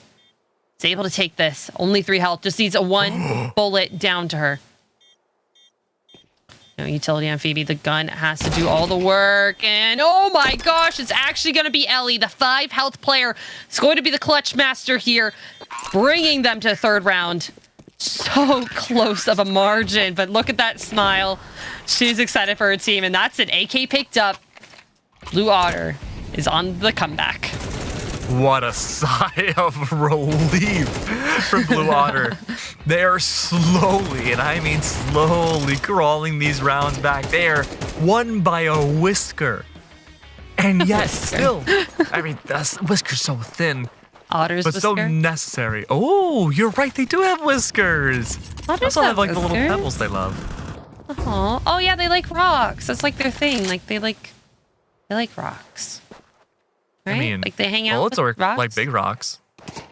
Okay, well. I think bullets are smaller than rocks. Are they? Yeah, bullets are so small. Like, what kind of rock are you thinking about? Like, I don't know, like a pebble. Yeah, pebbles are pretty Oh. small. I don't know how many pebbles that was. Just enough to get a little bit of damage onto Emily and make her fall back onto site, fight Cat with her teammate Olya. Now look at this. Just like on T-side, they're all coagulating here. Trying to fight back from mid, but you can see TSM taking the opportunity to push their way onto A site. Cross smoke coming in from CT. Ellie just at the ready with some utility. And oh my gosh, Empathy taking her down. Rain and Olya, though, on a flank. Going to be able to take care of 2 before Empathy has just reactivated herself. A site is theirs. 3v3. Yuli only has a Tech 9, but that does a lot. Double smoke here on Cat. Hello? Oh, collision! Hello? Oh my gosh, the spray down from Empathy, grabbing 2, almost the last bunny, the last one alive, keeping this 2-map win streak. The hope here. Oh, the move away. Oh, she finds it. Empathy's down. 2 more players on site for her to take care of. The bomb is ticking. She's not able to check all her corners. TSM taking their map pick. 13-3 with the almost perfect CT side. Almost perfect T side as well. That's their map pick, and we can finally see them smile. Oh, very nice. Just map 2 warriors from TSM, always in the vetoes, picking the least comfortable option, it feels like, for all of these teams. TSM Shimmer, they are finding so much success in doing so. They have played unconventionally, and you know what? That tells me they also practice a ton of different maps. to make sure they can always at the very least bring things to map 3. But it makes me wonder, I mean, TSM, they've pulled out some wild strats in their pockets. What can they do for map 3? What could they do? But also, what could Blue Otter do? Both teams very, very inertia-based, but TSM able to come back so well with their map pick. It's going to be very hard for Blue Otter to pick their head back up, bring them back into this round and see if they can grab their third map. I mean, it's head-to-head. Whoever wins this next one is going to be the winner of this matchup, and it's going to be difficult. And can you just see? Holy crap. Holy crap, guys. Empathy with 25 kills, more than double of the top fragger, Olia, with 12. And I'm like kind of speechless. I'm a little bit speechless. Trying to do the math. Let's see, 12 plus 11, that's 23. 5, 15. So not too far off of having like combined kills for the majority of Blue Otter in that map. Maybe like 2/3 of it, but holy, I mean, Empathy, right, was just farming mid. The entirety of that CT side was just waiting for aim duels, hiding around smokes, realizing, what's up? Oh, sorry, I thought that was you. But I mean, like, just overall, just farming mid, and really just was never uncontested. Yeah, their CT side playing was so perfect. Her and Mads, just like with the crossfire, was perfect. They were never really looking up towards top mid, towards suicide. They were waiting for Blue Otter to walk into their crosshairs, see if they wanted to split towards mid, and it was never safe for them. I mean, I think they went B once, and after Yuli like completely destroyed them in that one hiding spot, Yuli never really went B again. She was not hiding in that spot. It was only probably 1 or 2 players on that B site, over towards back site or over towards window where Empathy was playing, but it was safe after then. But TSM made them so afraid of going B that they just kind of sat in catwalk and didn't really activate.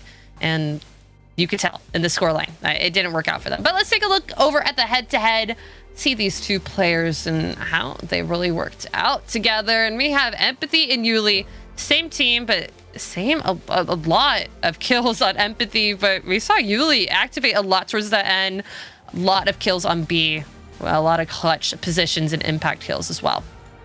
Yeah, I mean, what's the say that hasn't already been said, right? Empathy was just so good about, well, I mean, we even mentioned it, those critical rounds where we saw Blue Otter attempting to push into B with the pop executes. It was just critical lanes from both Empathy and Yuli simultaneously shut down at once, where there was just no response from Blue Otters. They couldn't find their water to go home to.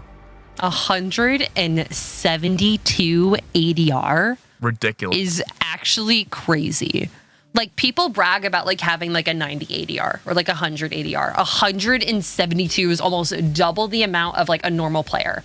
Like Yuli, like she like got double her amount of kills. It's like that's a 2.0 HLTV rating with their kills to death ratio here. Only 58 ADR. Like, she was very active on the server, but all the kills that she got were like the ending kills or entry kills as well. But just Lucy was there every single time that she needed to be. She was running that mid. It was unsafe for anyone from Blue Otters to enter. Would you consider this a life game from Empathy? No, she's done more. This is every day. This is her vibe. This is her thing. That's ridiculous. Yeah.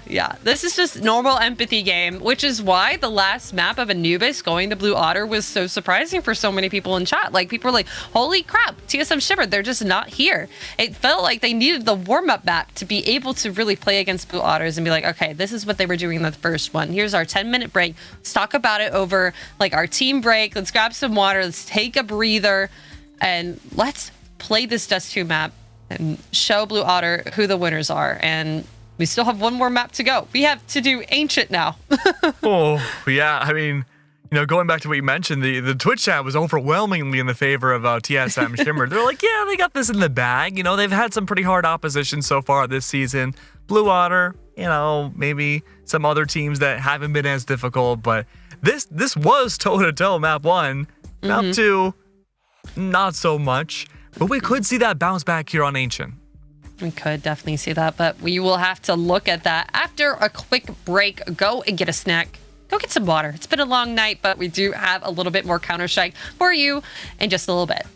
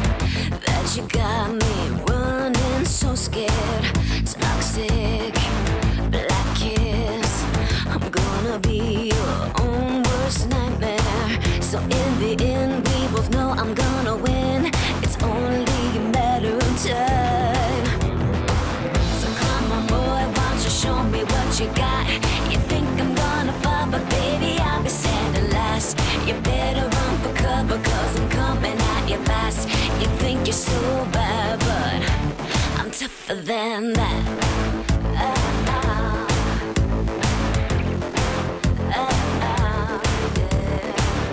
This time I will take control and never look back.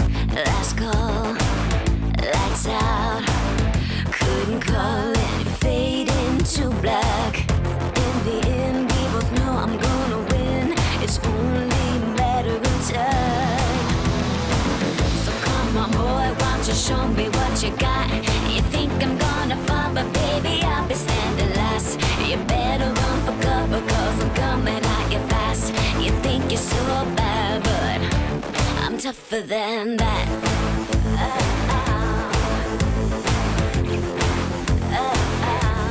Tougher than that.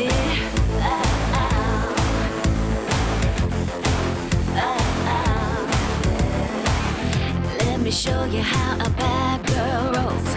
I'll take you down to the ground. It ain't gonna end like you're wishing for. This time you're going down.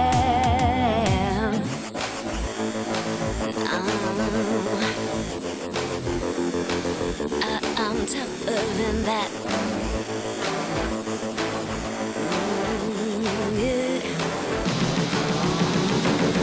Come on, boy, why don't you show me what you got? You think I'm gonna fall, but baby, I'll be standing last. You better run for cover, cause I'm coming at you fast. You think you're so bad, but I'm tougher than that.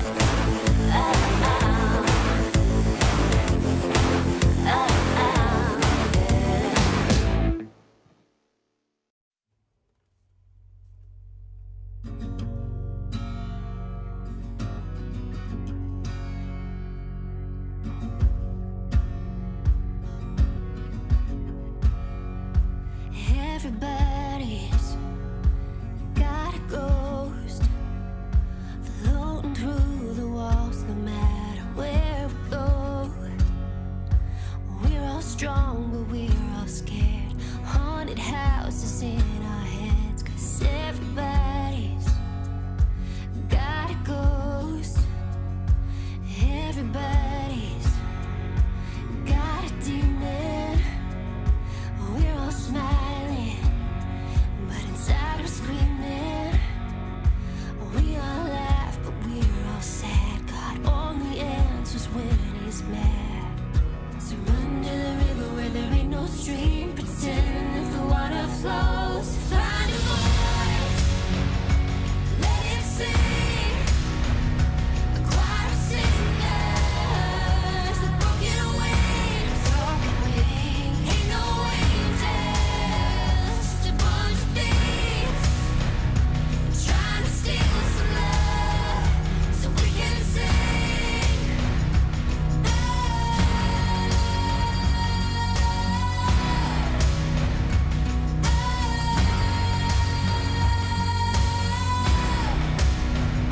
We don't need no absolution. We'll just keep drinking till the spirit moves us. We should fall in states after the crash. We ain't good, but this ain't bad.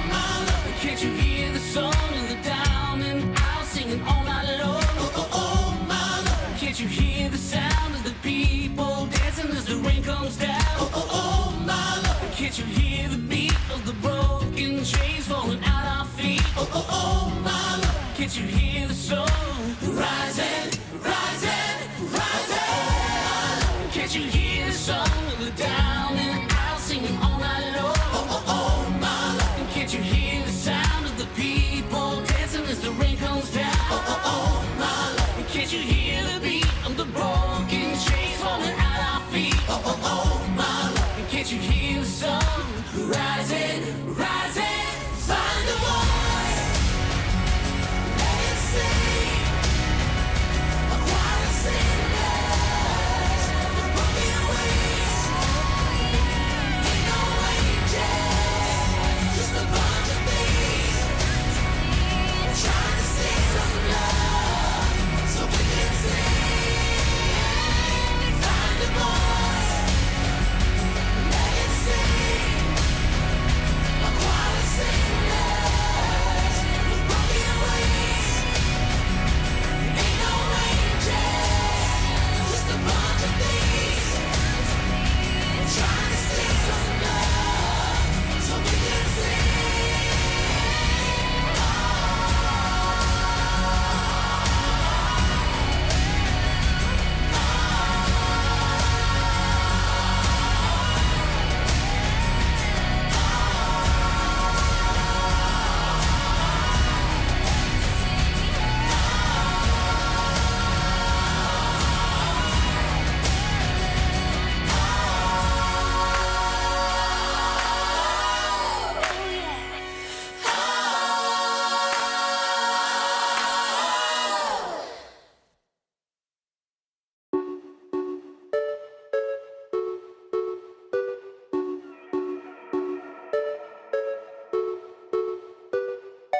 You think you have me wrapped around your little finger, but soon you will find you're wrapped around mine. Stop holding on to what we had, don't let it linger. The feelings are gone, I'm already done. You think you're God's gift to women, but you're not. You play with hearts for a living, just stop. Nice try, thinking you could hurt me again, thinking maybe we could try as your friends. Nice try, thinking you could get in my bed, but you're sleeping on your own now instead. Nice try. Tomorrow we will rise.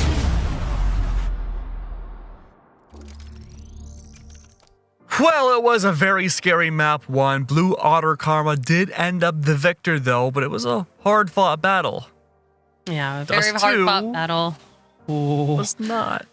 No, it was not. It was a little hard for Blue Otter to come back. I mean, they had a couple rounds on their CT side, but it was still so difficult to be up against Empathy, that crazy workhorse of a CS player. That is someone that you cannot really go up against if you don't know what you're doing. Well, we can only hope. Again, it was not a map that Blue Otter Karma plays too often, but Ancient might be a better faring map for both of these teams, where the scoreline doesn't end at the half 11 to, what was it, 11 to 1? Yeah, it was 11-1. Okay, I just had to make sure I was right. Well, hopefully, though, this will be a much better standing for Blue Otter as we go into the third and final map tonight. This is their last chance to have a really high chance to make it decently good up into the placements, or they may be fighting the trenches down below. Yeah, this is going to be a hard map for both sides. This is a very, very team-based map. If you don't have your timings, your utility right, your placements, your movement, your spacing, like the entire front B side, like you have to really be ready for any trades that you can get, because CTs can be lurking around every single corner, as is almost every B site. But this is going to be a hard match for both of them, and I know both of them want it so, so bad. So let's go into map 3, have Ancient. Let's see who is going to prevail, who is going to be the series winner of this matchup, TSM versus Blue Otter Karma. The final frontier, as we've alluded to before, Blue Otter Karma are otters, and they seem to perform well on maps with a little bit of water on them, and Ancient's full of it, much more so than Anubis. It's already a positive start for the team, but they are also rushing forwards to where that water actually spawns in for the T side. Emily and Bunny crossfire to begin things off. A big fight towards mid, huge skirmish. And through this, it looks like TSM, they're aiming to start propping up a mid push. Oh, a perfect lurk from Mads. Is she going to be able to check for Rain? But the shots don't hit for her. Rest of the team is already through Donut onto site. Ellie, the only one really close up. And Temple trying to get some shots. Phoebe just hiding away from this, waiting for her team to plant the bomb. Now Olya and Ellie going to be trying to get this defused together. Phoebe with the first shot. It's going to take down Ellie. Olya last one alive. See if she's able to get a couple shots, something on someone. USP kills are so nice to see. They're just not hitting. I mean, her crosshair's on them. What's going on? Just a quick side swipe from Mads and it's all over. A struggle early on for that pistol. Blue Otters. Not the start that they would hope to get. It's been a struggle. It's really actually been like a coin toss on these pistols throughout the entire series, but TSM has looked more dominant on them, at least in the last map and a half now. Pistols are kind of RNG, not gonna lie. Yeah? Sometimes your pistol shots just aren't hitting. Sometimes you're like a goat right? on pistols. Yeah, you gotta gamble it. Well, there's always strats. There's always things you can do with your team to make things a little bit easier, but like, if someone is really, really good on the other team that has a USP, sometimes it's just too hard. And now Rain, the only one here on A. The rest of Blue Otter Karma haven't pushed out for information, so they may not know that everyone is here. She is alone on site, maybe could grab one or two, but Yuli makes that dream not a reality, takes her out quickly, and now the rest of Blue Otter Karma are stuck outside of sight. It's a battle between otters and goats. Smoke in the way between the two. A good flash to make your way in. A complete barricade of Blue Otter.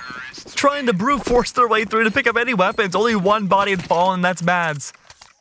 A clean 2 rounds now for TSM Shimmer. Blue Otter is able to buy up into this next round with rifles, all this utility that they need, and now they're going to be able to play the map that they know. I mean, they floated it for a reason. They have it over here at the end, at the deciders, ready to go. We'll have to see if this is going to be it. But TSM have been really able to just hit them where it hurts. And it's usually been the head recently. Yeah. Very, very evident. Empathy especially so, having a 25-8 performance last game, just simply unstoppable. Of course, that was mostly on the CT side. Blue Otter have control of their own CT mid side. TSM opting to choose more so into B. Attempted crossfire is set up by Olya with the help of Bunny. Ooh, I believe this nice utility nade. has driven off TSM a little bit. It's a good nade, yes. But that utility has to be limited. That's one body gone. That's Yuli. This is a really good start for Blue. I think this is the first time so far this map they've gotten the opening pick, but not the opening trade. Mads with a really nice mid lurk through elbow. Gonna catch that player up on shelf. Making Blue Otter Karma just a little bit more spread for space. And 2 players in TSM staying close on site. Or no, it's just Phoebe staying close to site. As LX is gonna be rotating with the bomb. Closer to A. Emily rotating out of Temple actually. Is gonna be moving her way over towards mid. Phoebe gonna get caught out. The 1B lurk, Olya is going to take care of, and now a 2v4 for Blue Otter. Oh, but Emily, that psychic awareness to turn around and recheck again after no follow-up from Phoebe. Bomb goes down. So little HP left for both members of TSM. Ooh. Just in an instant, they both fall. A first round now for Blue Otter. Yeah, good retake for them onto East site. Not much utility from TSM to really help them at the end of that fight. Now they're going to be able to get some AKs, some M4s, these Galeals. Huge. Lots of money. Yeah, huge. Lots of money in the banks of Blue Otters. TSM kind of sitting a little bit not great with their money, having to rebuy a lot for the rest of their team. But Mads with a nice lurk. She is currently top fragging right now. I think she has about 7 kills so far. We're only in the 4th round. Yeah, 6 kills. So she's good for 2 each round so far. It's a little too early to talk about ADR, but she had 235 ADR. I mean, that's the pace you want to continue on with. That's going to be a very good place to be in. Okay. Very slow acting rounds to start things off. A complete barricade for mid with the early mollies, making sure no one can sideswipe TSM with aggression. The nades are out. Not a whole lot of utility left in the arsenal of Blue Otter. Empathy. Couldn't quite find that final shot needed to remove Olia from the round, but that's okay. Bunny's hiding. Ready for that pounce in for the util dump on B. But they are throwing util from TSM back over on A2 just to put that doubt in the mind of Blue. But nobody's over-rotating. Sticking to their posts, waiting for an entry, an opening, or something. They want Blue Otter to get aggressive this round, but you don't really want to lose sight or lose hold of their guns too quickly. Right as I say that, Bunny with a nice peek down B ramp does get traded out, but Olia is there at the ready. Does get a lot of damage down to her, but Mads is coming through. This cave is not safe for anyone. But Olia, the player to watch, a nice 2K. Now making it a third for her. LX, last one alive, making her way through Red Room. Rain is... they're a player. I mean... could maybe get a couple shots onto Emily. Sees her head through the boxes. Finds Rain. Buys the CT player, and both players on Blue Otter are so low. Be an easy retake for her, but they know exactly where she is. She does not know where they are. 7 seconds. 1v1? No way. No way. 2 seconds. Turn around. Oh, Alex. That's the second time now. Critical rounds were lost by Alex not checking corners. But I mean, when you have quite literally 2 seconds left on the clock, you kind of forget about some corners. You could be like, all right, just got to get out of here. The last player maybe be ramp or something, but that must have been like maybe a little bit of a timing call out or just a forgetting, because they know that Olia was a B-site player. Maybe she had lurked out towards mid. She killed 3 of her teammates on B-site like 30 seconds ago. It'd just be getting Blue Otter just getting underneath their skin. Yeah. Olia has 118 ADR right now.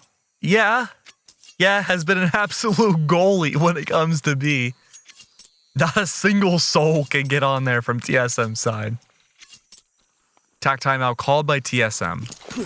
And honestly, their early round doesn't look too bad. It's really just figuring out a proper way to have those site executes that, you know, doesn't involve getting traded out immediately. That works out well. Full Deagles here, outside of LX. And Phoebe, I suppose. And this is going to put it to the test. A 5-stack into B. Yeah, there's 2 rifles up against you. But the Deagle trades could be gigantic here for TSM. I'm very afraid of this shelf player. The util comes out. 4 players are blind, and another flash is going to blind them again, holding them back towards B ramp. Bonnie, the first one to make contact, finds it. LX and Empathy with the 2 pistol kills, and Ellie has rotated so quickly on over. Now 3v3 retake, a nice nade to open it up, and Ellie actually with a 3K. That's cleaning up sight. Empathy, the last one alive with a Deagle in cave, and she's going to be trying to sit as quietly as she can. Get smoked out. Ooh. Jinx. Knock on wood. No, there's wood right next to Empathy. This could be somewhat of a jinx into the round. 43 seconds left. No bomb available. There is a reality. 3 headshots is all Empathy needs. Individual 1v1s. Yeah. That's so much easier said than done. Yeah. I mean, a spray from the FAMAS could take her out of the game, or at least out of the round. But the shots, finds one. If they swing together, it could be dangerous. But no, Ellie's the better of it. That FAMAS spray is everything. And that's a 4K from Ellie. I mean, that's 2 4Ks from 2 blue players that we've seen so far in this half. We had one from Olia last round, and now we just had one from Ellie. Yeah, let's look at this cleanup. Holy. Yeah, I mean, look, the comfort factor for Blue already is looking so much more apparent than it did on Dust. The strats are there. The overall timing of their macros looking great too. There's definitely a reality where a lot of other teams would go hunting down for a player like Empathy, knowing it's a big eco disadvantage in a 1v3. And yet we didn't see that. A lot of respect. Emily, on the other hand, though, no respect this round. Great trades. Bunny and Emily do it once more. Yuli was good for one before she says goodbye to the round. Ellie can hold on tight. There's still so little map space that TSM have gained this round, and this is their rifle off the hands of a very big eco just before this. I really like that quick cave space taking from Emily and Bunny. Really making TSM wonder what they can do next. They had to have pushed up through A main, or at least they think that way, so fighting back through cave could be the only answer here. A fake flash towards Donut as Mads is going to poke her way, starting to move her way into cave. Phoebe. LX just hiding on site with Ellie. Switch to the guns. Could give Blue Otter a little bit of information. Veto coming out. Flashes in from cave. Blinding Elite. Oh. AK's quicker with that. Phoebe down. LX last one there. And that's a nice headshot from Ellie. Mads, though, was cleaned up from cave. M4 to her name. Able to pick up the bomb here soon, but she has to fight through two other players. And I think another cave lurk. Sees Olia's arm. Takes the plant. Oh, cleans it up so quick, but Rain is there with the perfect peek. Out from cave. Right when she thought she was safe, she's not. Good adjustments from TSM Shimmer, all things considered, though. Working the map a little bit slower in the mid-round and parsing your way back up into B towards the very end. It ended with a 1v1. And this definitely could have been a much... it's hard to say. I think it could have been a faster round for TSM. That may have been the goal, but the unexpected, aggressive cave peek, like you mentioned, early round from Blue, definitely shut things down a lot for TSM, and they had to reconvene to figure out what they wanted to do next. But hey, it's not going to end there. More aggression outside of Blue. This time, a big prop up towards mid to push in. Emily's all alone. Of course, it's the Elite op that Neil Nowari have to watch out for, but the shot's miss is critical. Oh, that may have just sacrificed Rain's life with Emily missing that shot. Your own duo falling. The buys are not looking good for TSM, but Emily a second missed shot. The Pistols have taken over A site. It's very scary to be fighting against Pistols with an op. You can get overwhelmed so easily. I mean, this is a retake that's definitely doable. They have the utility. They just need to fight together as a team. The flashes come out. Olia finding one. Does get traded by LX. These Pistols. Oh my gosh, she grabs the second. Bunny is getting just very impatient running onto site. Emily finding one at least from her P250, but TSM with just brutal force. Sheer willpower, making their way onto that A site. That retake from Blue Otter Karma not going to be it. One more round of a differential. TSM can even this up between each other. It's wild, too, that we see a second tack used when the scoreline is really on paper so close. Either TSM has a lot of faith in their CT side, or there's an ounce of desperation that TSM need to maximize as many T rounds as they can. These Glocks are lethal from Shimmer. Oh my gosh, they're so good on pistols. Now they're going to be using their rifles, and LX is now back on the op. Blue Otter with a really, really strange buy. They have no money. They have to force back into this if they want to keep in the lead.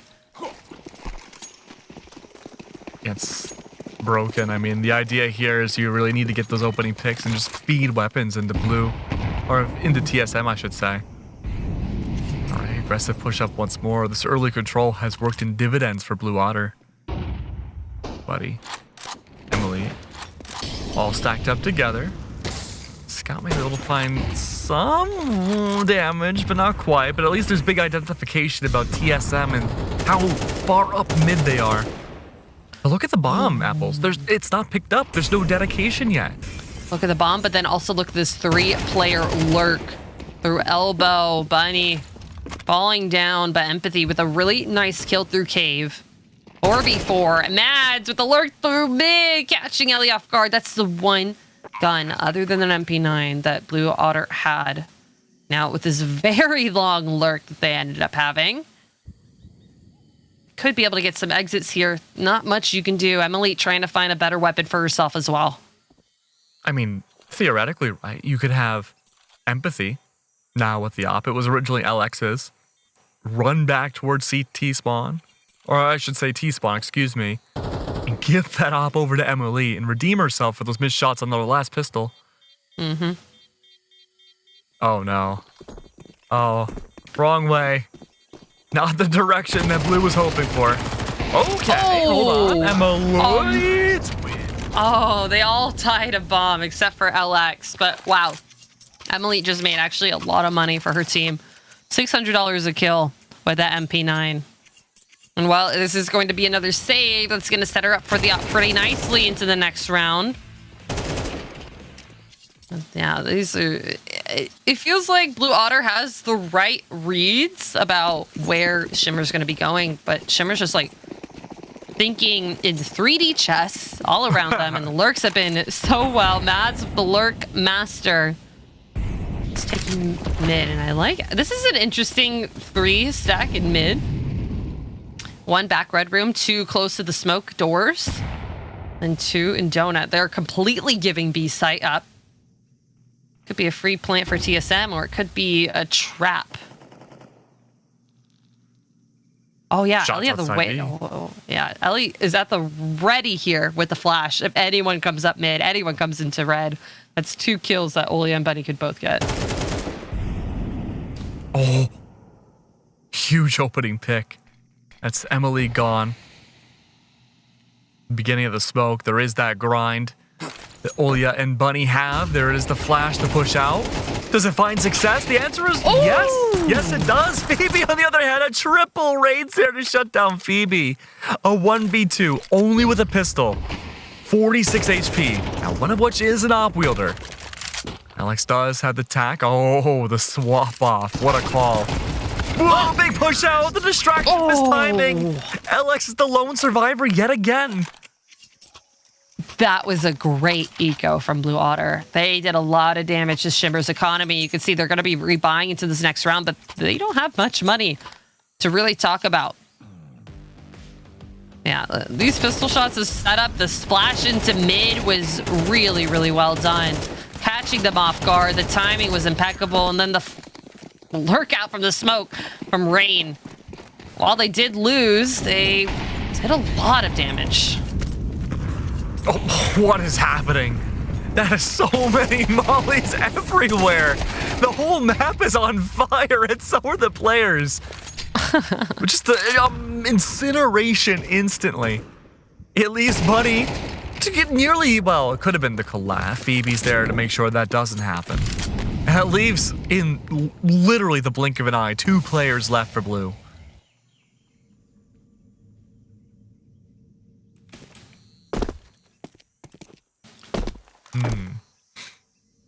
Yeah, I mean, just want to be able to save these weapons. It's a 2v4.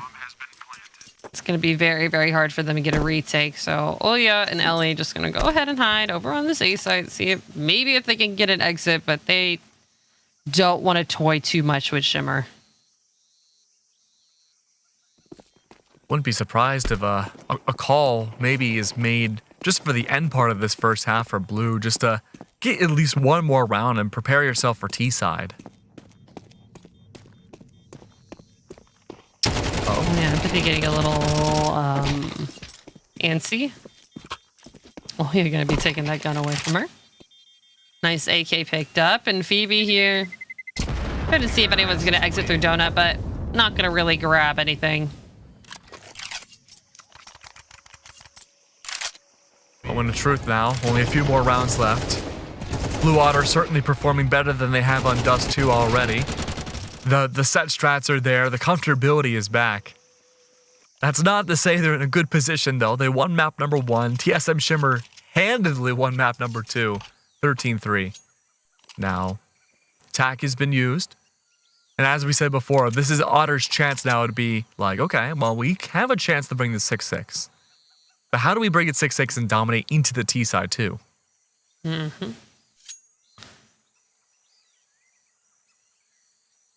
Way that Shimmer's been playing, I mean, they have the inertia. They have the vibes. They are pushing through and just making Blue Otter question every single move that they're having. The saves, the constant saves. At least Olya now, this round, will have an AK. Phoebe looking to make some money buying a Mac 10 as well. Just going to make sure that their bank is ready for their last round on T side. Moment of truth now for Blue Otter to keep themselves alive into the second half. And of course, the end of this one first. Too good start. Ellie before the flash. A mow down to make sure she can get out as quick as she came in. Rain's going to back away, remaining hidden. Flashes, smokes, Molly's most certainly everywhere, forcing her position out. That's going to be LX. Angle held through smoke. Oh, that's a tough decision to make. Do you push into that? Ellie no longer part of this round. Bunny. They saw her. They must have saw push her. Oh, Mads did, though. They're believing in the players behind them. They want to keep on going. Emelito with a nice Famas shot. Still going to get traded out by Empathy and Yuli. They are just on a rampage, moving through CT onto the site. Olya, the last one alive. She wants to keep this weapon for the last round, but see if anything is easy. See if there's an easy pick she can grab. The Empathy holding this sight line's gonna be hard. Grabbing that headshot. That's TSM grabbing the 7th round as well. And that was such a confident beginning for Blue Otter too. They had the rush down from Ellie, the flash to help her get away, and the follow-up looked like it was getting prepared at mid too out of Blue Otter, but the barrage of utility came through, displaced Rain's position, and really from there it was just a positioning game that TSM Shimmer has been outshining Blue Otter with the entire series with. Last round of the half, last round for Blue Otter to make it a 5 score line. To keep it out of TSM's hands a little bit longer. Oh yeah, ooh, this peek out could be dangerous. There's no one from TSM, an elbow to really keep care of them. Finds one of her own. Alex is already up on site, holy. Oh, but her shot's not as quick as Olya on this Famas. They are on site, but down a player. Bomb gets planted. Empathy there. Olya's down. Ooh, the spam through the wall is gonna get a little bit of damage onto Ellie, but not enough to keep her down. Phoebe trying to fight that CT side, but Emily and Rain not going down without a fight. Empathy, the last one, has to clutch this. Only finds one headshot. Nice 5th round for TSM Otter, or for not TSM Otter, for Blue Otters here. And we're gonna go to a quick break for the half.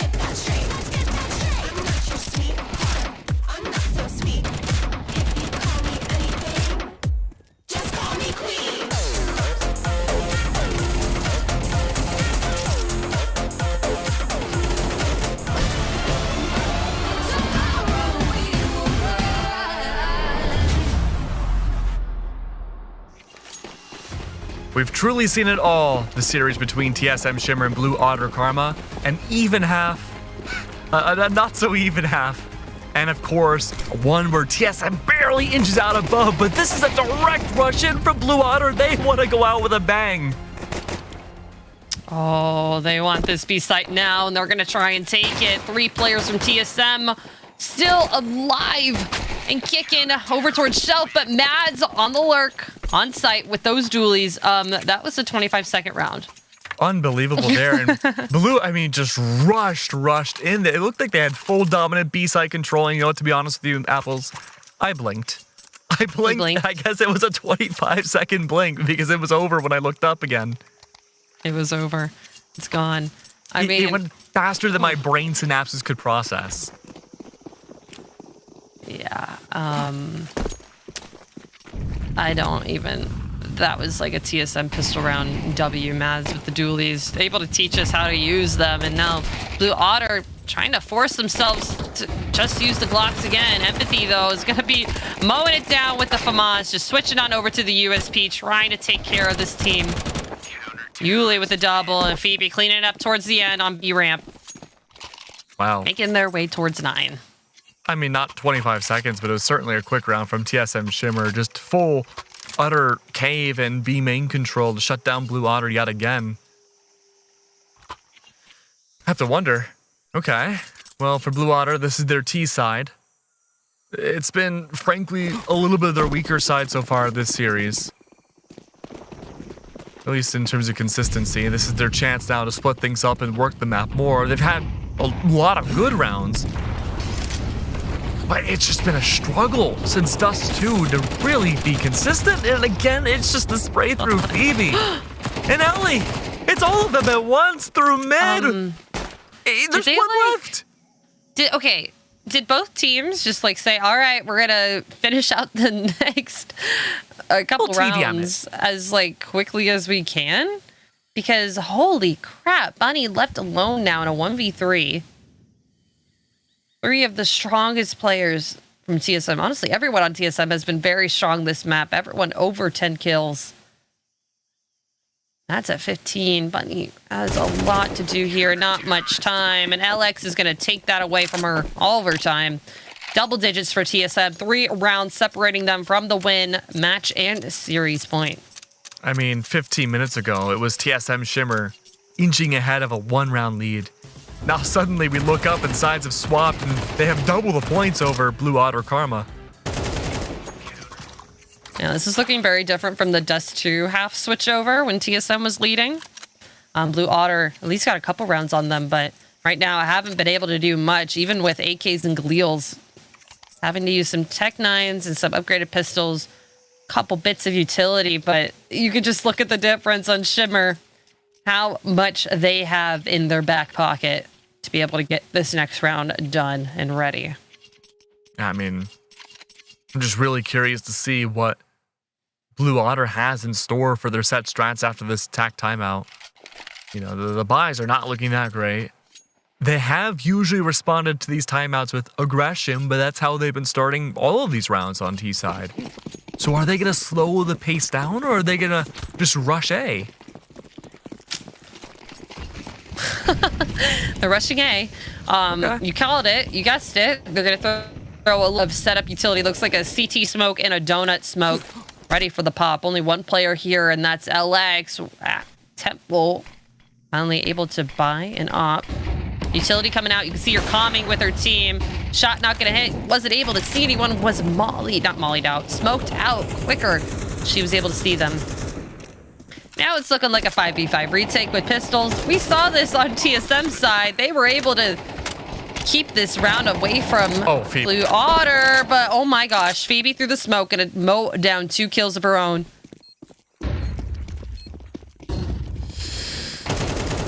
This is the attempt. The pushback now, just pistols. Oh yeah, last one left. Maybe? No. Couldn't quite connect it. Is that a 4K for Phoebe? Yeah. Wow. 2 rounds left. It was an ace. It was actually an ace from Phoebe. Oh. That was beautiful.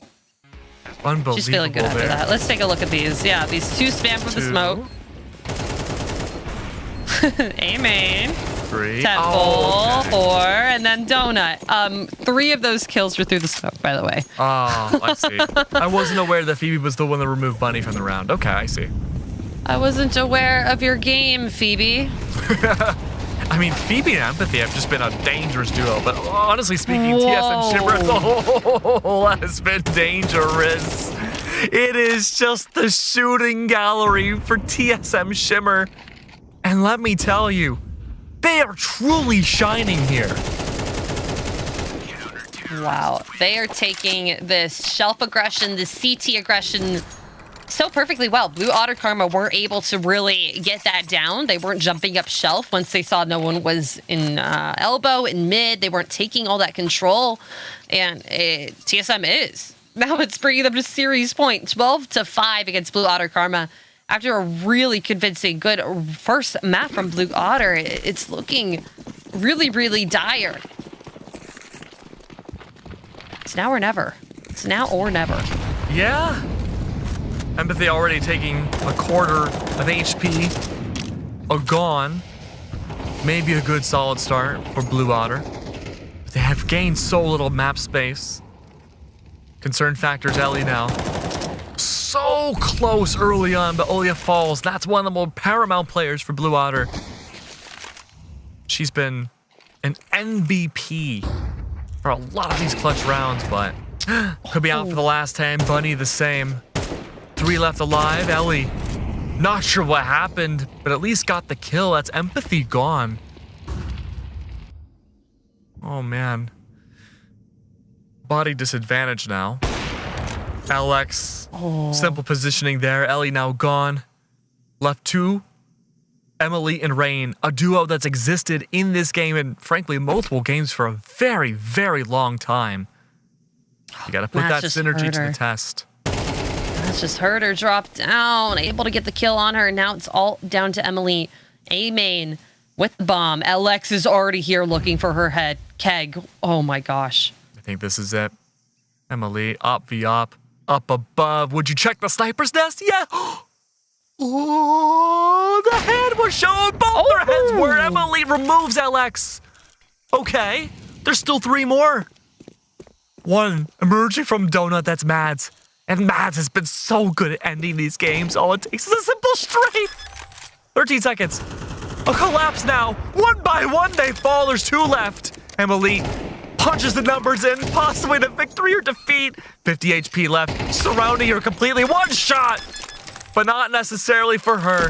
That is a great win for TSM Shimmer. A very, very hard battle fought from Blue Otters, but congratulations to TSM Shimmer. 2-in-1 map series. We're able to reverse sweep this after losing Blue Otters a map pick of Anubis. Congratulations to Shimmer. I mean, Shimmer, after their defeat on map 1, they looked so dominant after the break. They recognized what they needed to do for Dust 2. They kept the vibes high. They looked fantastic on a map that frankly looked very uncomfortable for Blue Otter, but even on a more played map like Ancient, TSM just had something in store every round to switch it up. Yeah, it just felt like maybe they had a little bit of a break to take a nap, get some water, maybe some soda, a little bit caffeine, something that just woke them up, got them ready for the next 2 maps, and just something awakened in them. We saw TSM Shimmer.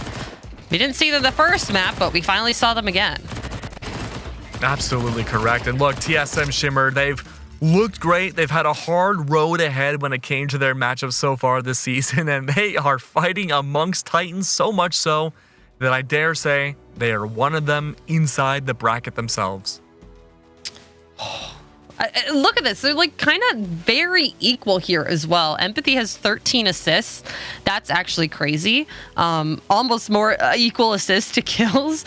She was just doing so much damage in mid, throwing the nades, throwing the mollies over in elbow, just always being a menace towards what's it called? Shelf.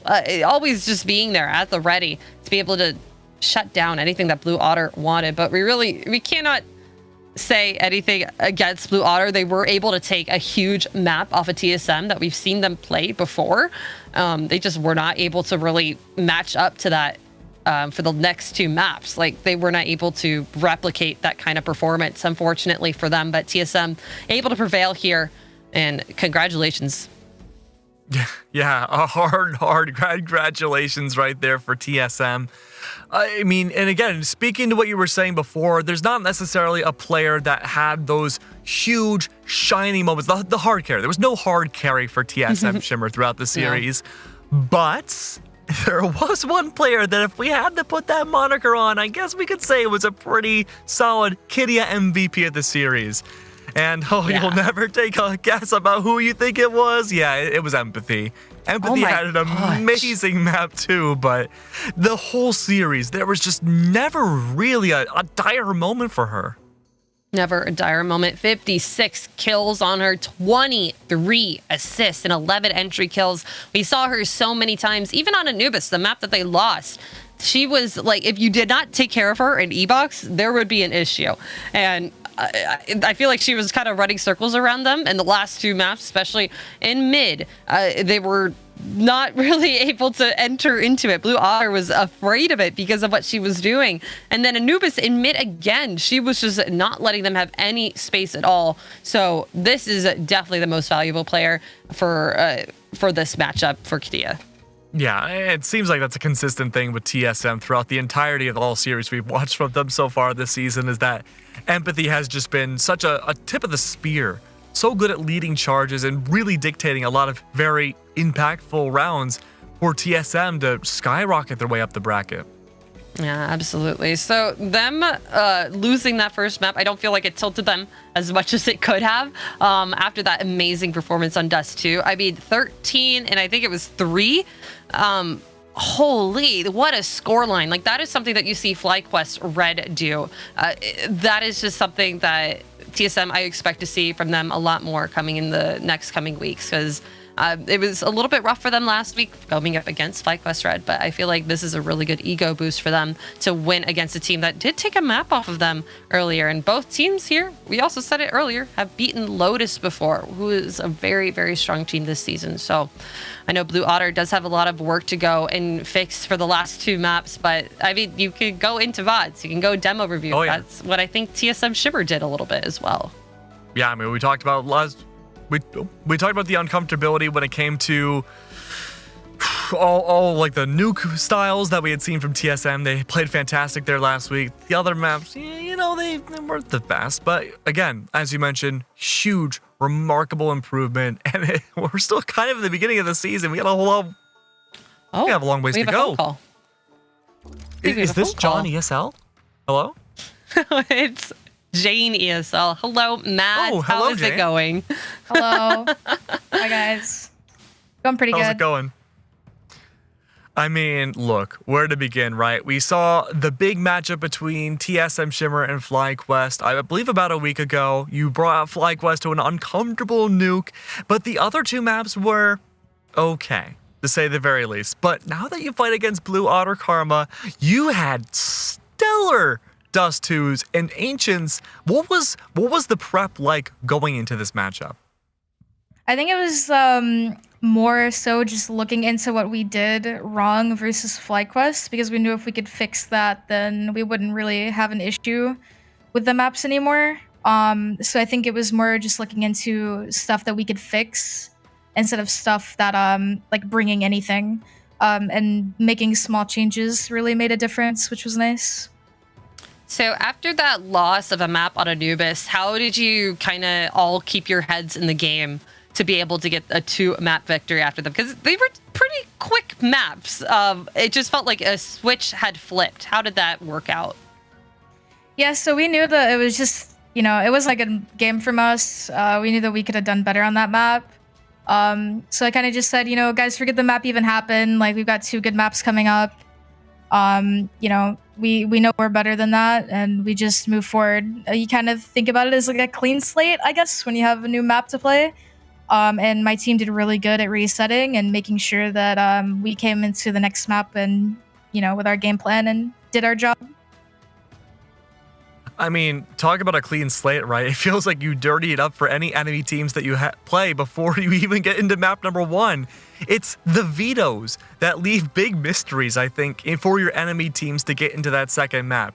2 weeks in a row now, you have made your enemy team face against a map that it seems like they really don't have a lot prepared for as much as other maps, right?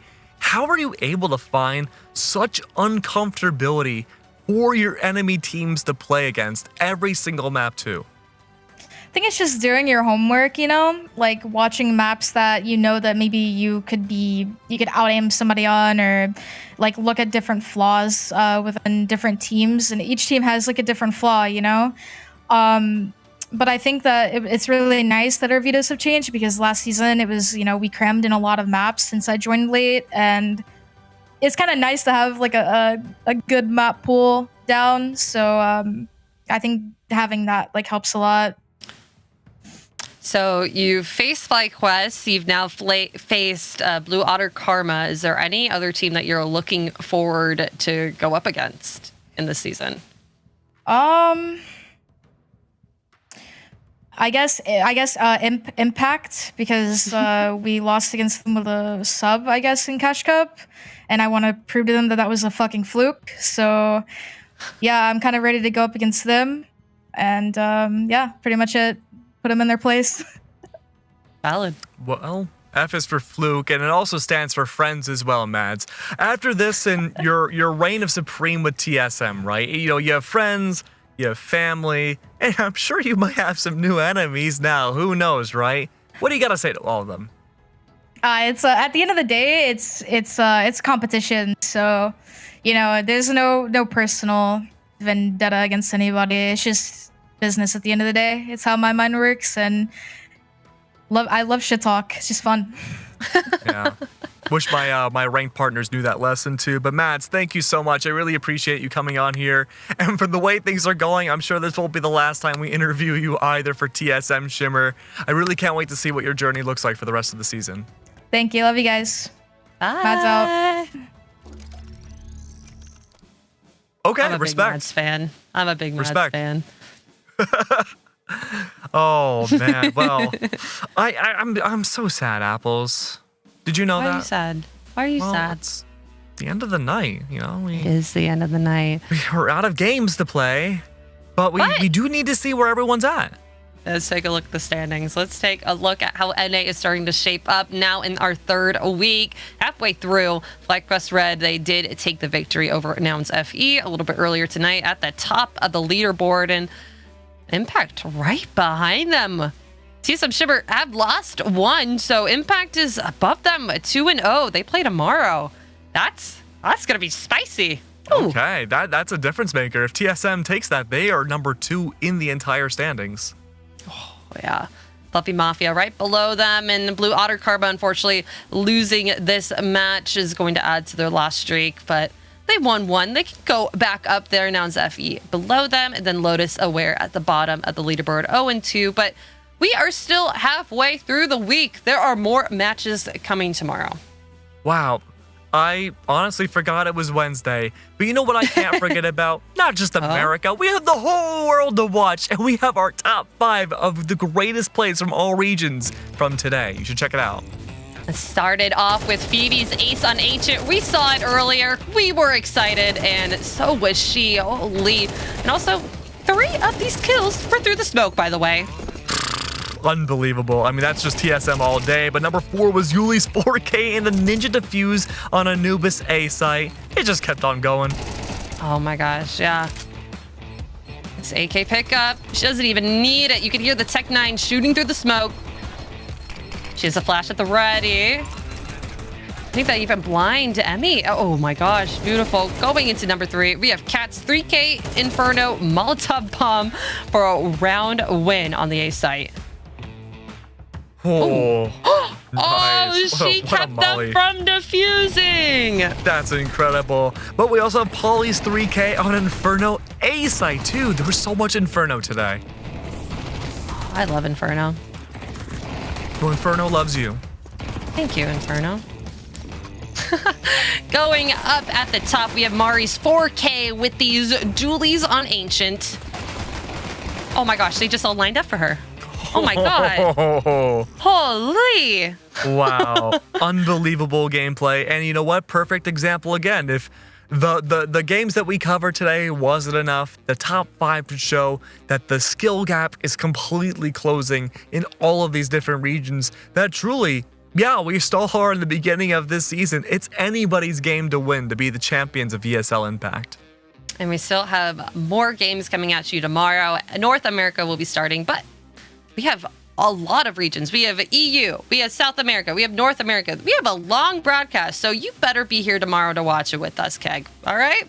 Absolutely. Well, you know what? I believe, at the very least, I'm on tomorrow. I hope you're on tomorrow. Oh my gosh, I'll be there tomorrow. We'll both be there tomorrow. North America. Does that mean we're casting together?